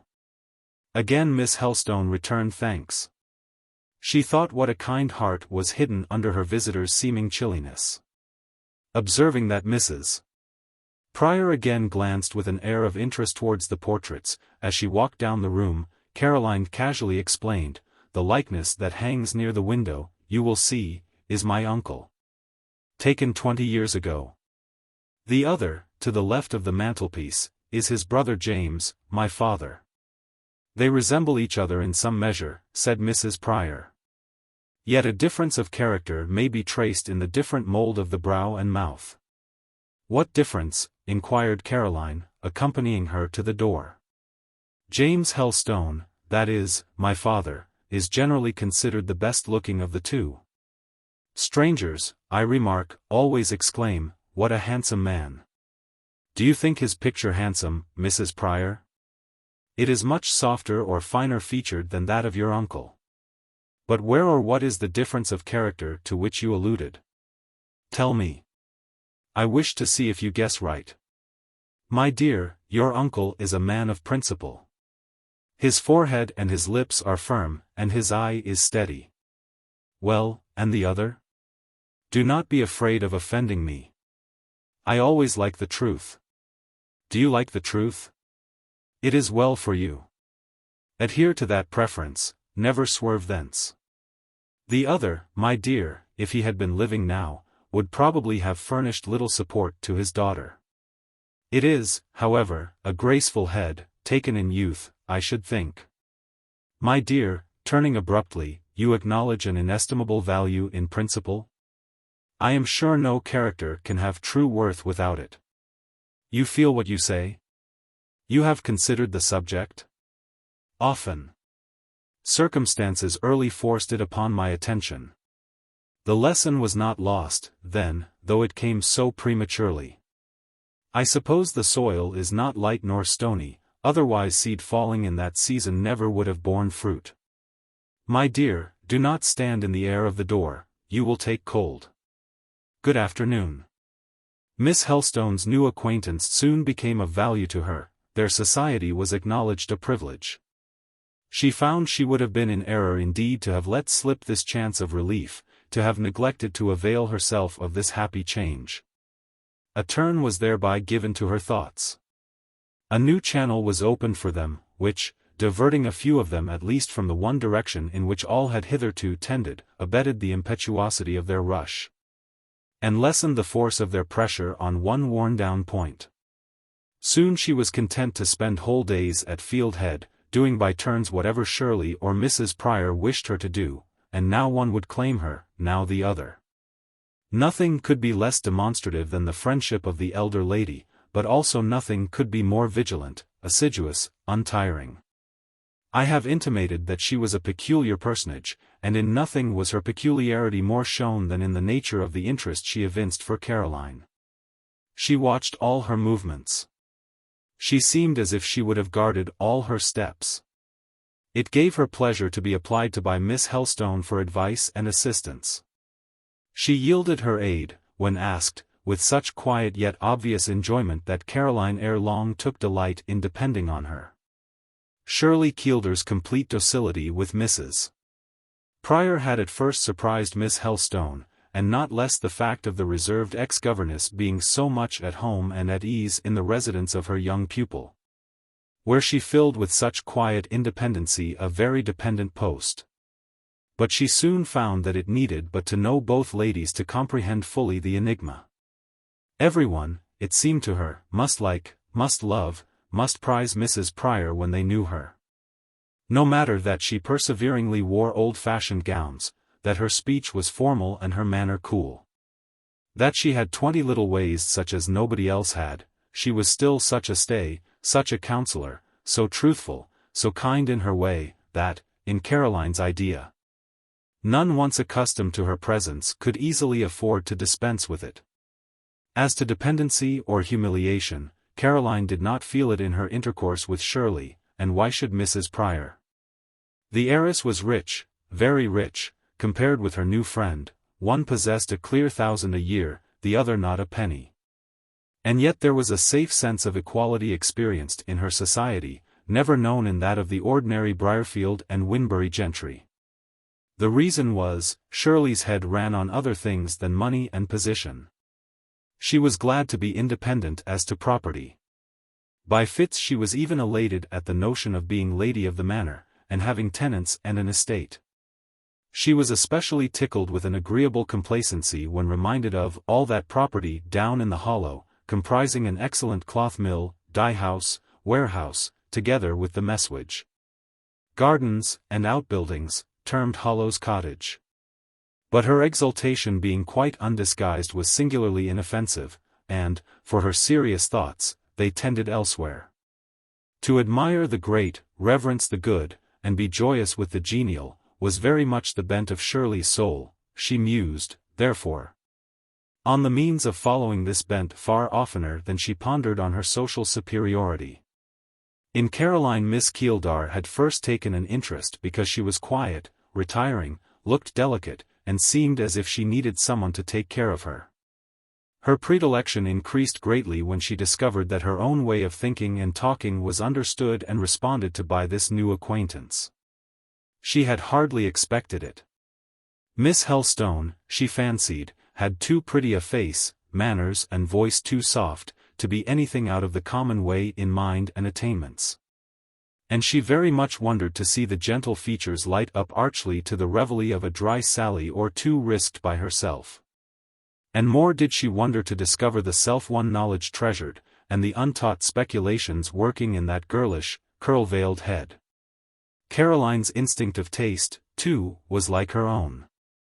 Such books as Miss Keeldar had read with the most pleasure were Miss Helstone's delight also. They held many aversions too in common, and could have the comfort of laughing together over works of false sentimentality and pompous pretension. Few, Shirley conceived, men or women have the right taste in poetry, the right sense for discriminating between what is real and what is false. She had again and again heard very clever people pronounce this or that passage, in this or that versifier, altogether admirable, which, when she read, her soul refused to acknowledge as anything but cant, flourish, and tinsel, or at the best elaborate wordiness, curious, clever, learned, perhaps, haply even tinged with the fascinating hues of fancy, but, God knows, as different from real poetry as the gorgeous and massy vase of mosaic is from the little cup of pure metal. Or, to give the reader a choice of similes, as the milliner's artificial wreath is from the fresh-gathered lily of the field. Caroline, she found, felt the value of the true ore, and knew the deception of the flashy dross. The minds of the two girls being toned in harmony often chimed very sweetly together. One evening they chanced to be alone in the oak parlor. They had passed a long wet day together without ennui. It was now on the edge of dark, candles were not yet brought in. Both, as twilight deepened, grew meditative and silent. A western wind roared high round the hall, driving wild clouds and stormy rain up from the far remote ocean. All was tempest outside the antique lattices, all deep peace within. Shirley sat at the window, watching the rack in heaven, the mist on earth, listening to certain notes of the gale that planed like restless spirits, notes which, had she not been so young, gay, and healthy, would have swept her trembling nerves like some omen, some anticipatory dirge. In this her prime of existence and bloom of beauty they but subdued vivacity to pensiveness. Snatches of sweet ballads haunted her ear, now and then she sang a stanza. Her accents obeyed the fitful impulse of the wind, they swelled as its gusts rushed on, and died as they wandered away. Caroline, withdrawn to the farthest and darkest end of the room, her figure just discernible by the ruby shine of the flameless fire, was pacing to and fro, muttering to herself fragments of well-remembered poetry. She spoke very low, but Shirley heard her, and while singing softly, she listened. This was the strain. Obscurest night involved the sky. The Atlantic billows roared. When such a destined wretch as I washed headlong from on board, of friends, of hope, of all bereft, his floating home forever left. Here the fragment stopped, because Shirley's song, erewhile somewhat full and thrilling, had become delicately faint. "Go on," said she. "Then you go on too." "I was only repeating the castaway." "I know. If you can remember it all, say it all." And as it was nearly dark, and, after all, Miss Keeldar was no formidable auditor, Caroline went through it. She went through it as she should have gone through it. The wild sea, the drowning mariner, the reluctant ship swept on in the storm, you heard were realized by her. And more vividly was realized the heart of the poet, who did not weep for the castaway, but who, in an hour of tearless anguish, traced a semblance to his own God-abandoned misery in the fate of that man-forsaken sailor, and cried from the depths where he struggled. No voice divine the storm allayed. No light propitious shone. When, snatched from all effectual aid, we perished, each alone. But I beneath a rougher sea, and whelmed in deeper gulfs than he. I hope William Cooper is safe and calm in heaven now, said Caroline. Do you pity what he suffered on earth? Asked Miss Keeldar. Pity him, Shirley? What can I do else? He was nearly broken-hearted when he wrote that poem, and it almost breaks one's heart to read it. But he found relief in writing it, I know he did, and that gift of poetry, the most divine bestowed on man, was, I believe, granted to allay emotions when their strength threatens harm. It seems to me, Shirley, that nobody should write poetry to exhibit intellect or attainment. Who cares for that sort of poetry? Who cares for learning, who cares for fine words in poetry? And who does not care for feeling, real feeling, however simply, even rudely expressed? It seems you care for it, at all events. And certainly, in hearing that poem, one discovers that Cooper was under an impulse strong as that of the wind which drove the ship, an impulse which, while it would not suffer him to stop to add ornament to a single stanza, filled him with force to achieve the whole with consummate perfection. You managed to recite it with a steady voice, Caroline. I wonder thereat. Cooper's hand did not tremble in writing the lines. Why should my voice falter in repeating them? Depend on it, Shirley, no tear blistered the manuscript of The Castaway. I hear in it no sob of sorrow, only the cry of despair. But, that cry uttered, I believe the deadly spasm passed from his heart, that he wept abundantly, and was comforted.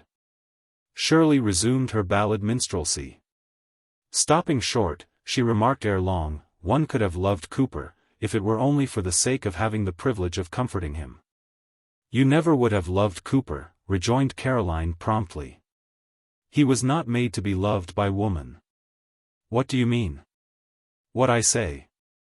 I know there is a kind of natures in the world, and very noble, elevated natures too, whom love never comes near. You might have sought Cooper with the intention of loving him, and you would have looked at him, pitied him, and left him, forced away by a sense of the impossible, the incongruous. As the crew were borne from their drowning comrade by the furious blast. You may be right. Who told you this? And what I say of Cooper, I should say of Rousseau. Was Rousseau ever loved? He loved passionately, but was his passion ever returned? I am certain, never. And if there were any female Coopers and Rousseaus, I should assert the same of them. Who told you this, I ask? Did Moore? Why should anybody have told me? Have I not an instinct? Can I not divine by analogy? Moore never talked to me either about Cooper, or Rousseau, or love. The voice we hear in solitude told me all I know on these subjects. Do you like characters of the Rousseau order, Caroline? Not at all, as a whole. I sympathize intensely with certain qualities they possess. Certain divine sparks in their nature dazzle my eyes, and make my soul glow. Then, again, I scorn them. They are made of clay and gold.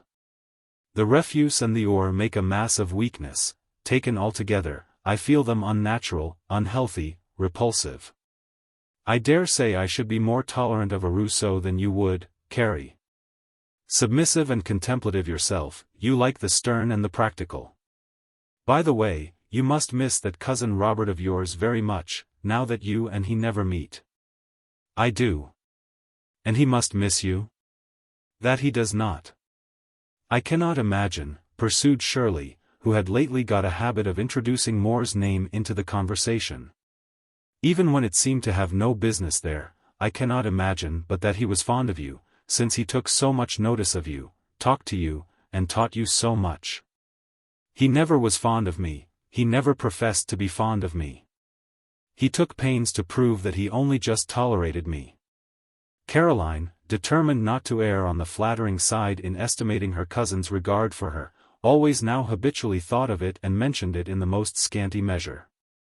She had her own reasons for being less sanguine than ever in hopeful views of the future, less indulgent to pleasurable retrospections of the past. Of course, then, observed Miss Keeldar, you only just tolerated him in return? Surely, men and women are so different, they are in such a different position. Women have so few things to think about, men so many. You may have a friendship for a man, while he is almost indifferent to you. Much of what cheers your life may be dependent on him, while not a feeling or interest of moment in his eyes may have reference to you. Robert used to be in the habit of going to London, sometimes for a week or a fortnight together. Well, while he was away, I found his absence a void. There was something wanting. Briarfield was duller. Of course, I had my usual occupations, still I missed him. As I sat by myself in the evenings, I used to feel a strange certainty of conviction I cannot describe, that if a magician or a genius had, at that moment, offered me Prince Ali's tube, you remember it in the Arabian Nights? And if, with its aid, I had been enabled to take a view of Robert, to see where he was, how occupied, I should have learned, in a startling manner, the width of the chasm which gaped between such as he and such as I. I knew that, however my thoughts might adhere to him, his were effectually sundered from me. Caroline, demanded Miss Keeldar abruptly, don't you wish you had a profession, a trade? I wish it 50 times a day. As it is, I often wonder what I came into the world for. I long to have something absorbing and compulsory to fill my head and hands and to occupy my thoughts. Can labor alone make a human being happy? No, but it can give varieties of pain, and prevent us from breaking our hearts with a single tyrant master torture. Besides, successful labor has its recompense, a vacant, weary, lonely, hopeless life has none. But hard labor and learned professions, they say, make women masculine, coarse, unwomanly. And what does it signify whether unmarried and never-to-be married women are unattractive and inelegant or not? Provided only they are decent, decorous, and neat, it is enough. The utmost which ought to be required of old maids, in the way of appearance, is that they should not absolutely offend men's eyes as they pass them in the street. For the rest, they should be allowed, without too much scorn, to be as absorbed, grave, plain-looking, and plain-dressed as they please.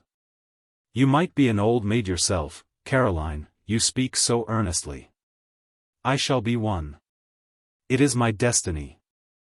I will never marry a Malone or a Sykes, and no one else will ever marry me. Here fell a long pause. Shirley broke it. Again the name by which she seemed bewitched was almost the first on her lips. Lena, did not Moore call you Lena sometimes? Yes. It is sometimes used as the abbreviation of Caroline in his native country. Well, Lena, do you remember my one day noticing an inequality in your hair, a curl wanting on that right side, and you're telling me that it was Robert's fault? As he had once cut there from a long lock. Yes. If he is, and always was, as indifferent to you as you say, why did he steal your hair? I don't know. Yes, I do. It was my doing, not his. Everything of that sort always was my doing. He was going from home, to London, as usual, and the night before he went, I had found in his sister's workbox a lock of black hair, a short, round curl. Hortense told me it was her brother's, and a keepsake. He was sitting near the table. I looked at his head. He has plenty of hair, on the temples were many such round curls. I thought he could spare me one. I knew I should like to have it, and I asked for it. He said, on condition that he might have his choice of a tress from my head. So he got one of my long locks of hair, and I got one of his short ones. I keep his, but I dare say he has lost mine. It was my doing, and one of those silly deeds it distresses the heart and sets the face on fire to think of. One of those small but sharp recollections that return, lacerating your self-respect like tiny penknives, and forcing from your lips, as you sit alone, sudden, insane-sounding interjections. Caroline. I do think myself a fool, Shirley, in some respects, I do despise myself.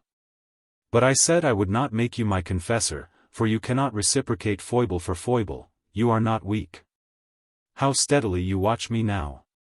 Turn aside your clear, strong, she-eagle eye, it is an insult to fix it on me thus. What a study of character you are, weak, certainly, but not in the sense you think, come in.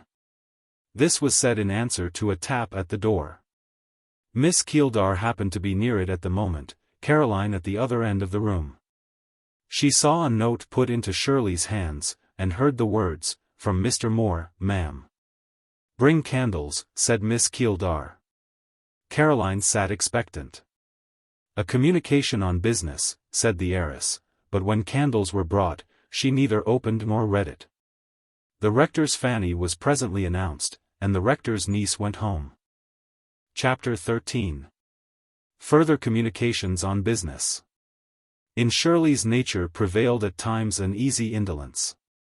There were periods when she took delight in perfect vacancy of hand and eye, moments when her thoughts, her simple existence, the fact of the world being around and heaven above her, seemed to yield her such fullness of happiness that she did not need to lift a finger to increase the joy.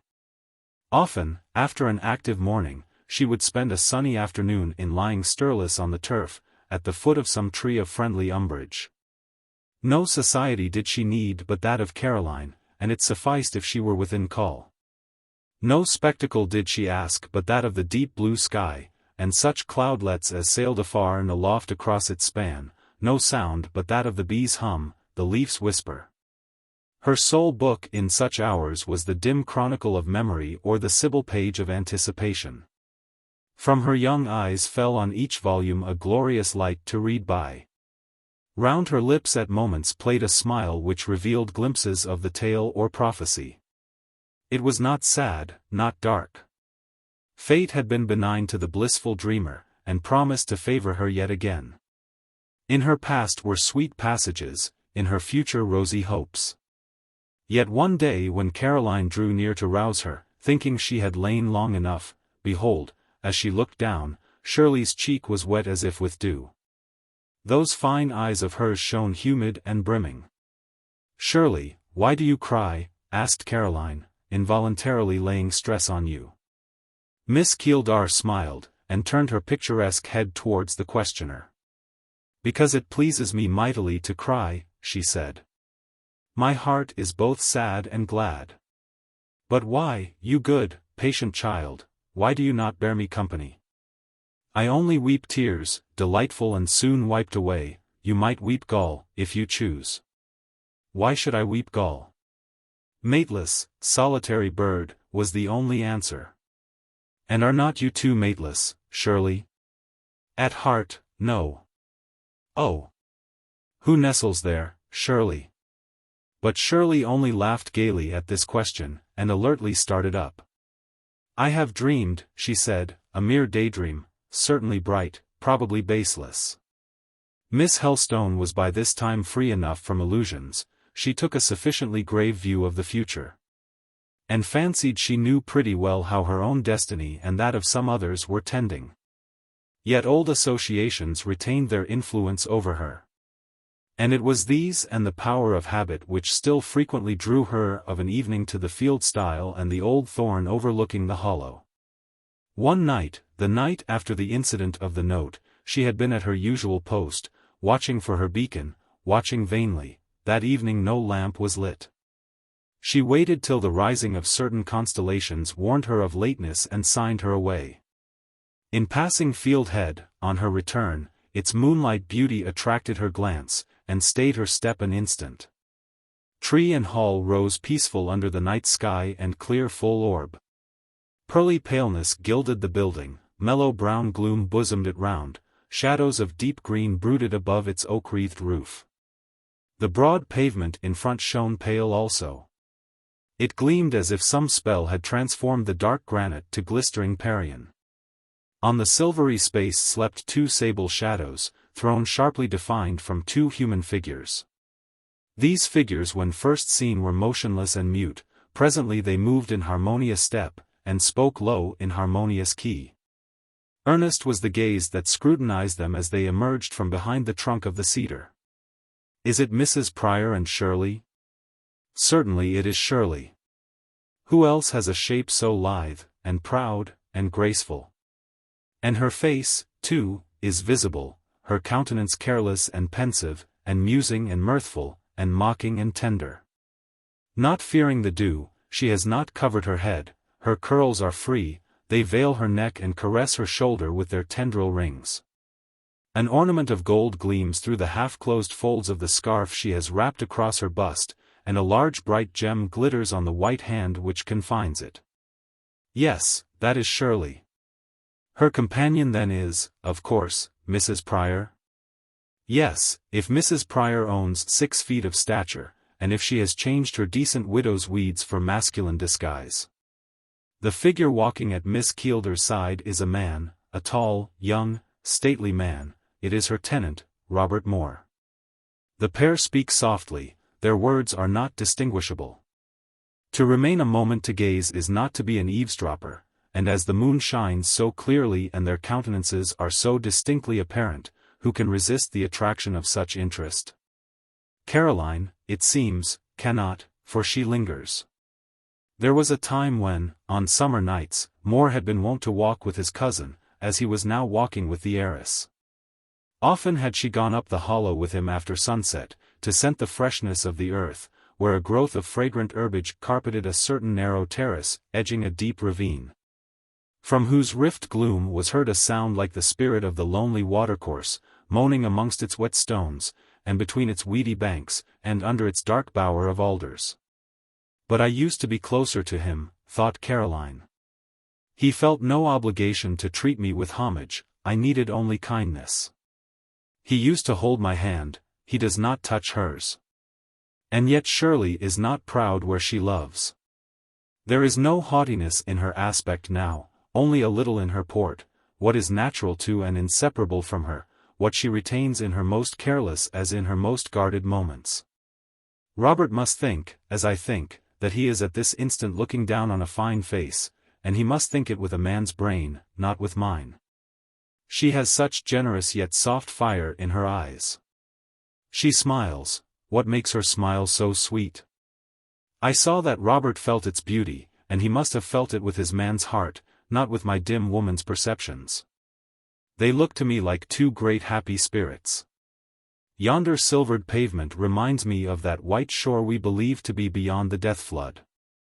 They have reached it, they walk there united. And what am I, standing here in shadow, shrinking into concealment, my mind darker than my hiding place? I am one of this world, no spirit, a poor doomed mortal, who asks, in ignorance and hopelessness, wherefore she was born, to what end she lives. Whose mind forever runs on the question, how she shall at last encounter, and by whom be sustained through death. This is the worst passage I have come to yet, still I was quite prepared for it. I gave Robert up, and gave him up to Shirley, the first day I heard she was come, the first moment I saw her, rich, youthful, and lovely. She has him now. He is her lover. She is his darling. She will be far more his darling yet when they are married. The more Robert knows of Shirley the more his soul will cleave to her. They will both be happy, and I do not grudge them their bliss.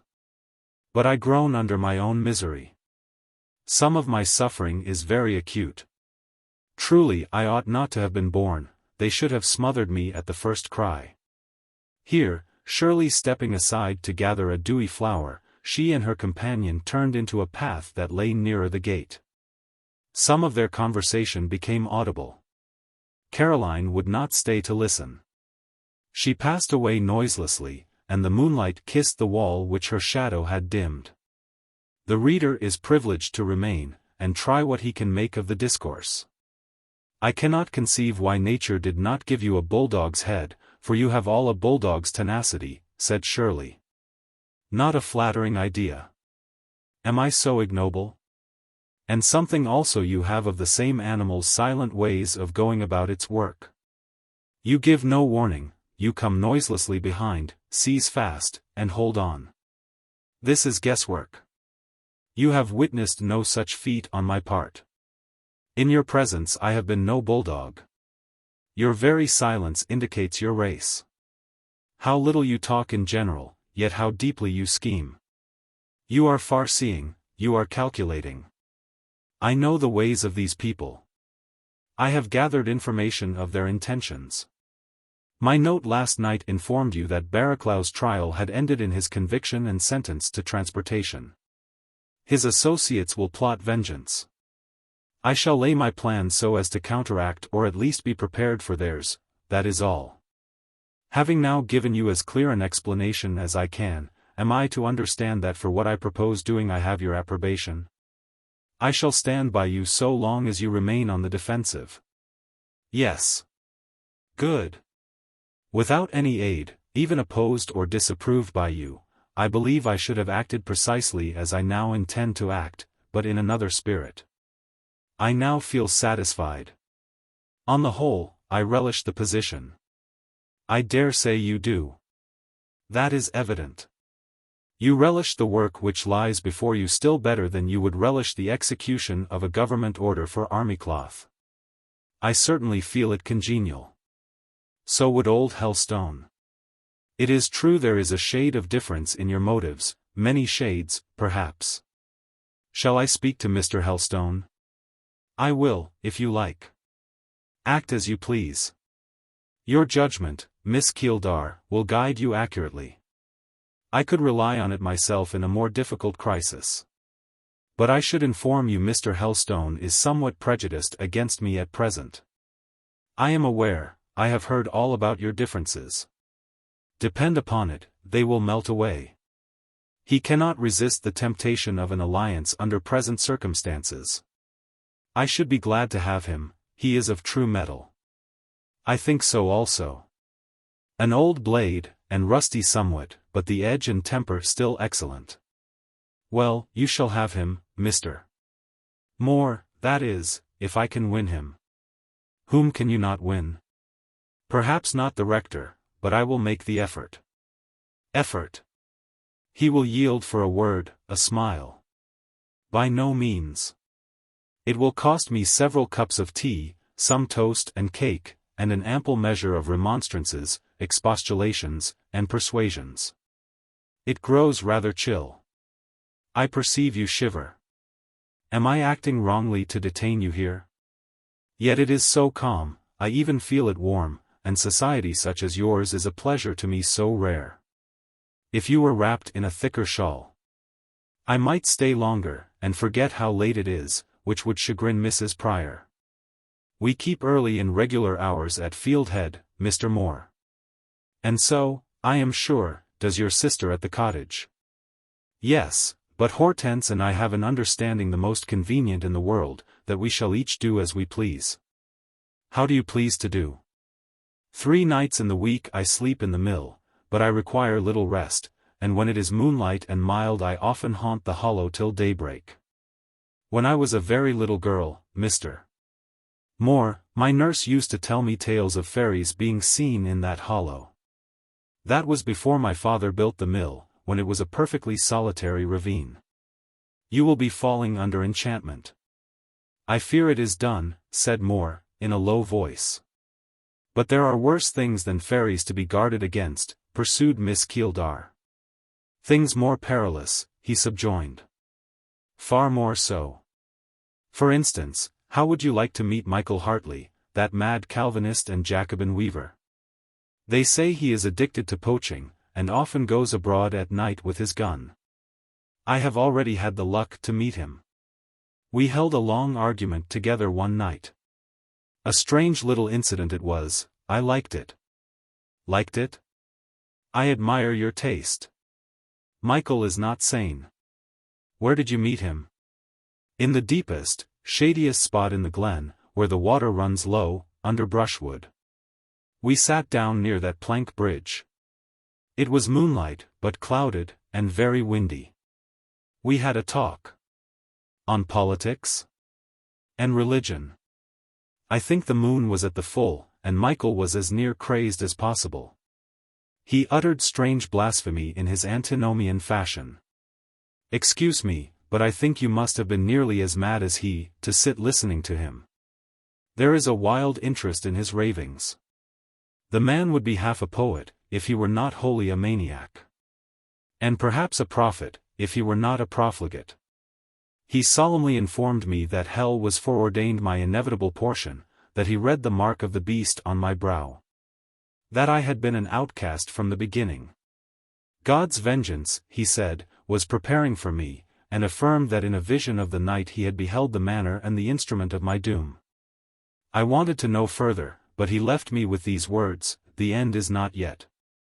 Have you ever seen him since? About a month afterwards, in returning from market, I encountered him and Moses Barraclough, both in an advanced stage of inebriation. They were praying in frantic sort at the roadside. They accosted me as Satan, bid me avaunt, and clamored to be delivered from temptation. Again, but a few days ago, Michael took the trouble of appearing at the counting-house door, hatless, in his shirt-sleeves, his coat and castor having been detained at the public-house in pledge. He delivered himself of the comfortable message that he could wish Mr. Moore to set his house in order, as his soul was likely shortly to be required of him. Do you make light of these things? The poor man had been drinking for weeks, and was in a state bordering on delirium tremens. What then? He is the more likely to attempt the fulfillment of his own prophecies. It would not do to permit incidents of this sort to affect one's nerves. Mr. Moore, go home. So soon? Pass straight down the fields, not round by the lade and plantations. It is early yet. It is late. For my part, I am going in. Will you promise me not to wander in the hollow tonight? If you wish it. I do wish it. May I ask whether you consider life valueless? By no means. On the contrary, of late I regard my life as invaluable. Of late? Existence is neither aimless nor hopeless to me now, and it was both 3 months ago. I was then drowning, and rather wished the operation over. All at once a hand was stretched to me, such a delicate hand I scarcely dared trust it. Its strength, however, has rescued me from ruin. Are you really rescued? For the time. Your assistance has given me another chance. Live to make the best of it. Don't offer yourself as a target to Michael Hartley, and good night. Miss Helstone was under a promise to spend the evening of the next day at Fieldhead. She kept her promise. Some gloomy hours had she spent in the interval. Most of the time had been passed shut up in her own apartment, only issuing from it, indeed, to join her uncle at meals. And anticipating inquiries from Fanny by telling her that she was busy altering a dress, and preferred sewing upstairs, to avoid interruption. She did so. She plied her needle continuously, ceaselessly, but her brain worked faster than her fingers. Again, and more intensely than ever, she desired a fixed occupation, no matter how onerous, how irksome. Her uncle must be once more entreated, but first she would consult Mrs. Pryor. Her head labored to frame projects as diligently as her hands to plait and stitch the thin texture of the muslin summer dress spread on the little white couch at the foot of which she sat. Now and then, while thus doubly occupied, a tear would fill her eyes and fall on her busy hands, but this sign of emotion was rare and quickly effaced. The sharp pang passed.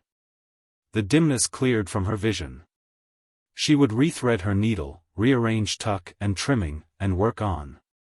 Late in the afternoon she dressed herself. She reached Fieldhead, and appeared in the oak parlour just as tea was brought in. Shirley asked her why she came so late. "Because I have been making my dress," said she. "These fine sunny days began to make me ashamed of my winter merino, so I have furbished up a lighter garment." "In which you look as I like to see you," said Shirley. "You are a ladylike little person, Caroline, is she not, Mrs. Pryor?" Mrs. Prior never paid compliments, and seldom indulged in remarks, favorable or otherwise, on personal appearance. On the present occasion she only swept Caroline's curls from her cheek as she took a seat near her, caressed the oval outline, and observed, "You get somewhat thin, my love, and somewhat pale. Do you sleep well? Your eyes have a languid look." And she gazed at her anxiously. "I sometimes dream melancholy dreams," answered Caroline. "And if I lie awake for an hour or two in the night, I am continually thinking of the rectory as a dreary old place. You know it is very near the churchyard. The back part of the house is extremely ancient, and it is said that the out kitchens there were once enclosed in the churchyard, and that there are graves under them. I rather long to leave the rectory." "My dear, you are surely not superstitious?" "No, Mrs. Prior, but I think I grow what is called nervous. I see things under a darker aspect than I used to do. I have fears I never used to have, not of ghosts, but of omens and disastrous events, and I have an inexpressible weight on my mind which I would give the world to shake off, and I cannot do it." "Strange," cried Shirley. "I never feel so." Mrs. Prior said nothing. "Fine weather, pleasant days, pleasant scenes, are powerless to give me pleasure," continued Caroline. "Calm evenings are not calm to me. Moonlight, which I used to think mild, now only looks mournful. Is this weakness of mind, Mrs. Prior, or what is it? I cannot help it. I often struggle against it. I reason, but reason and effort make no difference." "You should take more exercise," said Mrs. Prior. "Exercise? I exercise sufficiently. I exercise till I am ready to drop. My dear, you should go from home." "Mrs. Prior, I should like to go from home, but not on any purposeless excursion or visit.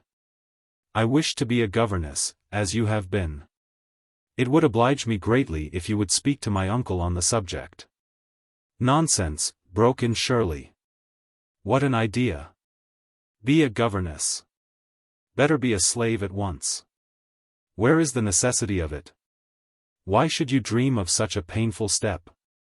"My dear," said Mrs. Prior, "you are very young to be a governess, and not sufficiently robust. The duties a governess undertakes are often severe. And I believe I want severe duties to occupy me." "Occupy you?" cried Shirley. "When are you idle? I never saw a more industrious girl than you.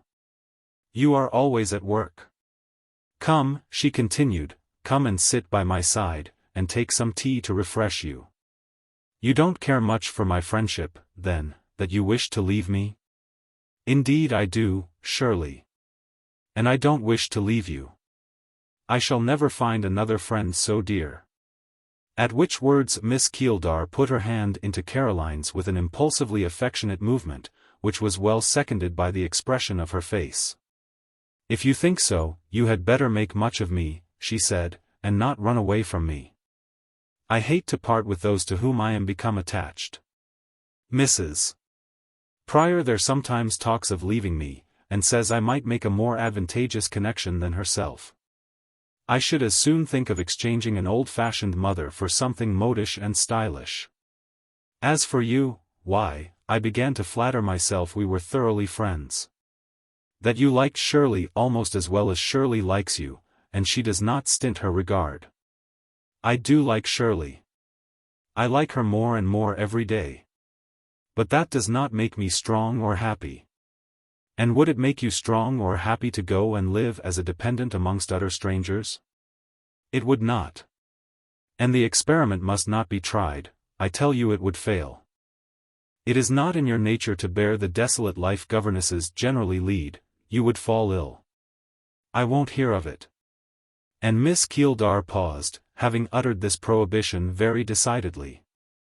Soon she recommenced, still looking somewhat Curates 48, "Why, it is my daily pleasure now to look out for the little cottage bonnet and the silk scarf glancing through the trees in the lane. And to know that my quiet, shrewd, thoughtful companion and monitress is coming back to me. That I shall have her sitting in the room to look at, to talk to or to let alone, as she and I please. This may be a selfish sort of language, I know it is, but it is the language which naturally rises to my lips, therefore I utter it. I would write to you, Shirley. And what are letters? Only a sort of peace-aller. Drink some tea, Caroline. Eat something, you eat nothing. Laugh and be cheerful, and stay at home. Miss Helstone shook her head and sighed. She felt what difficulty she would have to persuade anyone to assist or sanction her in making that change in her life which she believed desirable. Might she only follow her own judgment, she thought she should be able to find perhaps a harsh but an effectual cure for her sufferings. But this judgment, founded on circumstances she could fully explain to none, least of all to Shirley, seemed, in all eyes but her own, incomprehensible and fantastic, and was opposed accordingly. There really was no present pecuniary need for her to leave a comfortable home and take a situation, and there was every probability that her uncle might, in some way, permanently provide for her. So her friends thought, and, as far as their lights enabled them to see, they reasoned correctly. But of Caroline's strange sufferings, which she desired so eagerly to overcome or escape, they had no idea, of her racked nights and dismal days no suspicion. It was at once impossible and hopeless to explain, to wait and endure was her only plan. Many that want food and clothing have cheerier lives and brighter prospects than she had. Many, harassed by poverty, are in a strait less afflictive. Now, is your mind quieted? Inquired Shirley. Will you consent to stay at home? I shall not leave it against the approbation of my friends, was the reply, but I think in time they will be obliged to think as I do. During this conversation Mrs. Prior looked far from easy. Her extreme habitual reserve would rarely permit her to talk freely or to interrogate others closely. She could think a multitude of questions she never ventured to put, give advice in her mind which her tongue never delivered. Had she been alone with Caroline, she might possibly have said something to the point. Miss Keeldar's presence, accustomed as she was to it, sealed her lips. Now, as on 1,000 other occasions, inexplicable nervous scruples kept her back from interfering. She merely showed her concern for Miss Helstone in an indirect way, by asking her if the fire made her too warm, placing a screen between her chair and the hearth, closing a window whence she imagined a draught proceeded, and often and restlessly glancing at her. Shirley resumed, having destroyed your plan, she said, which I hope I have done, I shall construct a new one of my own. Every summer I make an excursion. This season I propose spending 2 months either at the Scotch lochs or the English lakes, that is, I shall go there provided you consent to accompany me. If you refuse, I shall not stir a foot. You are very good, Shirley. I would be very good if you would let me. I have every disposition to be good. It is my misfortune and habit, I know, to think of myself paramount to anybody else. But who is not like me in that respect? However, when Captain Keeldar is made comfortable, accommodated with all he wants, including a sensible, genial comrade, it gives him a thorough pleasure to devote his spare efforts to making that comrade happy. And should we not be happy, Caroline, in the Highlands? We will go to the Highlands. We will, if you can bear a sea voyage, go to the Isles, the Hebrides, the Shetland, the Orkney Islands. Would you not like that? I see you would, Mrs. Prior, I call you to witness. Her face is all sunshine at the bare mention of it. I should like it much, returned Caroline, to whom, indeed, the notion of such a tour was not only pleasant, but gloriously reviving. Shirley rubbed her hands. Come. I can bestow a benefit, she exclaimed. I can do a good deed with my cash. My 1,000 a year is not merely a matter of dirty banknotes and jaundiced guineas, let me speak respectfully of both, though, for I adore them, but, it may be, health to the drooping, strength to the weak, consolation to the sad. I was determined to make something of it better than a fine old house to live in, than satin gowns to wear, better than deference from acquaintance and homage from the poor. Here is to begin. This summer, Caroline, Mrs. Pryor and I go out into the North Atlantic, beyond the Shetland, perhaps to the Faroe Isles.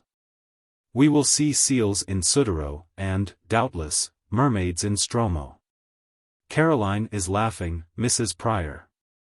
I made her laugh, I have done her good. I shall like to go, Shirley, again said Miss Helstone. I long to hear the sound of waves, ocean waves, and to see them as I have imagined them in dreams, like tossing banks of green light, strewed with vanishing and reappearing wreaths of foam, whiter than lilies. I shall delight to pass the shores of those lone rock islets where the seabirds live and breed unmolested. We shall be on the track of the old Scandinavians, of the Norsemen. We shall almost see the shores of Norway. This is a very vague delight that I feel, communicated by your proposal, but it is a delight. Will you think of Fieldhead now when you lie awake at night, of gulls shrieking round it, and waves tumbling in upon it, rather than of the graves under the rectory back kitchen?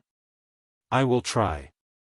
And instead of musing about remnants of shrouds, and fragments of coffins, and human bones and mold, I will fancy seals lying in the sunshine on solitary shores, where neither fisherman nor hunter ever come. Of rock crevices full of pearly eggs bedded in seaweed, of unscared birds covering white sands in happy flocks. And what will become of that inexpressible weight you said you had on your mind?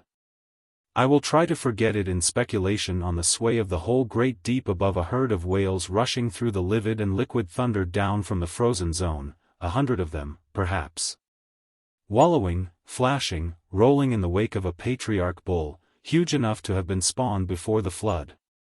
Such a creature as poor Smart had in his mind when he said, "Strong against tides, the enormous whale emerges as he goes." I hope our bark will meet with no such shoal, or herd as you term it, Caroline.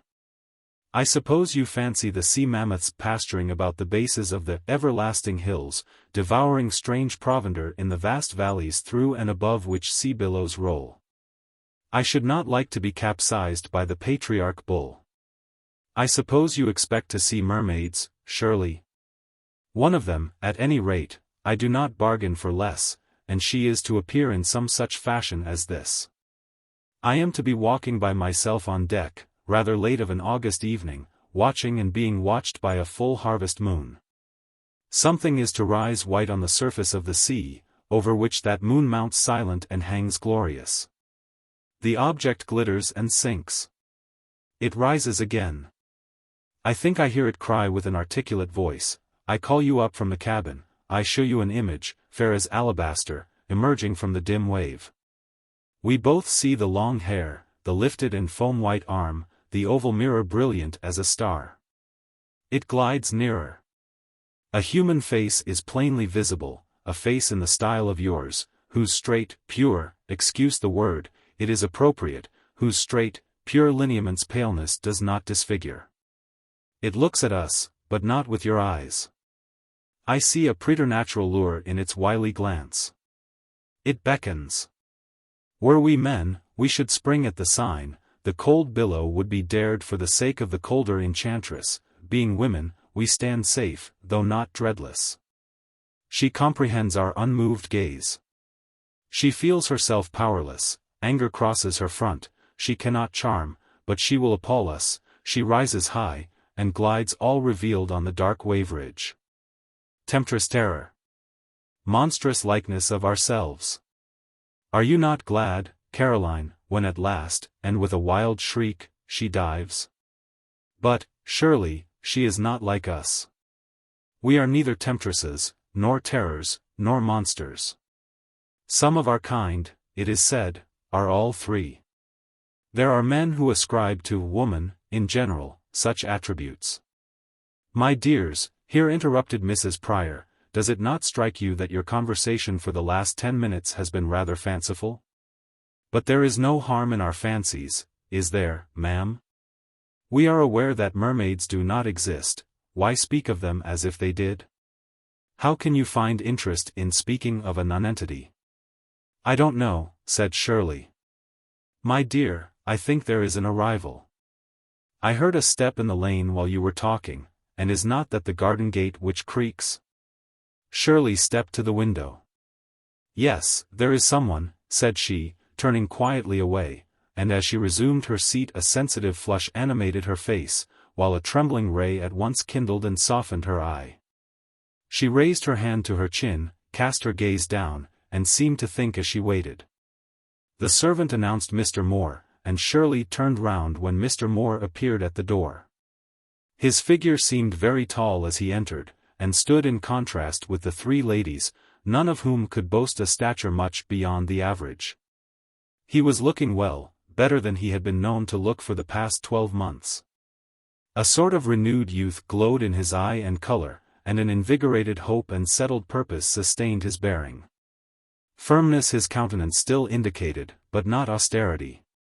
It looked as cheerful as it was earnest. "I am just returned from Stilbrough," he said to Miss Keeldar, as he greeted her, "and I thought I would call to impart to you the result of my mission." "You did right not to keep me in suspense," she said, "and your visit is well timed. Sit down. We have not finished tea. Are you English enough to relish tea, or do you faithfully adhere to coffee?" Moore accepted tea. "I am learning to be a naturalized Englishman," said he, "my foreign habits are leaving me one by one." And now he paid his respects to Mrs. Prior, and paid them well, with a grave modesty that became his age compared with hers. Then he looked at Caroline, not, however, for the first time. His glance had fallen upon her before. He bent towards her as she sat, gave her his hand, and asked her how she was. The light from the window did not fall upon Miss Helstone, her back was turned towards it. A quiet though rather low reply, a still demeanor, and the friendly protection of early twilight kept out of view each traitorous symptom. None could affirm that she had trembled or blushed, that her heart had quaked or her nerves thrilled, none could prove emotion, a greeting showing less effusion was never interchanged. Moore took the empty chair near her, opposite Miss Keeldar. He had placed himself well. His neighbor, screened by the very closeness of his vicinage from his scrutiny, and sheltered further by the dusk which deepened each moment, soon regained not merely seeming but real mastery of the feelings which had started into insurrection at the first announcement of his name. He addressed his conversation to Miss Keeldar. "I went to the barracks," he said, "and had an interview with Colonel Ryde. He approved my plans, and promised the aid I wanted. Indeed, he offered a more numerous force than I require, half a dozen will suffice. I don't intend to be swamped by redcoats. They are needed for appearance rather than anything else. My main reliance is on my own civilians." "And on their captain," interposed Shirley. "What, Captain Keeldar?" inquired Moore, slightly smiling, and not lifting his eyes. The tone of raillery in which he said this was very respectful and suppressed. "No," returned Shirley, answering the smile. "Captain Gerard Moore, who trusts much to the prowess of his own right arm, I believe. Furnished with his counting-house ruler," added Moore. Resuming his usual gravity, he went on, "I received by this evening's post a note from the Home Secretary in answer to mine. It appears they are uneasy at the state of matters here in the north. They especially condemn the supineness and pusillanimity of the mill owners. They say, as I have always said, that inaction, under present circumstances, is criminal, and that cowardice is cruelty, since both can only encourage disorder, and lead finally to sanguinary outbreaks. There is the note, I brought it for your perusal, and there is a batch of newspapers, containing further accounts of proceedings in Nottingham, Manchester, and elsewhere." He produced letters and journals, and laid them before Miss Keeldar. While she perused them he took his tea quietly. But though his tongue was still, his observant faculties seemed by no means off duty. Mrs. Prior, sitting in the background, did not come within the range of his glance, but the two younger ladies had the full benefit thereof. Miss Keeldar, placed directly opposite, was seen without effort. She was the object his eyes, when lifted, naturally met first. And as what remained of daylight, the gilding of the west, was upon her, her shape rose in relief from the dark paneling behind. Shirley's clear cheek was tinted yet with the color which had risen into it a few minutes since.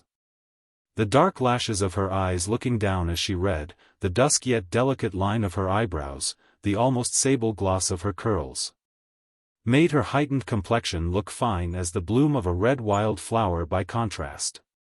There was natural grace in her attitude, and there was artistic effect in the ample and shining folds of her silk dress, an attire simply fashioned, but almost splendid from the shifting brightness of its dye, warp and woof being of tints deep and changing as the hue on a pheasant's neck. A glancing bracelet on her arm produced the contrast of gold and ivory. There was something brilliant in the whole picture. It is to be supposed that More thought so, as his eye dwelt long on it, but he seldom permitted his feelings or his opinions to exhibit themselves in his face. His temperament boasted a certain amount of phlegm, and he preferred an undemonstrative, not ungentle, but serious aspect to any other. He could not, by looking straight before him, see Caroline, as she was close at his side.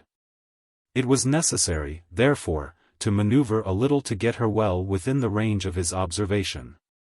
He leaned back in his chair, and looked down on her. In Miss Helstone neither he nor anyone else could discover brilliancy.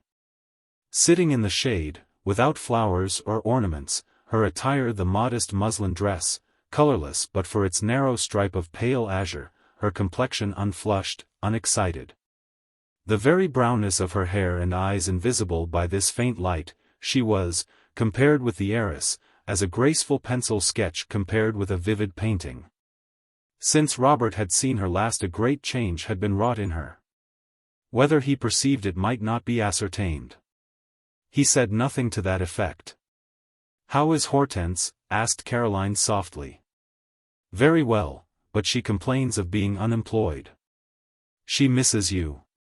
Tell her that I miss her, and that I write and read a portion of French every day. She will ask if you sent your love. She is always particular on that point. You know she likes attention. My best love, my very best. And say to her that whenever she has time to write me a little note I shall be glad to hear from her. What if I forget? I am not the surest messenger of compliments. No, don't forget, Robert. It is no compliment, it is in good earnest.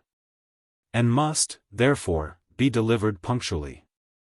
If you please. Hortense will be ready to shed tears. She is tender-hearted on the subject of her pupil, yet she reproaches you sometimes for obeying your uncle's injunctions too literally. Affection, like love, will be unjust now and then. And Caroline made no answer to this observation, for indeed her heart was troubled, and to her eyes she would have raised her handkerchief if she had dared. If she had dared, too, she would have declared how the very flowers in the garden of Hollow's cottage were dear to her, how the little parlor of that house was her earthly paradise. How she longed to return to it, as much almost as the first woman, in her exile, must have longed to revisit Eden. Not daring, however, to say these things, she held her peace. She sat quiet at Robert's side, waiting for him to say something more. It was long since this proximity had been hers, long since his voice had addressed her. Could she, with any show of probability, even of possibility, have imagined that the meeting gave him pleasure, to her it would have given deep bliss. Yet, even in doubt that it pleased, in dread that it might annoy him, she received the boon of the meeting as an imprisoned bird would the admission of sunshine to its cage. It was of no use arguing, contending against the sense of present happiness. To be near Robert was to be revived. Miss Keeldar laid down the papers. "And are you glad or sad for all these menacing tidings?" she inquired of her tenant. "Not precisely either, but I certainly am instructed. I see that our only plan is to be firm. I see that efficient preparation and a resolute attitude are the best means of averting bloodshed." He then inquired if she had observed some particular paragraph, to which she replied in the negative, and he rose to show it to her. He continued the conversation standing before her. From the tenor of what he said, it appeared evident that they both apprehended disturbances in the neighborhood of Briarfield, though in what form they expected them to break out was not specified. Neither Caroline nor Mrs. Prior asked questions. The subject did not appear to be regarded as one ripe for free discussion. Therefore the lady and her tenant were suffered to keep details to themselves, unimportuned by the curiosity of their listeners. Miss Keeldar, in speaking to Mr. Moore, took a tone at once animated and dignified, confidential and self-respecting. When, however, the candles were brought in, and the fire was stirred up, and the fullness of light thus produced rendered the expression of her countenance legible. You could see that she was all interest, life, and earnestness. There was nothing coquettish in her demeanor. Whatever she felt for Moore, she felt it seriously. And serious, too, were his feelings, and settled were his views, apparently, for he made no petty effort to attract, dazzle, or impress. He contrived, notwithstanding, to command a little. Because the deeper voice, however mildly modulated, the somewhat harder mind, now and then, though involuntarily and unintentionally, bore down by some peremptory phrase or tone the mellow accents and susceptible, if high, nature of Shirley. Miss Keeldar looked happy in conversing with him, and her joy seemed twofold, a joy of the past and present, of memory and of hope. What I have just said are Caroline's ideas of the pair. She felt what has just been described. In thus feeling she tried not to suffer, but suffered sharply nevertheless. She suffered, indeed, miserably. A few minutes before her famished heart had tasted a drop and crumb of nourishment, that, if freely given, would have brought back abundance of life where life was failing. But the generous feast was snatched from her, spread before another, and she remained but a bystander at the banquet. The clock struck 9, it was Caroline's time for going home. She gathered up her work, put the embroidery, the scissors, the thimble into her bag. She bade Mrs. Prior a quiet good night, receiving from that lady a warmer pressure of the hand than usual. She stepped up to Miss Keeldar. "Good night, Shirley." Shirley started up. "What? So soon? Are you going already? It is past 9. I never heard the clock. You will come again tomorrow, and you will be happy tonight, will you not? Remember our plans." "Yes," said Caroline, "I have not forgotten." Her mind misgave her that neither those plans nor any other could permanently restore her mental tranquility. She turned to Robert, who stood close behind her. As he looked up, the light of the candles on the mantelpiece fell full on her face. All its paleness, all its change, all its forlorn meaning were clearly revealed.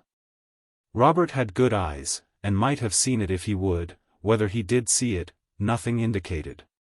"Good night," she said, shaking like a leaf, offering her thin hand hastily, anxious to part from him quickly. "You are going home?" he asked, not touching her hand. "Yes." "Is Fanny come for you?" "Yes." "I may as well accompany you a step of the way, not up to the rectory, though, lest my old friend Helstone should shoot me from the window." He laughed, and took his hat. Caroline spoke of unnecessary trouble. He told her to put on her bonnet and shawl. She was quickly ready, and they were soon both in the open air. Moore drew her hand under his arm, just in his old manner, that manner which she ever felt to be so kind. "You may run on, Fanny," he said to the housemaid, "we shall overtake you." And when the girl had got a little in advance, he enclosed Caroline's hand in his, and said he was glad to find she was a familiar guest at Fieldhead.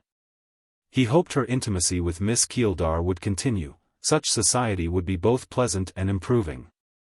Caroline replied that she liked Shirley. "And there is no doubt the liking is mutual," said Moore. "If she professes friendship, be certain she is sincere. She cannot feign, she scorns hypocrisy. And, Caroline, are we never to see you at Hollow's cottage again?" "I suppose not, unless my uncle should change his mind." "Are you much alone now?" "Yes, a good deal. I have little pleasure in any society but Miss Keeldar's." "Have you been quite well lately?" "Quite." "You must take care of yourself. Be sure not to neglect exercise." Do you know I fancied you somewhat altered, a little fallen away, and pale. Is your uncle kind to you? Yes, he is just as he always is. Not too tender, that is to say, not too protective and attentive. And what ails you, then? Tell me, Lena. Nothing, Robert. But her voice faltered. That is to say, nothing that you will tell me. I am not to be taken into confidence. Separation is then quite to estrange us, is it? I do not know. Sometimes I almost fear it is. But it ought not to have that effect. Should old acquaintance be forgot, and days lang syne? Robert, I don't forget. It is 2 months, I should think, Caroline, since you were at the cottage. Since I was within it, yes. Have you ever passed that way in your walk? I have come to the top of the field sometimes of an evening and looked down. Once I saw Hortense in the garden watering her flowers, and I know at what time you light your lamp in the counting-house. I have waited for it to shine out now and then, and I have seen you bend between it and the window. I knew it was you, I could almost trace the outline of your form. I wonder I never encountered you. I occasionally walk to the top of the Hollows fields after sunset. I know you do. I had almost spoken to you one night, you passed so near me. Did I? I passed near you, and did not see you. Was I alone? I saw you twice, and neither time were you alone. Who was my companion? Probably nothing but Joe Scott, or my own shadow by moonlight. No, neither Joe Scott nor your shadow, Robert. The first time you were with Mr. Yorke. And the second time what you call your shadow was a shape with a white forehead and dark curls, and a sparkling necklace round its neck. But I only just got a glimpse of you and that fairy shadow. I did not wait to hear you converse. It appears you walk invisible.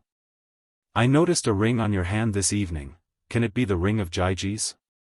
Henceforth, when sitting in the counting-house by myself, perhaps at dead of night, I shall permit myself to imagine that Caroline may be leaning over my shoulder reading with me from the same book. Or sitting at my side engaged in her own particular task, and now and then raising her unseen eyes to my face to read there my thoughts. You need fear no such infliction.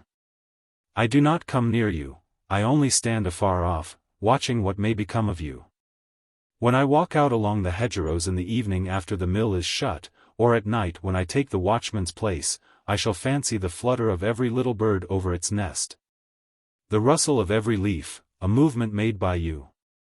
Tree shadows will take your shape, in the white sprays of hawthorn I shall imagine glimpses of you. Lena, you will haunt me. I will never be where you would not wish me to be, nor see nor hear what you would wish unseen and unheard.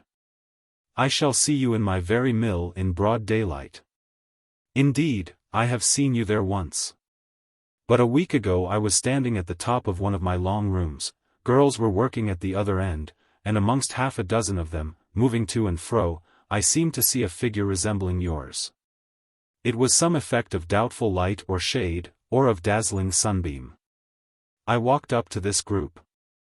What I sought had glided away, I found myself between 2 buxom lasses in pinafores. I shall not follow you into your mill, Robert, unless you call me there. Nor is that the only occasion on which imagination has played me a trick. One night, when I came home late from market, I walked into the cottage parlor thinking to find Hortense, but instead of her I thought I found you. There was no candle in the room. My sister had taken the light upstairs with her. The window blind was not drawn, and broad moonbeams poured through the panes. There you were, Lena, at the casement, shrinking a little to one side in an attitude not unusual with you. You were dressed in white, as I have seen you dressed at an evening party. For half a second your fresh, living face seemed turned towards me, looking at me. For half a second my idea was to go and take your hand, to chide you for your long absence, and welcome your present visit. 2 steps forward broke the spell. The drapery of the dress changed outline, the tints of the complexion dissolved, and were formless. Positively, as I reached the spot, there was nothing left but the sweep of a white muslin curtain, and a balsam plant in a flower pot, covered with a flush of bloom. Sic transit, etc. It was not my wraith, then? I almost thought it was. No, only gauze, crockery, and pink blossom, a sample of earthly illusions. I wonder you have time for such illusions, occupied as your mind must be. So do I. But I find in myself, Lena, two natures, one for the world and business, and one for home and leisure. Gerard Moore is a hard dog, brought up to mill and market. The person you call your cousin Robert is sometimes a dreamer, who lives elsewhere than in cloth hall and counting house. Your two natures agree with you. I think you are looking in good spirits and health. You have quite lost that harassed air which it often pained one to see in your face a few months ago. Do you observe that? Certainly I am disentangled of some difficulties. I have got clear of some shoals, and have more sea room. And, with a fair wind, you may now hope to make a prosperous voyage? I may hope it, yes, but hope is deceptive. There is no controlling wind or wave. Gusts and swells perpetually trouble the mariner's course. He dare not dismiss from his mind the expectation of tempest.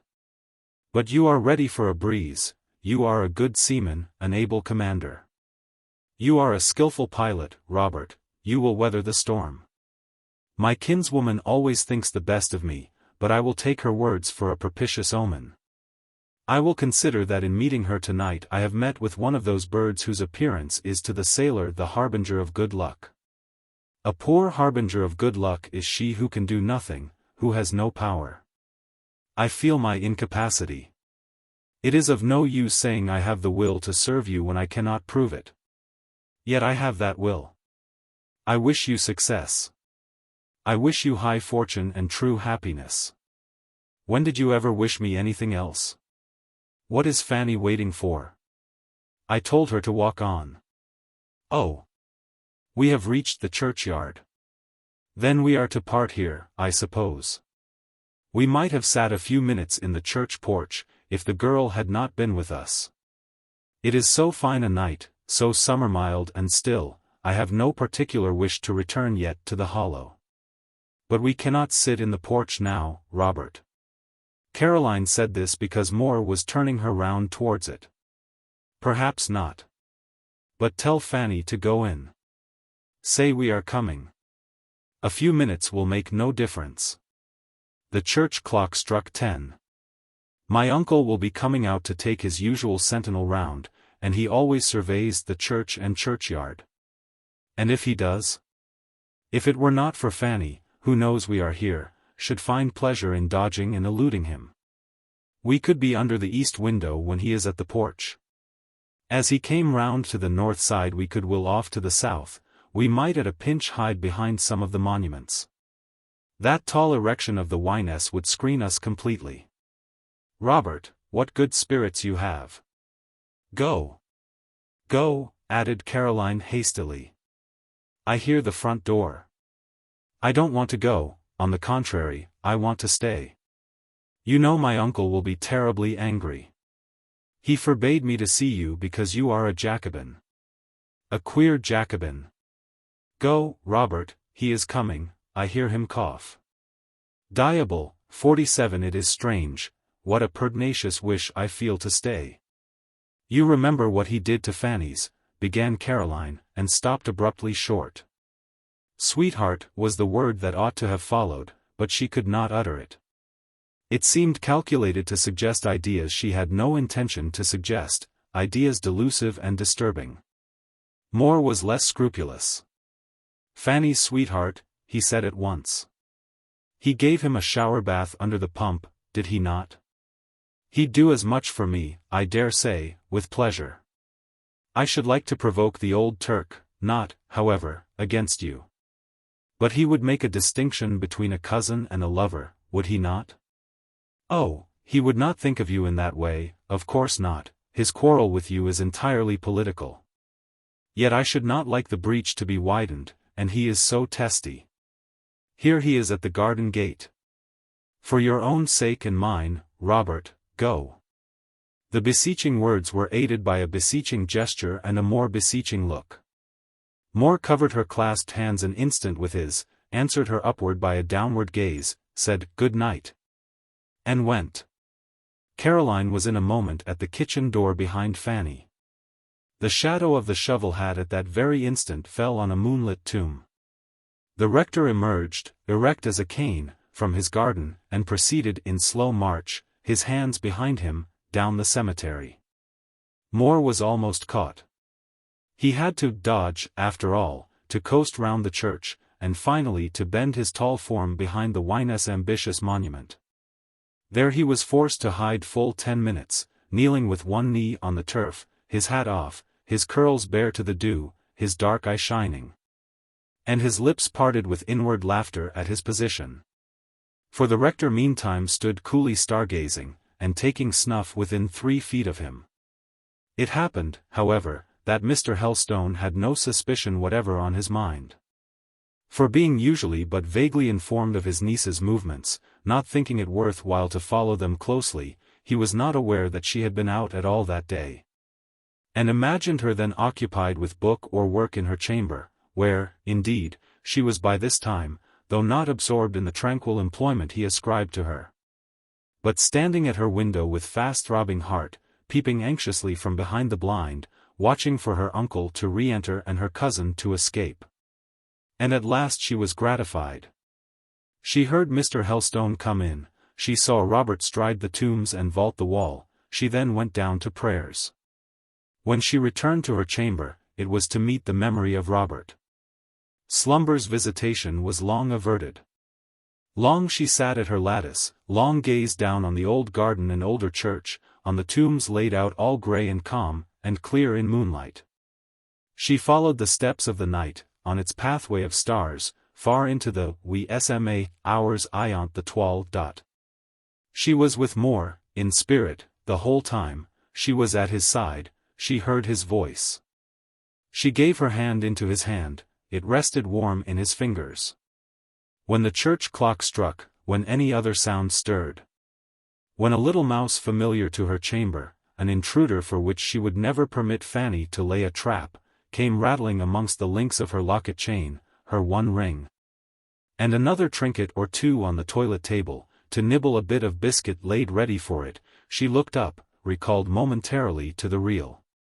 Then she said half aloud, as if deprecating the accusation of some unseen and unheard monitor, "I am not cherishing love dreams, I am only thinking because I cannot sleep. Of course, I know he will marry Shirley." With returning silence, with the lull of the chime, and the retreat of her small untamed and unknown protégé, she still resumed the dream, nestling to the vision's side, listening to, conversing with it. It paled at last. As dawn approached, the setting stars and breaking day dimmed the creation of fancy, the wakened song of birds hushed her whispers. The tale full of fire, quick with interest, borne away by the morning wind, became a vague murmur. The shape that, seen in a moonbeam, lived, had a pulse, had movement, wore health's glow and youth's freshness, turned cold and ghostly grey, confronted with the red of sunrise. It wasted. She was left solitary at last. She crept to her couch, chill and dejected. Chapter 14. Shirley seeks to be saved by works. "Of course, I know he will marry Shirley," were her first words when she rose in the morning. "And he ought to marry her. She can help him," she added firmly. "But I shall be forgotten when they are married," was the cruel succeeding thought. "Oh! I shall be wholly forgotten. And what shall I do when Robert is taken quite from me? Where shall I turn? My Robert! I wish I could justly call him mine. But I am poverty and incapacity, Shirley is wealth and power. And she is beauty too, and love. I cannot deny it. This is no sordid suit. She loves him, not with inferior feelings. She loves, or will love, as he must feel proud to be loved. Not a valid objection can be made. Let them be married, then. But afterwards I shall be nothing to him. As for being his sister, and all that stuff, I despise it. I will either be all or nothing to a man like Robert. No feeble shuffling or false cant is endurable. Once let that pair be united, and I will certainly leave them. As for lingering about, playing the hypocrite, and pretending to calm sentiments of friendship, when my soul will be wrung with other feelings, I shall not descend to such degradation. As little could I fill the place of their mutual friend as that of their deadly foe, as little could I stand between them as trample over them. Robert is a first-rate man, in my eyes. I have loved, do love, and must love him. I would be his wife if I could. As I cannot, I must go where I shall never see him. There is but one alternative, to cleave to him as if I were a part of him, or to be sundered from him wide as the two poles of a sphere. Sunder me then, Providence. Part us speedily. Some such aspirations as these were again working in her mind late in the afternoon, when the apparition of one of the personages haunting her thoughts passed the parlour window. Miss Keeldar sauntered slowly by, her gait, her countenance, wearing that mixture of wistfulness and carelessness which, when quiescent, was the wonted cast of her look and character of her bearing.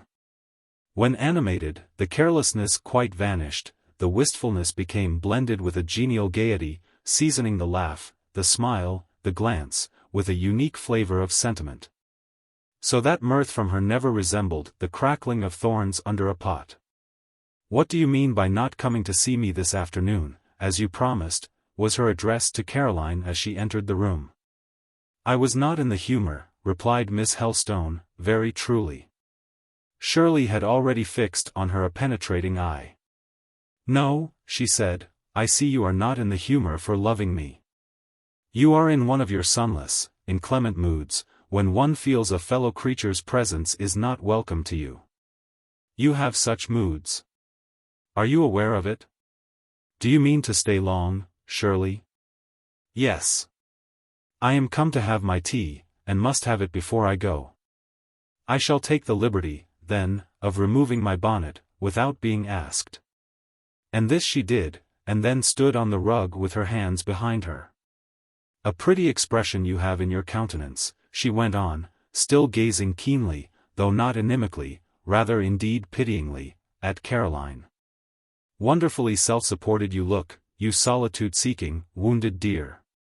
Are you afraid Shirley will worry you if she discovers that you are hurt, and that you bleed?"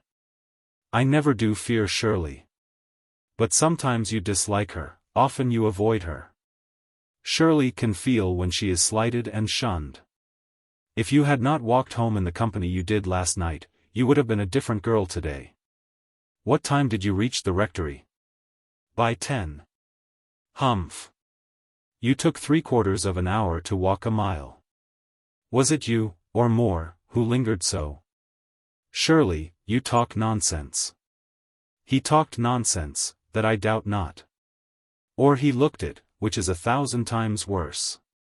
I see the reflection of his eyes on your forehead at this moment. I feel disposed to call him out, if I could only get a trustworthy second. I feel desperately irritated. I felt so last night, and have felt it all day. You don't ask me why," she proceeded, after a pause, "you little silent, over-modest thing. And you don't deserve that I should pour out my secrets into your lap without an invitation. Upon my word, I could have found it in my heart to have dogged more yesterday evening with dire intent. I have pistols, and can use them." "Stuff, Shirley.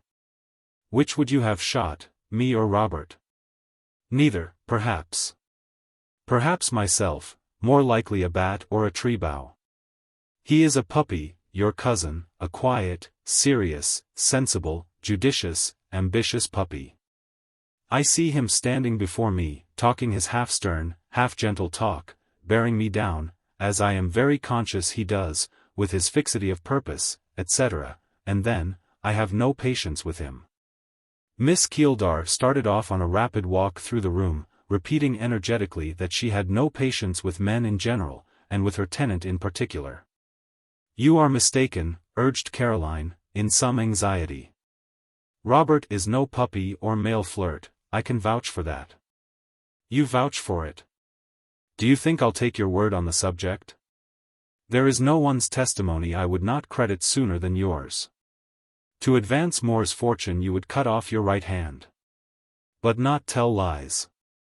And if I speak the truth, I must assure you that he was just civil to me last night, that was all. I never asked what he was. I can guess. I saw him from the window take your hand in his long fingers, just as he went out at my gate. That is nothing. I am not a stranger, you know. I am an old acquaintance, and his cousin. I feel indignant, and that is the long and short of the matter, responded Miss Keeldar. All my comfort, she added presently, is broken up by his maneuvers. He keeps intruding between you and me. Without him we should be good friends, but that 6 feet of puppyhood makes a perpetually recurring eclipse of our friendship. Again and again he crosses and obscures the disk I want always to see clear, ever and anon he renders me to you a mere bore and nuisance. No, Shirley, no. He does. You did not want my society this afternoon, and I feel it hard. You are naturally somewhat reserved, but I am a social personage who cannot live alone.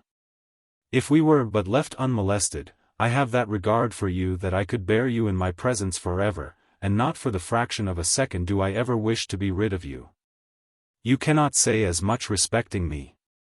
Shirley, I can say anything you wish. Shirley, I like you. You will wish me at Jericho tomorrow, Lena. I shall not.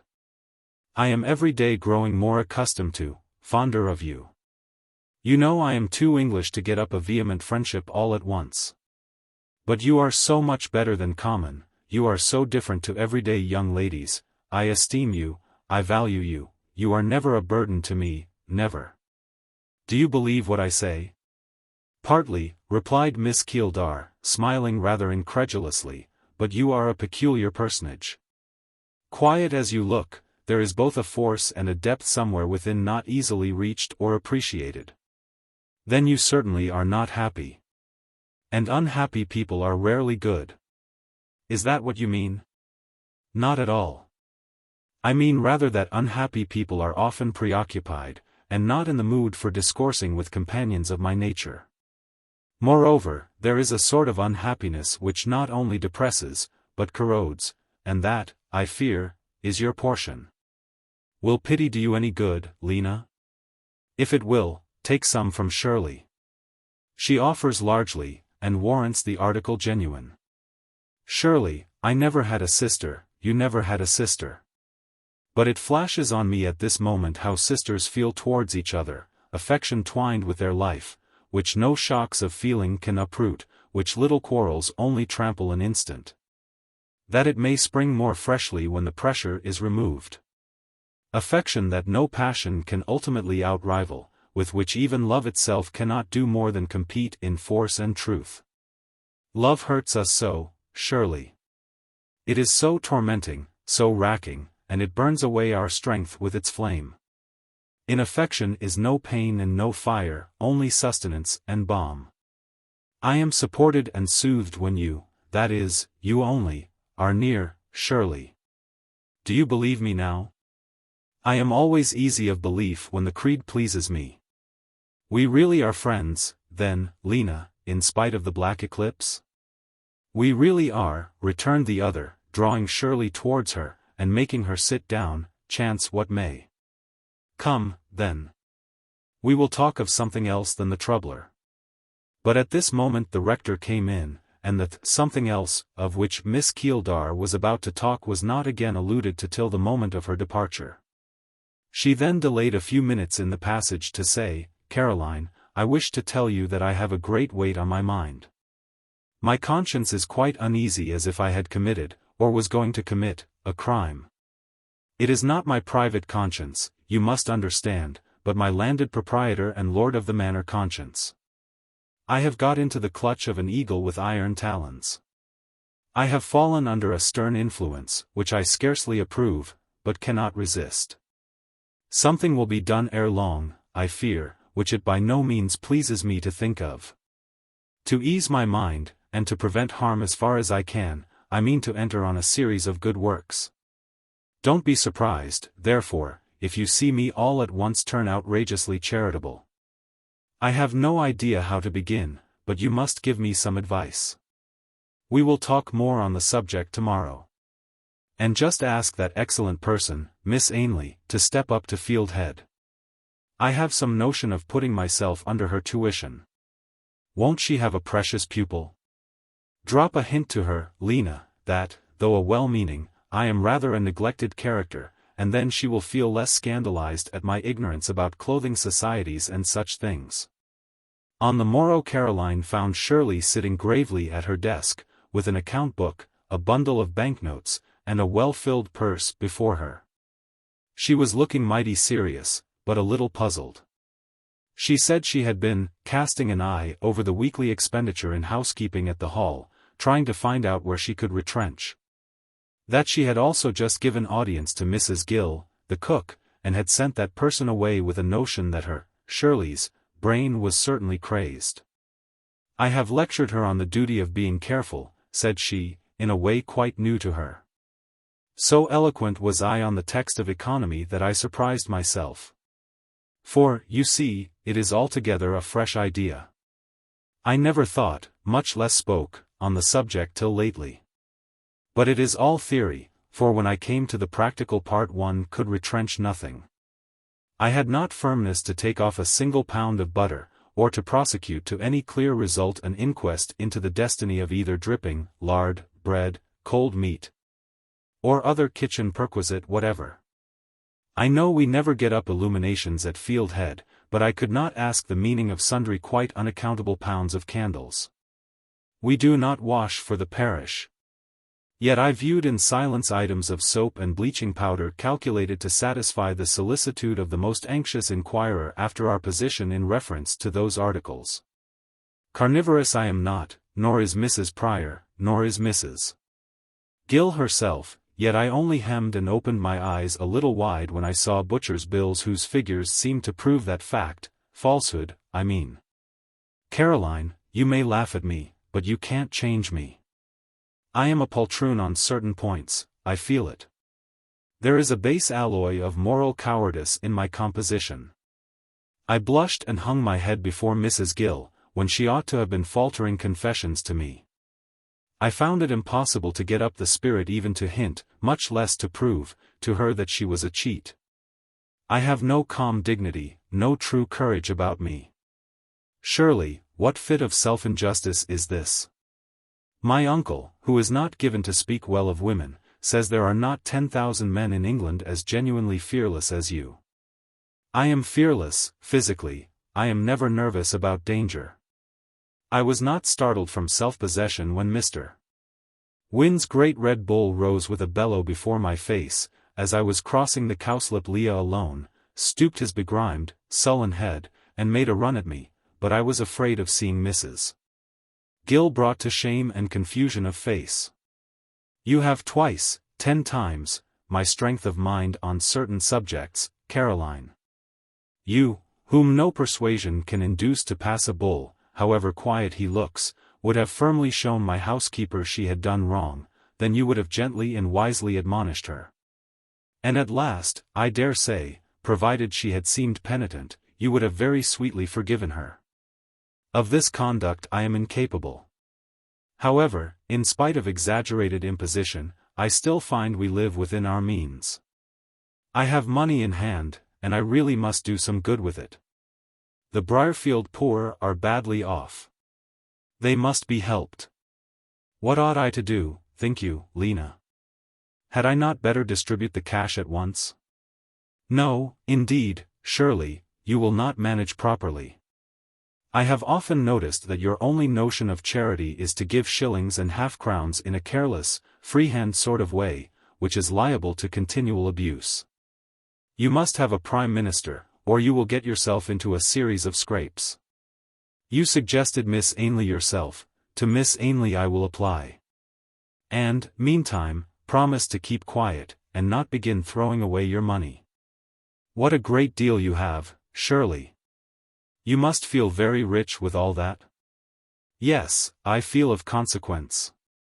It is not an immense sum, but I feel responsible for its disposal, and really this responsibility weighs on my mind more heavily than I could have expected. They say that there are some families almost starving to death in Briarfield. Some of my own cottagers are in wretched circumstances. I must and will help them. Some people say we shouldn't give alms to the poor, Shirley. They are great fools for their pains. For those who are not hungry, it is easy to palaver about the degradation of charity, and so on, but they forget the brevity of life, as well as its bitterness. We have none of us long to live. Let us help each other through seasons of want and woe as well as we can, without heeding in the least the scruples of vain philosophy. But you do help others, Shirley. You give a great deal as it is. Not enough. I must give more, or, I tell you, my brother's blood will some day be crying to heaven against me. For, after all, if political incendiaries come here to kindle conflagration in the neighborhood, and my property is attacked, I shall defend it like a tigress, I know I shall. Let me listen to Mercy as long as she is near me. Her voice once drowned by the shout of ruffian defiance, and I shall be full of impulses to resist and quell. If once the poor gather and rise in the form of the mob, I shall turn against them as an aristocrat. If they bully me, I must defy; if they attack, I must resist, and I will. You talk like Robert. I feel like Robert, only more fierily. Let them meddle with Robert, or Robert's mill, or Robert's interests, and I shall hate them. At present I am no patrician, nor do I regard the poor around me as plebeians. But if once they violently wrong me or mine, and then presume to dictate to us, I shall quite forget pity for their wretchedness and respect for their poverty. In scorn of their ignorance and wrath at their insolence. Shirley, how your eyes flash! Because my soul burns. Would you, any more than me, let Robert be borne down by numbers? If I had your power to aid Robert, I would use it as you mean to use it. If I could be such a friend to him as you can be, I would stand by him, as you mean to stand by him, till death. And now, Lena, though your eyes don't flash, they glow. You drop your lids. But I saw a kindled spark. However, it is not yet come to fighting. What I want to do is to prevent mischief. I cannot forget, either day or night, that these embittered feelings of the poor against the rich have been generated in suffering. They would neither hate nor envy us if they did not deem us so much happier than themselves. To allay this suffering, and thereby lessen this hate, let me, out of my abundance, give abundantly, and that the donation may go farther, let it be made wisely. To that intent, we must introduce some clear, calm, practical sense into our counsels. So go and fetch Miss Ainley. Without another word Caroline put on her bonnet and departed. It may, perhaps, appear strange that neither she nor Shirley thought of consulting Mrs. Pryor on their scheme, but they were wise in abstaining. To have consulted her, and this they knew by instinct, would only have been to involve her in painful embarrassment. She was far better informed, better read, a deeper thinker than Miss Ainley, but of administrative energy, of executive activity, she had none. She would subscribe her own modest mite to a charitable object willingly, secret almsgiving suited her, but in public plans, on a large scale, she could take no part. As to originating them, that was out of the question.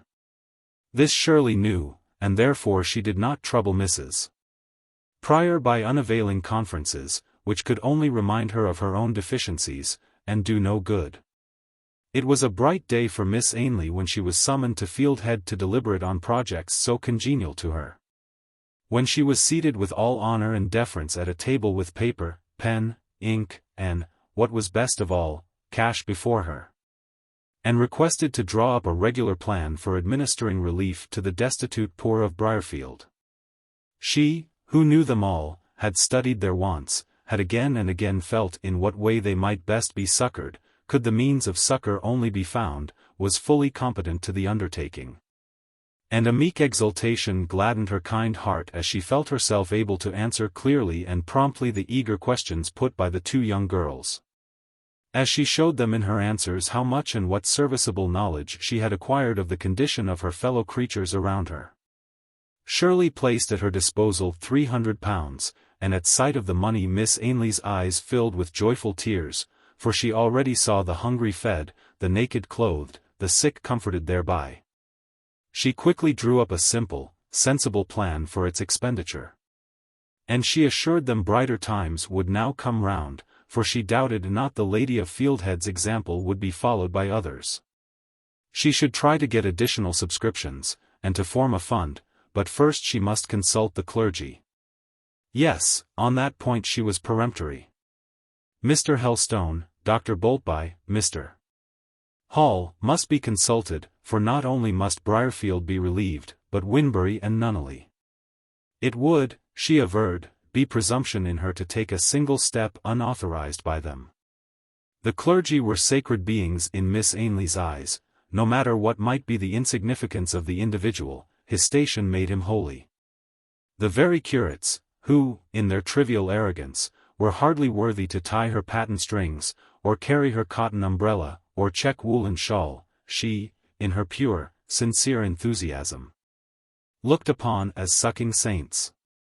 No matter how clearly their little vices and enormous absurdities were pointed out to her, she could not see them, she was blind to ecclesiastical defects. The white surplice covered a multitude of sins. Shirley, knowing this harmless infatuation on the part of her recently chosen Prime Minister, stipulated expressly that the curates were to have no voice in the disposal of the money.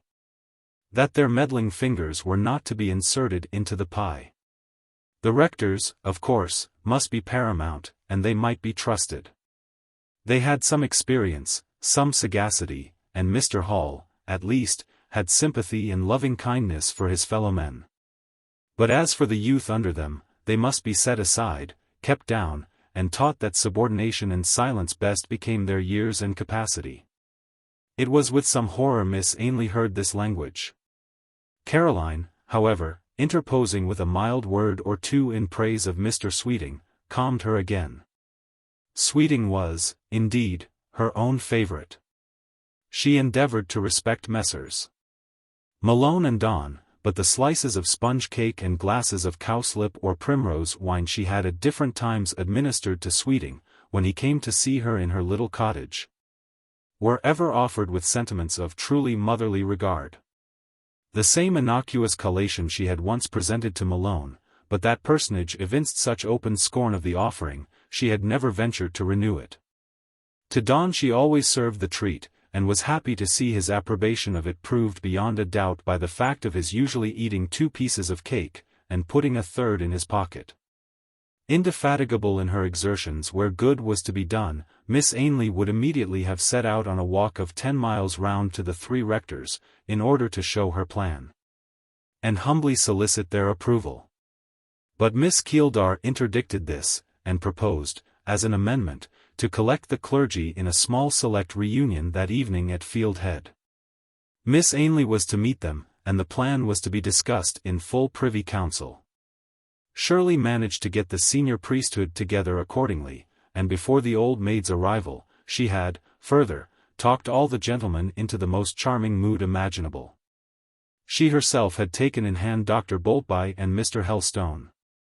The first was a stubborn old Welshman, hot, opinionated, and obstinate, but withal a man who did a great deal of good, though not without making some noise about it. The latter we know. She had rather a friendly feeling for both, especially for old Helstone, and it cost her no trouble to be quite delightful to them. She took them round the garden, she gathered them flowers. She was like a kind daughter to them. Mr. Hall she left to Caroline, or rather, it was to Caroline's care Mr. Hall consigned himself. He generally sought Caroline in every party where she and he happened to be. He was not in general a ladies' man, though all ladies liked him. Something of a bookworm he was, near-sighted, spectacled, now and then abstracted. To old ladies he was kind as a son. To men of every occupation and grade he was acceptable. The truth, simplicity, frankness of his manners, the nobleness of his integrity, the reality and elevation of his piety, won him friends in every grade. His poor clerk and sexton delighted in him. The noble patron of his living esteemed him highly. It was only with young, handsome, fashionable, and stylish ladies he felt a little shy. Being himself a plain man, plain in aspect, plain in manners, plain in speech, he seemed to fear their dash, elegance, and airs. But Miss Helstone had neither dash nor airs, and her native elegance was of a very quiet order, quiet as the beauty of a ground-loving hedge-flower. He was a fluent, cheerful, agreeable talker. Caroline could talk too in a tête-à-tête. She liked Mr. Hall to come and take the seat next her in a party, and thus secure her from Peter Augustus Malone, Joseph Donne, or John Sykes, and Mr. Hall never failed to avail himself of this privilege when he possibly could. Such preference shown by a single gentleman to a single lady would certainly, in ordinary cases, have set in motion the tongues of the gossips. But Cyril Hall was 45 years old, slightly bald, and slightly grey, and nobody ever said or thought he was likely to be married to Miss Helstone. Nor did he think so himself. He was wedded already to his books and his parish. His kind sister Margaret, spectacled and learned like himself, made him happy in his single state. He considered it too late to change. Besides, he had known Caroline as a pretty little girl. She had sat on his knee many a time, he had bought her toys and given her books. He felt that her friendship for him was mixed with a sort of filial respect. He could not have brought himself to attempt to give another color to her sentiments, and his serene mind could glass a fair image without feeling its depths troubled by the reflection. When Miss Ainley arrived, she was made kindly welcome by everyone. Mrs. Prior and Margaret Hall made room for her on the sofa between them. And when the three were seated, they formed a trio which the gay and thoughtless would have scorned, indeed, as quite worthless and unattractive, a middle-aged widow and two plain, spectacled old maids, yet which had its own quiet value, as many a suffering and friendless human being knew. Shirley opened the business and showed the plan. "I know the hand which drew up that," said Mr. Hall, glancing at Miss Ainley, and smiling benignantly. His approbation was won at once. Boltby heard and deliberated with bent brow and protruded under lip. His consent he considered too weighty to be given in a hurry. Helstone glanced sharply round with an alert, suspicious expression, as if he apprehended that female craft was at work. And that something in petticoats was somehow trying underhand to acquire too much influence, and make itself of too much importance. Shirley caught and comprehended the expression. "This scheme is nothing," said she carelessly. "It is only an outline, a mere suggestion. You, gentlemen, are requested to draw up rules of your own." And she directly fetched her writing case, smiling queerly to herself as she bent over the table where it stood. She produced a sheet of paper, a new pen, drew an armchair to the table, and presenting her hand to old Helstone, begged permission to install him in it. For a minute he was a little stiff, and stood wrinkling his copper-colored forehead strangely. At last he muttered, "Well, you are neither my wife nor my daughter, so I'll be led for once. But mind, I know I am led. Your little female maneuvers don't blind me." "Oh," said Shirley, dipping the pen in the ink, and putting it into his hand, "you must regard me as Captain Keeldar today. This is quite a gentleman's affair, yours and mine entirely, Doctor," so she had dubbed the rector. "The ladies there are only to be our aides de camp, and at their peril they speak, till we have settled the whole business." He smiled a little grimly, and began to write. He soon interrupted himself to ask questions, and consult his brethren, disdainfully lifting his glance over the curly heads of the two girls and the demure caps of the elder ladies, to meet the winking glasses and grey pates of the priests.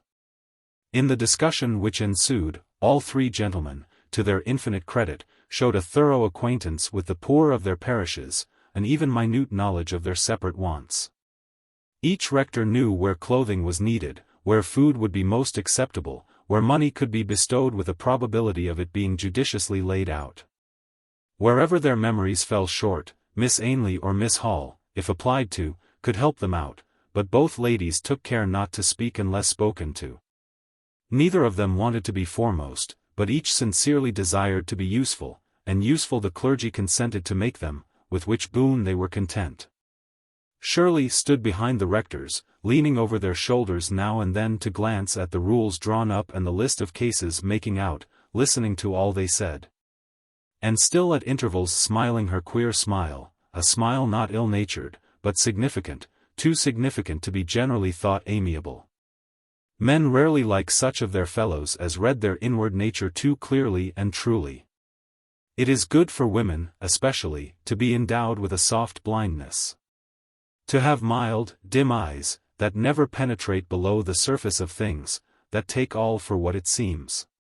Thousands, knowing this, keep their eyelids drooped on system. But the most downcast glance has its loophole, through which it can, on occasion, take its sentinel survey of life. I remember once seeing a pair of blue eyes, that were usually thought sleepy, secretly on the alert, and I knew by their expression, an expression which chilled my blood. It was in that quarter so wondrously unexpected, that for years they had been accustomed to silent soul reading. The world called the owner of these blue eyes bonne petite femme 50, she was not an Englishwoman. I learned her nature afterwards, got it off by heart, studied it in its farthest, most hidden recesses. She was the finest, deepest, subtlest schemer in Europe. When all was at length settled to Miss Keeldar's mind, and the clergy had entered so fully into the spirit of her plans as to head the subscription list with their signatures for £50 each. She ordered supper to be served, having previously directed Mrs. Gill to exercise her utmost skill in the preparation of this repast. Mr. Hall was no bon vivant, he was naturally an abstemious man, indifferent to luxury. But Boltby and Helstone both liked good cookery. The recherché supper consequently put them into excellent humor. They did justice to it, though in a gentlemanly way, not in the mode Mr. Donne would have done had he been present. A glass of fine wine was likewise tasted, with discerning though most decorous relish. Captain Keeldar was complimented on his taste. The compliment charmed him. It had been his aim to gratify and satisfy his priestly guests. He had succeeded, and was radiant with glee. Chapter 15. Mr. Donne's Exodus. The next day Shirley expressed to Caroline how delighted she felt that the little party had gone off so well. "I rather like to entertain a circle of gentlemen," said she. "It is amusing to observe how they enjoy a judiciously concocted repast. For ourselves, you see, these choice wines and these scientific dishes are of no importance to us. But gentlemen seem to retain something of the naivete of children about food, and one likes to please them, that is, when they show the becoming, decent self-government of our admirable rectors. I watch more sometimes, to try and discover how he can be pleased, but he has not that child simplicity about him. Did you ever find out his accessible point, Caroline? You have seen more of him than I." "It is not, at any rate, that of my uncle and Dr. Boltby," returned Caroline, smiling. She always felt a sort of shy pleasure in following Miss Keeldar's lead respecting the discussion of her cousin's character. Left to herself, she would never have touched on the subject. But when invited, the temptation of talking about him of whom she was ever thinking was irresistible. "But," she added, "I really don't know what it is, for I never watched Robert in my life, but my scrutiny was presently baffled by finding he was watching me." "There it is," exclaimed Shirley. "You can't fix your eyes on him but his presently flash on you. He is never off his guard. He won't give you an advantage. Even when he does not look at you, his thoughts seem to be busy amongst your own thoughts, tracing your words and actions to their source, contemplating your motives at his ease. Oh! I know that sort of character, or something in the same style. It is one that piques me singularly. How does it affect you?" This question was a specimen of one of Shirley's sharp, sudden turns. Caroline used to be fluttered by them at first, but she had now got into the way of parrying these home thrusts like a little Quakeress. "Pique you? In what way does it pique you?" she said. "Here he comes," suddenly exclaimed Shirley, breaking off, starting up and running to the window. "Here comes a diversion. I never told you of a superb conquest I have made lately, made at those parties to which I can never persuade you to accompany me. And the thing has been done without effort or intention on my part, that I aver. There is the bell, and, by all that's delicious. There are 2 of them. Do they never hunt, then, except in couples? You may have one, Lena, and you may take your choice. I hope I am generous enough. Listen to Tartar. The black-muzzled, tawny dog, a glimpse of which was seen in the chapter which first introduced its mistress to the reader, here gave tongue in the hall.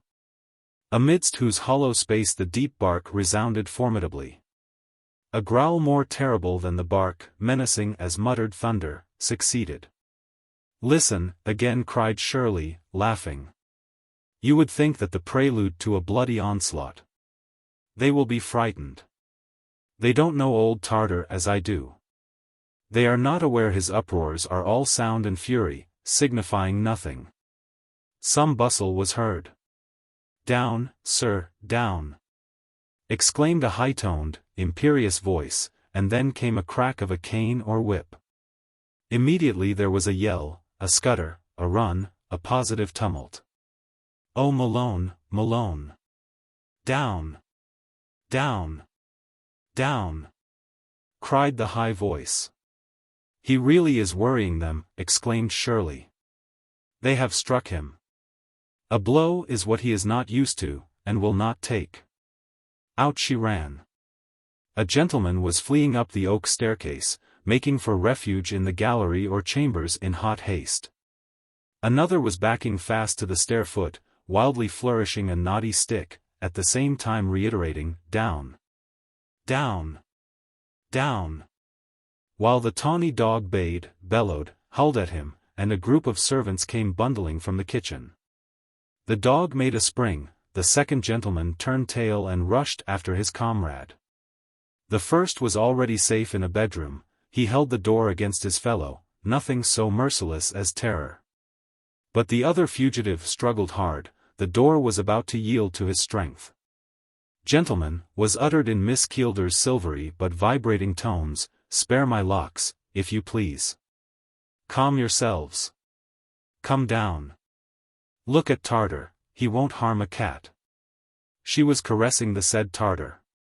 He lay crouched at her feet, his 4 paws stretched out, his tail still in threatening agitation, his nostrils snorting, his bulldog eyes conscious of a dull fire.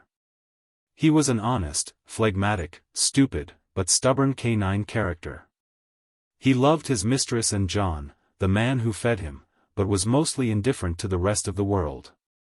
Quiet enough he was, unless struck or threatened with a stick, and that put a demon into him at once. Mr. Malone, how do you do, continued Shirley, lifting up her mirth-lit face to the gallery. That is not the way to the oak parlor, that is Mrs. Pryor's apartment. Request your friend Mr. Donne to evacuate.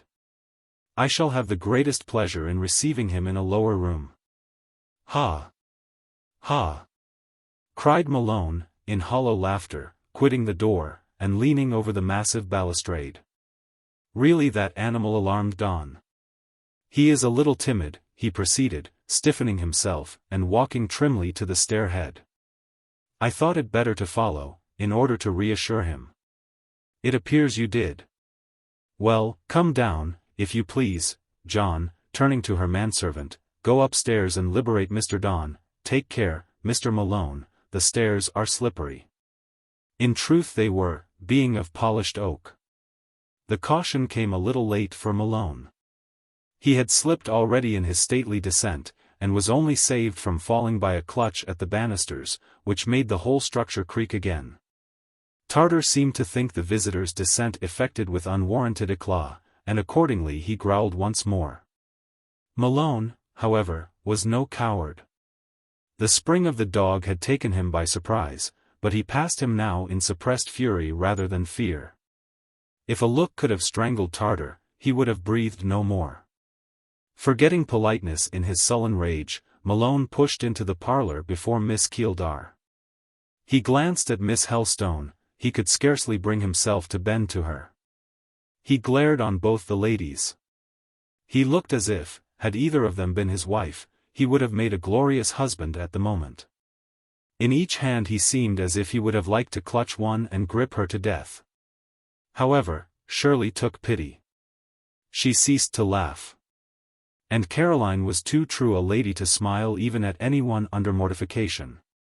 Tartar was dismissed, Peter Augustus was soothed, for Shirley had looks and tones that might soothe a very bull.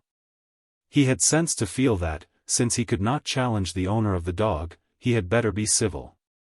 And civil he tried to be. And his attempts being well received, he grew presently very civil and quite himself again. He had come, indeed, for the express purpose of making himself charming and fascinating. Rough portents had met him on his first admission to Fieldhead, but that passage got over, charming and fascinating he resolved to be. Like March, having come in like a lion, he purposed to go out like a lamb. For the sake of air, as it appeared, or perhaps for that of ready exit in case of some new emergency arising, he took his seat, not on the sofa, where Miss Keeldar offered him enthronization, nor yet near the fireside, to which Caroline, by a friendly sign, gently invited him, but on a chair close to the door. Being no longer sullen or furious, he grew, after his fashion, constrained and embarrassed. He talked to the ladies by fits and starts, choosing for topics whatever was most intensely commonplace. He sighed deeply, significantly, at the close of every sentence, he sighed in each pause, he sighed ere he opened his mouth. At last, finding it desirable to add ease to his other charms, he drew forth to aid him an ample silk pocket-handkerchief. This was to be the graceful toy with which his unoccupied hands were to trifle. He went to work with a certain energy. He folded the red and yellow square cornerwise, he whipped it open with a waft. Again he folded it in narrower compass, he made of it a handsome band. To what purpose would he proceed to apply the ligature? Would he wrap it about his throat, his head? Should it be a comforter or a turban? Neither. Peter Augustus had an inventive, an original genius. He was about to show the ladies graces of action possessing at least the charm of novelty. He sat on the chair with his athletic Irish legs crossed, and these legs, in that attitude, he circled with the bandana and bound firmly together. It was evident he felt this device to be worth an encore, he repeated it more than once. The second performance sent Shirley to the window, to laugh her silent but irrepressible laugh unseen. It turned Caroline's head aside, that her long curls might screen the smile mantling on her features. Miss Helstone, indeed, was amused by more than one point in Peter's demeanor. She was edified at the complete though abrupt diversion of his homage from herself to the heiress. The £5,000 he supposed her likely one day to inherit were not to be weighed in the balance against Miss Keeldar's estate and hall. He took no pains to conceal his calculations and tactics. He pretended to no gradual change of views, he wheeled about at once. The pursuit of the lesser fortune was openly relinquished for that of the greater. On what grounds he expected to succeed in his chase himself best knew, certainly not by skillful management. From the length of time that elapsed, it appeared that John had some difficulty in persuading Mr. Donne to descend. At length, however, that gentleman appeared. Nor, as he presented himself at the oak parlour door, did he seem in the slightest degree ashamed or confused, not a whit.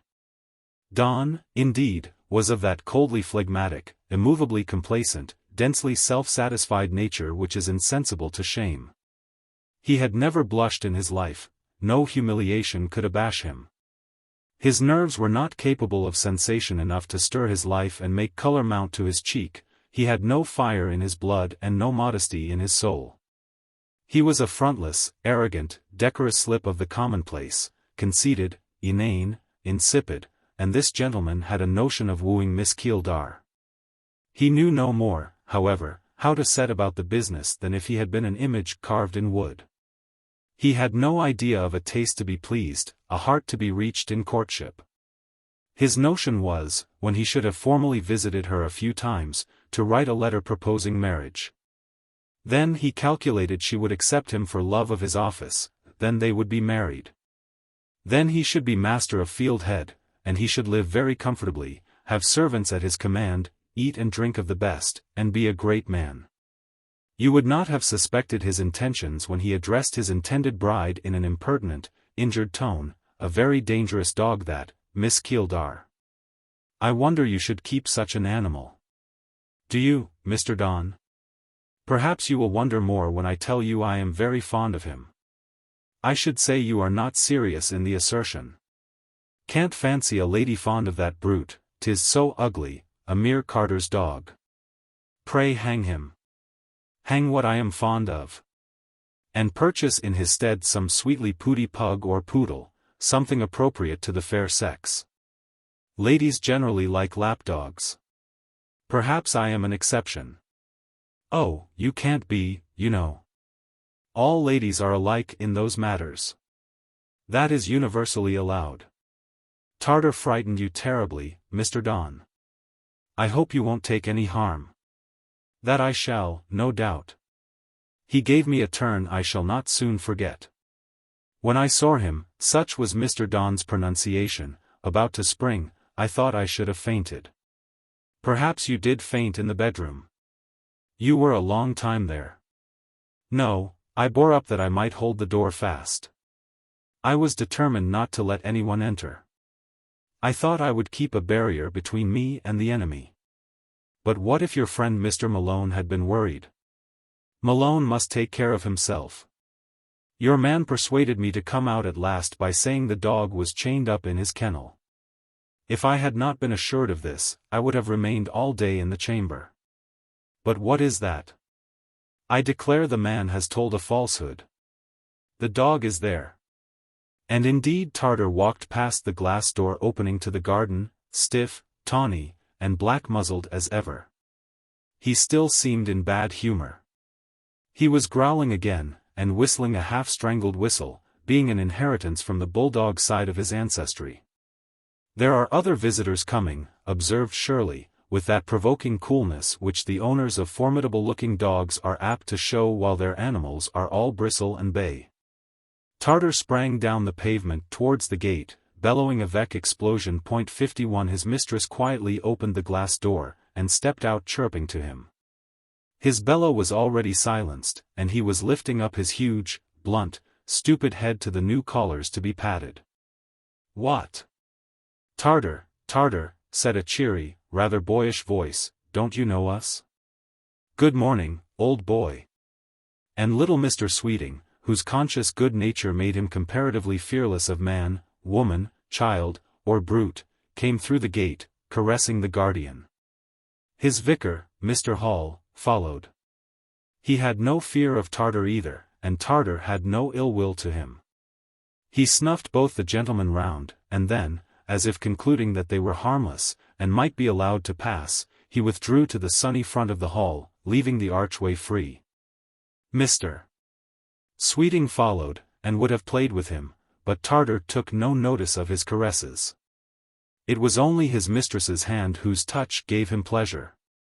To all others he showed himself obstinately insensible. Shirley advanced to meet Messrs. Hall and Sweeting, shaking hands with them cordially.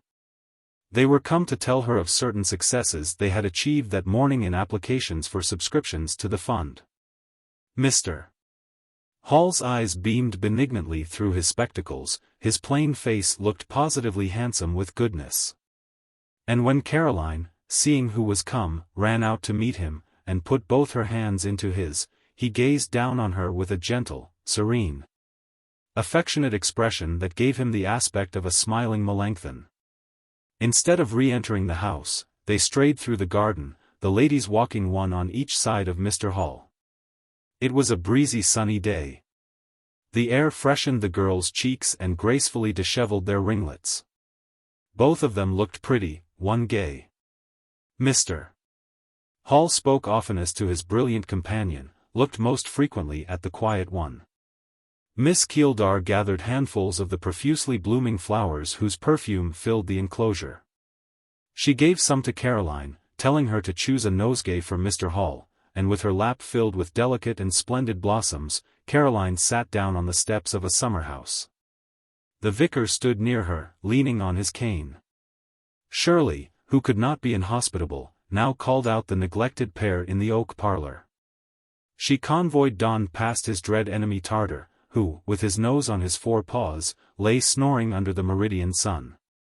Donne was not grateful, he never was grateful for kindness and attention, but he was glad of the safeguard.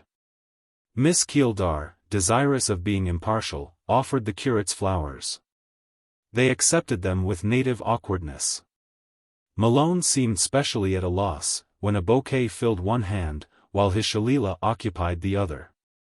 Donne's "thank you" was rich to hear. It was the most fatuous and arrogant of sounds, implying that he considered this offering a homage to his merits, and an attempt on the part of the heiress to ingratiate herself into his priceless affections.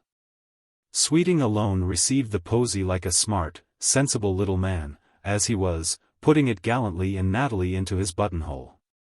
As a reward for his good manners, Miss Keeldar, beckoning him apart, gave him some commission, which made his eyes sparkle with glee. Away he flew, round by the courtyard to the kitchen. No need to give him directions, he was always at home everywhere. Ere long he reappeared, carrying a round table, which he placed under the cedar. Then he collected 6 garden chairs from various nooks and bowers in the grounds, and placed them in a circle. The parlour-maid, Miss Keeldar kept no footman, came out, bearing a napkin-covered tray. Sweeting's nimble fingers aided in disposing glasses, plates, knives, and forks. He assisted her too in setting forth a neat luncheon, consisting of cold chicken, ham, and tarts. This sort of impromptu regale it was Shirley's delight to offer any chance guests. And nothing pleased her better than to have an alert, obliging little friend, like Sweeting, to run about her hand, cheerily receive and briskly execute her hospitable hints. David and she were on the best terms in the world, and his devotion to the heiress was quite disinterested, since it prejudiced in nothing his faithful allegiance to the magnificent Dora Sykes. The repast turned out a very merry one. Donne and Malone, indeed, contributed but little to its vivacity, the chief part they played in it being what concerned the knife, fork, and wineglass. But where 4 such natures as Mr. Hall, David Sweeting, Shirley, and Caroline were assembled in health and amity, on a green lawn, under a sunny sky, amidst a wilderness of flowers, there could not be ungenial dullness. In the course of conversation Mr. Hall reminded the ladies that Whitsuntide was approaching, when the grand united Sunday school tea-drinking and procession of the 3 parishes of Briarfield, Winbury, and Nunneley were to take place. Caroline, he knew, would be at her post as teacher, he said, and he hoped Miss Keeldar would not be wanting. He hoped she would make her first public appearance amongst them at that time. Shirley was not the person to miss an occasion of this sort. She liked festive excitement, a gathering of happiness, a concentration and combination of pleasant details, a throng of glad faces, a muster of elated hearts. She told Mr. Hall they might count on her with security. She did not know what she would have to do, but they might dispose of her as they pleased. And, said Caroline, you will promise to come to my table, and to sit near me, Mr. Hall? I shall not fail, Deo volenti, said he. I have occupied the place on her right hand at these monster tea-drinkings for the last 6 years, he proceeded, turning to Miss Keeldar. They made her a Sunday school teacher when she was a little girl of 12. She is not particularly self-confident by nature, as you may have observed. And the first time she had to take a tray, as the phrase is, and make tea in public, there was some piteous trembling and flushing. I observed the speechless panic, the cups shaking in the little hand, and the overflowing teapot filled too full from the urn. I came to her aid, took a seat near her, managed the urn and the slop basin, and in fact made the tea for her like any old woman. I was very grateful to you, interposed Caroline. You were. You told me so with an earnest sincerity that repaid me well, inasmuch as it was not like the majority of little ladies of 12, whom you may help and caress forever without their evincing any quicker sense of the kindness done and meant than if they were made of wax and wood instead of flesh and nerves. She kept close to me, Miss Keeldar, the rest of the evening, walking with me over the grounds where the children were playing. She followed me into the vestry when all were summoned into church. She would, I believe, have mounted with me to the pulpit, had I not taken the previous precaution of conducting her to the rectory pew. And he has been my friend ever since, said Caroline. And always sat at her table, near her tray, and handed the cups. That is the extent of my services. The next thing I do for her will be to marry her some day to some curate or mill owner. But mind, Caroline, I shall inquire about the bridegroom's character. And if he is not a gentleman likely to render happy the little girl who walked with me hand in hand over Nunneley Common, I will not officiate. So take care. The caution is useless. I am not going to be married. I shall live single, like your sister Margaret, Mr. Hall. Very well. You might do worse. Margaret is not unhappy. She has her books for a pleasure, and her brother for a care, and is content. If ever you want a home, if the day should come when Briarfield Rectory is yours no longer, come to Nunneley Vicarage. Should the old maid and bachelor be still living, they will make you tenderly welcome. There are your flowers. Now, said Caroline, who had kept the nosegay she had selected for him till this moment, you don't care for a bouquet, but you must give it to Margaret.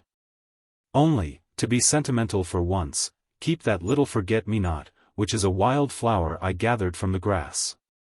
And, to be still more sentimental, let me take 2 or 3 of the blue blossoms and put them in my souvenir. And she took out a small book with enamelled cover and silver clasp, wherein, having opened it, she inserted the flowers, writing round them in pencil, to be kept for the sake of the Rev.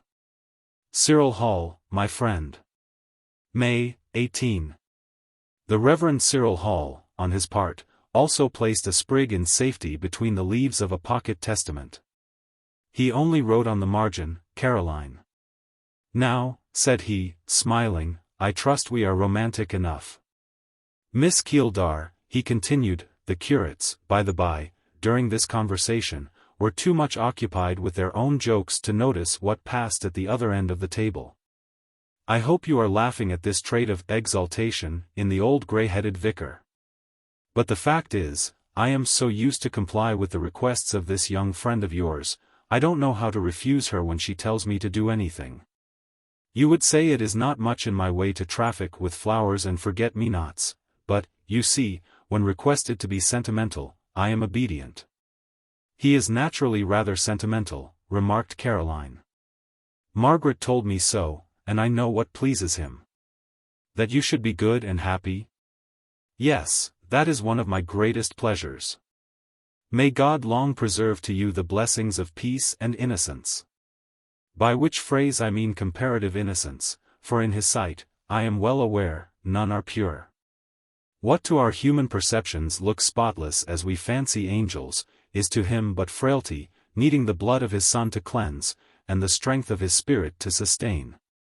Let us each and all cherish humility, as you, my young friends.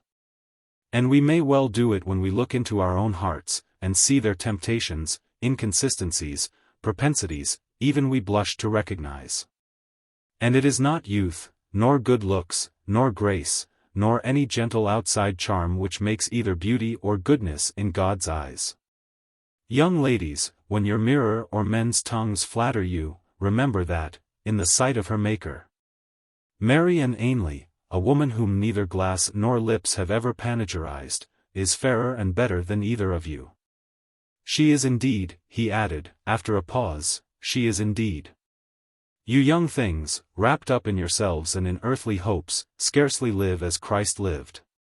Perhaps you cannot do it yet, while existence is so sweet and earth so smiling to you, it would be too much to expect. She, with meek heart and due reverence, treads close in her Redeemer's steps. Here the harsh voice of Donne broke in on the mild tones of Mr. Hall.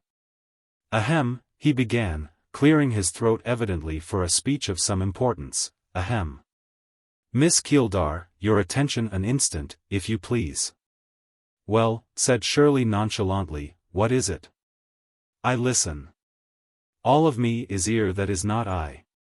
I hope part of you is hand also, returned Donne, in his vulgarly presumptuous and familiar style, and part purse. It is to the hand and purse I propose to appeal. I came here this morning with a view to beg of you. You should have gone to Mrs. Gill, she is my almoner. To beg of you a subscription to a school. I and Dr. Boltby intend to erect one in the hamlet of Ecclefig, which is under our vicarage of Winbury. The Baptists have got possession of it. They have a chapel there, and we want to dispute the ground. But I have nothing to do with Ecclefig. I possess no property there. What does that signify? You're a churchwoman, ain't you? Admirable creature, muttered Shirley, under her breath. Exquisite address. Fine style.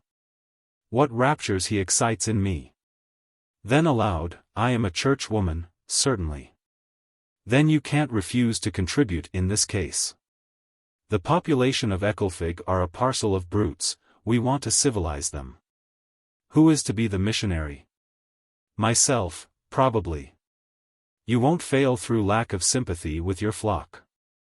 I hope not, I expect success, but we must have money.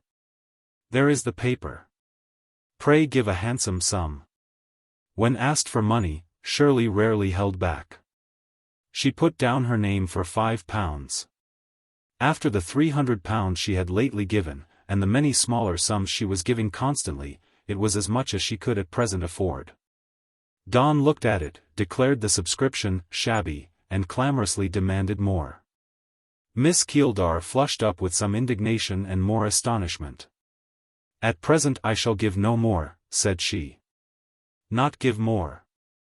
Why, I expected you to head the list with a cool 100. With your property, you should never put down a signature for less. She was silent.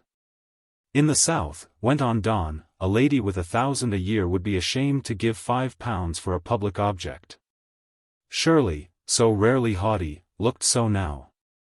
Her slight frame became nerved, her distinguished face quickened with scorn. Strange remarks, said she, most inconsiderate. Reproach in return for bounty is misplaced. Bounty. Do you call £5 bounty? I do, and bounty which, had I not given it to Dr. Boltby's intended school, of the erection of which I approve, and in no sort to his curate, who seems ill-advised in his manner of applying for, or rather extorting, subscriptions, bounty, I repeat. Which, but for this consideration, should instantly reclaim. Donne was thick-skinned. He did not feel all or half that the tone, air, glance of the speaker expressed. He knew not on what ground he stood. Wretched place this Yorkshire, he went on. I could never have formed an idea of the country had I not seen it. And the people, rich and poor, what a set! How coarse and uncultivated! They would be scouted in the South. Shirley leaned forwards on the table, her nostrils dilating a little, her taper fingers interlaced and compressing each other hard. The rich, pursued the infatuated and unconscious Donne, are a parcel of misers, never living as persons with their incomes ought to live. You Scarsley, you must excuse Mr.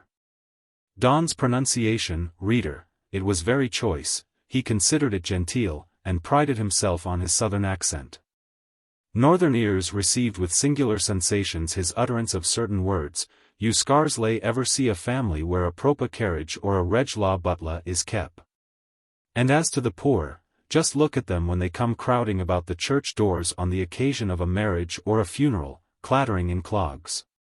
The men in their shirt-sleeves and woolcombers' aprons, the women in mobcaps and bedgowns. They positively deserve that one should turn a mad cow in amongst them to rout their rabble ranks. He. What fun it would be! There.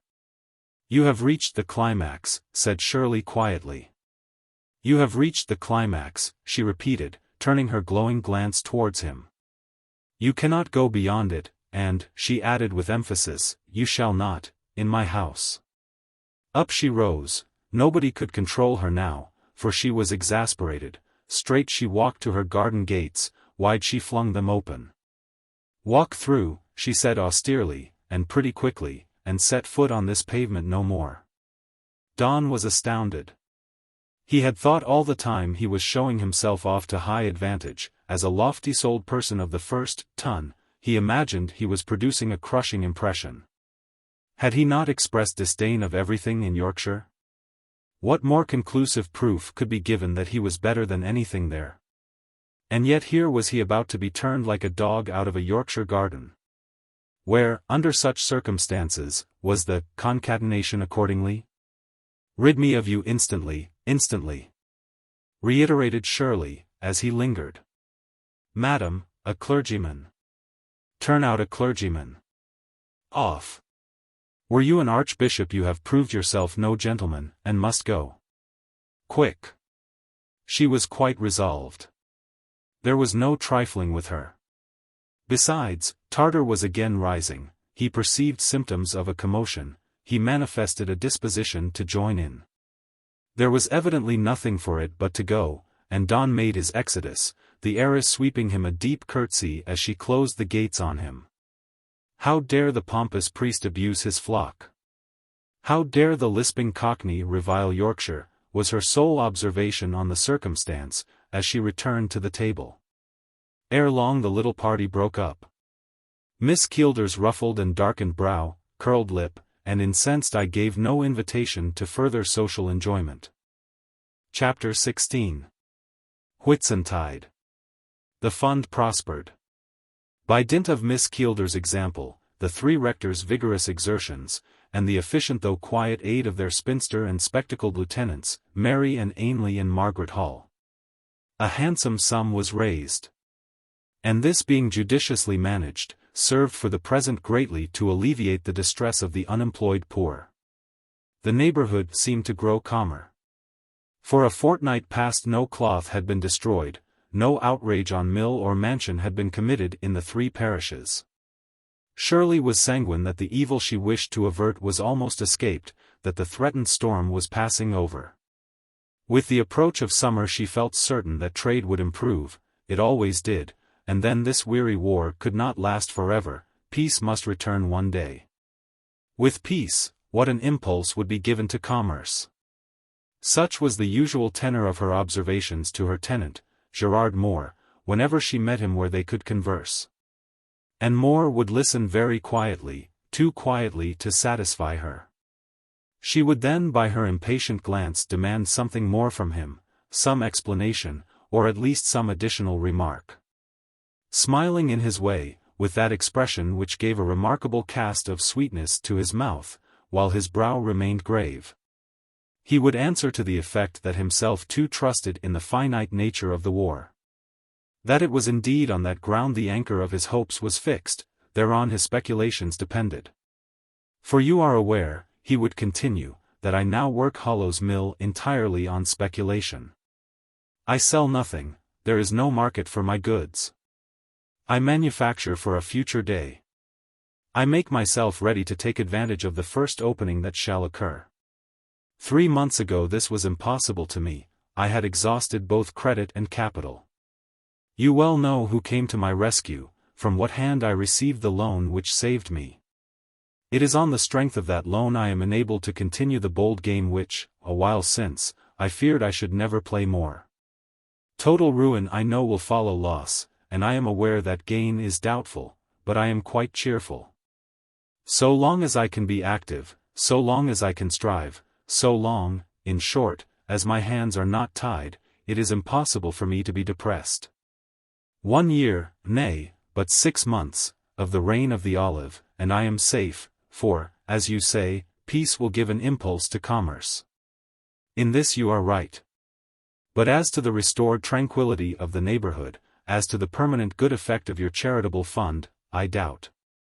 Eleemosynary relief never yet tranquilized the working classes, it never made them grateful, it is not in human nature that it should.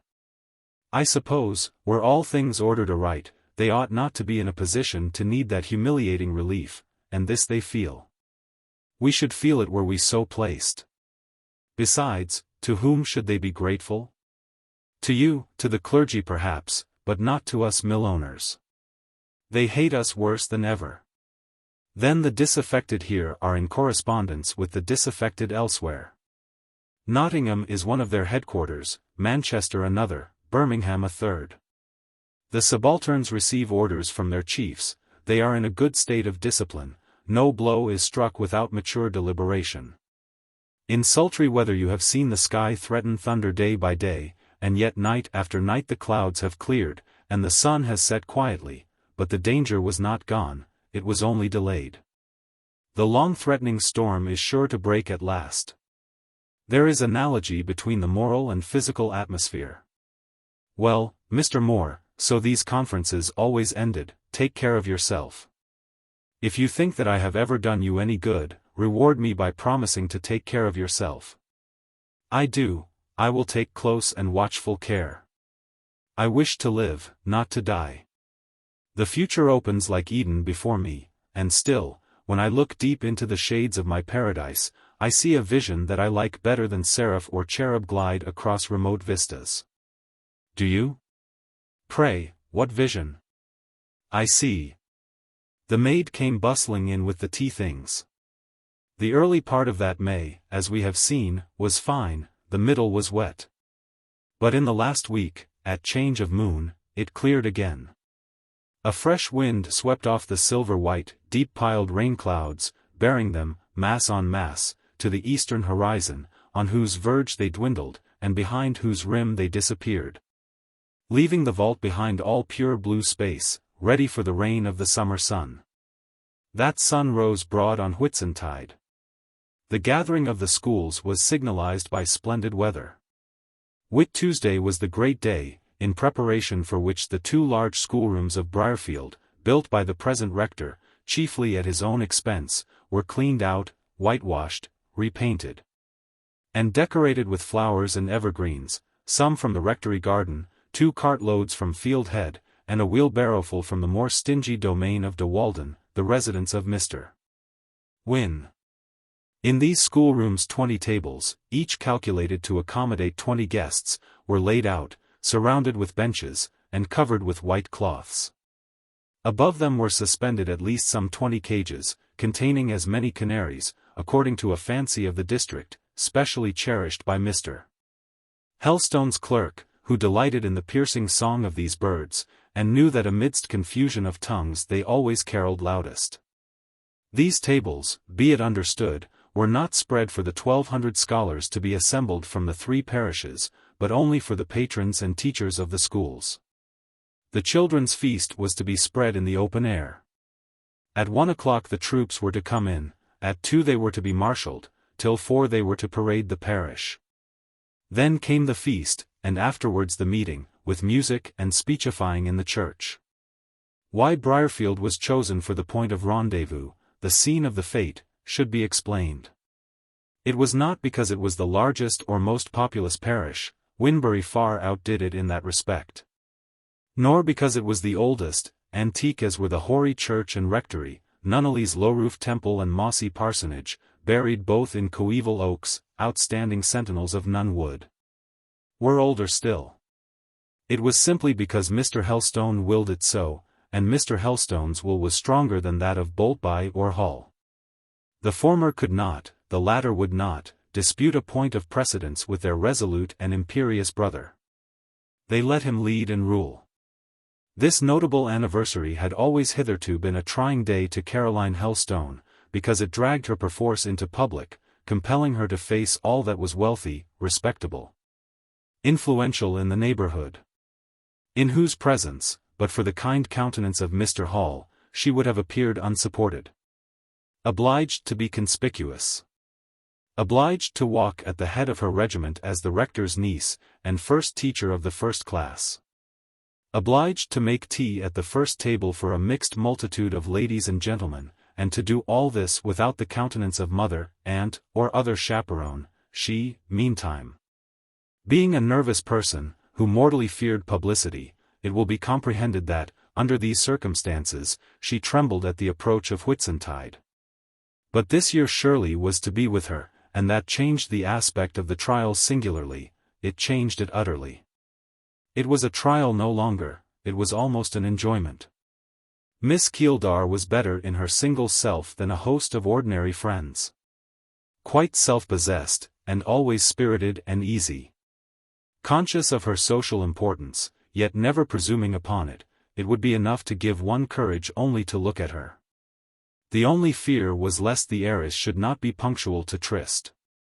She often had a careless way of lingering behind time, and Caroline knew her uncle would not wait a second for anyone. At the moment of the church clock tolling 2, the bells would clash out and the march begin. She must look after Shirley, then, in this matter, or her expected companion would fail her. Whit Tuesday saw her rise almost with the sun. She, Fanny, and Eliza were busy the whole morning arranging the rectory parlours in first-rate company order, and setting out a collation of cooling refreshments, wine, fruit, cakes, on the dining-room sideboard. Then she had to dress in her freshest and fairest attire of white muslin. The perfect fineness of the day and the solemnity of the occasion warranted, and even exacted, such costume. Her new sash, a birthday present from Margaret Hall, which she had reason to believe Cyril himself had bought, and in return for which she had indeed given him a set of cambric bands in a handsome case, was tied by the dexterous fingers of Fanny, who took no little pleasure in arraying her fair young mistress for the occasion.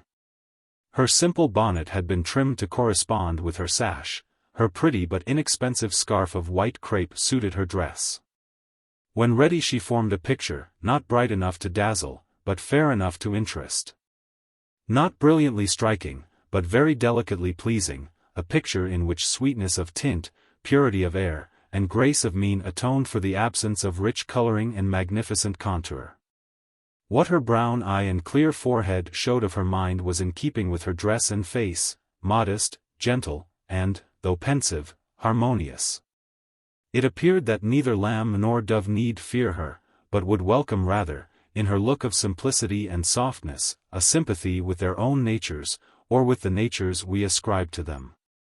After all, she was an imperfect, faulty human being, fair enough of form, hue, and array, but, as Cyril Hall said, neither so good nor so great as the withered Miss Ainley. Now putting on her best black gown and Quaker drab shawl and bonnet in her own narrow cottage chamber. Away Caroline went, across some very sequestered fields and through some quite hidden lanes, to Fieldhead. She glided quickly under the green hedges and across the greener leas. There was no dust, no moisture, to soil the hem of her stainless garment, or to damp her slender sandal. After the late rains all was clean, and under the present glowing sun all was dry. She walked fearlessly, then, on daisy and turf, and through thick plantations, she reached Fieldhead, and penetrated to Miss Keeldar's dressing-room. It was well she had come, or Shirley would have been too late. Instead of making ready with all speed, she lay stretched on a couch, absorbed in reading. Mrs. Prior stood near, vainly urging her to rise and dress. Caroline wasted no words. She immediately took the book from her, and with her own hands commenced the business of disrobing and re-robing her. Shirley, indolent with the heat, and gay with her youth and pleasurable nature, wanted to talk, laugh, and linger. But Caroline, intent on being in time, persevered in dressing her as fast as fingers could fasten strings or insert pins. At length, as she united a final row of hooks and eyes, she found leisure to chide her, saying she was very naughty to be so unpunctual. That she looked even now the picture of incorrigible carelessness. And so Shirley did, but a very lovely picture of that tiresome quality. She presented quite a contrast to Caroline. There was style in every fold of her dress and every line of her figure. The rich silk suited her better than a simpler costume, the deep embroidered scarf became her. She wore it negligently but gracefully. The wreath on her bonnet crowned her well. The attention to fashion, the tasteful appliance of ornament in each portion of her dress, were quite in place with her. All this suited her, like the frank light in her eyes, the rallying smile about her lips, like her shaft-straight carriage and lightsome step. Caroline took her hand when she was dressed, hurried her downstairs, out of doors. And thus they sped through the fields, laughing as they went, and looking very much like a snow-white dove and gem-tinted bird of paradise joined in social flight. Thanks to Miss Helstone's promptitude, they arrived in good time. While yet trees hid the church, they heard the bell tolling a measured but urgent summons for all to assemble. The trooping in of numbers, the trampling of many steps and murmuring of many voices, were likewise audible. From a rising ground, they presently saw, on the Winbury road, the Winbury School approaching. It numbered 500 souls. The rector and curate, Boltby and Donne, headed it, the former looming large in full canonicals, walking as became a beneficed priest, under the canopy of a shovel hat. With the dignity of an ample corporation, the embellishment of the squarest and vastest of black coats, and the support of the stoutest of gold-headed canes. As the doctor walked, he now and then slightly flourished his cane, and inclined his shovel hat with a dogmatical wag towards his aide-de-camp. That aide-de-camp, Donne, to wit, narrow as the line of his shape was, compared to the broad bulk of his principal, contrived, notwithstanding, to look every inch a curate. All about him was pragmatical and self-complacent, from his turned-up nose and elevated chin to his clerical black gaiters, his somewhat short, strapless trousers, and his square-toed shoes. Walk on, Mr. Donne. You have undergone scrutiny. You think you look well. Whether the white and purple figures watching you from yonder hill think so is another question. These figures come running down when the regiment has marched by. The churchyard is full of children and teachers, all in their very best holiday attire. And, distressed as is the district, bad as are the times, it is wonderful to see how respectably, how handsomely even, they have contrived to clothe themselves. That British love of decency will work miracles. The poverty which reduces an Irish girl to rags is impotent to rob the English girl of the neat wardrobe she knows necessary to her self-respect. Besides, the lady of the manor, that Shirley, now gazing with pleasure on this well-dressed and happy-looking crowd, has really done them good. Her seasonable bounty consoled many a poor family against the coming holiday, and supplied many a child with a new frock or bonnet for the occasion. She knows it, and is elate with the consciousness, glad that her money, example, and influence have really, substantially, benefited those around her. She cannot be charitable like Miss Ainley, it is not in her nature. It relieves her to feel that there is another way of being charitable, practicable for other characters, and under other circumstances.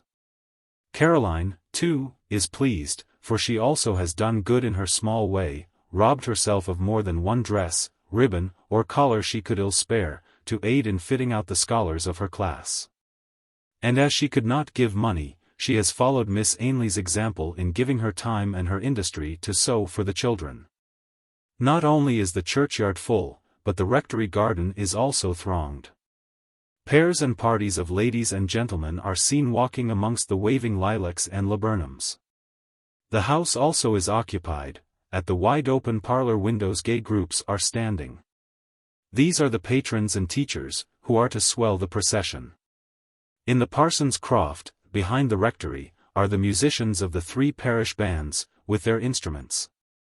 Fanny and Eliza, in the smartest of caps and gowns, and the whitest of aprons, move amongst them, serving out quarts of ale.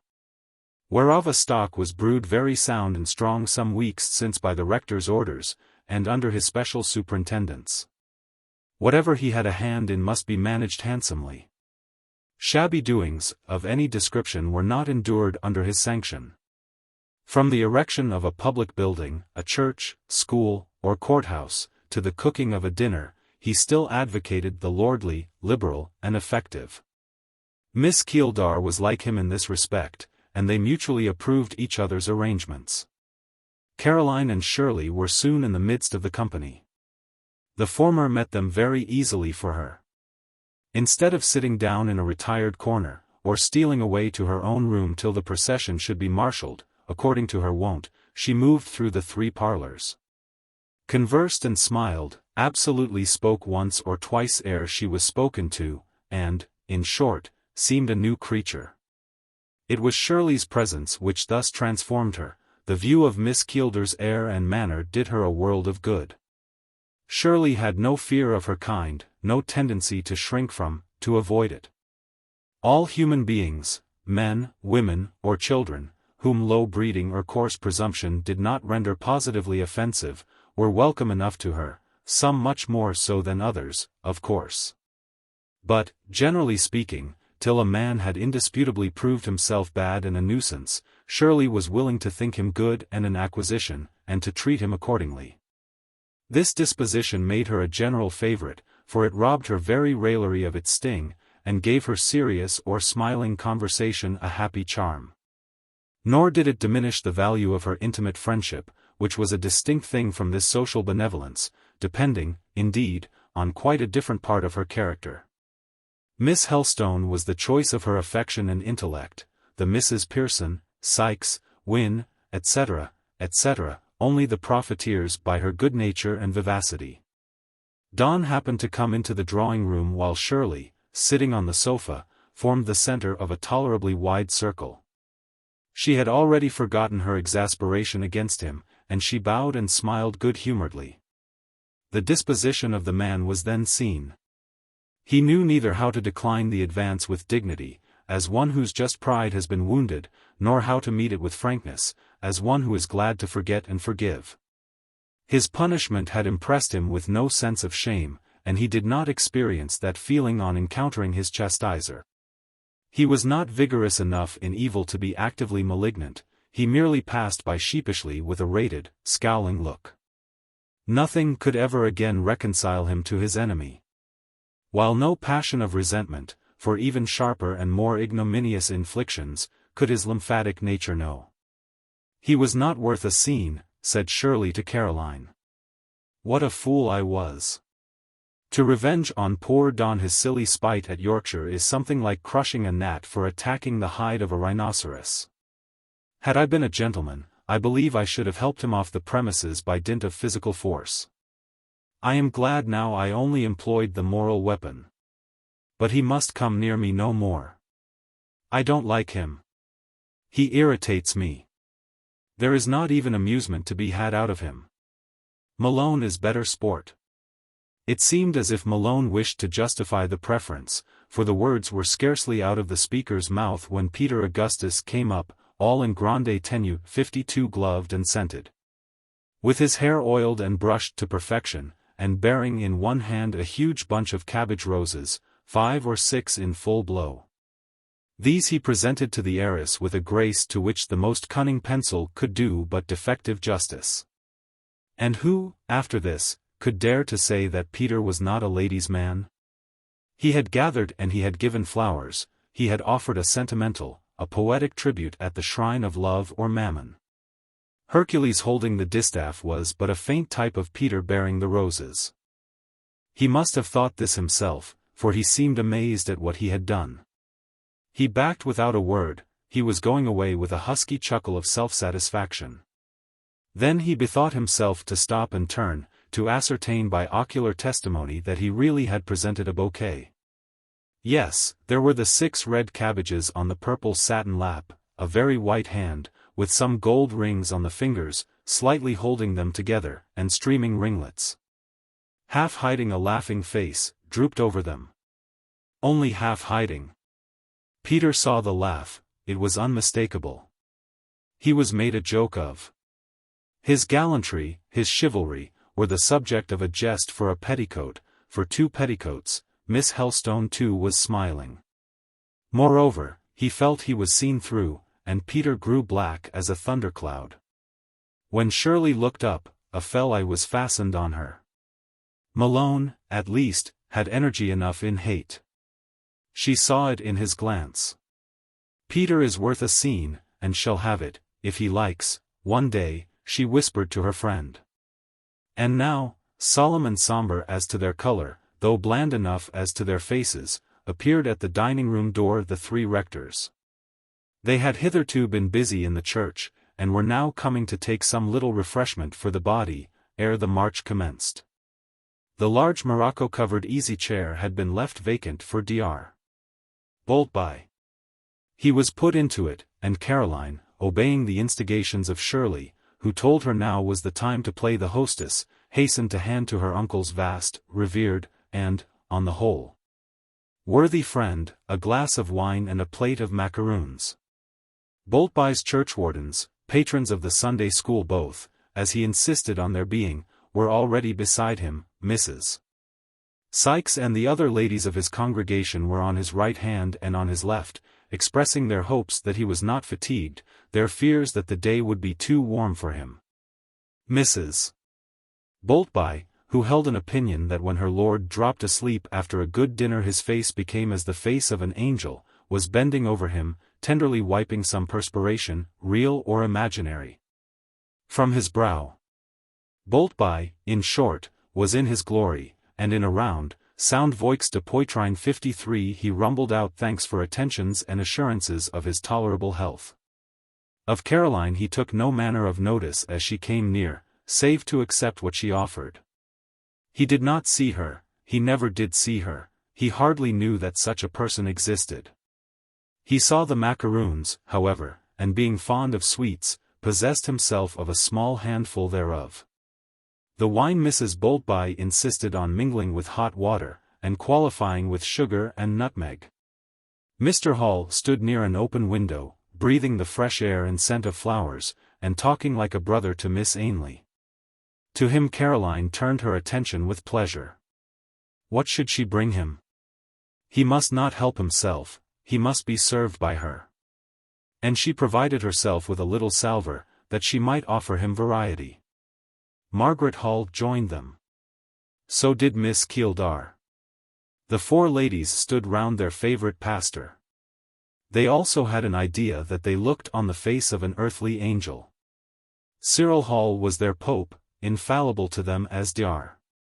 Thomas Boltby to his admirers. A throng, too, enclosed the rector of Briarfield, 20 or more pressed round him, and no parson was ever more potent in a circle than old Helstone. The curates, herding together after their manner, made a constellation of 3 lesser planets. Divers young ladies watched them afar off, but ventured not nigh. Mr. Helstone produced his watch. 10 minutes to 2, he announced aloud. Time for all to fall into line. Come. He seized his shovel hat and marched away. All rose and followed en masse. The 1,200 children were drawn up in 3 bodies of 400 souls each, in the rear of each regiment was stationed a band. Between every 20 there was an interval, wherein Helstone posted the teachers in pairs.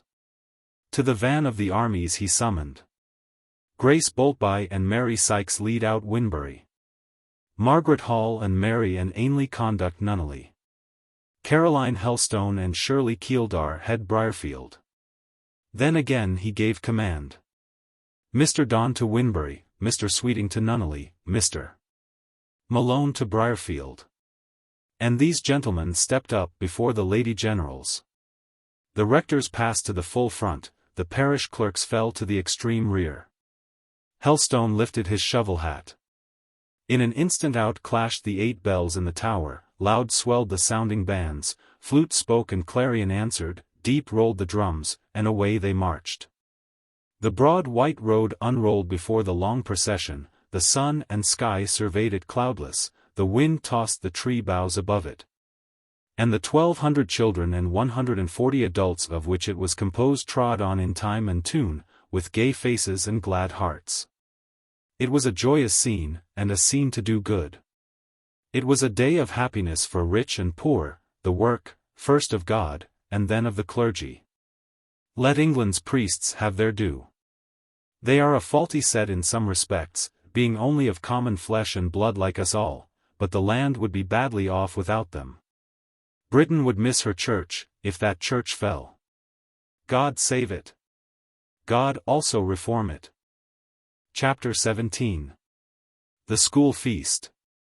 Not on combat bent, nor of foemen in search, was this priest-led and woman-officered company. Yet their music played martial tunes, and, to judge by the eyes and carriage of some, Miss Keeldar, for instance, these sounds awoke, if not a martial, yet a longing spirit. Old Helstone, turning by chance, looked into her face, and he laughed, and she laughed at him. There is no battle in prospect, he said, our country does not want us to fight for it. No foe or tyrant is questioning or threatening our liberty. There is nothing to be done. We are only taking a walk. Keep your hand on the reins, Captain, and slack the fire of that spirit. It is not wanted, the more's the pity. Take your own advice, Doctor, was Shirley's response.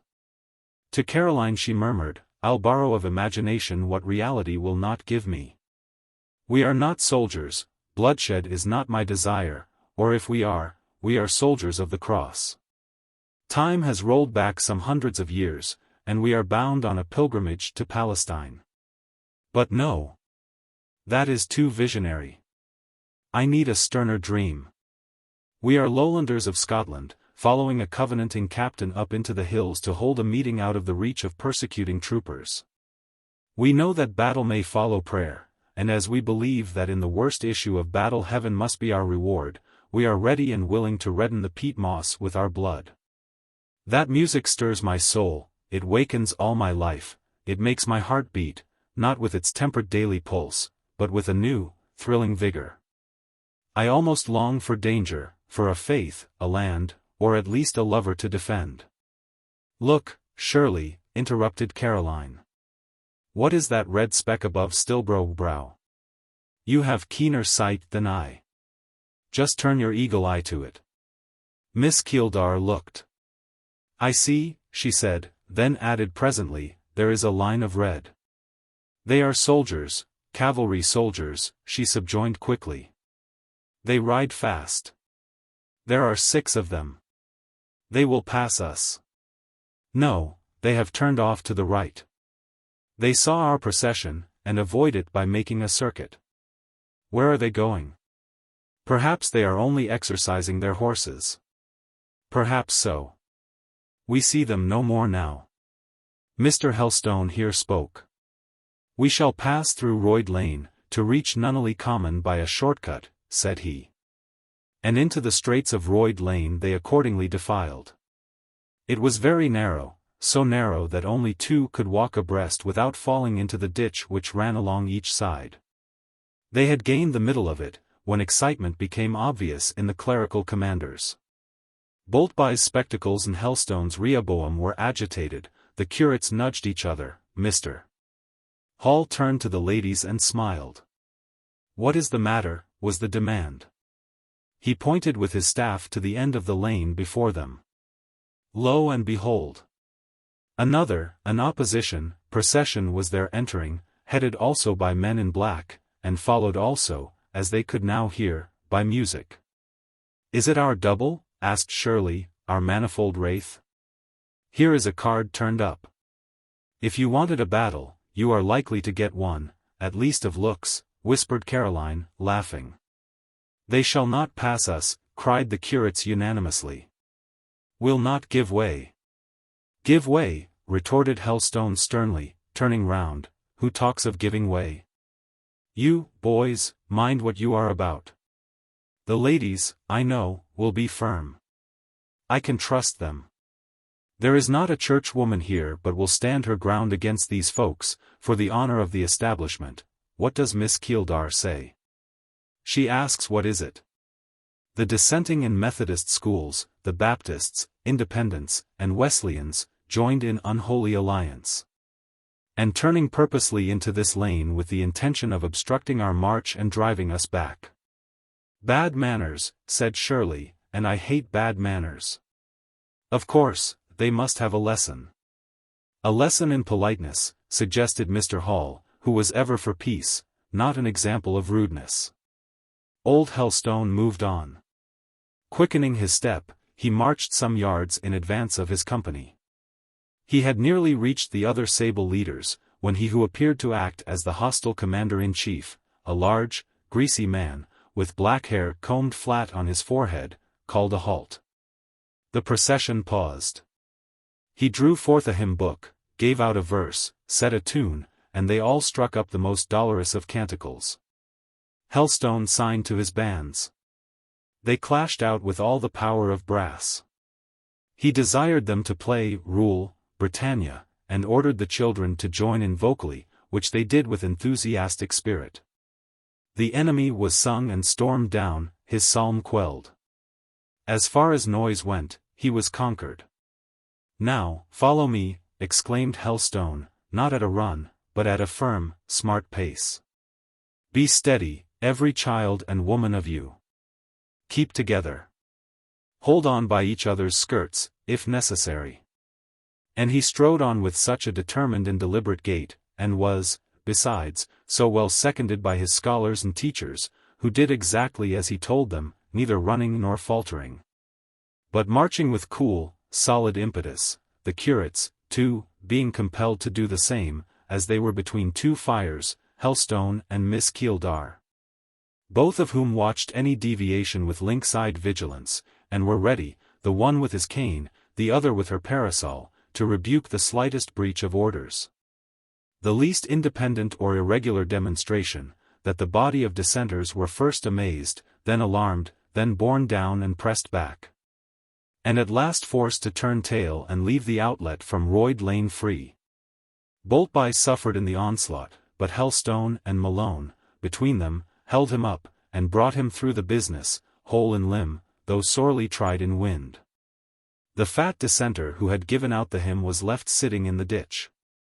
He was a spirit merchant by trade, a leader of the nonconformists, and, it was said, drank more water in that one afternoon than he had swallowed for a 12-month before.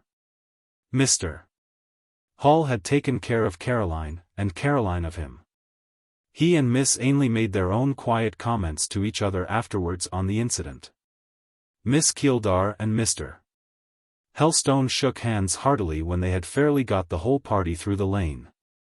The curates began to exult, but Mr. Helstone presently put the curb on their innocent spirits. He remarked that they never had sense to know what to say, and had better hold their tongues, and he reminded them that the business was none of their managing. About 3:30 the procession turned back, and at 4 once more regained the starting place. Long lines of benches were arranged in the close-shorn fields round the school. There the children were seated, and huge baskets, covered up with white cloths, and great smoking tin vessels were brought out. Ere the distribution of good things commenced, a brief grace was pronounced by Mr. Hall and sung by the children. Their young voices sounded melodious, even touching, in the open air. Large currant buns and hot, well-sweetened tea were then administered in the proper spirit of liberality. No stinting was permitted on this day, at least.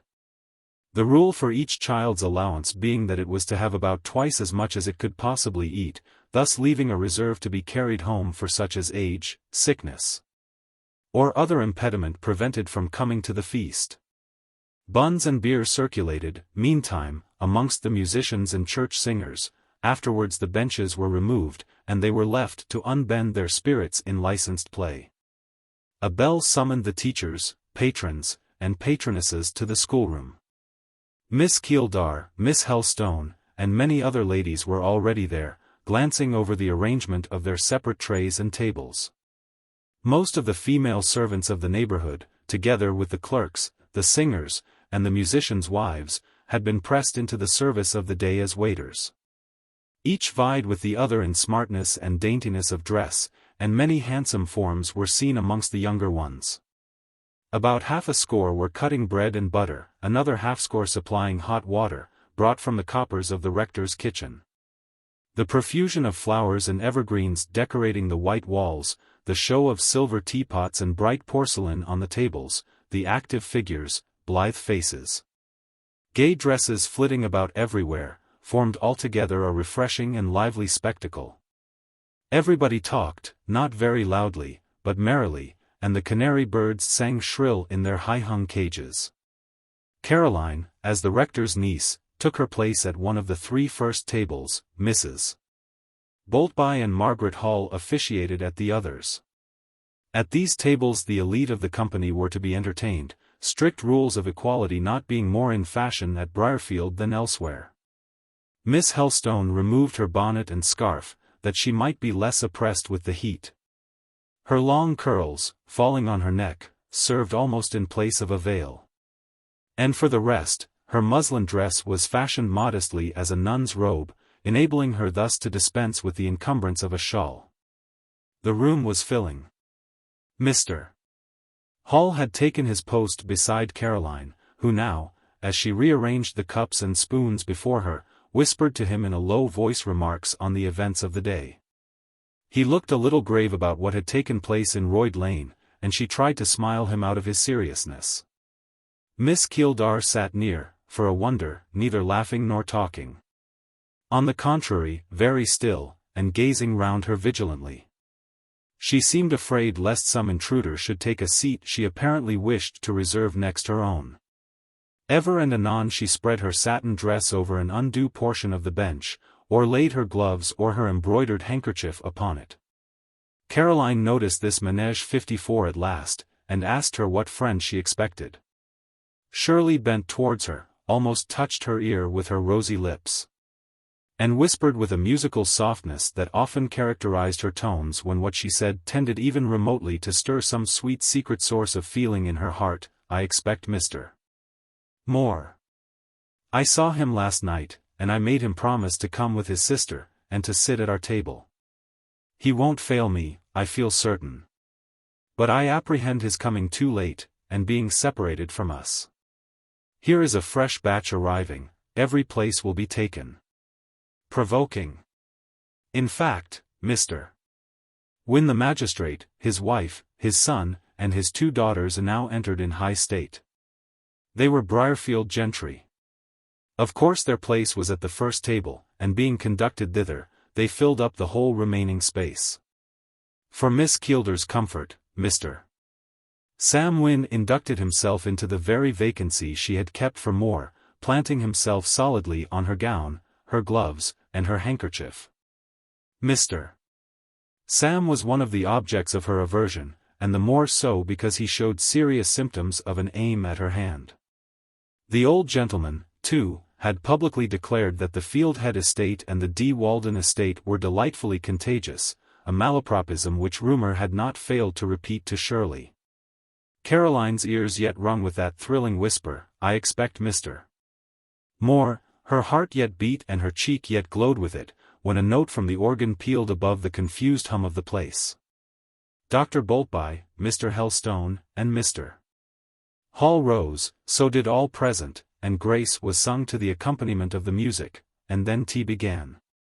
She was kept too busy with her office for a while to have leisure for looking round, but the last cup being filled, she threw a restless glance over the room. There were some ladies and several gentlemen standing about yet unaccommodated with seats. Amidst a group she recognized her spinster friend, Miss Mann, whom the fine weather had tempted, or some urgent friend had persuaded, to leave her drear solitude for 1 hour of social enjoyment. Miss Mann looked tired of standing, a lady in a yellow bonnet brought her a chair. Caroline knew well that chapeau and satin John. 55 she knew the black hair, and the kindly though rather opinionated and froward-looking face under it, she knew that robe de soie noir. 56 she knew even that châle gris de lin. 57 she knew, in short, Hortense Moore, and she wanted to jump up and run to her and kiss her, to give her 1 embrace for her own sake and 2 for her brother's. She half rose, indeed, with a smothered exclamation, and perhaps, for the impulse was very strong, she would have run across the room and actually saluted her. But a hand replaced her in her seat, and a voice behind her whispered, "Wait till after tea, Lena, and then I'll bring her to you." And when she could look up she did, and there was Robert himself close behind, smiling at her eagerness, looking better than she had ever seen him look, looking, indeed, to her partial eyes, so very handsome that she dared not trust herself to hazard a second glance. For his image struck on her vision with painful brightness, and pictured itself on her memory as vividly as if they're daguerreotyped by a pencil of keen lightning. He moved on, and spoke to Miss Keeldar. Shirley, irritated by some unwelcome attentions from Sam Wynne, and by the fact of that gentleman being still seated on her gloves and handkerchief, and probably, also, by Moore's want of punctuality, was by no means in good humor. She first shrugged her shoulders at him, and then she said a bitter word or 2 about his insupportable tardiness. Moore neither apologized nor retorted. He stood near her quietly, as if waiting to see whether she would recover her temper, which she did in little more than 3 minutes, indicating the change by offering him her hand. Moore took it with a smile, half corrective, half grateful. The slightest possible shake of the head delicately marked the former quality, it is probable a gentle pressure indicated the latter. "You may sit where you can now, Mr. Moore," said Shirley, also smiling.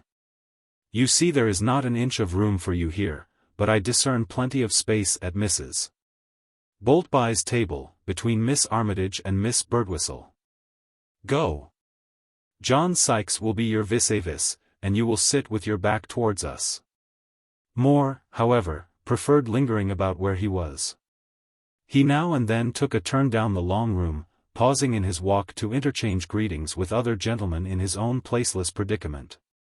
But still he came back to the magnet, Shirley, bringing with him, each time he returned, observations it was necessary to whisper in her ear.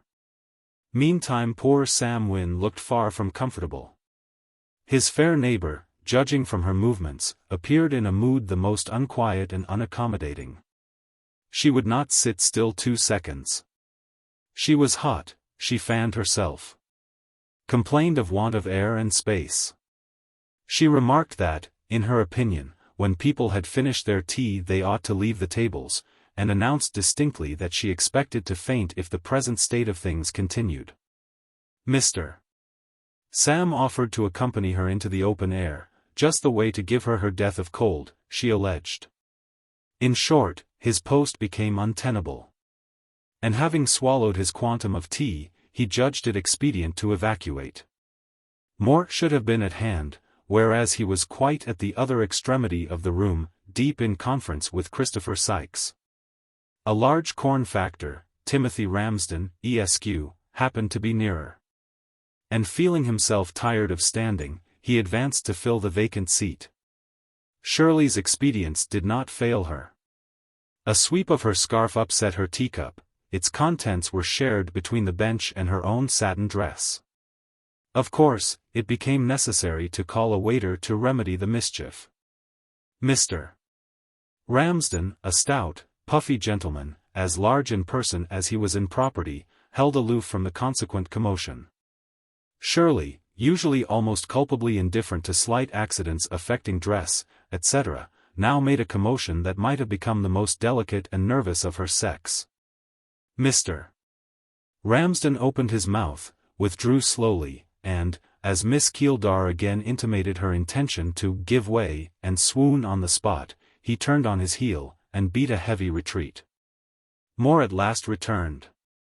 Calmly surveying the bustle, and somewhat quizzically scanning Shirley's enigmatical-looking countenance, he remarked that in truth this was the hottest end of the room.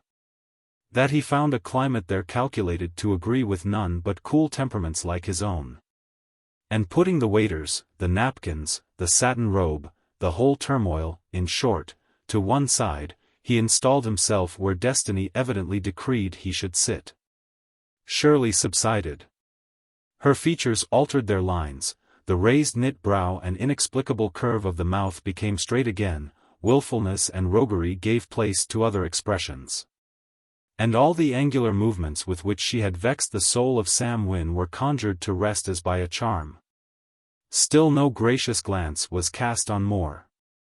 On the contrary, he was accused of giving her a world of trouble, and roundly charged with being the cause of depriving her of the esteem of Mr. Ramsden and the invaluable friendship of Mr.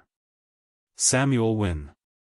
Wouldn't have offended either gentleman for the world, she averred. I have always been accustomed to treat both with the most respectful consideration, and they're, owing to you, how they have been used. I shall not be happy till I have made it up. I never am happy till I am friends with my neighbors. So tomorrow I must make a pilgrimage to Royd Corn Mill, soothe the miller, and praise the grain. And next day I must call at De Walden, where I hate to go, and carry in my reticule half an oatcake to give to Mr. Sam's favorite pointers. You know the surest path to the heart of each swain, I doubt not, said Moore quietly. He looked very content to have at last secured his present place. But he made no fine speech expressive of gratification, and offered no apology for the trouble he had given. His phlegm became him wonderfully. It made him look handsomer, he was so composed. It made his visage pleasant, it was so peace-restoring. You would not have thought, to look at him, that he was a poor, struggling man seated beside a rich woman. The calm of equality stilled his aspect, perhaps that calm, too, reigned in his soul. Now and then, from the way in which he looked down on Miss Keeldar as he addressed her, you would have fancied his station towered above hers as much as his stature did.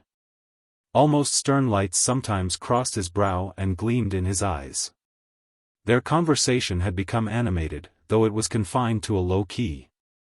She was urging him with questions, evidently he refused to her curiosity all the gratification it demanded. She sought his eye once with hers.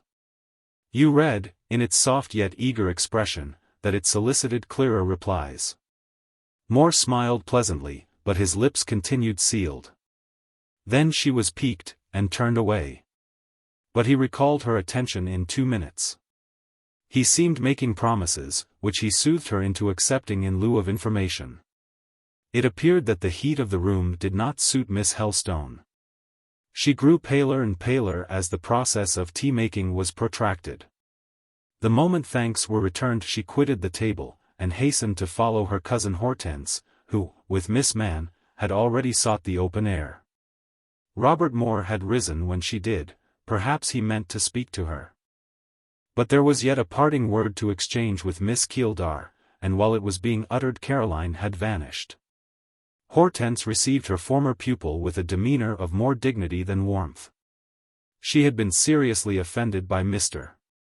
Helstone's proceedings, and had all along considered Caroline to blame in obeying her uncle too literally. "You are a very great stranger," she said austerely, as her pupil held and pressed her hand. The pupil knew her too well to remonstrate or complain of coldness.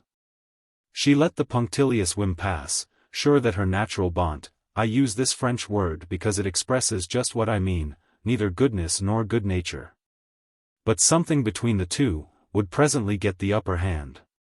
It did. Hortense had no sooner examined her face well, and observed the change its somewhat wasted features betrayed, than her mien softened. Kissing her on both cheeks, she asked anxiously after her health. Caroline answered gaily. It would, however, have been her lot to undergo a long cross-examination, followed by an endless lecture on this head, had not Miss Mann called off the attention of the questioner by requesting to be conducted home. The poor invalid was already fatigued. Her weariness made her cross, too cross almost to speak to Caroline. And besides, that young person's white dress and lively look were displeasing in the eyes of Miss Mann.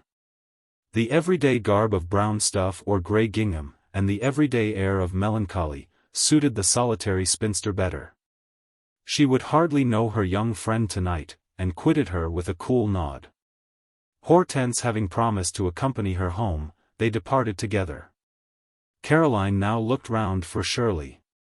She saw the rainbow scarf and purple dress in the centre of a throng of ladies, all well known to herself, but all of the order whom she systematically avoided whenever avoidance was possible. Shyer at some moments than at others, she felt just now no courage at all to join this company. She could not, however, stand alone where all others went in pairs or parties. So she approached a group of her own scholars, great girls, or rather young women, who were standing watching some hundreds of the younger children playing at blind man's buff. Miss Helstone knew these girls liked her, yet she was shy even with them out of school. They were not more in awe of her than she of them. She drew near them now, rather to find protection in their company than to patronize them with her presence. By some instinct they knew her weakness, and with natural politeness they respected it. Her knowledge commanded their esteem when she taught them, her gentleness attracted their regard. And because she was what they considered wise and good when on duty, they kindly overlooked her evident timidity when off. They did not take advantage of it. Peasant girls as they were, they had too much of our own English sensibility to be guilty of the coarse error. They stood round her still, civil, friendly, receiving her slight smiles and rather hurried efforts to converse with a good feeling and good breeding, the last quality being the result of the first, which soon set her at her ease. Mr. Sam went coming up with great haste, to insist on the elder girls joining in the game as well as the younger ones. Caroline was again left alone. She was meditating a quiet retreat to the house, when Shirley, perceiving from afar her isolation, hastened to her side. "Let us go to the top of the fields," she said. "I know you don't like crowds, Caroline. But it will be depriving you of a pleasure, Shirley, to take you from all these fine people, who court your society so assiduously, and to whom you can, without art or effort, make yourself so pleasant." "Not quite without effort, I am already tired of the exertion. It is but insipid, barren work, talking and laughing with the good gentlefolks of Briarfield. I have been looking out for your white dress for the last 10 minutes. I like to watch those I love in a crowd, and to compare them with others. I have thus compared you. You resemble none of the rest, Lena. There are some prettier faces than yours here. You are not a model beauty like Harriet Sykes, for instance. Beside her your person appears almost insignificant, but you look agreeable, you look reflective, you look what I call interesting." "Hush, Shirley. You flatter me. I don't wonder that your scholars like you." "Nonsense, Shirley. Talk of something else." "We will talk of more, then, and we will watch him. I see him even now." "Where?" And as Caroline asked the question she looked not over the fields, but into Miss Keeldar's eyes, as was her wont whenever Shirley mentioned any object she descried afar. Her friend had quicker vision than herself, and Caroline seemed to think that the secret of her eagle acuteness might be read in her dark grey irides, or rather, perhaps, she only sought guidance by the direction of those discriminating and brilliant spheres.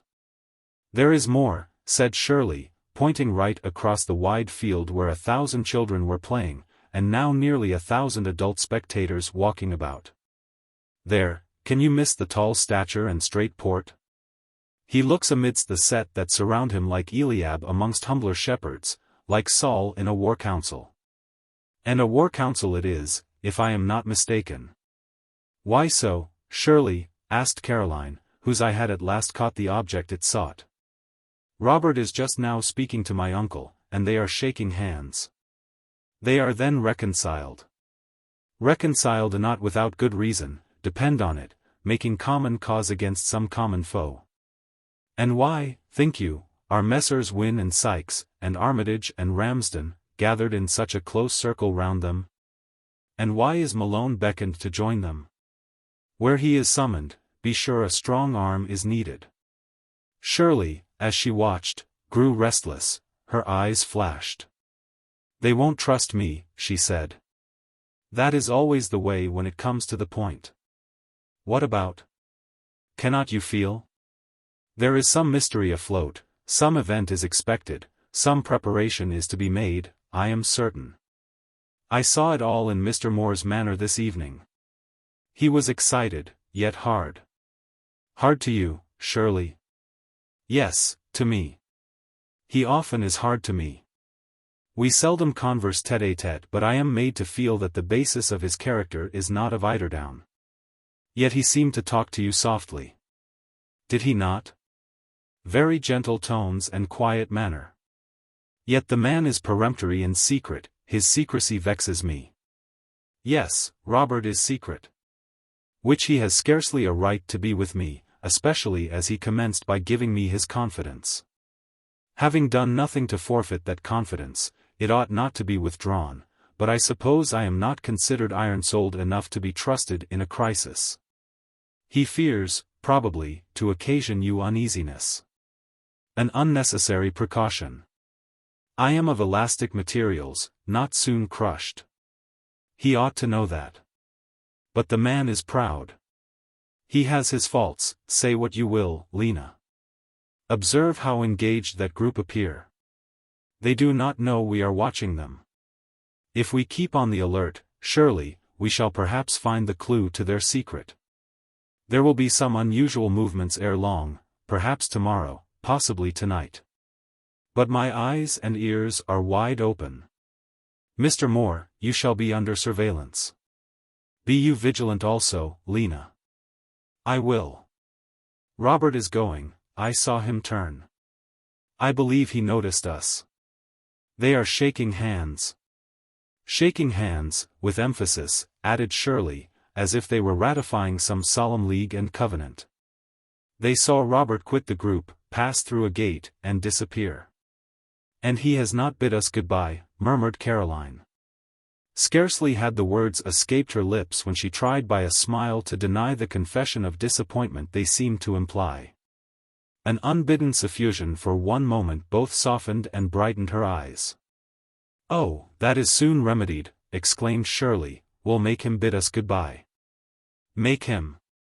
"That is not the same thing," was the answer. "It shall be the same thing.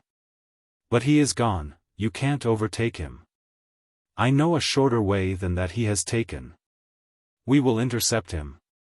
But, Shirley, I would rather not go."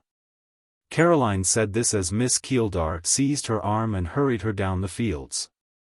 It was vain to contend. Nothing was so willful as Shirley when she took a whim into her head. Caroline found herself out of sight of the crowd almost before she was aware, and ushered into a narrow shady spot, embowered above with hawthorns, and enamelled underfoot with daisies. She took no notice of the evening sun checkering the turf, nor was she sensible of the pure incense exhaling at this hour from tree and plant. She only heard the wicket opening at one end, and knew Robert was approaching. The long sprays of the hawthorns, shooting out before them, served as a screen. They saw him before he observed them. At a glance Caroline perceived that his social hilarity was gone, he had left it behind him in the joy-echoing fields round the school.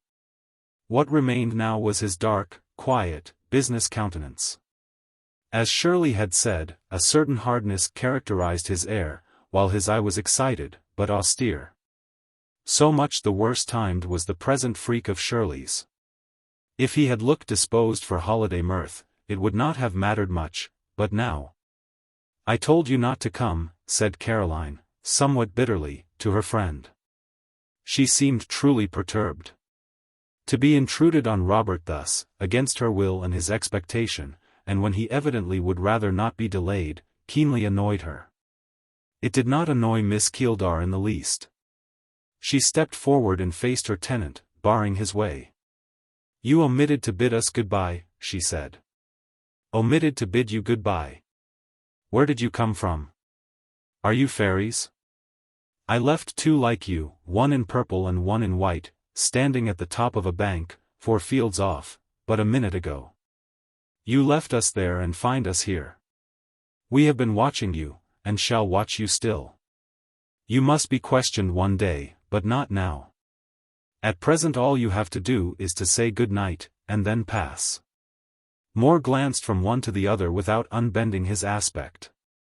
"Days of fate have their privileges, and so have days of hazard," observed he gravely. "Come, don't moralize. Say good night, and pass," urged Shirley. "Must I say good night to you, Miss Keeldar?" "Yes, and to Caroline likewise. It is nothing new, I hope. You have bid us both good night before."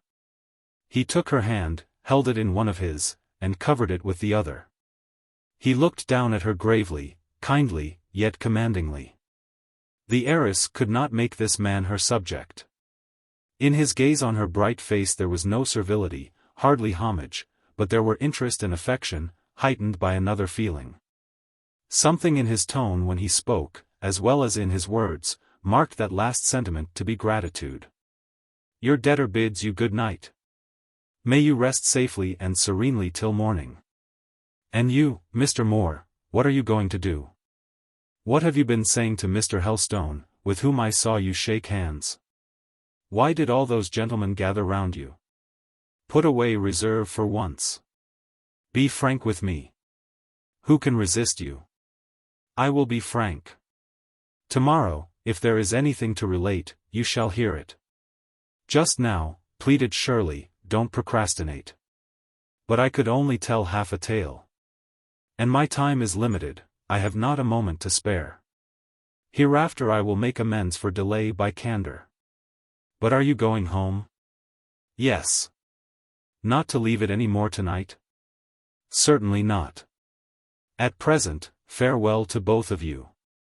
He would have taken Caroline's hand and joined it in the same clasp in which he held Shirley's, but somehow it was not ready for him. She had withdrawn a few steps apart. Her answer to Moore's adieu was only a slight bend of the head and a gentle, serious smile. He sought no more cordial token. Again he said farewell, and quitted them both. There. It is over, said Shirley when he was gone. We have made him bid us good night, and yet not lost ground in his esteem, I think, Carrie. I hope not, was the brief reply. I consider you very timid and undemonstrative, remarked Miss Keeldar. Why did you not give Moore your hand when he offered you his?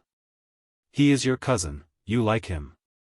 Are you ashamed to let him perceive your affection? He perceives all of it that interests him. No need to make a display of feeling. You are laconic, you would be stoical if you could. Is love, in your eyes, a crime, Caroline? Love a crime? No, Shirley, love is a divine virtue. But why drag that word into the conversation? It is singularly irrelevant. Good, pronounced Shirley. The two girls paced the green lane in silence. Caroline first resumed. Obtrusiveness is a crime, forwardness is a crime, and both disgust, but love. No purest angel need blush to love. And when I see or hear either man or woman couple shame with love, I know their minds are coarse, their associations debased. Many who think themselves refined ladies and gentlemen, and on whose lips the word vulgarity is forever hovering, cannot mention love without betraying their own innate and imbecile degradation. It is a low feeling in their estimation, connected only with low ideas for them. You describe 3/4 of the world, Caroline. They are cold, they are cowardly, they are stupid on the subject, Shirley. They never loved, they never were loved. Thou art right, Lena. And in their dense ignorance they blaspheme living fire, seraph brought from a divine altar. They confound it with sparks mounting from Tophet. The sudden and joyous clash of bells here stopped the dialogue by summoning all to the church. Chapter 18. Which the genteel reader is recommended to skip, low persons being here introduced. The evening was still and warm, close and sultry it even promised to become. Round the descending sun the clouds glowed purple. Summer tints, rather Indian than English, suffused the horizon, and cast rosy reflections on hillside, house front, tree bole, on winding road and undulating pasture ground. The two girls came down from the field slowly. By the time they reached the churchyard the bells were hushed, the multitudes were gathered into the church. The whole scene was solitary. How pleasant and calm it is, said Caroline. And how hot it will be in the church, responded Shirley. And what a dreary long speech Dr. Boltby will make. And how the curates will hammer over their prepared orations. For my part, I would rather not enter. But my uncle will be angry if he observes our absence. I will bear the brunt of his wrath. He will not devour me. I shall be sorry to miss his pungent speech. I know it will be all sense for the church, and all causticity for schism. He'll not forget the Battle of Royd Lane. I shall be sorry also to deprive you of Mr. Hall's sincere friendly homily, with all its racy Yorkshireisms, but here I must stay. The grey church and greyer tombs look divine with this crimson gleam on them. Nature is now at her evening prayers, she is kneeling before those red hills. I see her prostrate on the great steps of her altar, praying for a fair night for mariners at sea, for travellers in deserts, for lambs on moors, and unfledged birds in woods. Caroline, I see her, and I will tell you what she is like. She is like what Eve was when she and Adam stood alone on earth. And that is not Milton's Eve, Shirley. Milton's Eve. Milton's Eve. I repeat. No, by the pure Mother of God, she is not. Carrie, we are alone, we may speak what we think. Milton was great, but was he good? His brain was right, how was his heart? He saw heaven. He looked down on hell. He saw Satan, and sin his daughter, and death their horrible offspring. Angels serried before him their battalions. The long lines of adamantine shields flashed back on his blind eyeballs the unutterable splendor of heaven. Devils gathered their legions in his sight.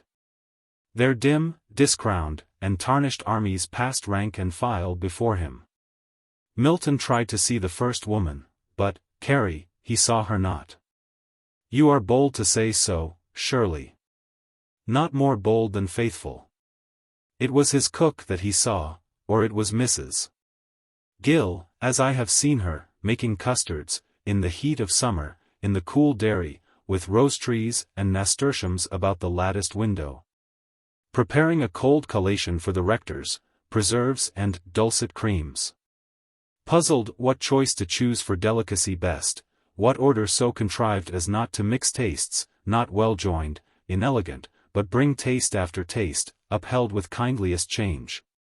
All very well too, Shirley.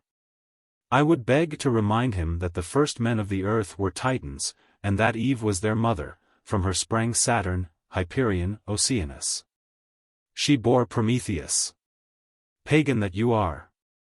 What does that signify?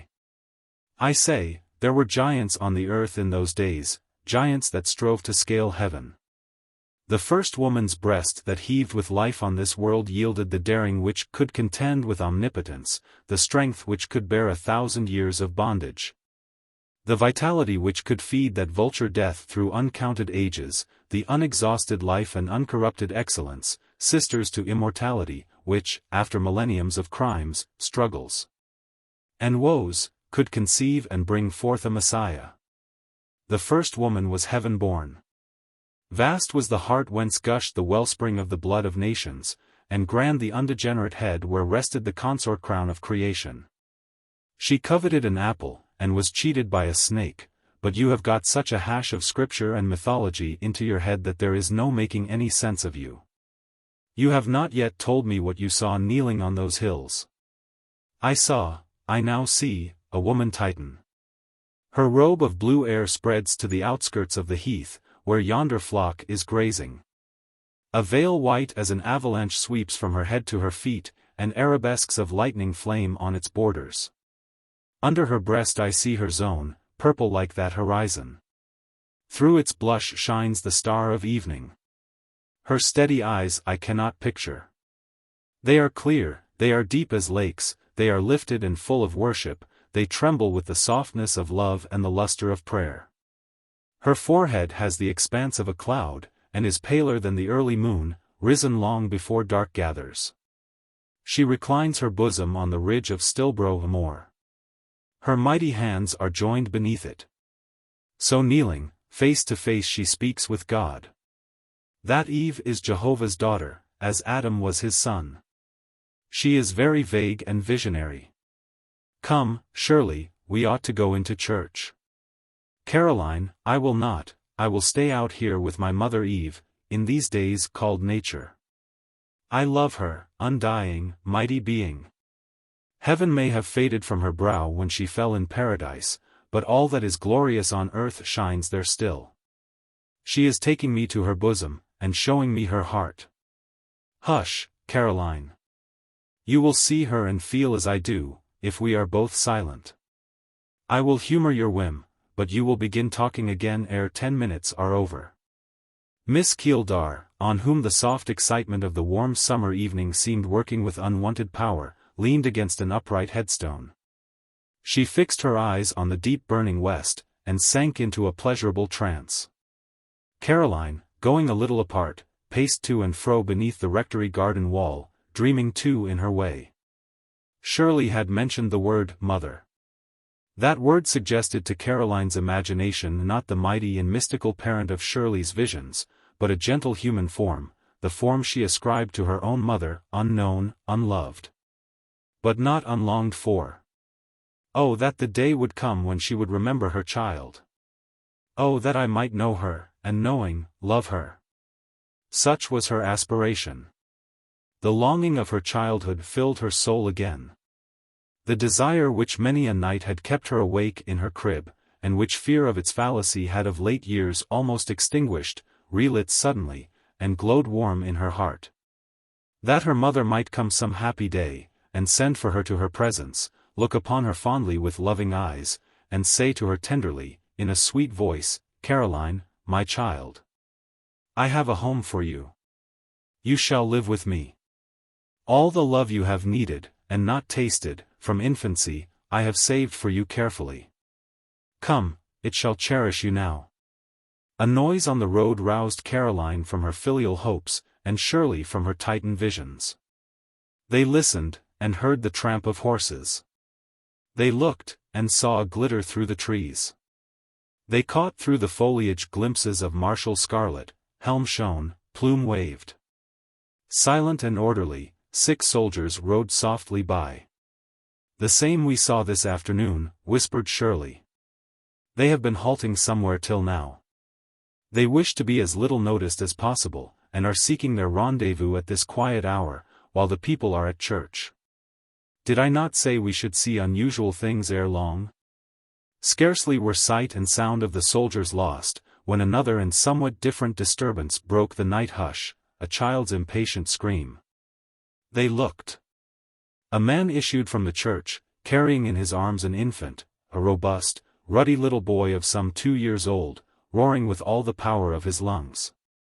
He had probably just awaked from a church sleep. 2 little girls, of 9 and 10, followed. The influence of the fresh air, and the attraction of some flowers gathered from a grave, soon quieted the child. The man sat down with him, dandling him on his knee as tenderly as any woman. The 2 little girls took their places one on each side. "Good evening, William," said Shirley, after due scrutiny of the man. He had seen her before, and apparently was waiting to be recognized. He now took off his hat, and grinned a smile of pleasure. He was a rough-headed, hard-featured personage, not old, but very weather-beaten. His attire was decent and clean. That of his children singularly neat. It was our old friend Farron. The young ladies approached him. "You are not going into the church?" he inquired, gazing at them complacently, yet with a mixture of bashfulness in his look, a sentiment not by any means the result of awe of their station, but only of appreciation of their elegance and youth. Before gentlemen, such as Moore or Helstone, for instance, William was often a little dogged; with proud or insolent ladies, too, he was quite unmanageable, sometimes very resentful. But he was most sensible of, most tractable to, good humor and civility. His nature, a stubborn one, was repelled by inflexibility in other natures. For which reason he had never been able to like his former master, Moore. And unconscious of that gentleman's good opinion of himself, and of the service he had secretly rendered him in recommending him as gardener to Mr. Yorke, and by this means to other families in the neighborhood, he continued to harbor a grudge against his austerity. Latterly he had often worked at Fieldhead. Miss Keeldar's frank, hospitable manners were perfectly charming to him. Caroline he had known from her childhood; unconsciously she was his ideal of a lady. Her gentle mien, step, gestures, her grace of person and attire, moved some artist fibers about his peasant heart. He had a pleasure in looking at her, as he had in examining rare flowers or in seeing pleasant landscapes. Both the ladies liked William; it was their delight to lend him books, to give him plants. And they preferred his conversation far before that of many coarse, hard, pretentious people immeasurably higher in station. "Who was speaking, William, when you came out?" asked Shirley. "A gentleman ye set a deal of store on, Miss Shirley, Mr. Donne." "You look knowing, William. How did you find out my regard for Mr. Donne?" "Aye, Miss Shirley, there's a gleg light urine sometimes which betrays you. You look right down scornful sometimes when Mr. Donne is by. Do you like him yourself, William?" "Me? I'm stalled o' Curates, and so is wife. They've no manners. They talk to poor folk fair as if they thought they were beneath them. Their alus magnifying their office. It is a pity, but their office could magnify them, but it does not. Sort. I fair hate pride. But you are proud in your own way yourself, interposed Caroline. You are what you call house proud. You like to have everything handsome about you. Sometimes you look as if you were almost too proud to take your wages. When you were out of work, you were too proud to get anything on credit. But for your children, I believe you would rather have starved than gone to the shops without money. And when I wanted to give you something, what a difficulty I had in making you take it. It is partly true, Miss Caroline. Ony day I'd rather give than take, especially from sich as ye. Look at difference between us. Ye're a little, young, slender lass, and I'm a great strong man. I'm rather more nor twice your age. It is not my part, then, I think, to tack fro ye, to be under obligations, as they say, to ye. And that day ye came to our house, and called me to door, and offered me 5 shillings, which I doubt ye could ill spare, for ye've no fortin. I know, that day I wore fair a rebel, a radical, an insurrectionist. And ye made me so. I thought it shameful that, willing and able as I was to work, I sold be such a condition that a young crater about the age o' my own eldest lass sold think it needful to come and offer me her bit o' brass. I suppose you were angry with me, William? I almost was, in a way. But I forgave ye very soon. Ye meant well. I am proud, and so are ye. But your pride and mine is rate Mac, what we call Yorkshire clean pride, such as Mr. Malone and Mr. Donne knows not about. Theirs is mucky pride. Now, I shall teach my lasses to be as proud as Miss Shirley there, and my lads to be as proud as Misseln, but I dare ony to be like Curates. I'd lick little Michael if I seed him show any signs that feeling. What is the difference, William? Ye know difference will enow, but ye want me to get a gate talking. Mr. Malone and Mr. Donne is almost too proud to do aught for theirseln. We are almost too proud to let anybody do aught for us. Curates can hardly bide to speak a civil word to them they think beneath them. We can hardly bide to tack an uncivil word fro them that thinks themsel nabun us. Now, William, be humble enough to tell me truly how you are getting on in the world. Are you well off? Miss Shirley, I am very well off. Since I got into gardening line, why, Mr. Yorke's help, and since Mr. Hall, another rate sort, helped my wife to set up a bit of a shop, I've not to complain of. My family has plenty to eat and plenty to wear. My pride makes me find means to have an odd pound now and then against rainy days, for I think I'd die afore I'd come to parish, and me and mine is content. But neighbors is poor yet. I see a great deal of distress. And, consequently, there is still discontent, I suppose, inquired Miss Keeldar. Consequently, ye say right, consequently. In course, starving folk cannot be satisfied or settled folk. The country's not in a safe condition, I'll say so, Michigan. But what can be done? What more can I do, for instance? Do? Ye can do not, Michigan, poor young lass. Ye've and your brass, ye've done well. If ye could transport your tenant, Mr. Moore, to Botany Bay, ye'd happen do better. Folks hate him. William, for shame, exclaimed Caroline warmly. If folks do hate him, it is to their disgrace, not his. Mr. Moore himself hates nobody. He only wants to do his duty, and maintain his rights. You are wrong to talk so. I talk as I think. He has a cold, unfeeling heart, yawned Moore. But, interposed Shirley, supposing Moore was driven from the country, and his mill razed to the ground, would people have more work? They'd have less. I know that, and they know that. And there is many an honest lad driven desperate by the certainty that whichever way he turns he cannot better himself.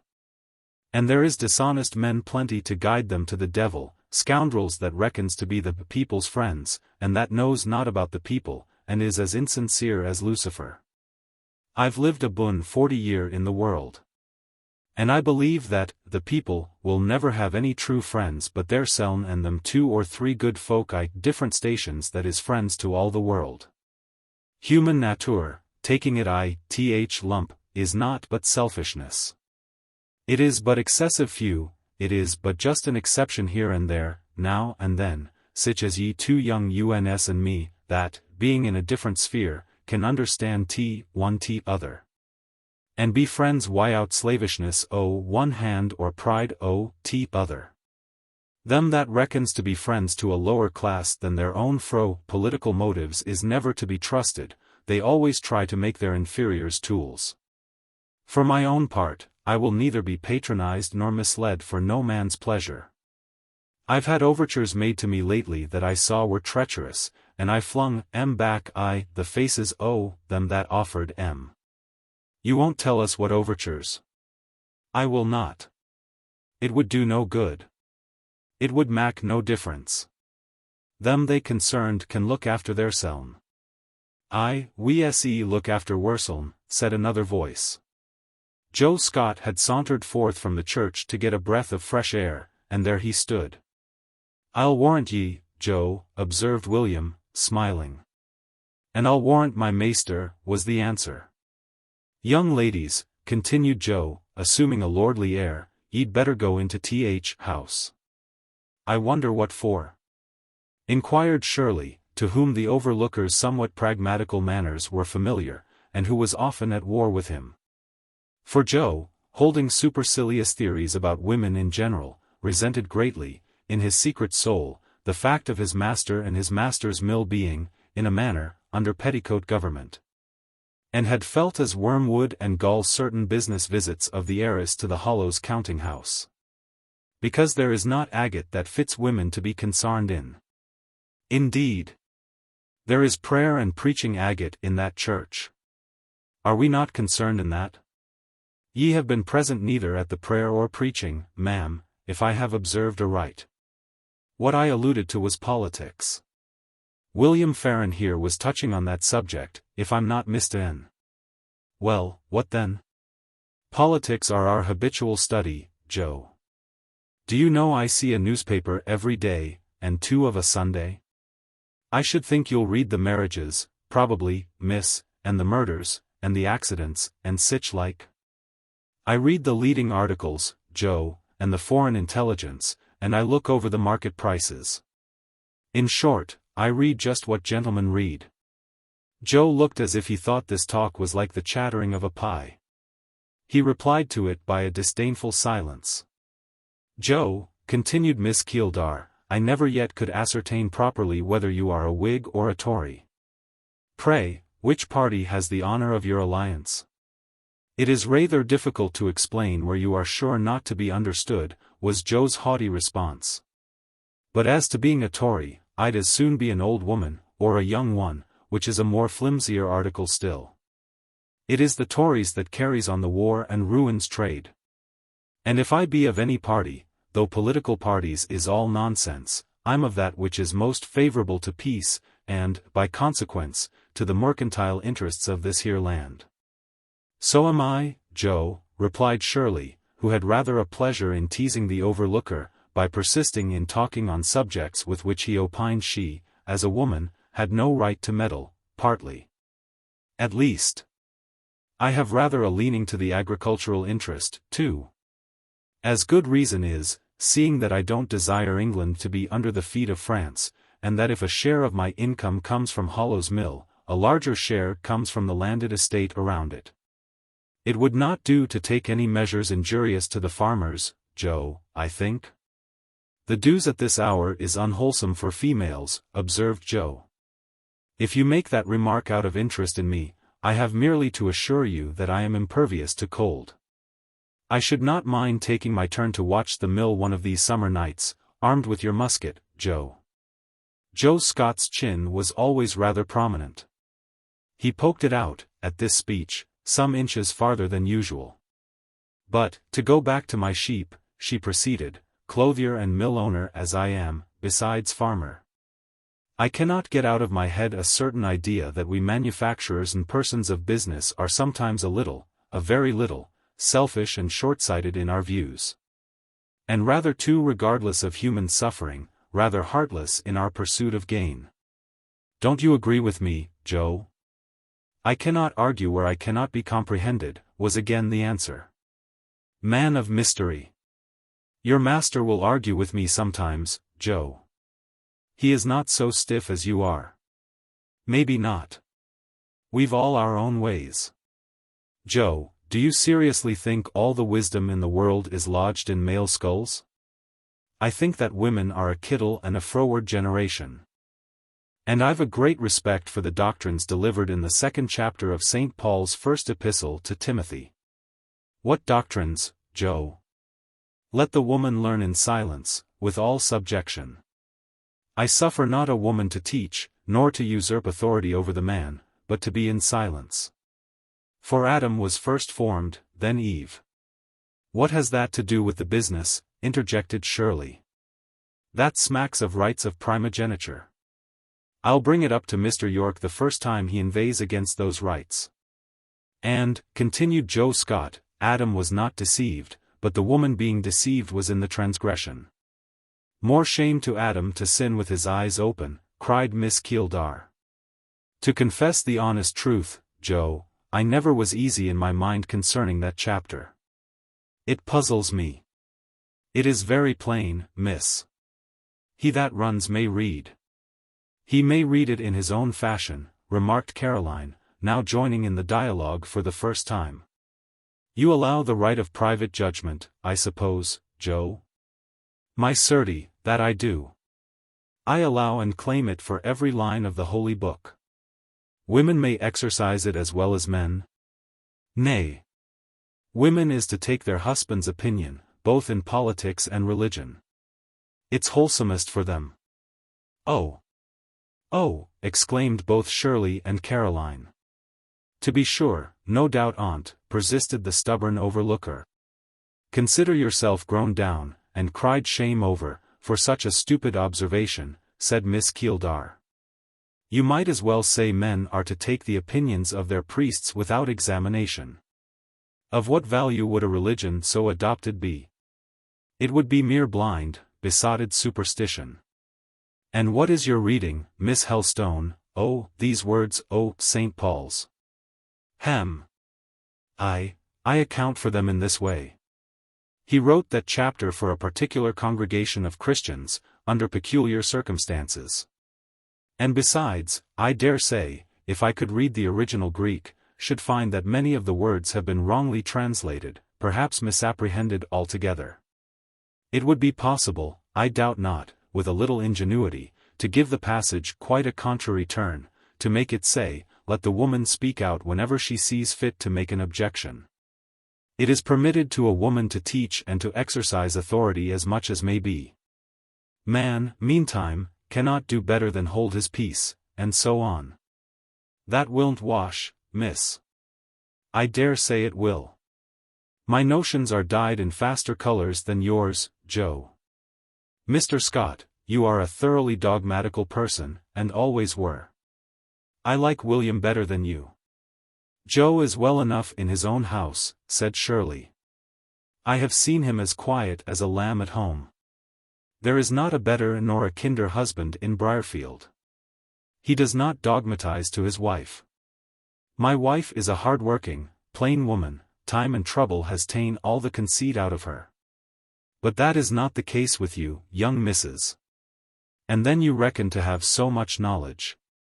And my thoughts it's only superficial sort o' vanities you're acquainted with.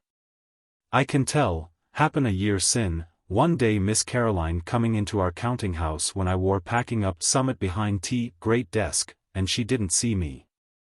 And she brought a slate a sum on it to Maester. It wore only a bit of a sum in practice, that our Harry would have settled 2 minutes. She couldn't do it. Mr. Moore had to show her how. And when he did show her, she couldn't understand him.